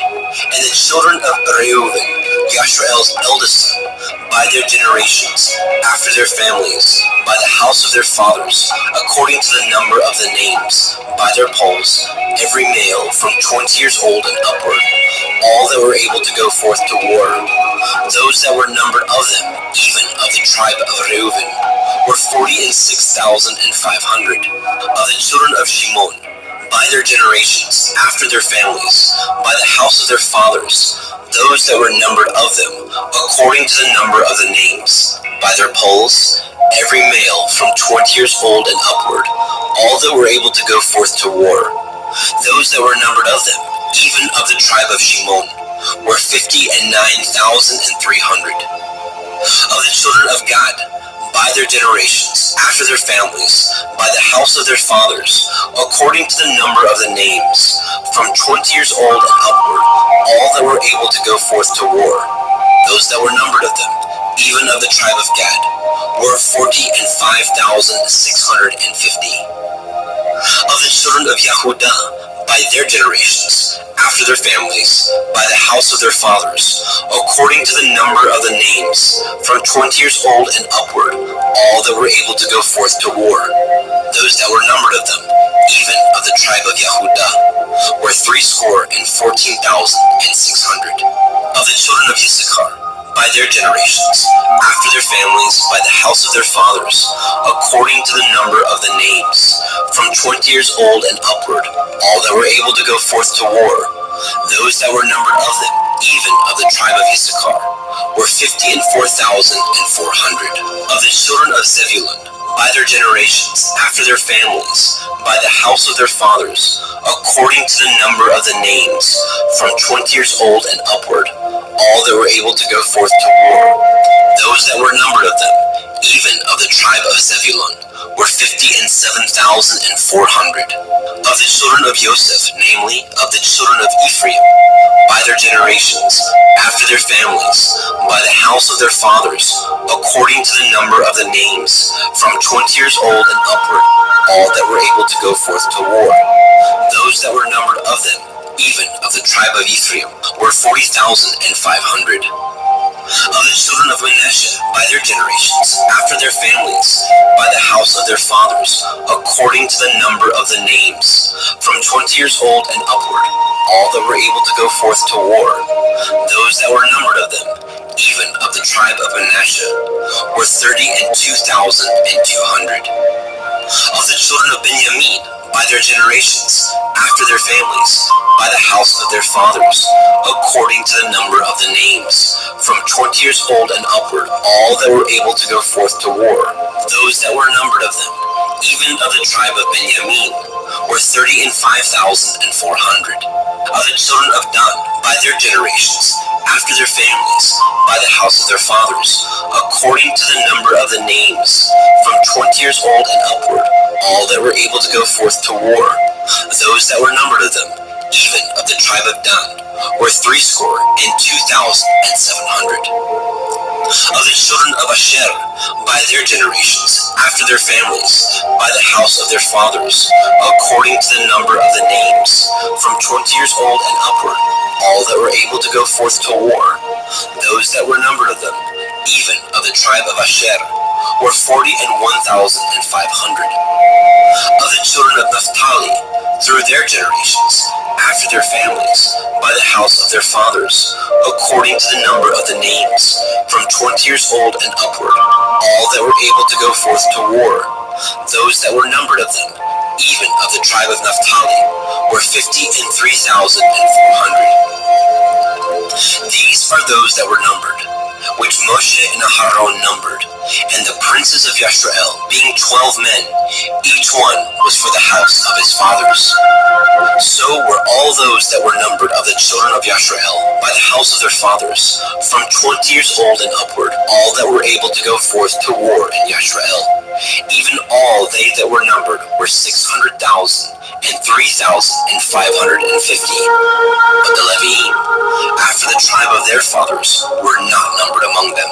For Yahuwah had spoken unto Moshe, saying, Only you shall not number the tribe of Levi, neither take the sum of them among the children of Yasharel.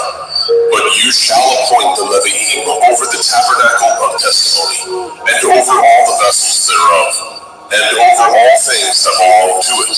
They shall bear the tabernacle, and all the vessels thereof, and they shall minister unto it, and shall encamp round about the tabernacle.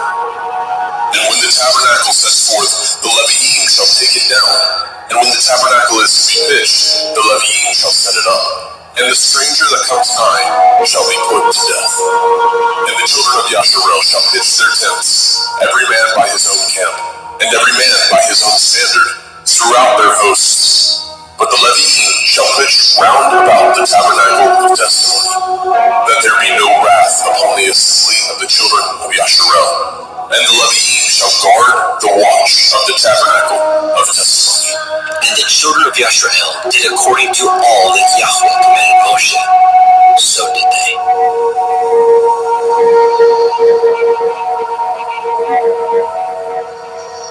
Bemidbar, Numbers, chapter 2. And Yahweh spoke unto El Moshe and unto El Aharon, saying, Every man of the children of Yasharel shall pitch by his own standard, with the ensign of their father's house far off about the tabernacle of the assembly shall they pitch.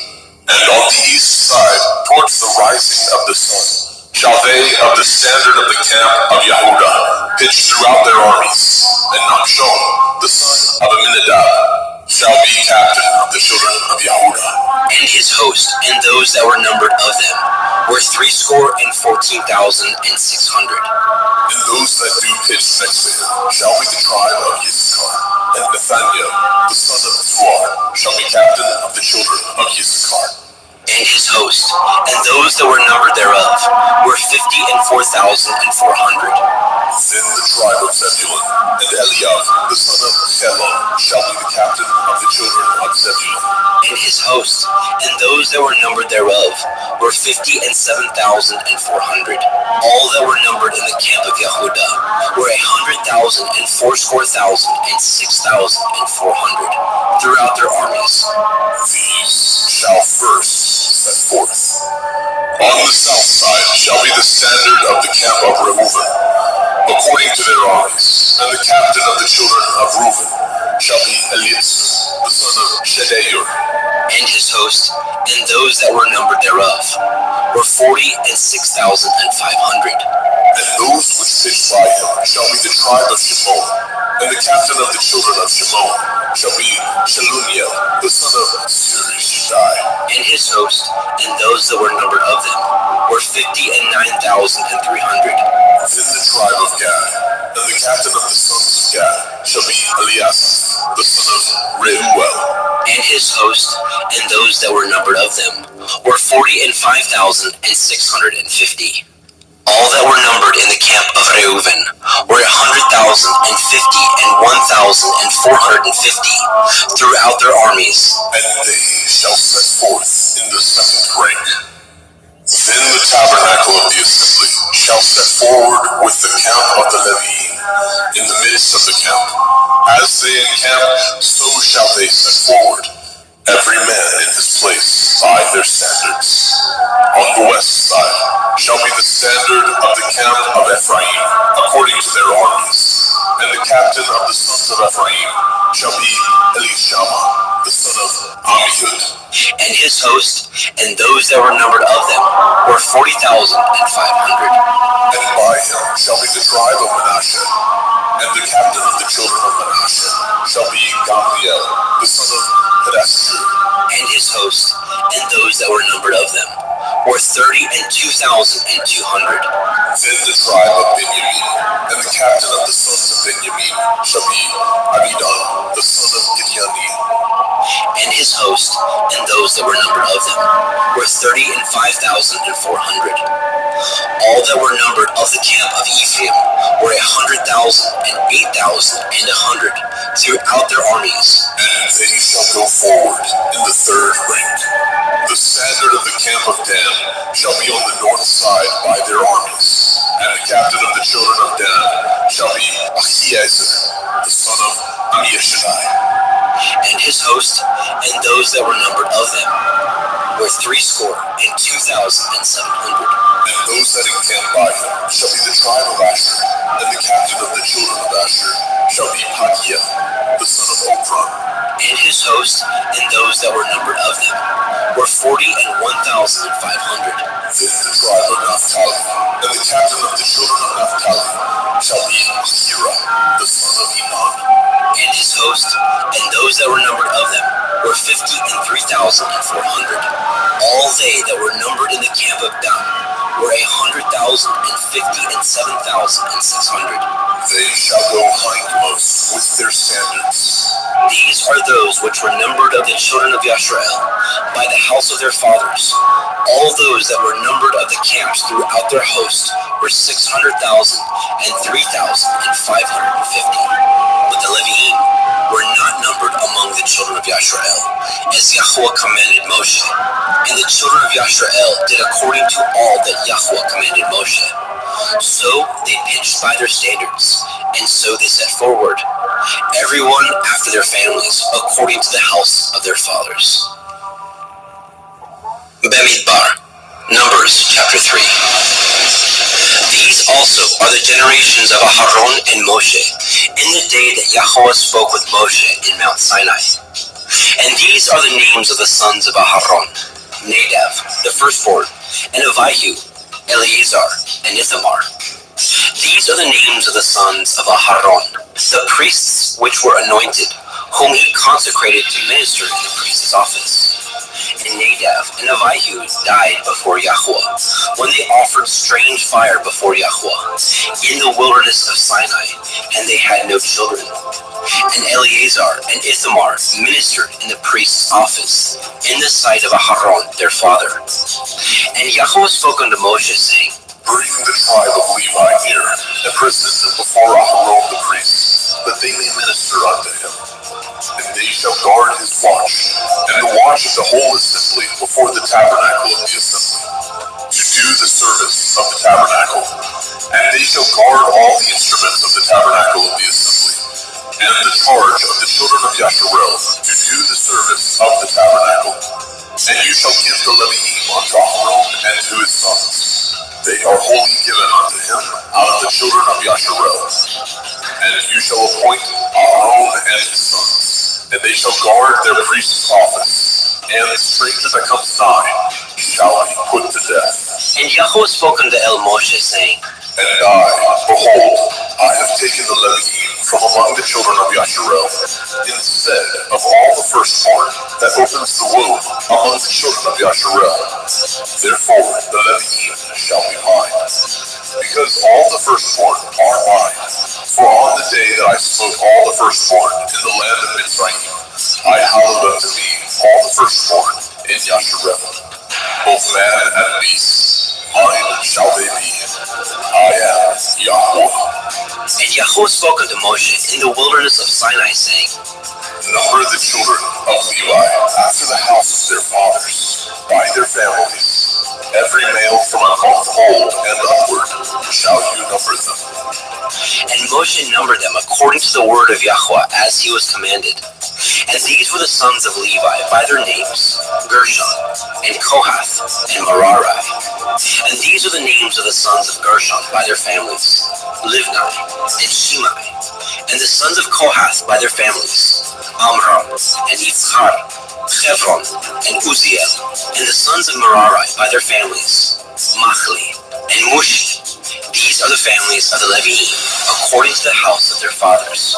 Of Gershon was the family of the Livniim, and the family of the Shimeim. These are the families of the Gershonim.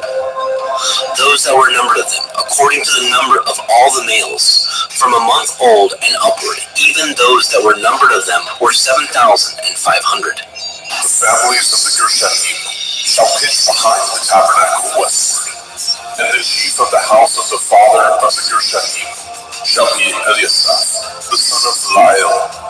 And the charge of the sons of Gershon in the tabernacle of the assembly shall be the tabernacle, and the tent, the covering thereof, and the hanging for the door of the tabernacle of the assembly, and the hangings of the court, and the curtain for the door of the court, which is by the tabernacle, and by the altar round about, and the cords of it for all the service thereof.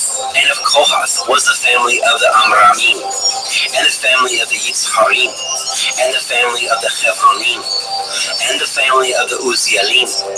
These are the families of the Kohathim. In the number of all the males, from a month old and upward, were 8,600, guarding the watch of the sanctuary. The families of the sons of Kohath shall pitch on the side of the tabernacle southward, and the chief of the house of the father of the families of the Kohathim shall be Eliasaph, the son of Uziel. And their charge shall be the ark, and the table, and the menorah, 7-branched candlestick, and the altars, and the vessels of the sanctuary, wherewith they minister, and the hanging, and all the service thereof. And Eleazar, the son of Aharon the priest, shall be chief over the chief of the Leviim, and have the oversight of them, that guard the watch of the sanctuary. Of Merari was the family of the Machlim, and the family of the Mushim. These are the families of Merari, and those that were numbered of them, according to the number of all the males, from a month old and upward, were 6,200. And the chief of the house of the father of the families of Merari shall be Assyria, the son of Abihail. These shall pitch on the side of the tabernacle northward, and under the custody and charge of the sons of Merari shall be the boards of the tabernacle, and the bars thereof, and the pillars thereof, and the sockets thereof, and all the vessels thereof, and all that serves thereto, and the pillars of the court round about, and their sockets, and their pins, and their cords. But those that encamp before the tabernacle towards the east, even before the tabernacle of the assembly, eastward, shall be Moshe, and Aharon, and his sons, guarding the watch of the sanctuary, for the watch of the children of Yasharel, and the stranger that comes nigh shall be put to death. And all that were numbered of the Leviim, which Moshe and Aharon numbered at the commandment of Yahweh, throughout their families, all the males from a month old and upward were 22,000. And Yahweh said unto El Moshe, Number all the firstborn of the males of the children of Yasharel, from a month old and upward, and take the number of their names. And you shall take the Leviim for me. I am Yahweh, instead of all the firstborn among the children of Yasharel, and the cattle of the Leviim, instead of all the firstlings among the cattle of the children of Yasharel. and Moshe numbered, as Yahweh commanded him, all the firstborn among the children of Yasharel, and all the firstborn males by the number of names, from a month old and upward, of those that were numbered of them, were 22,213. And Yahweh spoke unto El Moshe, saying, Take the Leviim instead of all the firstborn among the children of Yasharel, and the cattle of the Leviim instead of their cattle, and the Leviim shall be mine. I am Yahweh. And for those that are to be redeemed of the 213 of the firstborn of the children of Yasharel, which are more than the Leviim, you shall even take 5 shekels apiece by the pole. After the shekel of the sanctuary shall you take them, and you shall give the money wherewith the odd number of them is to be redeemed unto Aharon and to his sons. And Moshe took the redemption money of them that were over and above them that were redeemed by the Leviim. Of the firstborn of the children of Yasharel took he the money, 1,365 shekels, after the shekel of the sanctuary. And Moshe gave the money of them that were redeemed unto Aharon and to his sons, according to the word of Yahweh, as Yahweh commanded Moshe.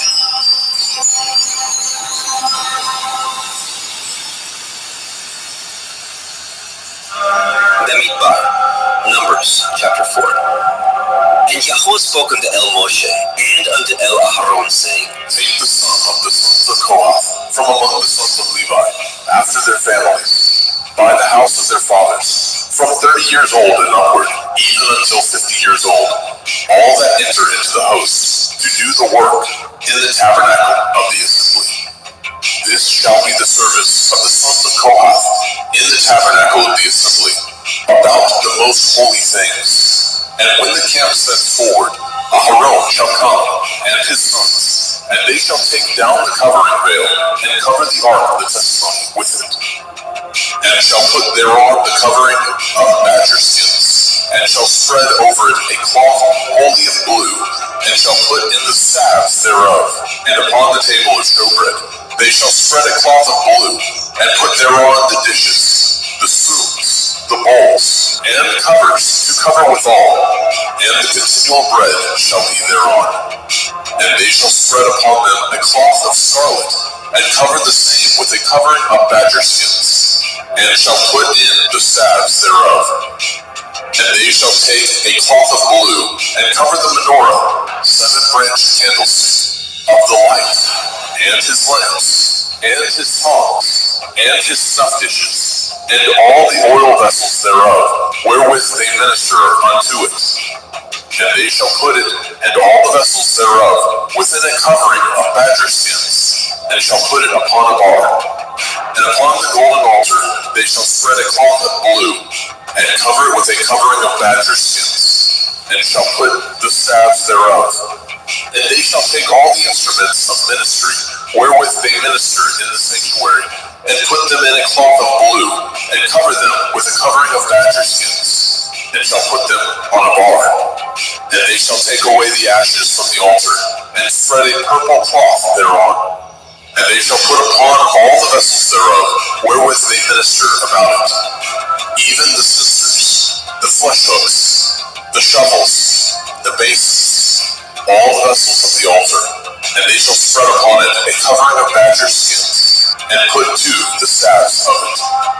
And when Aaron and his sons have made an end of covering the sanctuary, and all the vessels of the sanctuary, as the canvas is set forward, after that the sons of Kohath shall come to bear it, but they shall not touch any holy thing, lest they die.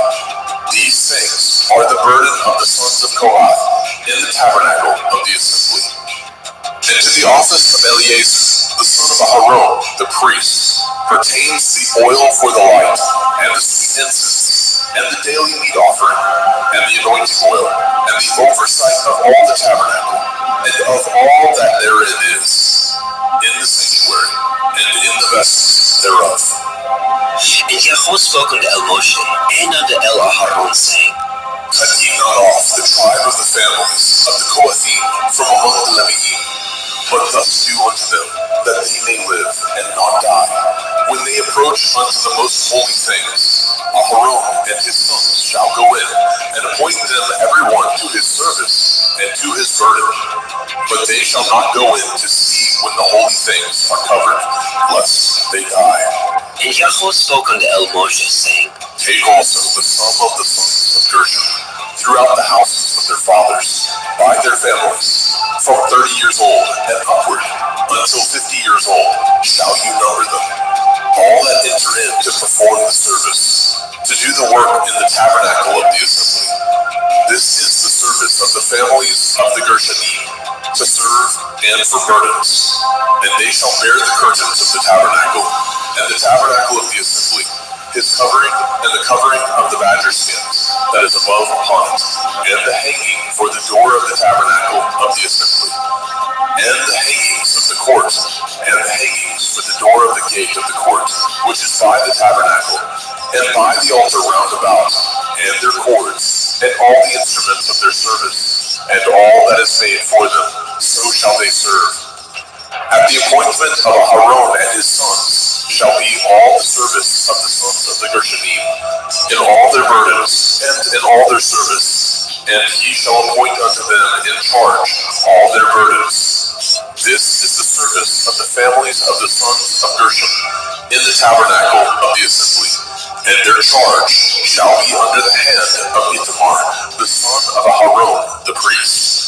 As for the sons of Merari, you shall number them after their families, by the house of their fathers. From 30 years old and upward, even unto 50 years old, shall you number them. Everyone that enters into the service, to do the work of the tabernacle of the assembly. And this is the charge of their burden, according to all their service in the tabernacle of the assembly. The boards of the tabernacle, and the bars thereof, and the pillars thereof, and sockets thereof, and the pillars of the court round about, and their sockets, and their pins, and their cords, with all their instruments, and with all their service. And by name ye shall reckon the instruments of the charge of their burden. This is the service of the families of the sons of Merari, according to all their service in the tabernacle of the assembly, under the head of Ithamar, the son of Aaron, the priest. And Moshe and Aaron and the chief of the assembly numbered the sons of the Kohathim after their families, and after the house of their fathers, from 30 years old and upward, even unto 50 years old, everyone that enters into the service for the work in the tabernacle of the assembly. And those that were numbered of them by their families were 2,750. These were they that were numbered of the families of the Kohathim, all that might do service in the tabernacle of the assembly, which Moshe and Aaron did number according to the commandment of Yahweh by the hand of Moshe. And those that were numbered of the sons of Gershon throughout their families and by the house of their fathers, from 30 years old and upward, even unto 50 years old, everyone that enters into the service for the work in the tabernacle of the assembly. Even those that were numbered of them throughout their families by the house of their fathers were 2,630. These are they that were numbered of the families of the sons of Gershon, of all that might do service in the tabernacle of the assembly, whom Moshe and Aaron did number according to the commandment of Yahweh. And those that were numbered of the families of the sons of Merari, throughout their families, by the house of their fathers, from 30 years old and upward, even unto 50 years old, everyone that entered into the service for the work in the tabernacle of the assembly. Even those that were numbered of them after their families were 3,200. These be those that were numbered of the families of the sons of Merari, whom Moshe and Aaron numbered according to the word of Yahweh by the hand of Moshe. All those that were numbered of the Leviim, whom Moshe and Aaron and the chief of Yisrael numbered, after their families and after the house of their fathers, from 30 years old and upward, even unto 50 years old, everyone that came to do the service of the ministry and the service of the burden in the tabernacle of the assembly, even those that were numbered of them were 8,500. According to the commandment of Yahweh, they were numbered by the hand of Moshe, everyone according to his service and according to his burden. Thus were they numbered of him, as Yahweh commanded.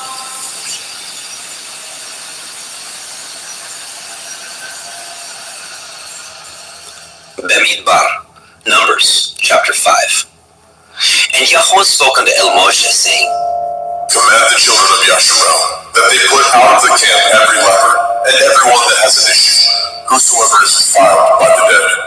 Both male and female shall ye put out, without the camp shall ye put them, that they defile not their camp in the midst whereof I dwell.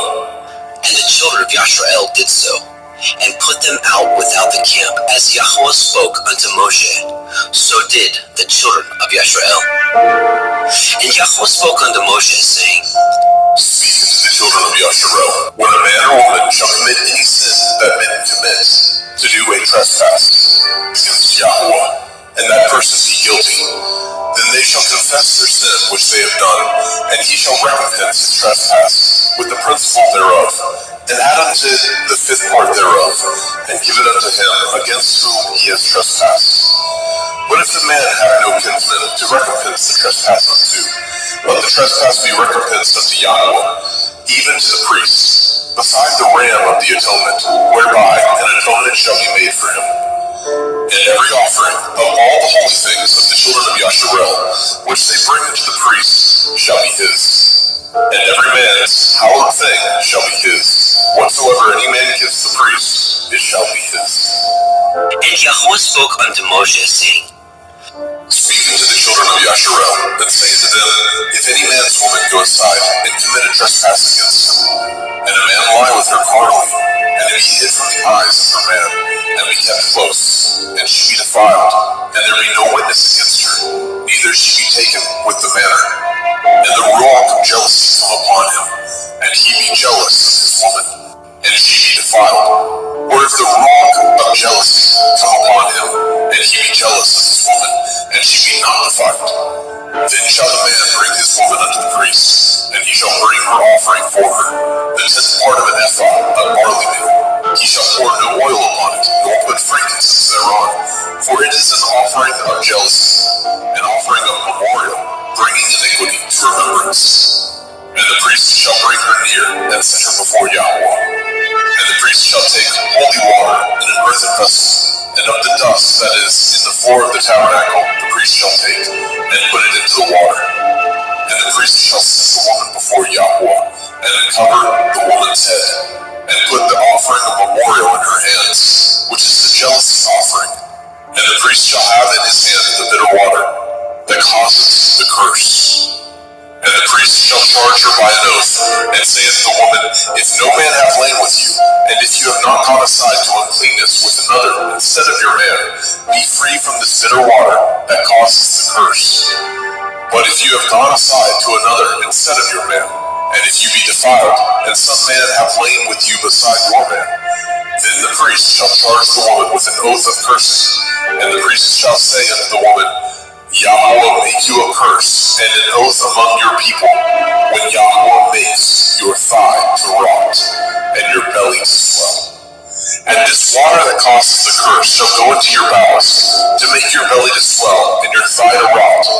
And the woman shall say, Amen, Amen. And the priest shall write these curses in a sefer, and he shall blot them out with the bitter water. And he shall cause the woman to drink the bitter water that causes the curse, and the water that causes the curse shall enter into her and become bitter. Then the priest shall take the jealousy offering out of the woman's hand, and shall wave the offering before Yahweh, and offer it upon the altar. And the priest shall take a handful of the offering, even the memorial thereof, and burn it upon the altar, and afterward shall cause the woman to drink the water. And when he has made her to drink the water, then it shall come to pass, that if she be defiled, and have done trespass against her man, that the water that causes the curse shall enter into her, and become bitter, and her belly shall swell, and her thigh shall rot, and the woman shall be a curse among her people. And if the woman be not defiled, but be clean, then she shall be free, and shall conceive. This is the Torah of jealousy, when a woman goes aside to another instead of her man, and is defiled. Or when the ruach of jealousy come upon him, and he be jealous over his woman, and shall set the woman before Yahweh, and the priest shall execute upon her all this Torah. Then shall the man be guiltless from iniquity, and his woman shall bear her iniquity. Bemidbar, Numbers chapter 6. And Yahweh spoke unto El Moshe, saying, Speak unto the children of Yasharel, and say unto them, When either man or woman shall separate themselves to vow a vow of a Nazir, to separate themselves unto Yahweh, he shall separate himself from wine and strong drink, and shall drink no vinegar of wine, or vinegar of strong drink, neither shall he drink any liquor of grapes, nor eat moist grapes, or dried. All the days of his separation shall he eat nothing that is made of the vine tree, from the kernels even to the husks. All the days of the vow of his separation there shall no razor come upon his head, until the days be fulfilled, in which he separates himself unto Yahweh. He shall be holy, and shall let the locks of the hair of his head grow. All the days that he separates himself unto Yahweh, he shall come at no dead body. He shall not make himself unclean for his father, or for his mother, for his brother, or for his sister, when they die, because the consecration of his Elohim is upon his head. All the days of his separation he is holy unto Yahweh. And if any man die very suddenly by him, and he has defiled the head of his consecration, then he shall shave his head in the day of his cleansing. On the 7th day shall he shave it. And on the 8th day he shall bring 2 turtle doves, or 2 young pigeons, to the priest, to the door of the tabernacle of the assembly. And the priest shall offer the one for a sin offering, and the other for a burnt offering, and make an atonement for him. For that he sinned by the dead, and shall hallow his head that same day. And he shall consecrate unto Yahweh the days of his separation, and shall bring a lamb of the first year for a trespass offering. But the days that were before shall be lost, because his separation was defiled. And this is the Torah of the Nazir. When the days of his separation are fulfilled, he shall be brought unto the door of the tabernacle of the assembly.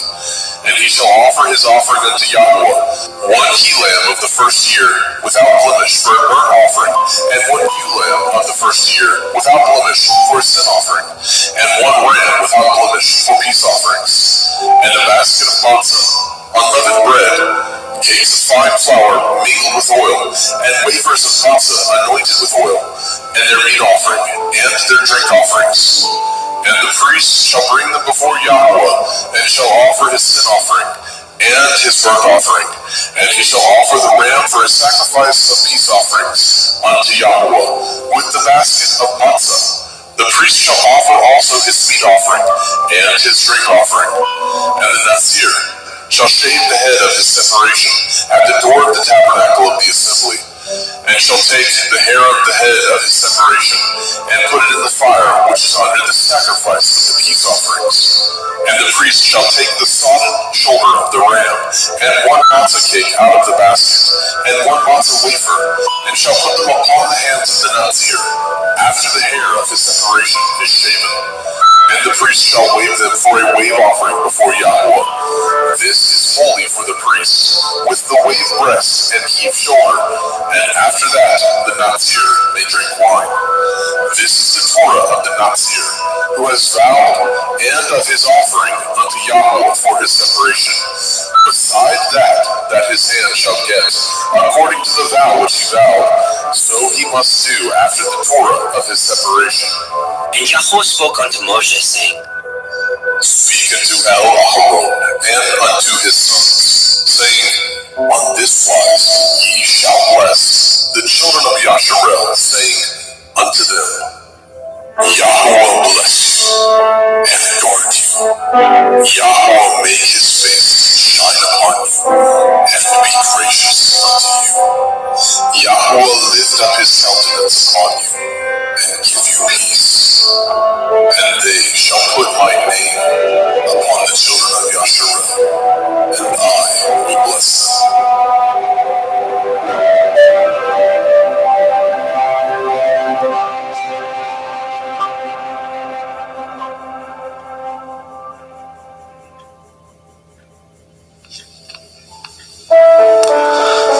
Bemidbar, Numbers, chapter 7.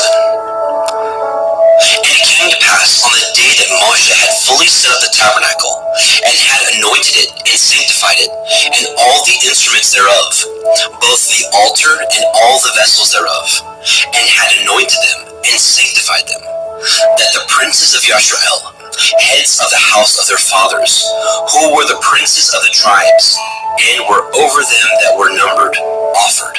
And they brought their offering before Yahweh, 6 covered wagons, and 12 oxen, a wagon for 2 of the princes, and for each one an ox. And they brought them before the tabernacle. And Yahweh spoke unto Moshe, saying, Take it of them, that they may be to do the service of the tabernacle of the assembly, and you shall give them unto the Leviim, to every man according to his service.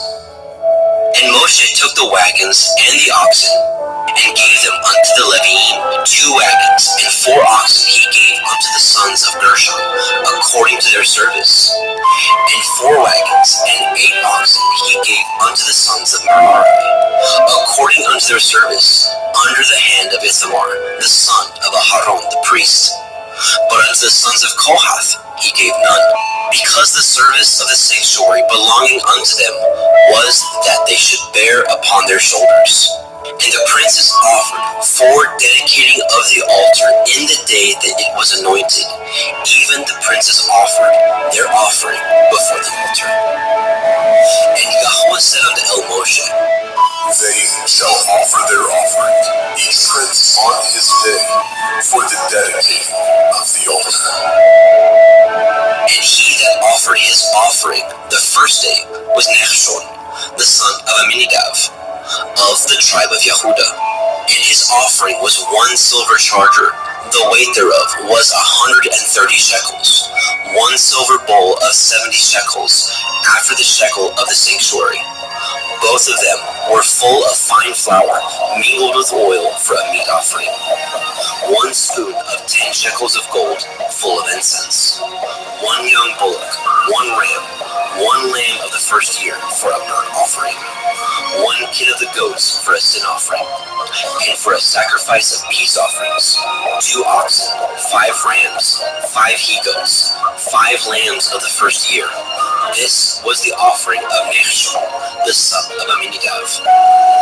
On the second day, Nathanael, the son of Tzuar, prince of Issachar, did offer. He offered for his offering 1 silver charger, the weight whereof was 130 shekels, 1 silver bowl of 70 shekels, after the shekel of the sanctuary, both of them full of fine flour mingled with oil for a meat offering, 1 spoon of gold of 10 shekels, full of incense, 1 young bullock, 1 ram, 1 lamb of the first year for a burnt offering, 1 kid of the goats for a sin offering, and for a sacrifice of peace offerings, 2 oxen, 5 rams, 5 he-goats, 5 lambs of the first year. This was the offering of Nathanael, the son of Tzuar. On the third day, Eliav, the son of Helon, prince of the children of Zebulun, did offer. His offering was 1 silver charger, the weight whereof was 130 shekels, 1 silver bowl of 70 shekels, after the shekel of the sanctuary, both of them full of fine flour mingled with oil for a meat offering, 1 golden spoon of 10 shekels, full of incense, 1 young bullock, 1 ram, 1 lamb of the first year for a burnt offering, 1 kid of the goats for a sin offering, and for a sacrifice of peace offerings, 2 oxen, 5 rams, 5 he-goats, 5 lambs of the first year. This was the offering of Eliav, the son of Helon. On the fourth day, Elitzur, the son of Shedur, prince of the children of Reuben, did offer. His offering was 1 silver charger of the weight of 130 shekels, 1 silver bowl of 70 shekels, after the shekel of the sanctuary, both of them full of fine flour mingled with oil for a meat offering, 1 golden spoon of 10 shekels, full of incense, 1 young bullock, 1 ram, 1 lamb of the first year for a burnt offering, 1 kid of the goats for a sin offering, and for a sacrifice of peace offerings, 2 oxen, 5 rams, 5 he-goats, 5 lambs of the first year. This was the offering of Elitzur, the son of Shedur. On the fifth day, Shelumiel, the son of Tzurishaddai, prince of the children of Shimon, did offer. His offering was 1 silver charger, the weight whereof was 130 shekels, 1 silver bowl of 70 shekels, after the shekel of the sanctuary, both of them full of fine flour mingled with oil for a meat offering, 1 golden spoon of 10 shekels, full of incense, 1 young bullock, 1 ram, 1 lamb of the first year for a burnt offering, 1 kid of the goats for a sin offering, and for a sacrifice of peace offerings, 2 oxen, 5 rams, 5 he-goats, 5 lambs of the first year. This was the offering of Shelumiel, the son of Tzurishaddai. On the sixth day, Elisaph, the son of Deuel, prince of the children of Gad, offered. His offering was 1 silver charger of the weight of 130 shekels, a silver bowl of 70 shekels, after the shekel of the sanctuary, both of them full of fine flour mingled with oil for a meat offering, 1 golden spoon of 10 shekels full of incense, 1 young bullock, 1 ram, 1 lamb of the first year for a burnt offering, 1 kid of the goats for a sin offering, and for a sacrifice of peace offerings, 2 oxen, 5 rams, 5 he-goats, 5 lambs of the first year. This was the offering of Elisaph, the son of Deuel. On the seventh day, Elishama, the son of Ammihud, prince of the children of Ephraim, offered. His offering was 1 silver charger, the weight whereof was 130 shekels, 1 silver bowl of 70 shekels, after the shekel of the sanctuary, both of them full of fine flour mingled with oil for a meat offering, 1 golden spoon of 10 shekels full of incense, 1 young bullock, 1 ram, 1 lamb of the first year for a burnt offering, 1 kid of the goats for a sin offering. And for a sacrifice of peace offerings, 2 oxen, 5 rams, 5 he-goats, 5 lambs of the first year. This was the offering of Elishama, the son of Amihud. On the 8th day offered Gamaliel, the son of Pedatsur, prince of the children of Manasseh. His offering was 1 silver charger of the weight of 130 shekels, 1 silver bowl of 70 shekels, after the shekel of the sanctuary, both of them full of fine flour mingled with oil for a meat offering. 1 golden spoon of 10 shekels full of incense, 1 young bullock, 1 ram, 1 lamb of the first year for a burnt offering, 1 kid of the goats for a sin offering. And for a sacrifice of peace offerings, 2 oxen, 5 rams, 5 he-goats, 5 lambs of the first year. This was the offering of Gamaliel, the son of Pedatsur. On the 9th day, Avidan, the son of Gidonai, prince of the children of Benjamin, offered.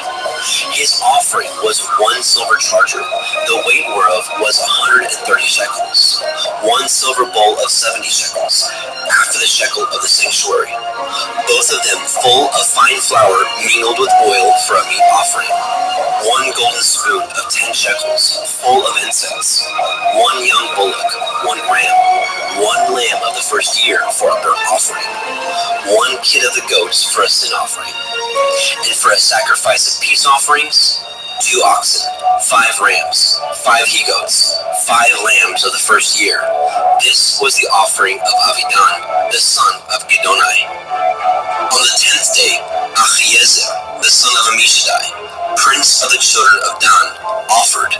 His offering was 1 silver charger, the weight whereof was 130 shekels, 1 silver bowl of 70 shekels, after the shekel of the sanctuary, both of them full of fine flour mingled with oil for a meat offering, 1 golden spoon of 10 shekels, full of incense, 1 young bullock, 1 ram, 1 lamb of the first year for a burnt offering, 1 kid of the goats for a sin offering, and for a sacrifice of peace offerings, 2 oxen, 5 rams, 5 he-goats, 5 lambs of the first year. This was the offering of Achiezer, the son of Ammishaddai. On the 11th day, Pagiel, the son of Okra, prince of the children of Asher, offered. His offering was 1 silver charger, the weight whereof was 130 shekels, 1 silver bowl of 70 shekels, after the shekel of the sanctuary, both of them full of fine flour mingled with oil for a meat offering, 1 golden spoon of 10 shekels, full of incense, 1 young bullock, 1 ram, 1 lamb of the first year for a burnt offering, 1 kid of the goats for a sin offering, and for a sacrifice of peace offerings, 2 oxen, 5 rams, 5 he-goats, 5 lambs of the first year. This was the offering of Pagiel, the son of Okra. On the 12th day, Achira, the son of Enan, prince of the children of Naphtali, offered. His offering was 1 silver charger, the weight whereof was 130 shekels, 1 silver bowl of 70 shekels, after the shekel of the sanctuary, both of them full of fine flour mingled with oil for a meat offering, 1 golden spoon of 10 shekels, full of incense, 1 young bullock, 1 ram, 1 lamb of the first year for a burnt offering, 1 kid of the goats for a sin offering, and for a sacrifice of peace offerings, 2 oxen, 5 rams, 5 he-goats, 5 lambs of the first year. This was the offering of Achira, the son of Enan. This was the dedication of the altar in the day when it was anointed by the princes of Yashrael. 12 chargers of silver, 12 silver bowls, 12 spoons of gold, each charger of silver weighing 130 shekels, each bowl 70. All the silver vessels weighed 2,400 shekels, after the shekel of the sanctuary.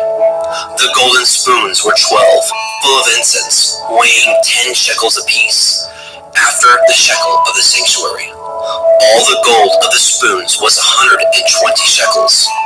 All the oxen for the burnt offering were 12 bullocks, the rams 12, the lambs of the first year 12, with their meat offering, and the kids of the goats for sin offering 12. And all the oxen for the sacrifice of the peace offerings were 24 bullocks, the rams 60, the he-goats 60, the lambs of the first year 60.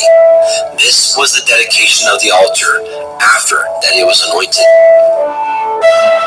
And when Moshe was gone into the tabernacle of the assembly to speak with him, then he heard the voice of one speaking unto him from off the mercy seat that was upon the ark of the testimony, from between the two cherubim.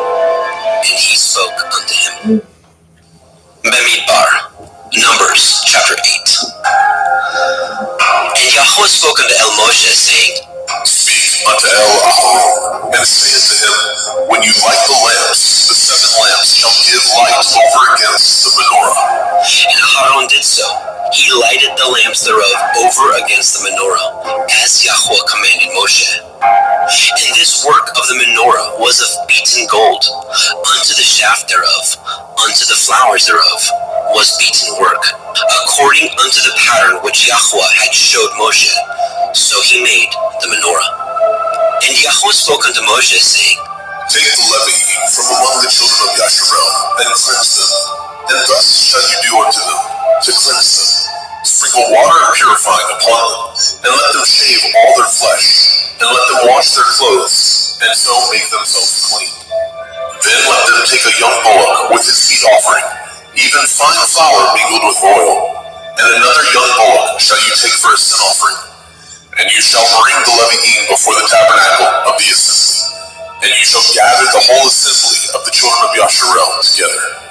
And you shall bring the Levi'im before Yahweh, and the children of Yasharel shall put their hands upon the Levi'im. And Aaron shall offer the Levi'im before Yahweh for an offering of the children of Yasharel, that they may execute the service of Yahweh. And the Levi'im shall lay their hands on the heads of the bullocks, and you shall offer the one for a sin offering, and the other for a burnt offering unto Yahweh, to make an atonement for the Levi'im. And you shall set the Levi'im before Aaron and before his sons, and offer them for an offering unto Yahweh. Thus shall you separate the Levi'im from among the children of Yasharel, and the Levi'im shall be mine. And after that shall the Levi'im go in to do the service of the tabernacle of the assembly, and you shall cleanse them, and offer them for an offering. For they are wholly given unto me from among the children of Yasharel. Instead of such as open every womb, even instead of the firstborn of all the children of Yasharel, have I taken them unto me. For all the firstborn of the children of Yasharel are mine, both man and beast. On the day that I smote every firstborn in the land of Mitzrayim, I sanctified them for myself. And I have taken the Levi'im for all the firstborn of the children of Yasharel. And I have given the Levi'im as a gift to Aaron and to his sons from among the children of Yasharel, to do the service of the children of Yasharel in the tabernacle of the assembly, and to make an atonement for the children of Yasharel, that there be no plague among the children of Yasharel, when the children of Yasharel come nigh unto the sanctuary. And Moshe and Aaron and all the assembly of the children of Yasharel did to the Levi'im according unto all that Yahweh commanded Moshe concerning the Levi'im, so did the children of Yasharel unto them. And the Levi'im were purified, and they washed their clothes, and Aaron offered them as an offering before Yahweh, and Aaron made an atonement for them to cleanse them. And after that went the Levi'im in to do their service in the tabernacle of the assembly before Aaron and before his sons, as Yahweh had commanded Moshe concerning the Levi'im, so did they unto them. And Yahweh spoke unto Moshe, saying, This is that belongs unto the Levi'im from 20 and 5 years old and upward. They shall go in to wait upon the service of the tabernacle of the assembly. And from the age of 50 years they shall cease waiting upon the service thereof, and shall serve no more, but shall minister with their brethren in the tabernacle of the assembly, to guard the watch, and shall do no service. Thus shall you do unto the Levi'im touching their charge. Bamidbar, Numbers chapter 9. And Yahweh spoke unto Moshe in the wilderness of Sinai in the first month of the second year, after they were come out of the land of Mitzrayim, saying, Let the children of Yasharel also keep the Pesach at his appointed time. In the 14th day of this month, at evening, ye shall keep it in his appointed time, according to all the rites of it, and according to all the ceremonies thereof, shall ye keep it. And Moshe spoke unto the children of Yasharel that they should keep the Pesach. And they kept the Pesach on the 14th day of the first month at evening in the wilderness of Sinai, according to all that Yahweh commanded Moshe. So did the children of Yasharel. And there were certain men who were defiled by the dead body of a man, that they could not keep the Pesach on that day. And they came before Moshe and before Aharon on that day. And those men said unto him, We are defiled by the dead body of a man. Wherefore we kept back, and we may not offer an offering of Yahweh on his appointed season among the children of Yasharel. And Moshe said unto them, Stand still, and I will hear what Yahweh will command concerning you. And Yahweh spoke unto Moshe, saying, Speak unto the children of Yasharel, saying, If any man of you, or of your posterity, shall be unclean by reason of a dead body, or be in a journey afar off, yet he shall keep the Pesach unto Yahweh. The 14th day of the second month, at evening, they shall keep it, and eat it with matzah and bitter herbs. They shall leave none of it unto the morning, nor break any bone of it. According to all the ordinances of the Pesach, they shall keep it. But the man that is clean, and is not in a journey, and forbears to keep the Pesach, even the same soul shall be cut off from among his people, because he brought not the offering of Yahweh in his appointed season. That man shall bear his sin. And if a stranger shall sojourn among you, and will keep the Pesach unto Yahweh, according to the ordinance of the Pesach, and according to the manner thereof, so shall he do. Ye shall have one ordinance, both for the stranger, and for him that was born in the land. And on the day that the tabernacle was reared up, the cloud covered the tabernacle, namely, the tent of the testimony. And at evening there was upon the tabernacle, as it were, the appearance of fire until the morning. So it was always. The cloud covered it by day, and the appearance of fire by night. And when the cloud was taken up from the tabernacle, then after that the children of Yasharel journeyed. And in the place where the cloud abode, there the children of Yasharel pitched their tents. At the commandment of Yahweh, the children of Yasharel journeyed, and at the commandment of Yahweh they pitched. As long as the cloud abode upon the tabernacle, they rested in their tents. And when the cloud tarried long upon the tabernacle many days, then the children of Yasharel did guard the watch of Yahweh, and journeyed not. And so it was, when the cloud was a few days upon the tabernacle, according to the commandment of Yahweh, they abode in their tents, and according to the commandment of Yahweh, they journeyed. And so it was, when the cloud abode from evening unto the morning, and that the cloud was taken up in the morning, then they journeyed. Whether it was by day or by night that the cloud was taken up, they journeyed. Or whether it were 2 days, or a month, or a year, that the cloud tarried upon the tabernacle, remaining thereon, the children of Yasharel abode in their tents, and journeyed not. But when it was taken up, they journeyed. At the commandment of Yahweh, they rested in their tents, and at the commandment of Yahweh, they journeyed.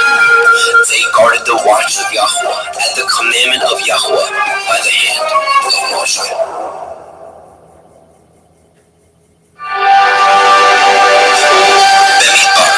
Numbers chapter 10. And Yahweh spoke unto Moshe, saying, Make you 2 trumpets of silver, of a whole piece shall you make them, that you may use them for the calling of the assembly, and for the journeying of the camps. And when they shall blow them, all the assembly shall assemble themselves to you at the door of the tabernacle of the assembly. And if they blow, but with one trumpet, then the princes, which are heads of the thousands of Yasharel, shall gather themselves unto you. When ye blow an alarm, then the camps that lie on the east part shall go forward. When ye blow an alarm the second time, then the camps that lie on the south side shall take their journey. They shall blow an alarm for their journeys. But when the assembly is to be gathered together, ye shall blow, but ye shall not sound an alarm. And the sons of Aharon, the priests, shall blow with the trumpets, and they shall be to you for an ordinance forever throughout your generations. And if ye go to war in your land against the enemy that oppresses you, and ye shall blow an alarm with the trumpets, and ye shall be remembered before Yahweh Elohim, and ye shall be saved from your enemies. Also in the day of your gladness, and in your solemn days, and in the beginnings of your months, ye shall blow with the trumpets over your burnt offerings, and over the sacrifices of your peace offerings, that they may be to you for a memorial before your Elohim. I am Yahweh Elohim. And it came to pass on the 20th day of the second month, in the second year, that the cloud was taken up from off the tabernacle of the testimony. And the children of Yasharel took their journeys out of the wilderness of Sinai, and the cloud rested in the wilderness of Paran. And they first took their journey according to the commandment of Yahweh by the hand of Moshe.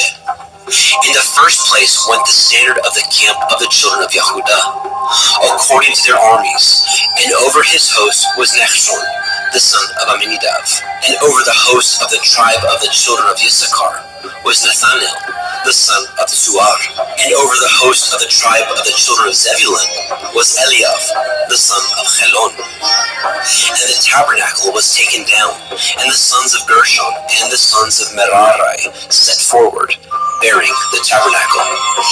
And the standard of the camp of Reuven set forward according to their armies, and over his host was Elitzur, the son of Shedur.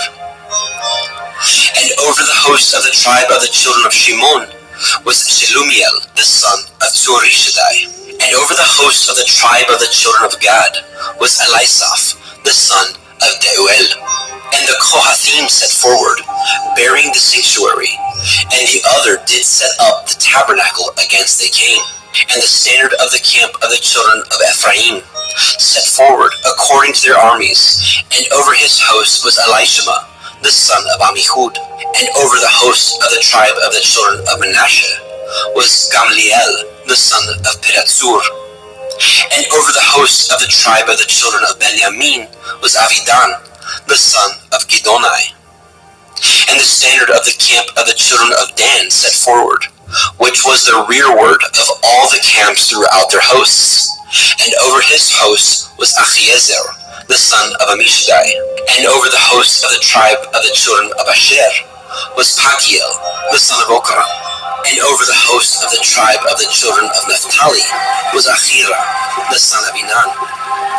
Thus were the journeyings of the children of Yasharel, according to their armies when they set forward. And Moshe said unto Chovav, the son of Reuel, the Midianite, Moshe's father-in-law, we are journeying unto the place of which Yahweh said, I will give it you.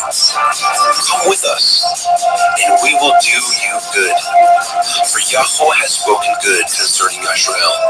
And he said unto him, I will not go, but I will depart to my own land, and to my kindred. And he said, Leave us not, I pray you, for as much as you know how we are to encamp in the wilderness, and you may be to us instead of eyes.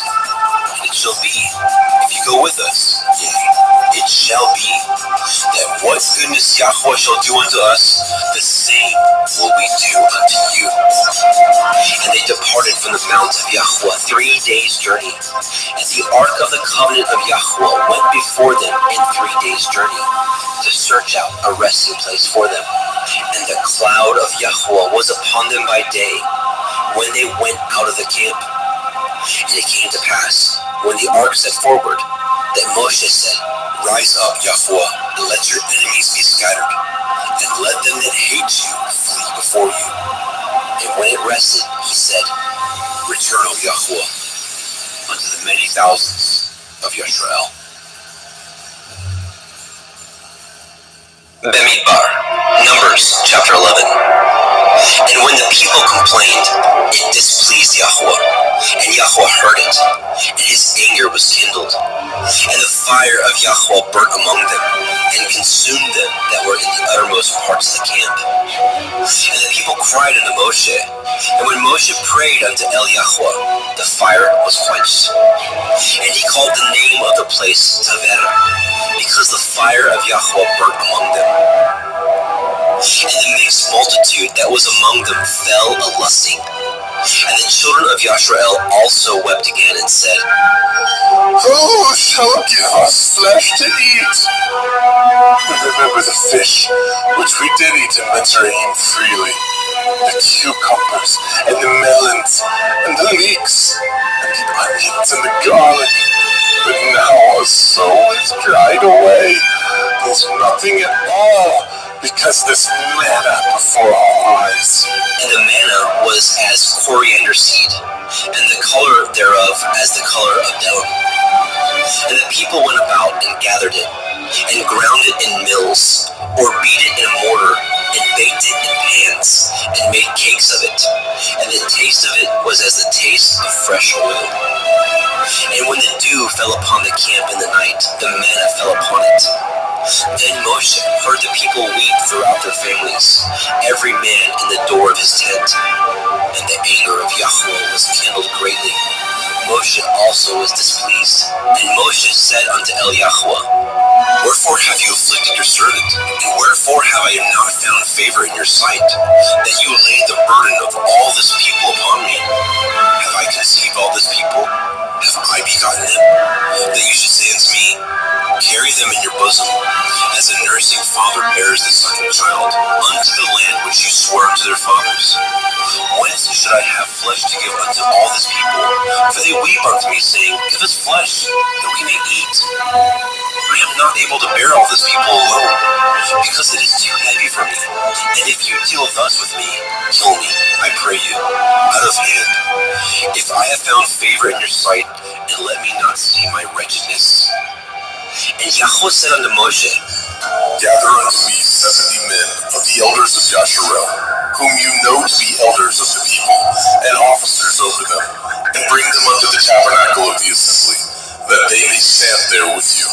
And I will come down and talk with you there, and I will take of the Ruach which is upon you, and will put it upon them, and they shall bear the burden of the people with you, that you bear it not yourself alone. And say you unto the people, Sanctify yourselves against tomorrow, and ye shall eat flesh, for ye have wept in the ears of Yahweh, saying, Who shall give us flesh to eat? For it was well with us in Mitzrayim. Therefore, Yahweh will give you flesh, and ye shall eat.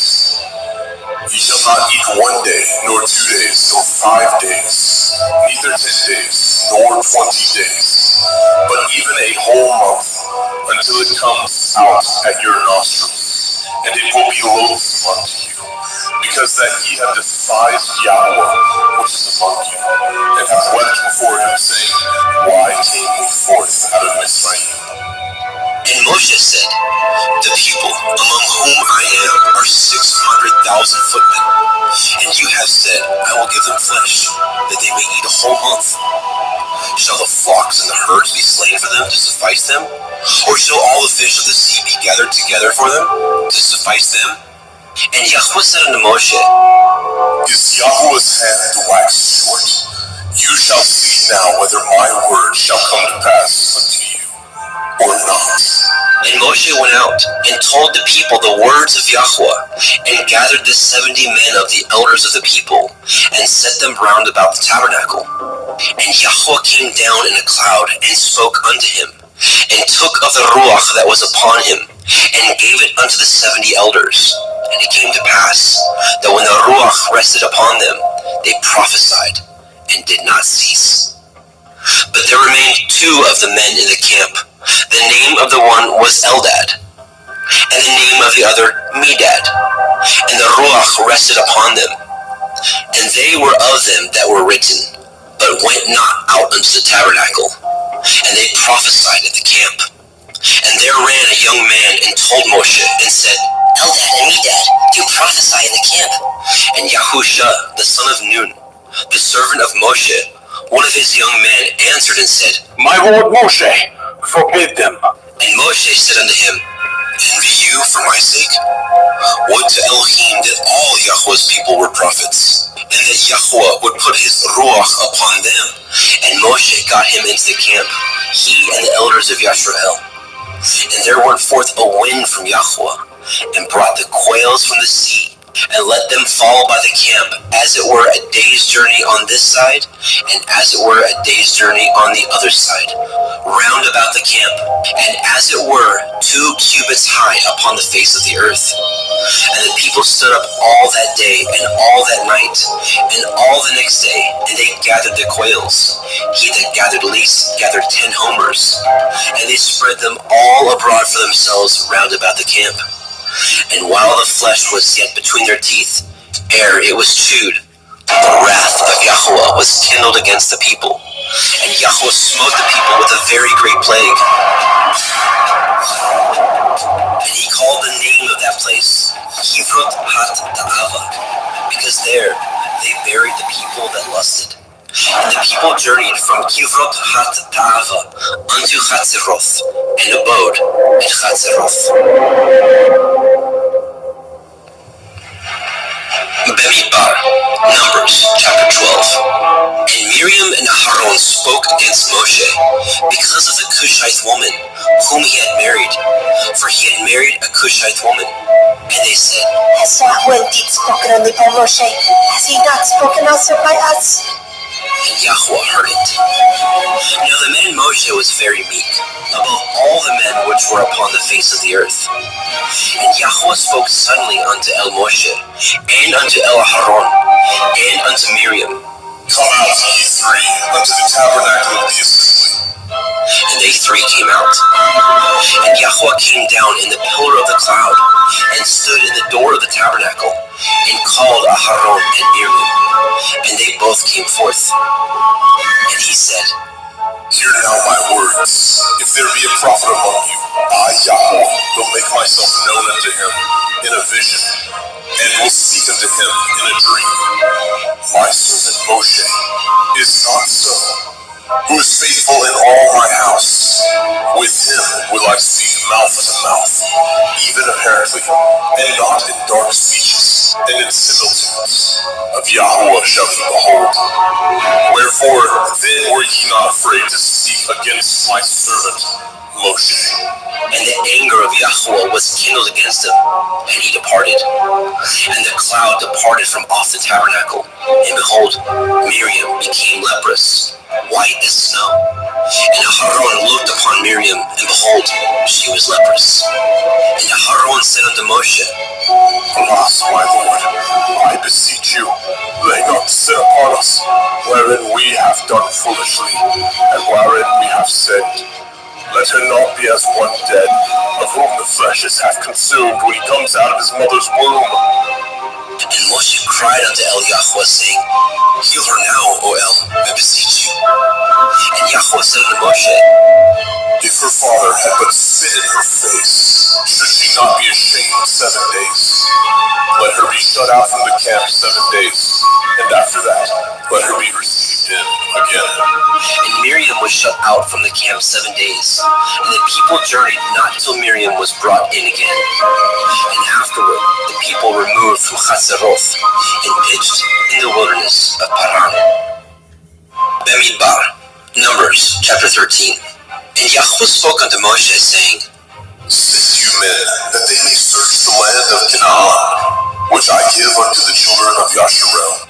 Of every tribe of their fathers shall ye send a man, every one a ruler among them. And Moshe, by the commandment of Yahweh, sent them from the wilderness of Paran. All those men were heads of the children of Yashrael. And these were their names. Of the tribe of Reuven, Shammua, the son of Zakur. Of the tribe of Shimon, Shaphat, the son of Horai. Of the tribe of Yehudah, Caleb, the son of Yefuneh. Of the tribe of Issachar, Yigal, the son of Yosef. Of the tribe of Ephraim, Husha, the son of Nun. Of the tribe of Benjamin, Palti, the son of Raphu. Of the tribe of Zebulun, Gadiel, the son of Sodi. Of the tribe of Yosef, namely, of the tribe of Manasseh, Gadi, the son of Susi. Of the tribe of Dan, Amiel, the son of Gemali. Of the tribe of Asher, Setur, son of Mikael. Of the tribe of Naphtali, Nachmi, the son of Vofsi. Of the tribe of Gad, Geuel, the son of Maki. These are the names of the men which Moshe sent to spy out the land. And Moshe called Husha, the son of Nun, Yahusha.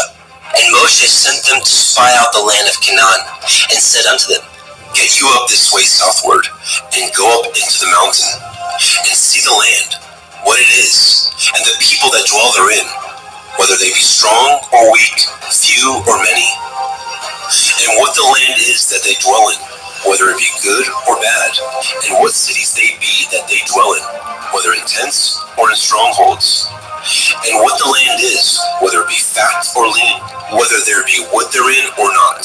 And be ye of good courage, and bring of the fruit of the land. Now the time was the time of the first ripe grapes. So they went up, and searched the land from the wilderness of Sin unto Rehov, as men come to Hamath.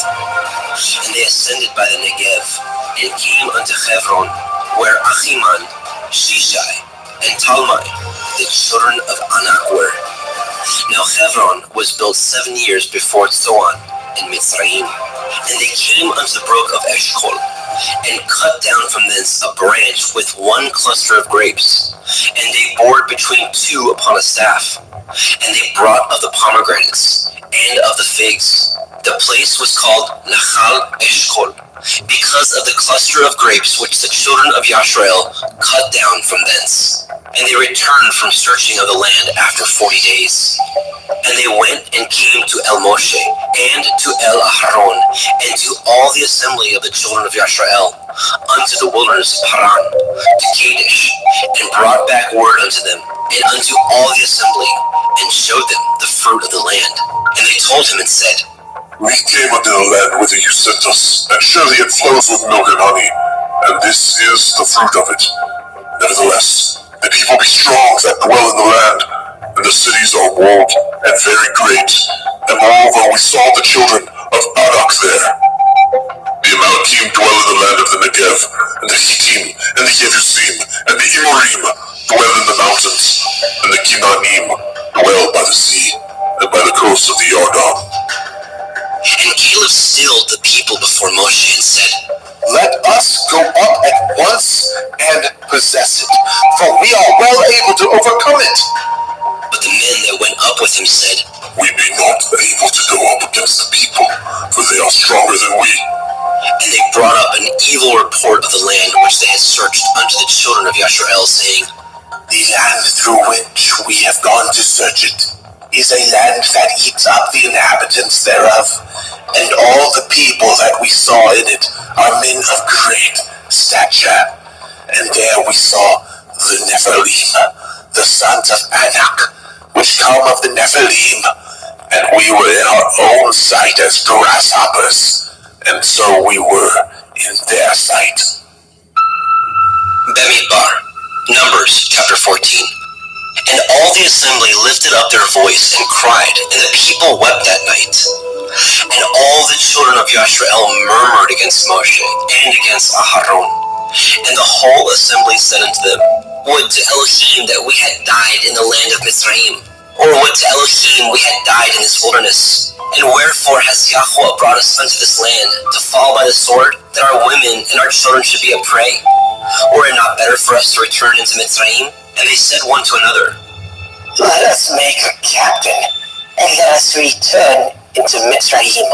Then Moshe and Aharon fell on their faces before all the assembly of the multitude of the children of Yashrael. And Yahusha, the son of Nun, and Caleb, the son of Yefuneh, which were of them that searched the land, rent their clothes. And they spoke unto all the company of the children of Yashrael, saying, The land which we passed through to search it is an exceeding good land. If Yahweh delight in us, then he will bring us into this land and give it us. a land that flows with milk and honey. Only rebel ye not against Yahweh, neither fear ye the people of the land, for they are bread for us. Their defense is departed from them, and Yahweh is with us. Fear them not.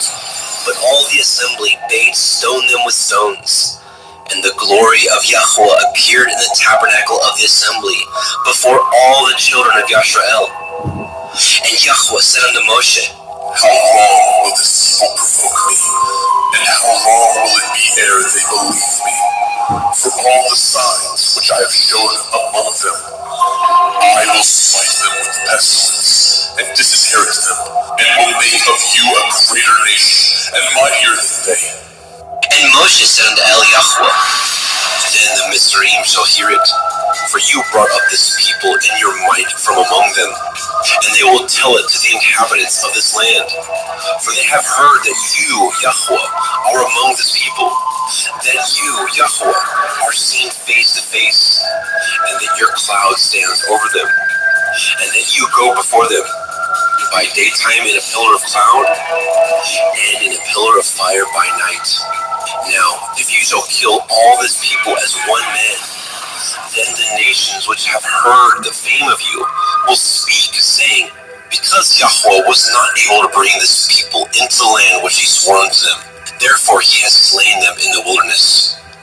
And now, I beseech you, let the power of my Adonai be great, according as you have spoken, saying, Yahweh is long-suffering and of great mercy, forgiving iniquity and transgression, and by no means clearing the guilty, visiting the iniquity of the fathers upon the children unto the third and fourth generation.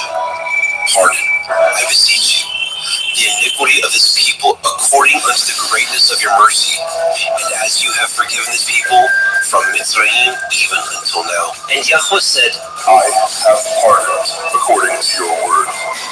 But as truly as I live, all the earth shall be filled with the glory of Yahweh. Because all those men which have seen my glory and my miracles, which I did in Mitzrayim and in the wilderness, and have tempted me now these 10 times, and have not hearkened to my voice, surely they shall not see the land which I swore unto their fathers, neither shall any of them that provoked me see it.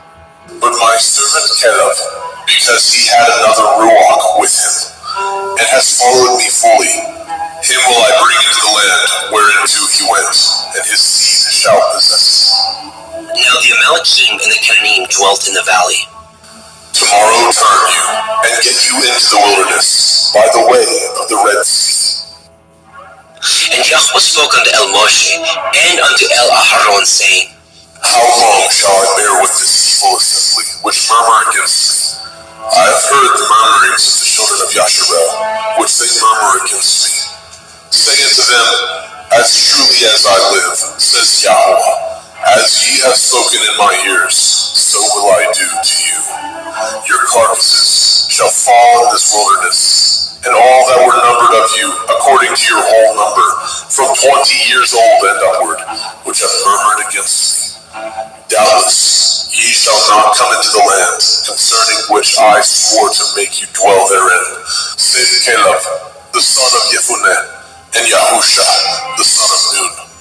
But your little ones, which ye said should be a prey, them will I bring in, and they shall know the land which ye have despised. But as for you, your carcasses, they shall fall in this wilderness, and your children shall wander in the wilderness 40 years, and bear your whoredoms, until your carcasses be wasted in the wilderness.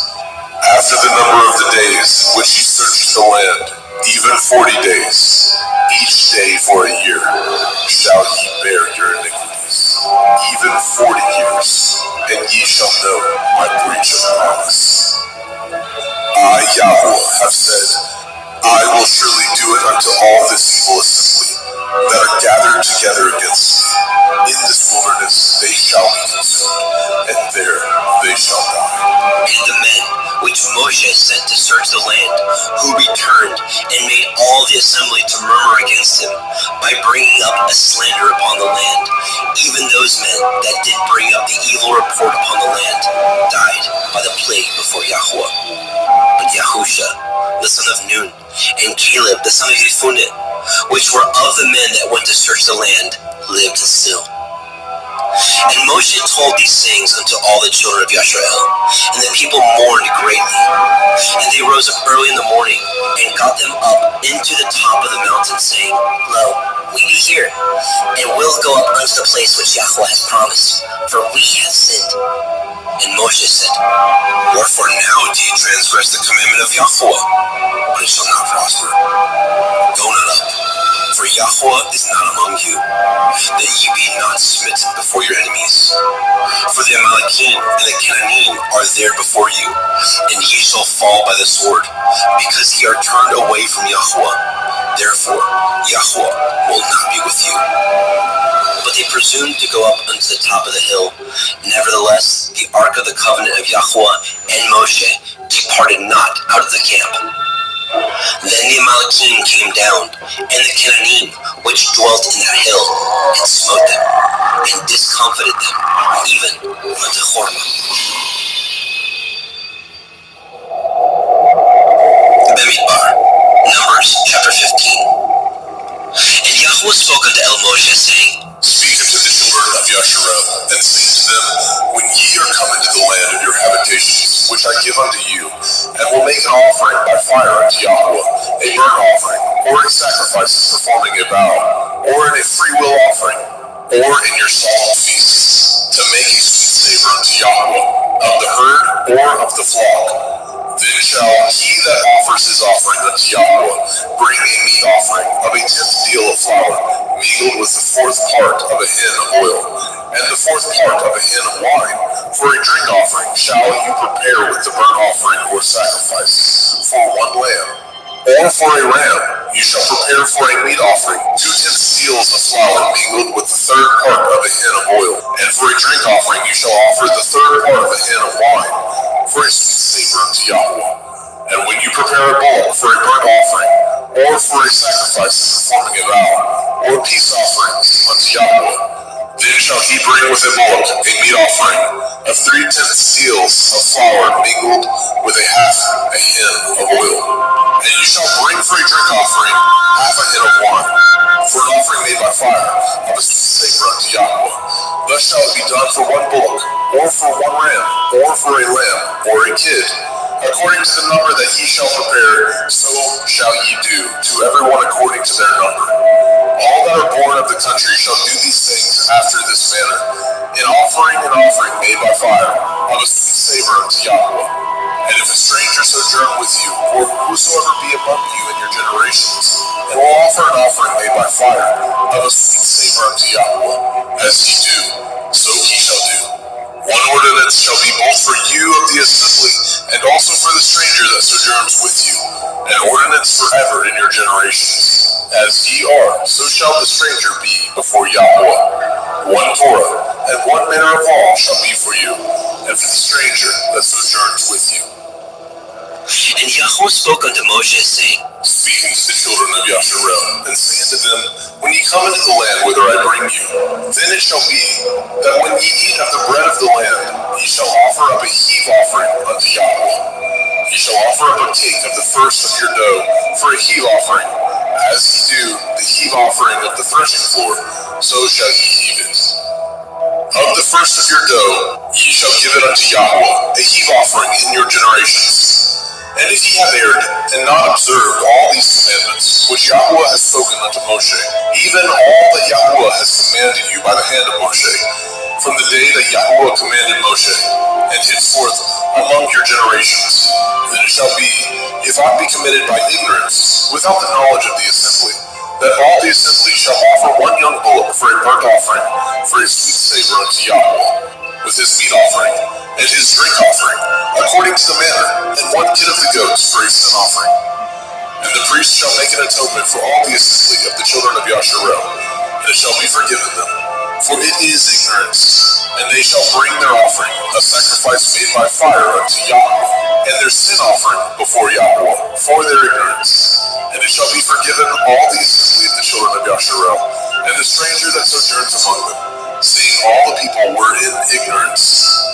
And if any soul sin through ignorance, then he shall bring a she-goat of the first year for a sin offering, and the priest shall make an atonement for the soul that sins ignorantly, when he sins by ignorance before Yahweh, to make an atonement for him, and it shall be forgiven him. Ye shall have one Torah for him that sins through ignorance, both for him that is born among the children of Yasharel, and for the stranger that sojourns among them.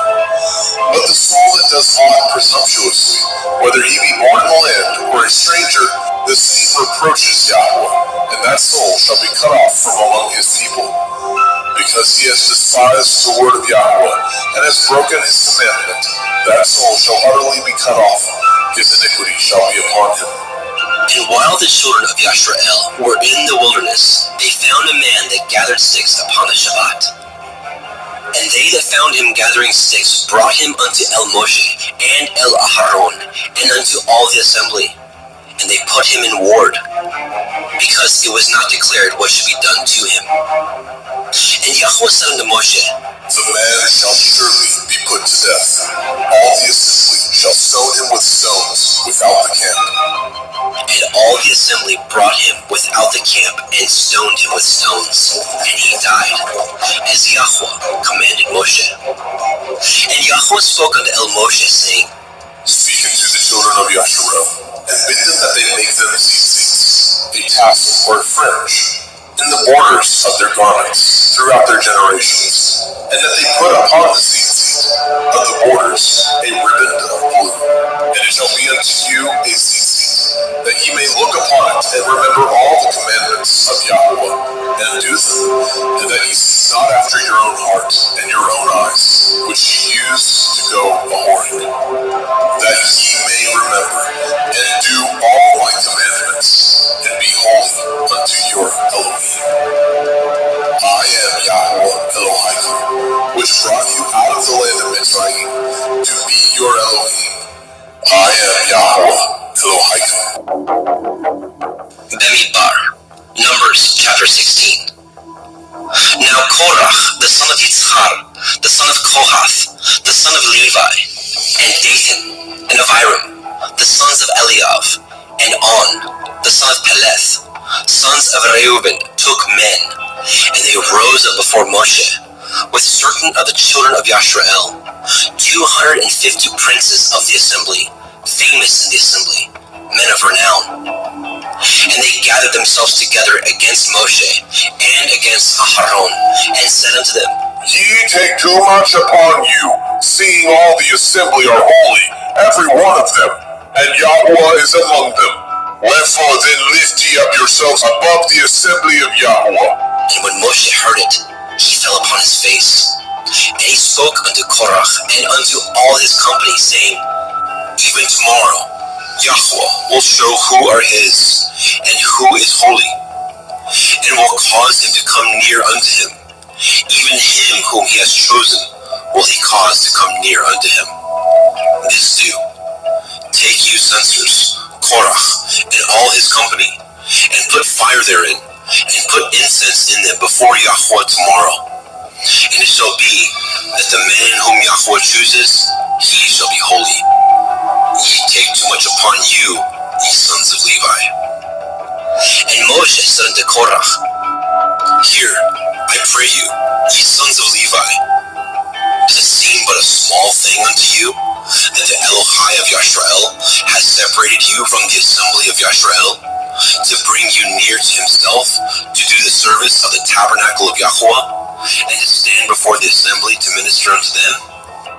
And he has brought you near to him, and all your brethren, the sons of Levi, with you. And seek ye the priesthood also?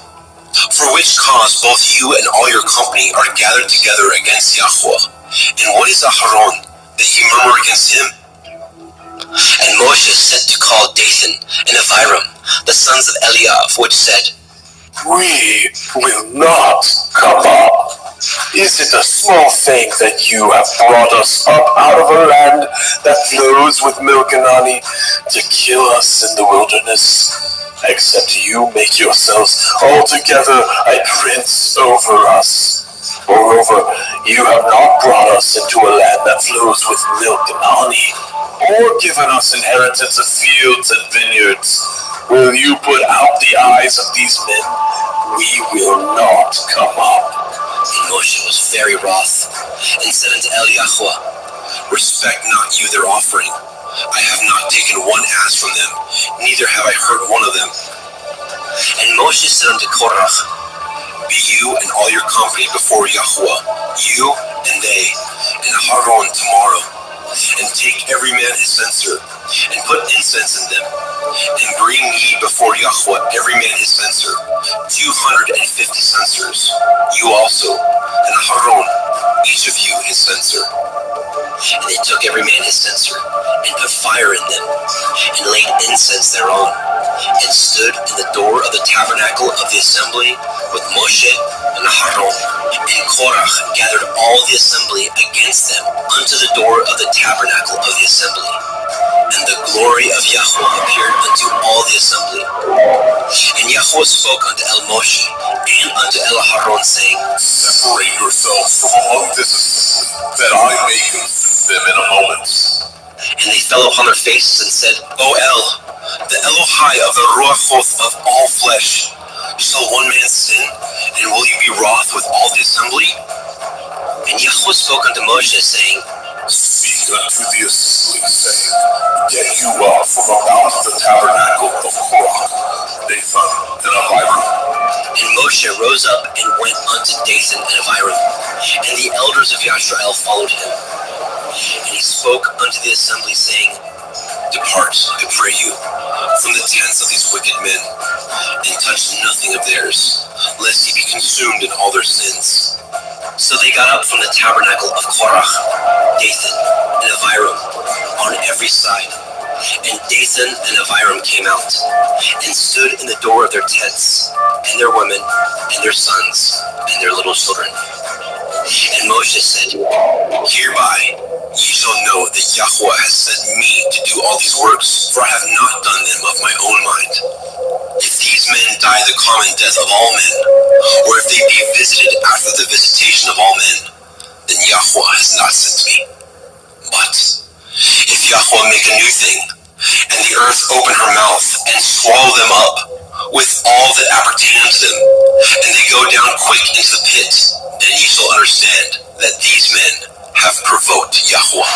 And it came to pass, as he had made an end of speaking all these words, that the ground clave asunder that was under them, and the earth opened her mouth and swallowed them up.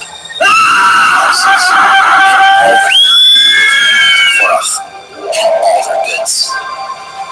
They and all that appertained to them went down alive into the pit, and the earth closed upon them, and they perished from among the assembly. And all Yashrael that were round about them fled at the cry of them, for they said, Lest the earth swallow us up also. And there came out a fire from Yahweh, and consumed the 250 men that offered incense. And Yahweh spoke unto Moshe, saying, Speak unto Eleazar, the son of Aaron the priest, that he take up the censers out of the burning, and scatter you the fire yonder, for they are hallowed. The censers of these sinners against their own souls, let them make them broad plates for a covering of the altar. For they offered them before Yahweh, therefore they are hallowed, and they shall be a sign unto the children of Yasharel. And Eleazar the priest took the brazen censers, wherewith they that were burnt had offered. And they were made broad plates for a covering of the altar, to be a memorial unto the children of Yashrael, that no stranger, which is not of the seed of Aharon, come near to offer incense before Yahweh, that he be not as Korach and his company, as Yahweh said to him by the hand of Moshe. But on the morrow, all the assembly of the children of Yashrael murmured against Moshe and against Aharon, saying, Ye have killed the people of Yahweh. And it came to pass, when the assembly assembly was gathered against Moshe and against Aharon, that they looked toward the tabernacle of the assembly, and, behold, the cloud covered it, and the glory of Yahweh appeared. And Moshe and Aharon came before the tabernacle of the assembly. And Yahweh spoke unto Moshe, saying, Get you up from among this assembly, that I may consume them as in a moment. And they fell upon their faces. And Moshe said unto Aharon, Take the censer, and put fire therein from off the altar, and put on incense, and go quickly unto the assembly, and make an atonement for them, for there is wrath gone out from Yahweh. The plague is begun. And Aharon took as Moshe commanded, and ran into the midst of the assembly. And, behold, the plague was begun among the people. And he put on incense, and made an atonement for the people. And he stood between the dead and the living, and the plague was stayed. Now they that died in the plague were 14,700, beside them that died about the matter of Korach. And Aharon returned unto Moshe, unto the door of the tabernacle of the assembly, and the plague was stayed. Bamidbar, Numbers, chapter 17. And Yahweh spoke unto Moshe, saying, Speak unto the children of Yasharel, and take of every one of them a rod according to the house of their fathers. Of all their princes according to the house of their fathers, 12 rods. Write you every man's name upon his rod. And you shall write Aaron's name upon the rod of Levi. For one rod shall be for the head of the house of their fathers. And you shall lay them up in the tabernacle of the assembly, before the testimony, where I will meet with you. And it shall come to pass, that the man's rod whom I shall choose shall blossom, and I will make to cease from me the murmurings of the children of Yasharel, whereby they murmur against you. And Moshe spoke unto the children of Yasharel, and every one of their princes gave him a rod apiece, for each prince one, according to their fathers' houses, even 12 rods. And the rod of Aharon was among their rods. And Moshe laid up the rods before Yahweh in the tabernacle of witness. And it came to pass that on the morrow Moshe went into the tabernacle of witness, and, behold, the rod of Aharon for the house of Levi was budded, and brought forth buds, and blossomed blossoms, and yielded almonds. And Moshe brought out all the rods from before Yahweh unto the children of Yasharel. And they looked, and took every man his rod. And Yahweh said unto Moshe, Bring Aharon's rod again before the testimony, to be kept for a sign against the sons of rebellion, and you shall quite take away their murmurings from me, that they die not. And Moshe did so, as Yahweh commanded him, so did he. And the children of Yasharel spoke unto Moshe, saying, Behold, we die, we perish, we all perish. Whosoever comes anything near unto the tabernacle of Yahweh shall die. Shall we be consumed with dying? Bamidbar, Numbers, chapter 18. And Yahweh said unto Aharon, You and your sons and your father's house with you shall bear the iniquity of the sanctuary, and you and your sons with you shall bear the iniquity of your priesthood. And your brethren also of the tribe of Levi, the tribe of your father, bring with you, that they may be joined unto you, and minister unto you. But you and your sons with you shall minister before the tabernacle of witness. And they shall guard your watch, and the watch of all the tabernacle. Only they shall not come nigh the vessels of the sanctuary, and the altar, that neither they nor ye also die.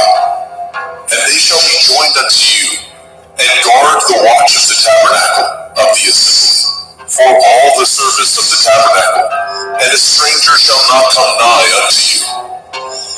And ye shall guard the watch of the sanctuary, and the watch of the altar, that there be no wrath any more upon the children of Yasharel.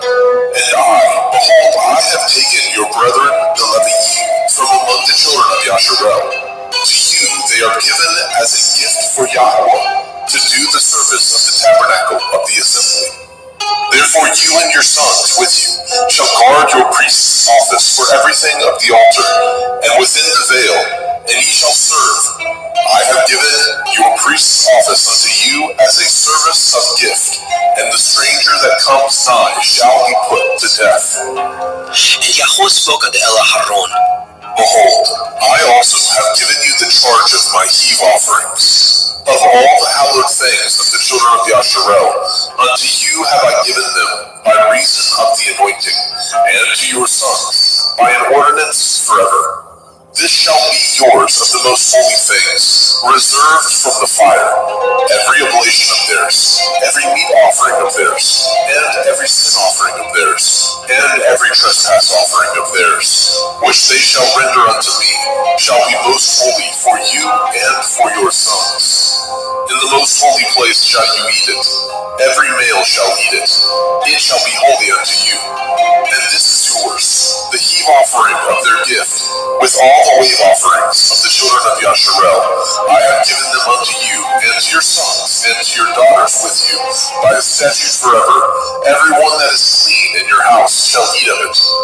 All the best of the oil, and all the best of the wine, and of the wheat, the first fruits of them which they shall offer unto Yahweh, them have I given you. And whatsoever is first ripe in the land, which they shall bring unto Yahweh, shall be yours. Every one that is clean in your house shall eat of it. Everything devoted in Yasharel shall be yours. Everything that opens the womb in all flesh, which they bring unto Yahweh, whether it be of men or beasts, shall be yours. Nevertheless, the firstborn of man shall you surely redeem, and the firstling of unclean beasts shall you redeem.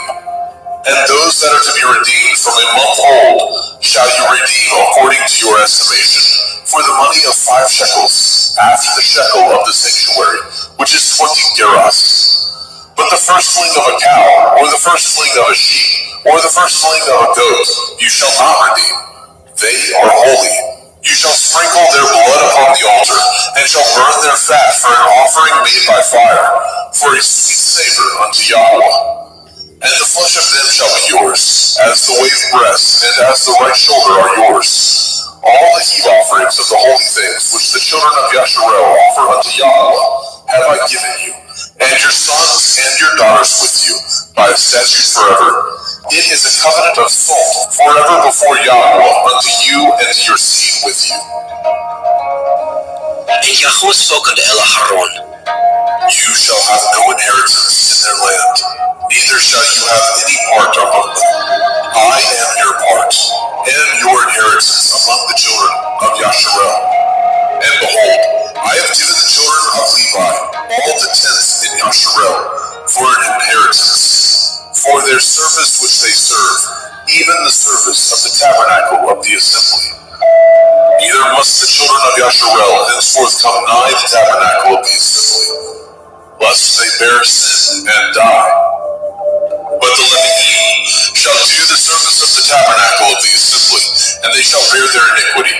It shall be a statute forever throughout your generations, that among the children of Yasharel they have no inheritance. But the tithes of the children of Yasharel, which they offer as a heave offering unto Yahweh, I have given to the Leviim to inherit. Therefore I have said unto them, Among the children of Yasharel they shall have no inheritance. And Yahweh spoke unto Moshe, saying, Thus speak unto the Leviim, and say unto them, When ye take of the children of Yasharel the tithes which I have given you from them for your inheritance, then ye shall offer up a heave offering of it for Yahweh, even a 10th part of the tithe.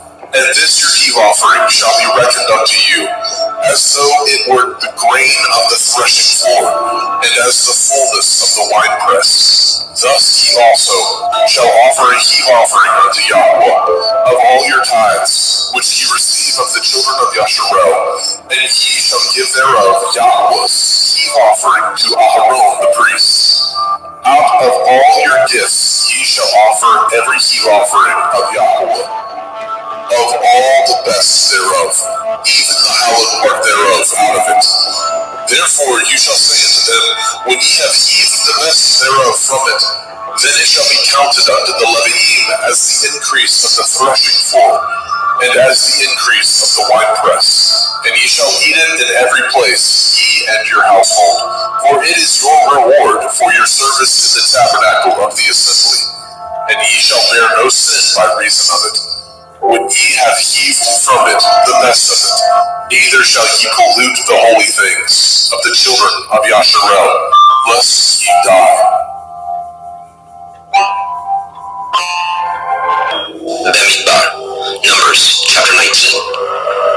And Yahweh spoke unto El Moshe and unto El Aharon, saying, This is the ordinance of the Torah which Yahweh has commanded, saying, Speak unto the children of Yasharel, that they bring you a red heifer without spot, wherein is no blemish, and upon which never came yoke. And ye shall give her unto Eleazar the priest, that he may bring her forth without the camp, and one shall slay her before his face. And Eleazar the priest shall take of her blood with his finger, and sprinkle of her blood directly before the tabernacle of the assembly 7 times. And one shall burn the heifer in his sight, and her skin, and her flesh, and her blood, with her tongue shall he burn. And the priest shall take cedar wood, and hyssop, and scarlet, and cast it into the midst of the burning of the heifer. And the priest shall wash his clothes, and he shall bathe his flesh in water. And afterward he shall come into the camp, and the priest shall be unclean until the evening. And he that burns her shall wash his clothes in water, and bathe his flesh in water, and shall be unclean until the evening. And a man that is clean shall gather up the ashes of the heifer, and lay them up without the camp in a clean place, and it shall be kept in the assembly of the children of Yasharel for a water of separation. It is a purification for sin.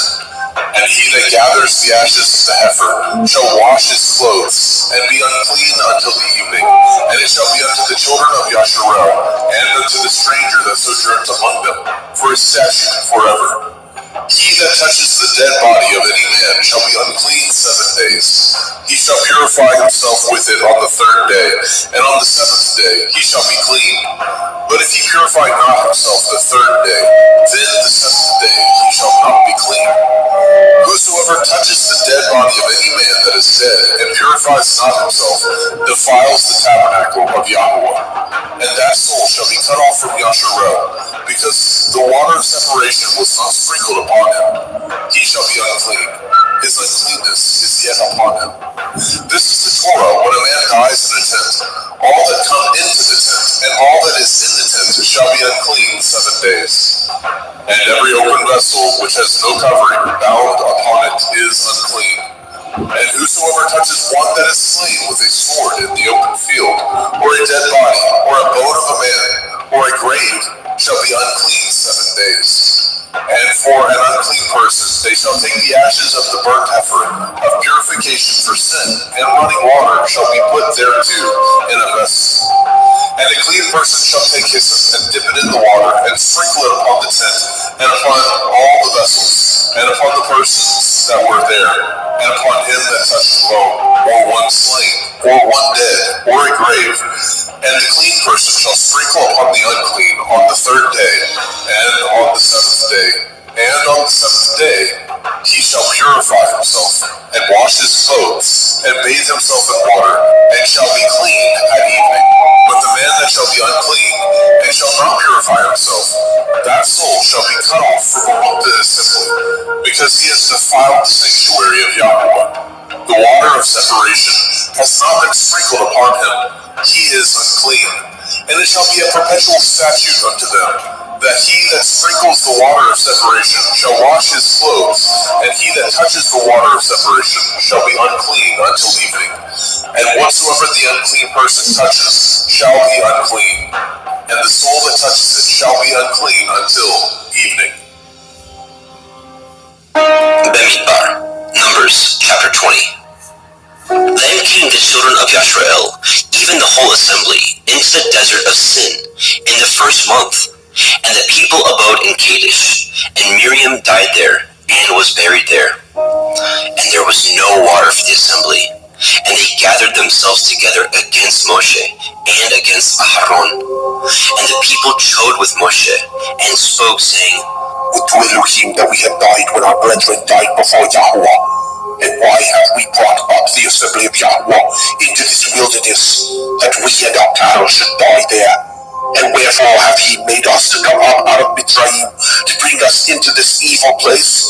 Is it no place of seed, or figs, or vines, or pomegranates? Neither is there any water to drink. And Moshe and Aharon went from the presence of the assembly unto the door of the tabernacle of the assembly. And they fell upon their faces, and the glory of Yahweh appeared unto them. And Yahweh spoke unto Moshe, saying, Take the rod, and gather the assembly together, you and Aharon your brother, and speak ye unto the rock before their eyes, and it shall give forth his water, and you shall bring forth to them water out of the rock. So you shall give the assembly and their beasts drink. And Moshe took the rod from before Yahweh as he commanded him. And Moshe and Aharon gathered the assembly together before the rock, and he said unto them, Hear now, ye rebels, must we fetch you water out of this rock? And Moshe lifted up his hand, and with his rod he smote the rock twice, and water came out abundantly, and the assembly drank, and their beasts also. And Yahweh spoke unto Moshe and Aharon, Because ye believed me not to sanctify me in the eyes of the children of Yasharel, therefore ye shall not bring this assembly into the land which I have given them.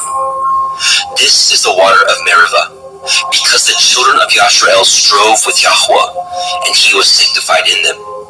And Moshe sent messengers from Kadesh unto the king of Edom. Thus says your brother Yasharel, you know all the travail that has befallen us, how our fathers went down into Mitzrayim, and we have dwelt in Mitzrayim a long time, and the Mitzrayim vexed us and our fathers. And when we cried unto Yahweh, he heard our voice, and sent an angel, and has brought us forth out of Mitzrayim. And behold, we are in Kadesh, a city in the uttermost of your border. Let us pass, I pray you, through your country. We will not pass through the fields, or through the vineyards, neither will we drink of the water of the wells. We will go by the king's highway. We will not turn to the right hand, nor to the left, until we have passed your borders. And Edom said unto him, You shall not pass by me, lest I come out against you with the sword. And the children of Yasharel said unto him, We will go by the highway, and if I and my cattle drink of your water, then I will pay for it. I will only, without doing anything else, go through on my feet. And he said, You shall not go through. And Edom came out against him with much people, and with a strong hand. Thus Edom refused to give Yasharel passage through his border, wherefore Yasharel turned away from him. And the children of Yasharel, even the whole assembly, journeyed from Kadesh, and came unto Mount Hor.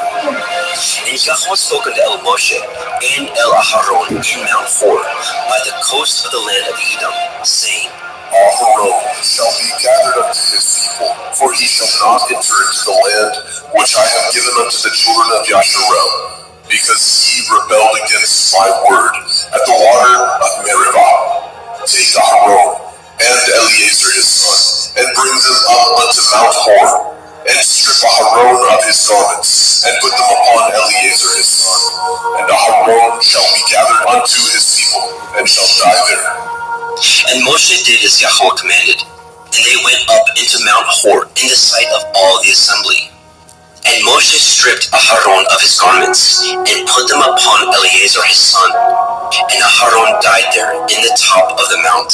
And Moshe and Eleazar came down from the mount. And when all the assembly saw that Aharon was dead, they mourned for Aharon 30 days, even all the house of Yasharel.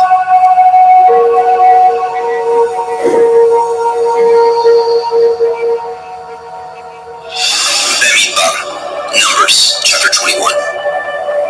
And when King Arad the Canaanite, which dwelt in the Negev, heard tell that Yasharel came by the way of the spies, Then he fought against Yashrael and took some of them prisoners.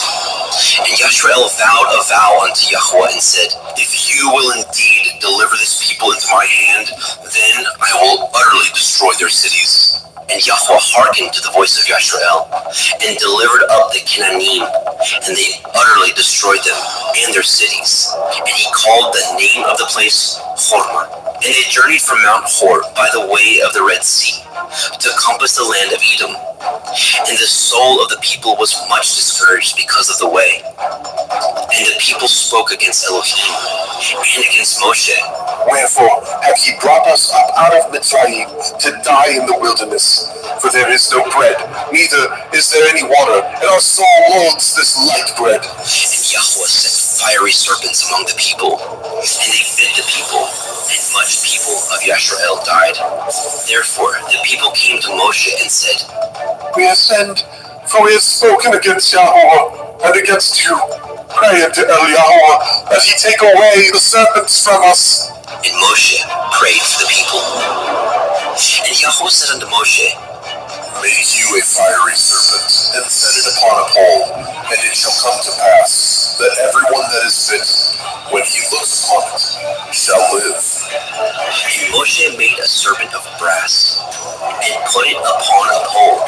And it came to pass that if a serpent had bitten any man, when he beheld the serpent of brass, he lived. And the children of Yashrael set forward, and pitched in Ovoth. And they journeyed from Ovoth, and pitched at Ie-ha-Avairim, in the wilderness which is before Moab, toward the sunrising. From thence they removed, and pitched in the valley of Zered. From thence they removed, and pitched on the other side of Arnon, which is in the wilderness that comes out of the coast of the Amorim. For Arnon is the border of Moab, between Moab and the Amorim. Wherefore it is said in the Sefer of the Wars of Yahweh, what he did in the Red Sea, and in the brooks of Arnon, and at the stream of the brooks that goes down to the dwelling of Ar, and lies upon the border of Moab. And from thence they went to Be'er, that is the well whereof Yahweh spoke unto Moshe. Gather the people together, and I will give them water. Then Yashrael sang this song. Spring up, O well, sing ye unto it. The princess dug the well. The nobles of the people dug it by the direction of the Torah giver with their staffs. And from the wilderness they went to Matana, and from Matana to Nachaliel, and from Nachaliel to Bamoth, and from Bamoth in the valley that is in the country of Moab to the top of Pigkah, which looks towards Yeshimon. And Yashrael sent messengers unto Sihon, king of the Amorim, saying, Let me pass through your land. We will not turn into the fields or into the vineyards. We will not drink of the waters of the well, but we will go along by the king's highway until we be past your borders. And Sihon would not suffer Yashrael to pass through his border. But Sihon gathered all his people together and went out against Yashrael into the wilderness. And he came to Yachatz and fought against Yashrael.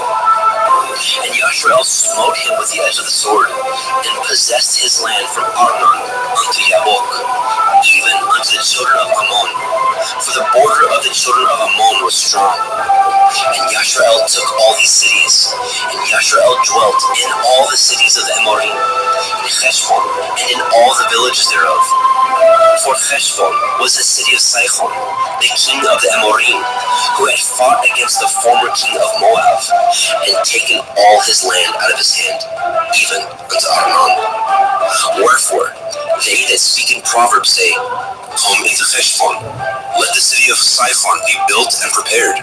For there is a fire gone out of Heshbon, a flame from the city of Sihon. It has consumed Ar of Moab, and Baalei, Bamoth of Arnon.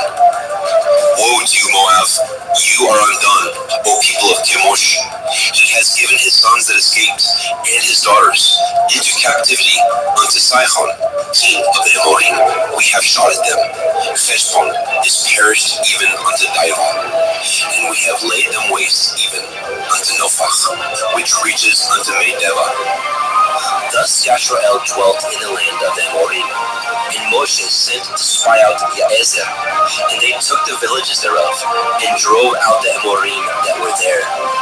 And they turned and went up by the way of Bashan, and Og, king of Bashan, went out against them, he and all his people, to the battle of Edrei. And Yahweh said unto Moshe, Fear him not, for I have delivered him into your hand, and all his people, and his land. And you shall do to him as you did unto Sihon, king of the Amorim, which dwelt at Heshbon. So they smote him, and his sons, and all his people, until there was none left him alive, and they possessed his land.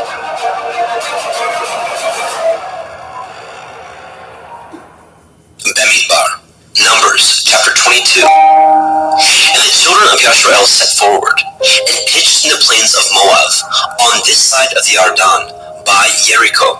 And Balak, the son of Zippor, saw all that Yashrael had done to the Amorim. And Moab was sore afraid of the people, because they were many. And Moab was distressed because of the children of Yashrael. And Moab said unto the elders of Midian, Now this company licks up all that are round about us, as the ox licks up the grass of the field. And Balak, the son of Zippor, was king of the Moabim at that time.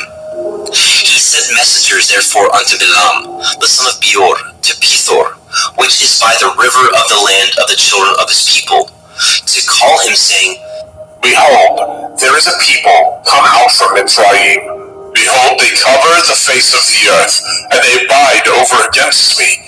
Come now, therefore, I pray you, curse me this people, for they are too mighty for me.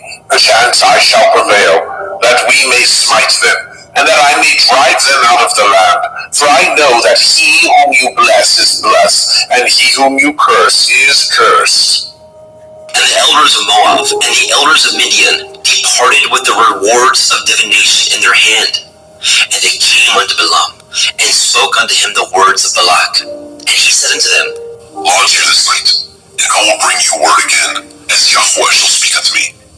And the princes of Moab abode with Bilam. And Elohim came unto Bilam and said, What men are these with you?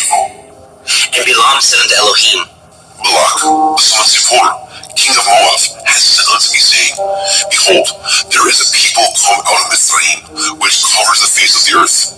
Come now, curse me them. Perchance I shall be able to overcome them, and drive them out. And Elohim said unto Bilam, You shall not go with them. You shall not curse the people, for they are blessed. And Bilam rose up in the morning, and said unto the princes of Balak, Get you into your land, for Yahweh refuses to give me leave to go with you. And the princes of Moab rose up, and they went unto Balak, and said, Bilam refuses to come with us. And Balak sent yet again princes more, and more honorable than they. And they came to Bilam, and said to him, Thus says Balak, the son of Zippor, Let nothing, I pray you, hinder you from coming unto me, for I will promote you unto very great honor, and I will do whatsoever you say unto me. Come therefore, I pray you, curse me this people. And Bilam answered, and said unto the servants of Balak, If Balak would give me his house full of silver and gold, I cannot go beyond the word of Yahweh Elohai, to do less or more. Now therefore, I pray you, tarry ye also here this night, that I may know what Yahweh will say unto me. And Elohim came unto Bilam at night, and said unto him, If the men come to call you, rise up and go with them. But yet the word which I shall say unto you, that shall you do. And Bilam rose up in the morning, and saddled his ass, and went with the princes of Moab. And Elohim's anger was kindled because he went. And the angel of Yahweh stood in the way for an adversary against him. Now he was riding upon his ass, and his two servants were with him. And the ass saw the angel of Yahweh standing in the way, and his sword drawn in his hand. And the ass turned aside out of the way and went into the field. And Balaam smote the ass and took him into the way. But the angel of Yahweh stood in the path of the vineyards, a wall being on this side and a wall on that side. And when the ass saw the angel of Yahweh, she thrust herself onto the wall and crushed Balaam's foot against the wall. And he smote her again. And the angel of Yahweh went further and stood in a narrow place, where was no way to turn either to the right hand or to the left.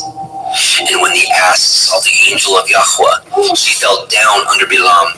And Balaam's anger was kindled, and he smote the ass with a staff. And Yahweh opened the mouth of the ass. And she said unto Balaam, What have I done unto you, that you have smitten me these 3 times?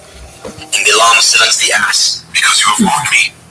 I would there were a sword in my hand, for now I would kill you. And the ass said unto Balaam, I not lost.